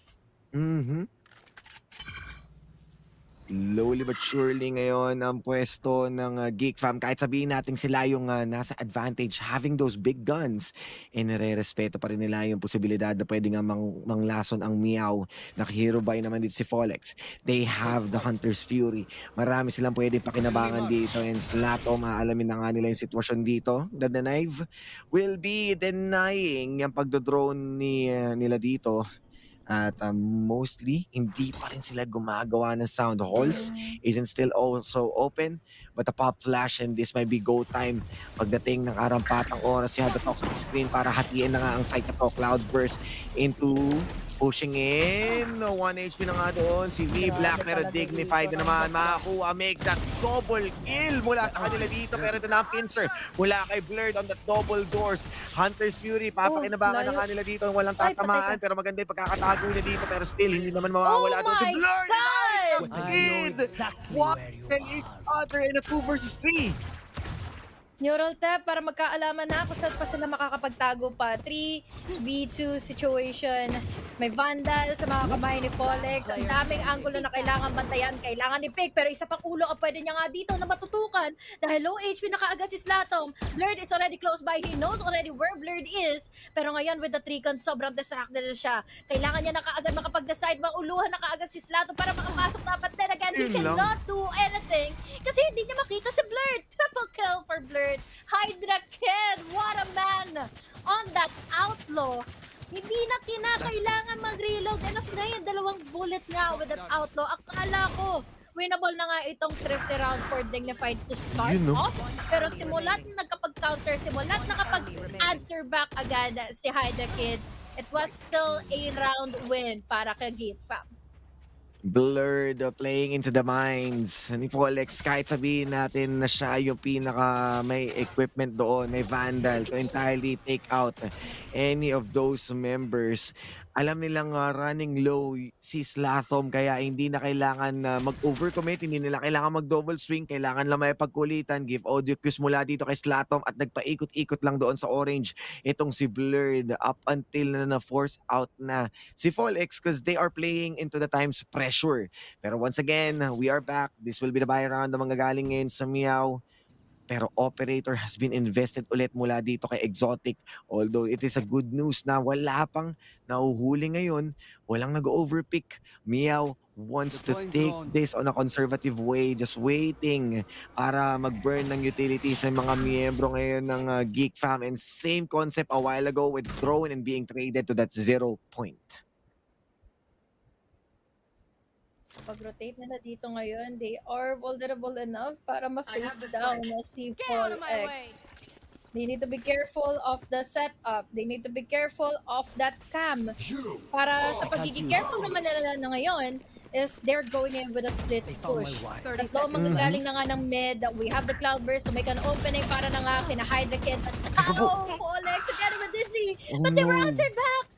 3v3 na lang kaagad. Retake is already happening para madenay na kaagad. Ito magiging plan ng GEEK fam. But the time is just really not enough. We have the Aldron. Understood na kaagad nila yung component na meron na kaagad tayo ngayong operator for Exotic. So they need to wide swing against Exotic. Double pick, Owen QT. Nagmamadali si Blanc to make an answer happen, but it's not enough. Now another double digit para sa side ng MEOW. And one more round and we're going to make a wish dahil 11-11 na pwede pang mag-push yung scoreline. Grabe yung pinapakita ngayon on that fragment para lang walang no choice eh. Alam nila na pwede pa silang gumamit ng utilities to check every corner and even bagging down itong ang operator na nakuha nila kay Exotic. So yung disiplina na nanggaling doon sa MEOW and a bit unfortunate for Exotic no, na hindi niya nakuha yung isang miyembro doon sa Arches and then malalim na yung pagkakapush doon ni Dignified. Nalagpasan na niya yung line of sight and V-Black wanted to go for a flank, wanted to surprise nga once na mag-defuse itong mga members ng MEOW, but then again in strength in numbers as they are already easily being taken out. Pero Halls nakabantay ngayon si Folex. Lumalaro lang sa ropes, medyo malalim pa, medyo delikado. Exotic is out. Di pa na ilabag yung Cloudburst ng tuluyan.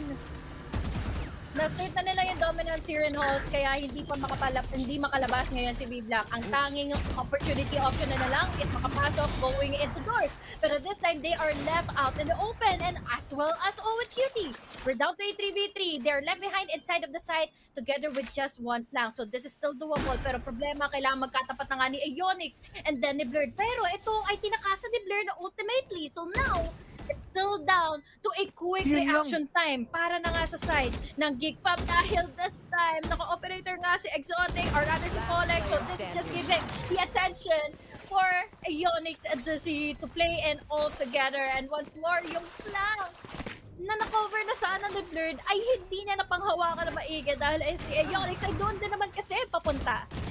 Make a wish indeed, HG, dahil nga 11-11 ngayon. Ang layo ng tinakbo doon ni Blur to the point na naabutan na ni Ionix after niya mag-rotate papuntang double doors, adding more firepower sa kanilang team, and this will be a tactical pause or a timeout na manggagaling sa GEEK fam kasi malapit na, they are close on finishing this game. Pero yung MEOW, ayaw talaga nila bitawan itong breeze natin. So definitely, they still have some ultimates na pwede na mag-online ngayon. You have the Viper Split dito kay Hydra Kid, a very good post-plant situation. You also have less of, 2 orbs dito or 2 kills na pwede makuha ni Slatom just to play on a post-plant situation then denying any diffuse.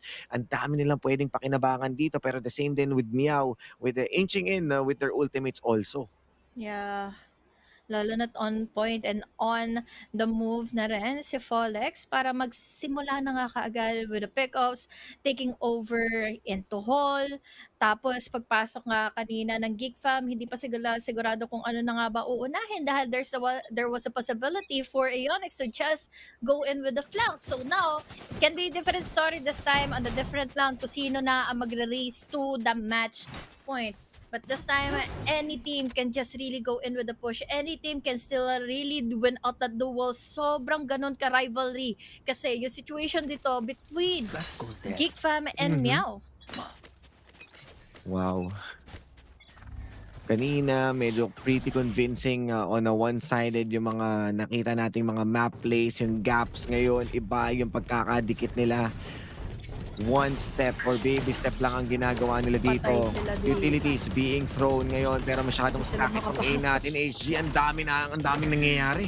Oo, patay talaga sila doon kung tinuloy nila dahil again, kapag in-open up nila yung pintuan, there's 3 players waiting inside of A. Tapos ang kailangan na nila is tumutok to ba utilities going into the door at ibibigay nila yung site, yung hall na ito dahil enough na yung utilities sila to conquer. Kaya tatlo silang magkakasama inside of A site. We're talking about the utility of Owen, Dignified, and then Aeonix. With the camera, they can still mababantay pa nila yung mga papasok na nga going into A main. Kaya naman ngayon, this is just a really well-minded setup na ginawa ng Meow para mabantayan lang basta-basta yung A. Yun. And giving them a lot of information sa A. Hindi nila alam mag-iiba ngayon yung pwesto pero maganda ang pwesto ng operator ngayon. Denying Hydra Kid. Dalawa ang nakabantay ngayon. Hindi matatawa ang ikalawa pero maganda yung pagkakadash dito. Pero still, dalawa pa rin naman sila nakabantay dito. Binabantayan nila yung tunnel. Pwede nilang antayin yung pwedeng pagpasok nila dito pero masyado malalim dito sa Exotic. Pwede siya manggulat. Kaso, Blurred mauhuli versus yata siya. Aeonix na naman. Yan na. Cypher versus Cypher, Exotic against Dizzy. Exotic winning it out, Aeonix winning it out. It's all up to just defusing it despite para sa Meow. Dahil we were too late to give so much of a description kung ano ang nangyari sa round na yun. But then again, wala nabawasan yung armory, nabawasan yung firepower, manpower ng Meow or rather ng Geek Fam inside of the site. Hindi nila mailaban na maigi dahil kailangan nilang batayan yung mga flanks. Condition na sila to think that Aeonix is going to conquer in the flanks. Kaya iniwan na nga nila si Blurred doon sa flank, doon kay Aeonix. But then, it's still Aeonix over Blurred in this kind of situation, lalo na't nakakatarantang isipin na buhay pa rin si Folex, nakakuha siya ng pick-off using in that operator. And yung pick-off na yun, HG, hindi lang yun basta-basta another day or another agent. Yun ay si Hydra Kid who supposedly have that Viper Spit para ma-edge out na nga nila yung kanilang advantage ngayon. Kaya nagawa nilang kumuha ng mas maagang, sabihin natin puntos with that 12 dahil completely denied. Imagine playing inside that Viper Spit. May hihirapan sila if ever. Pero so far so good dahil nga nagawa nilang inalify yun, nagawa nilang i-deny yun, and this time Geek Fam, they are being patient. With one mistake, pwedeng mapunta ka agad sa MEOW itong pagkapanalo na to. Operator still in the hands of Exotic, ni Fall X, at siya ay nasa box ngayon. So, hindi ito yung usual na angle na makikita natin. Tutok na tutok. Kailangan na gamitan ng drone, kaso madedenay kaya yung information they already know. So pwedeng nga nila laruin. Madedenay din kaya nila dito at Full X mapapatumba si Exotic. Ayun, the other way around. Ngayon, Aeonix may ipit siya dito. They are overpowering. Binubrute force na nila itong B. Pero a good drop nga ngayon ng pagkagamit sa kanilang spike and Viper Spit with a post-plan situation ngayon. May hihirapan silang i-check ito. Not unless you have the proper recon bolt. Wala na rin siyang drone pero still Owen Cutie mapapatay na din si Blurred onto the swing as Dizzy will go down. Trito na ngayon. Pop flash. Kailangan gumawa ng ingay ngayon ni Dignified para nga maiba yung atensyon as V-Black will be there. Dalawa nasa loob ng smoke. Kaso Owen Cutie with 30 HP at 2 versus 1. At meron pang Viper Spit. Sayang lang medyo nag-iingay nga siya doon. Shot rin at pwede na nga mahuli at kaliwat kanan. Hindi na niya alam kung saan pupunta and we are on to the overtime para ilaban pa rin itong Breeze. It's just the aggression being denied. It wasn't just a usual spot na hinahawakan nga ni Folex kanina. But then again, kung very unusual man yung spot, all just is left behind is to use a utility para ma-find out nila kung ano yung hawak-hawak nga ni Folex kanina. Alam nila kanina na meron ngang operator sa mga kamay ni Folex. So might as well not dry pick, just go in with the Aldrone first bago sila dumiretso na nga ng site, bago sila mag-decide na ituloy na nga yung B. So now na dikitan pa ng Aldrone info, nahuli pa nila with their bullets. So now, this time, a lot of risk para sa side na nga ngayon ni Exotic. Buying, exhausting on that operator. Dalawa magpipick. There's no any blinds. Pero this time, hindi naman tatama ang shot ni Exotic. So habol na habol siya dito at nasa loob na nga sila, mabilis ang execution lamang in the fragments as another kill will be coming in mula dito sa GEEK Fam. Trade lang tayo one after another, but that's gonna be it with a quick round mula dito sa GEEK Fam.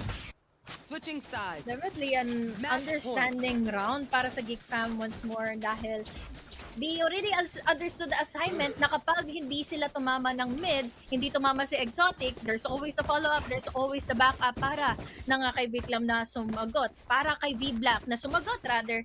And ang nagiging unfortunate lang din sa MEOW is they really crawled in slow going into double door. So, -1 dahil yes, pinilit nila yung pick off kay Exotic. They weren't ready for the trade. And now, going back into the defense once more ni MEOW, this can be another setup na pwedeng maging harang na naman para sa GEEK Fam para makapasok ng site. Yes, exactly. At the same din to ng pagkaka-deny nga natin mula kanina with that knife. So medyo na-detect sila kaya kailangan nila mag-slow down, pero the same concept as using that drone para malaman yung kanilang pwesto ngayon, and Exotic already inside. Tinatanggal nila yung mga tripper with the shock card, pero may mga natatanggal na nga rin ng mga katawan dito dahil nga may mga kills na rin coming in.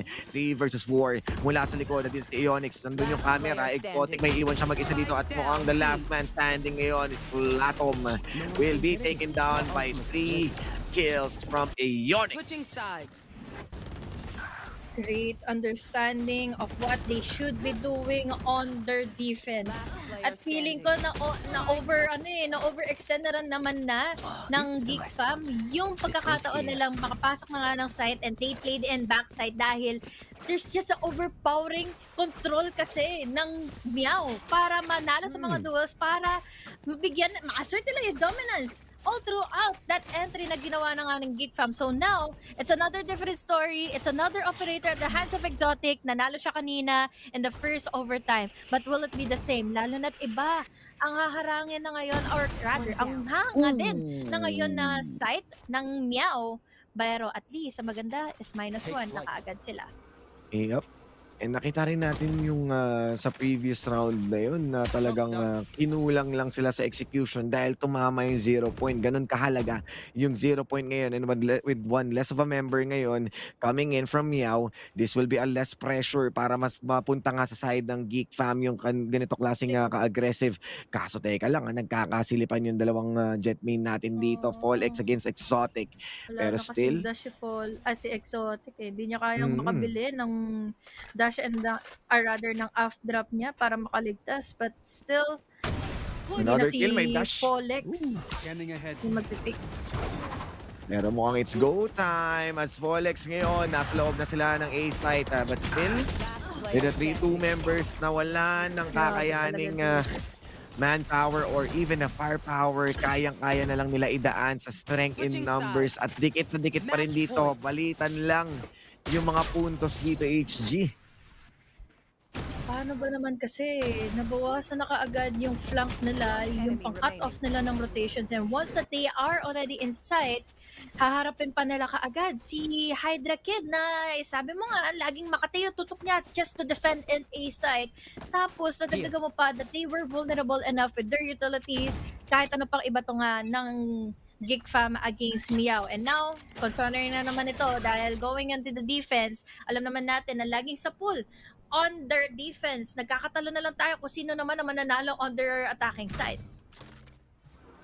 Kanya-kanyang push, pero ramdam natin na already both teams already know kung paano i-defend ang kanika nilang mga sites. So ngayon, with GEEK Fam being on the upper hand ngayon with that 14-round win, paano nila susurpresahin itong MEOW? Kasi yung MEOW kanina, ito yung I mean, before tayo madala sa OT, sila yung nasa defense eh.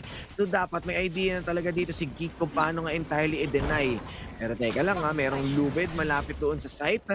Good double cloud burst. Ayun na, makakapagpatumba na dito sa Exotic. Ionix, mawawala na siya dito and less of a member. Pero still a good scan na makikita natin para nga makasagot dito sila DZ. Pero Slatom, papasok na sila ng tuluyan. Pero Fragment, aabutan kaya yung dalawang miyembro doon na kailangan na nga nila mag-bail out. Pero good talk sa pain para nga makapwesto sila dito and they are going for the plan. 4v4 down to a 3v4. Narinig na nila na bumaba na si Owen Cutie and Owen Cutie. Oh my God! He's just composed enough para makakuha din ng answer back. Down to 2 players left behind. Alam nila kung sa magagaling na ang MEOW. We still have no utilities for the blinds to happen para mag-knife out na kaagad sila Dignified and now there goes in the info. Black, hindi siya ready kung sa magagaling si Owen Cutie because now we are going in for another round of an overtime. OTs after OTs at hindi pa rin talaga magpapatalo ang MEOW ngayon. Dire-diretso lang sila in terms of making good use sa kanilang mga utility. And kung nagkataon na natalo na or napatay ni Blurred, yung isang kill na yun talagang nag-matter mula doon sa Nest para lang ma-deny si Owen Cutie. Hindi siya makaka-flank and with low HP, kung tama lang din yung tingin doon ni V-Black kaso kailangan niya mag-focus dahil nga nagbibigay ng audio cues. Etong si Ladiezi, doon sa certain spot na yun, kailangan niyang bantayan ng maigi. Pero this time, 14-14 tayo. Same spot to, HG Exotic once again with that operator. Pero mukhang this time, hindi na gustong sumilip ng mga taga, ano dito ha? Taga MEOW. Oo, hindi na nila pinili dahil 2 beses na nag-mid. Etong si Exotic to go in with the kills, to go in with the picks. Now, this can be potential na para sa MEOW. Sana hindi mapatid si Folex anywhere around those trip wars. Wala naman na yung mga trip wars. Makakapasok siya all the way from the back. Sobrang ipit pa with the info. Si Blurred na ang dami na nga pumapasok. Ang dami niya na kailangan isipin. Kailangan niya pang magtago. And then V-Black, there goes the answer. There goes the follow-up. We're down to 2 players for the side of GEEK. Ito pa naman yung sinasabi natin kapag may nanalo na on the offense, it's finally time for them to shine.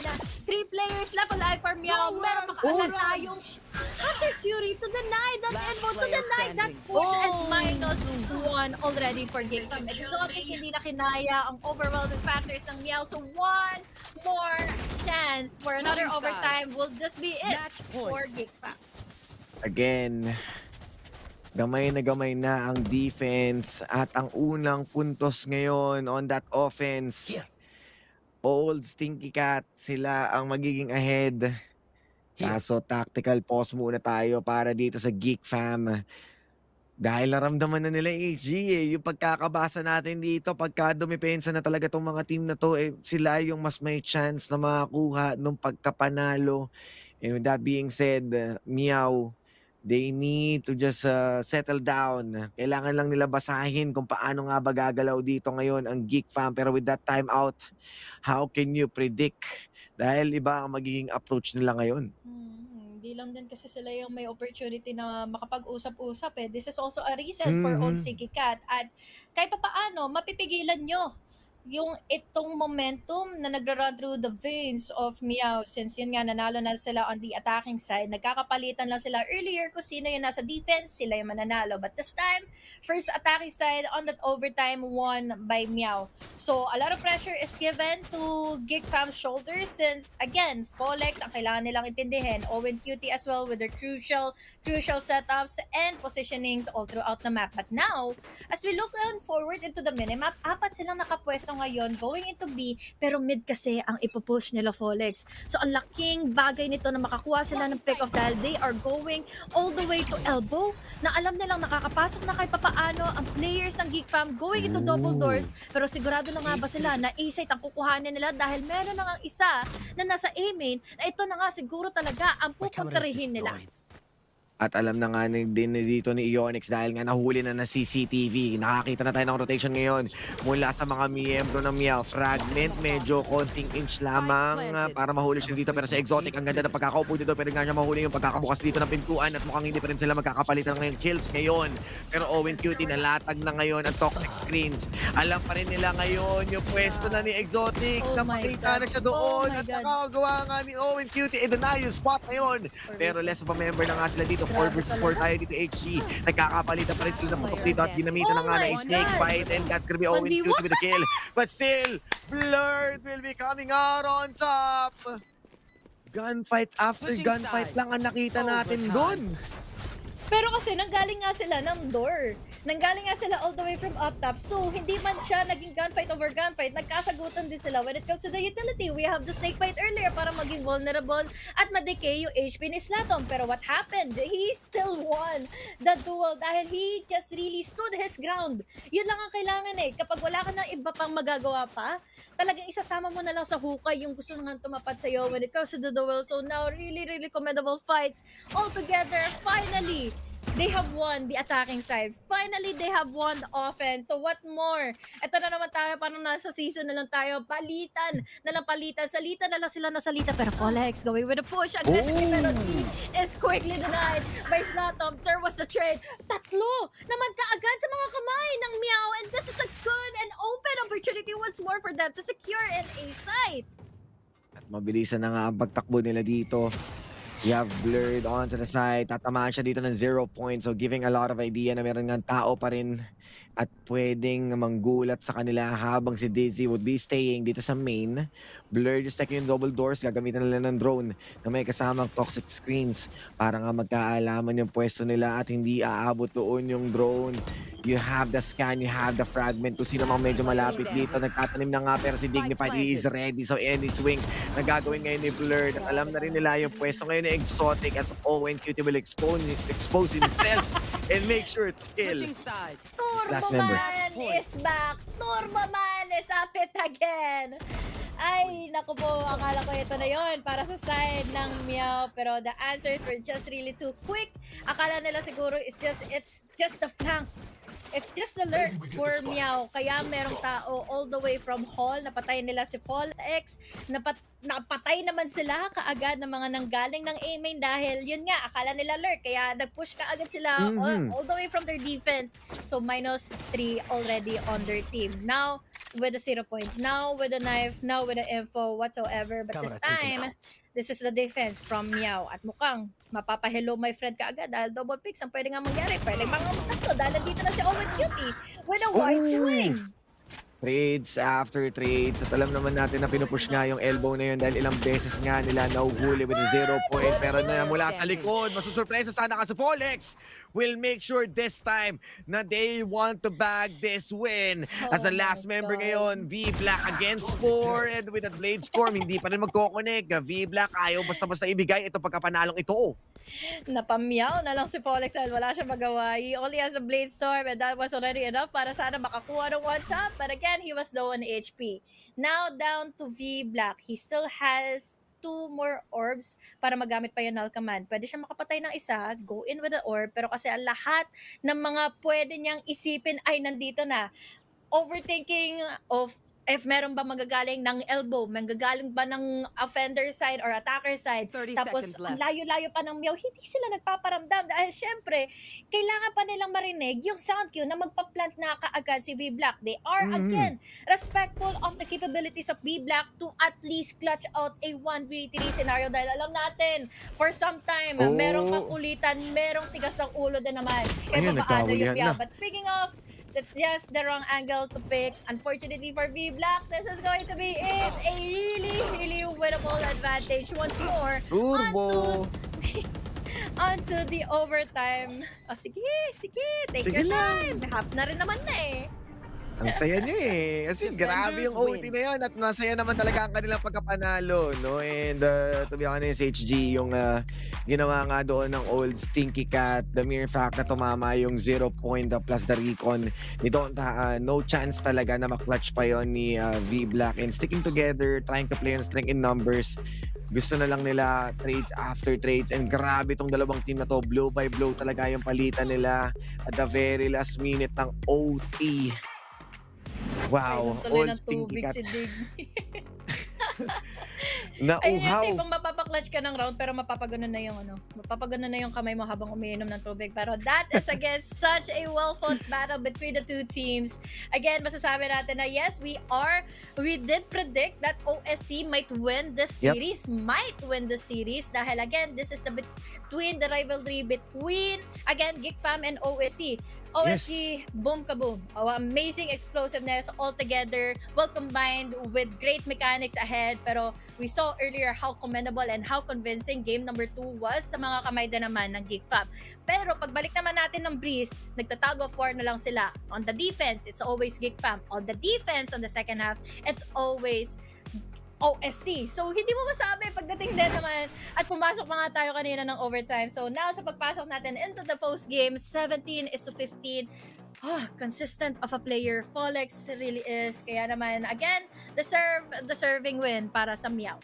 And of course, GEEK Fam so close din para dito kay Exotic. To be honest, yung nagset talaga rin ng tempo yung mga dalawang operators, itong magkabilang mga teams natin or magkabilang MVPs natin, not just here at Breeze but also on those different map all across the board.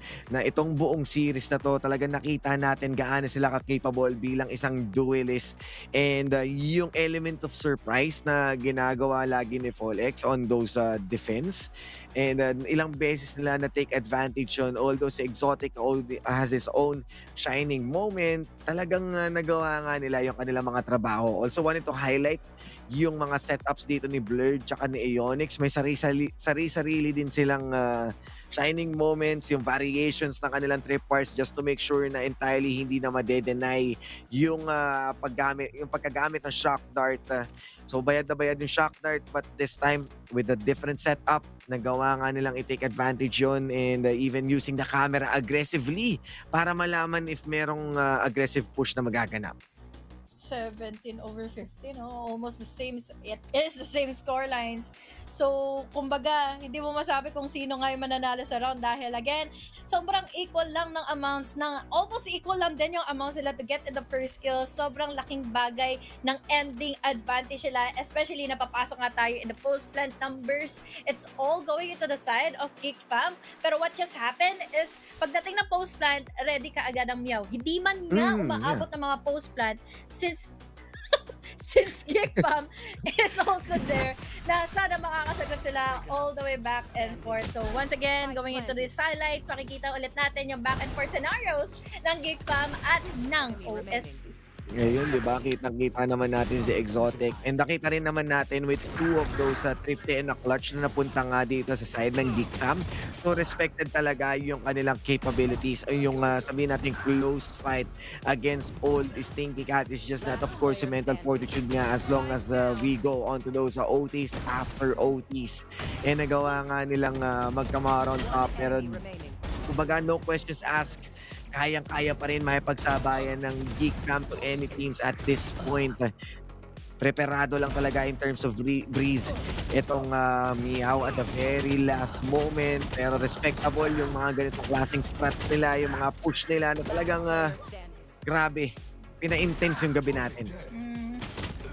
Lalo na, grabe ba naman din yung back and forth ng nila, ng overtime sila eh. But yeah, again, Reprise pa. Tsura na mga to. Pero once more, really convincing win para nga sa both of our teams natin. Especially na kahit hindi ba ito na ipanalo nga ng GEEK Fam, it was such a great show na kahit second week pa lang tayo in the group stages, ito na pala ang kaya nilang ipahiwatig to all of the teams here playing and participating in the group stage. Once more, it's OSC who has a really shining moment na pinagpatuloy nila with such great consistency para na nga kina Folex. Pero syempre, to break down everything that happened in just this last and final series, papakinggan natin ang ating mga panelists.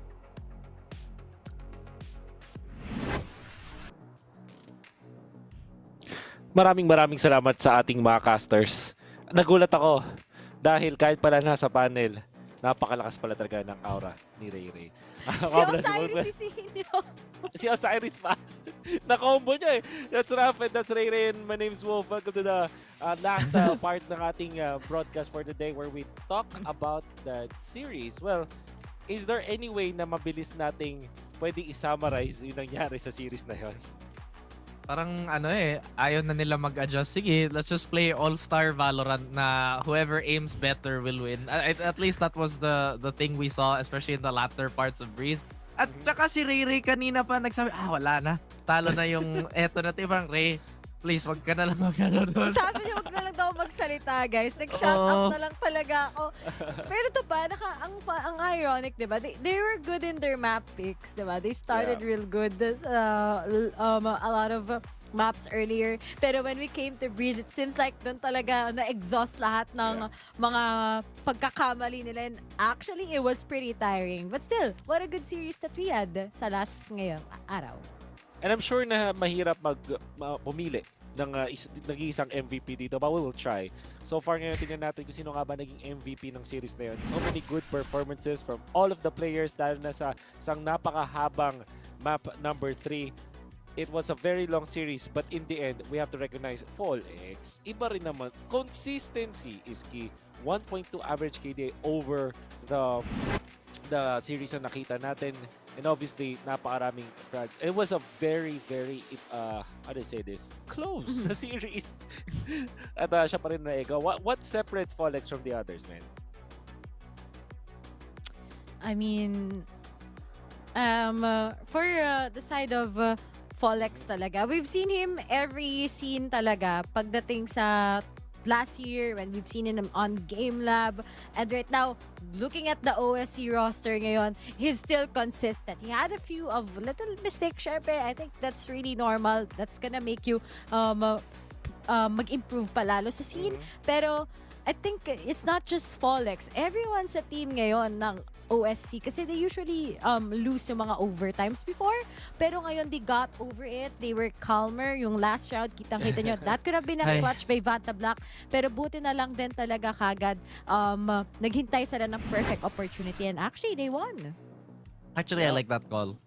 You know, especially in the last, I think the very last round of Breeze, where we were, I think, both saying that this is so nice that they're just not caring for the info. They're gonna wait in spawn. They're gonna wait for the sound queue, and they're just gonna take a clean 3v1. Again, there were a lot of good clutches, as you mentioned, where at the same time, I can't believe they really try to fight everything with everything at that very last map. Yeah. Well, sakto, matatanong natin si FallX with an interview to ask him what his thoughts were dun sa nangyari nga series na yun. So, nandito na ata si Bossing FallX, are you there? Hello po, good evening po. Gandang gabi. Good evening. Una sa lahat, kamusta? Pagod ba? O ano? Kaya pa po isang map. Ayun! Sige daw, isang map pa daw. Isang series pa daw. De joke lang.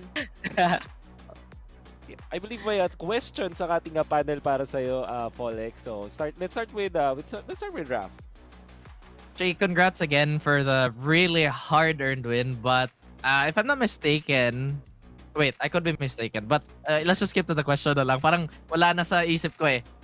Did you guys make any special preparations for Geek Fam, or did you do anything different today? Kasi po, ngayong VCT regular season po kasi. Ngayon lang po kasi talaga kami nakapag-breeze. So, very special din po sa amin yung map. Kasi yung mapa po na breeze kasi is talagang pinapractice po talaga namin ngayon. Ngayon po yung tinutukan talaga namin. Tapos yun din po yung plano po namin talaga sa kanila na i-last map. But still, you know, congrats again. Still very strong outing from everybody. I'm pretty sure you guys are decently tired kahit sabi mo kaya pa isang map. Yes po. Katuwa naman, FallX. Congratulations. At finally, you're back on track, di ba? Nakakatuwa talaga na makita ka ulit dito mismo sa scene. Pero meron ako sa yung tanong. At hindi to yung parang i-require ka ng sobrang katulad ng tinanong sa'yo kanina. Eto, kailangan mo pumili. Pipili ka lang ng isa. Anong mas gusto mo? Magaling tumutok na teammate or matalino sa laro na teammate? Matalino sa laro. Owen Cuties, the boss! Ayan! Shoutout sa AGL ko. Thank you. Ayan. Alright. Okay, Owen, cutie talaga. Congrats. I wanna ask FallX, for one last time lang siguro. Ano, parang meron pa ba kayong mga gustong kaharapin? Meron ba kayong parang sobrang excited na okay, ito lahat ng mga viewers, lahat ng mga fans nyo, abangan nyo kami kasi ito yung team na talagang ipapakita namin ng lahat. Meron bang ganon? Siguro sa ngayon po wala pa naman kasi wala pa namang issue. I love it. I love it. Thank you so Joke much, lang Folex. po, Meron joke ka bang lang. gustong meron ka bang gustong i-shout out o pasalamatan o meron ka bang special mention kung sino man? Now's your time to thank everyone that's supporting you. Shoutout po sa family ko na sumusuporta sa akin kada may laro kami. At saka sa mga fans din po namin dyan kung meron man. Tsaka rin po sa girlfriend ko, kay Tiffany. I love you so much. Thank you so much, guys. Alright. Thank you so much, Folex, and congratulations. Makakapahinga na kayo matapos ang napakahabang series na yun. You may now rest and thank you so much. That has been Folex mula sa ating winning team sa ngayon na napakahaba na pinakamagandang pangalan sa lahat. It's the Old Stinky Cat. Now, why don't we look at the updated standings ng ating group stages sa ngayon after 4 days? Kung di na nagkamali. Oh no. 7 days na pala. Almost lang, almost. Isang oras para 4 days. Tama, isang oras para mag 4 days. Almost going for day number 4. So far, ang pinakamadaming okay. So we have Old Stinky Cat with 3-0. Tuloy-tuloy ang kanilang streak. And then Naos. Dito naman then dire-diretso na yung mga teams na marami na nilaro like AIM, Valorant Card, unfortunately hindi pa sila nakakaisa. Any standouts dito sa ating standings? Wow. Well, obviously yung nasa top, 'di ba? Kasi syempre undefeated. I actually was about to highlight that Old Stinky Cat have gone undefeated since I think from their upper bracket from the OQ. But again, I wasn't so sure. But now reviewing the stats, that is correct. So hopefully they can continue their streak. I think now still is the most convincing team at the top here. So far, I don't think anybody has really given me the vibe na siguro kaya nila yung Naos, or at least cleanly take a 2-0 over Naos. Oh. How about you, Ray? Yeah, pero kanina nagkakagulat na kamunti ka nang makahabol yung APH against sa mga taga Naos. Pero on the other side naman, excited pa rin ako dun sa mga wala pang panalo, di ba? Kasi syempre, we are talking about Valhalla, Carti Esports together with APH. They have so much room to grow. Lalo-lalo na sa Valhalla, we have high expectations, and sana sa mga next games nila, they'll be able to win those. Yeah. And that's it for our today's broadcast. Sana po lahat kayo dyan ay nag-enjoy at sana ay hindi ko alam kung mag-wish ako ng magkaroon ng issue. Some part of me wants to para makakita tayo na ganoon, pero majority of what I feel is sana wag na lang. Let's just play Valorant and enjoy VCT PH 2024. Of course, brought to us by Mineski Global, the official tournament organizer for the 2024 VALORANT Challengers Philippines, presented by PPGL, the largest multi-game esports league in the country.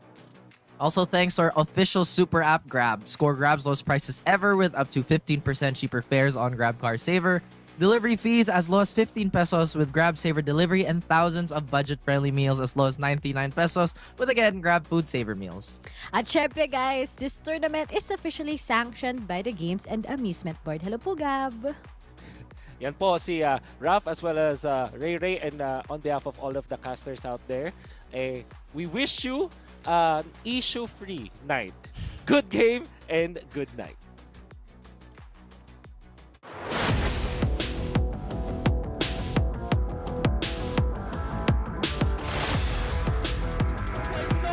Warriors fighting back. There's the showstopper. And it's No, they don't overwhelm. They don't overwhelm at all. This is going to be pandemonium.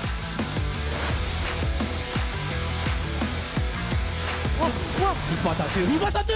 And Nico gets it. Risky as can be. Oh!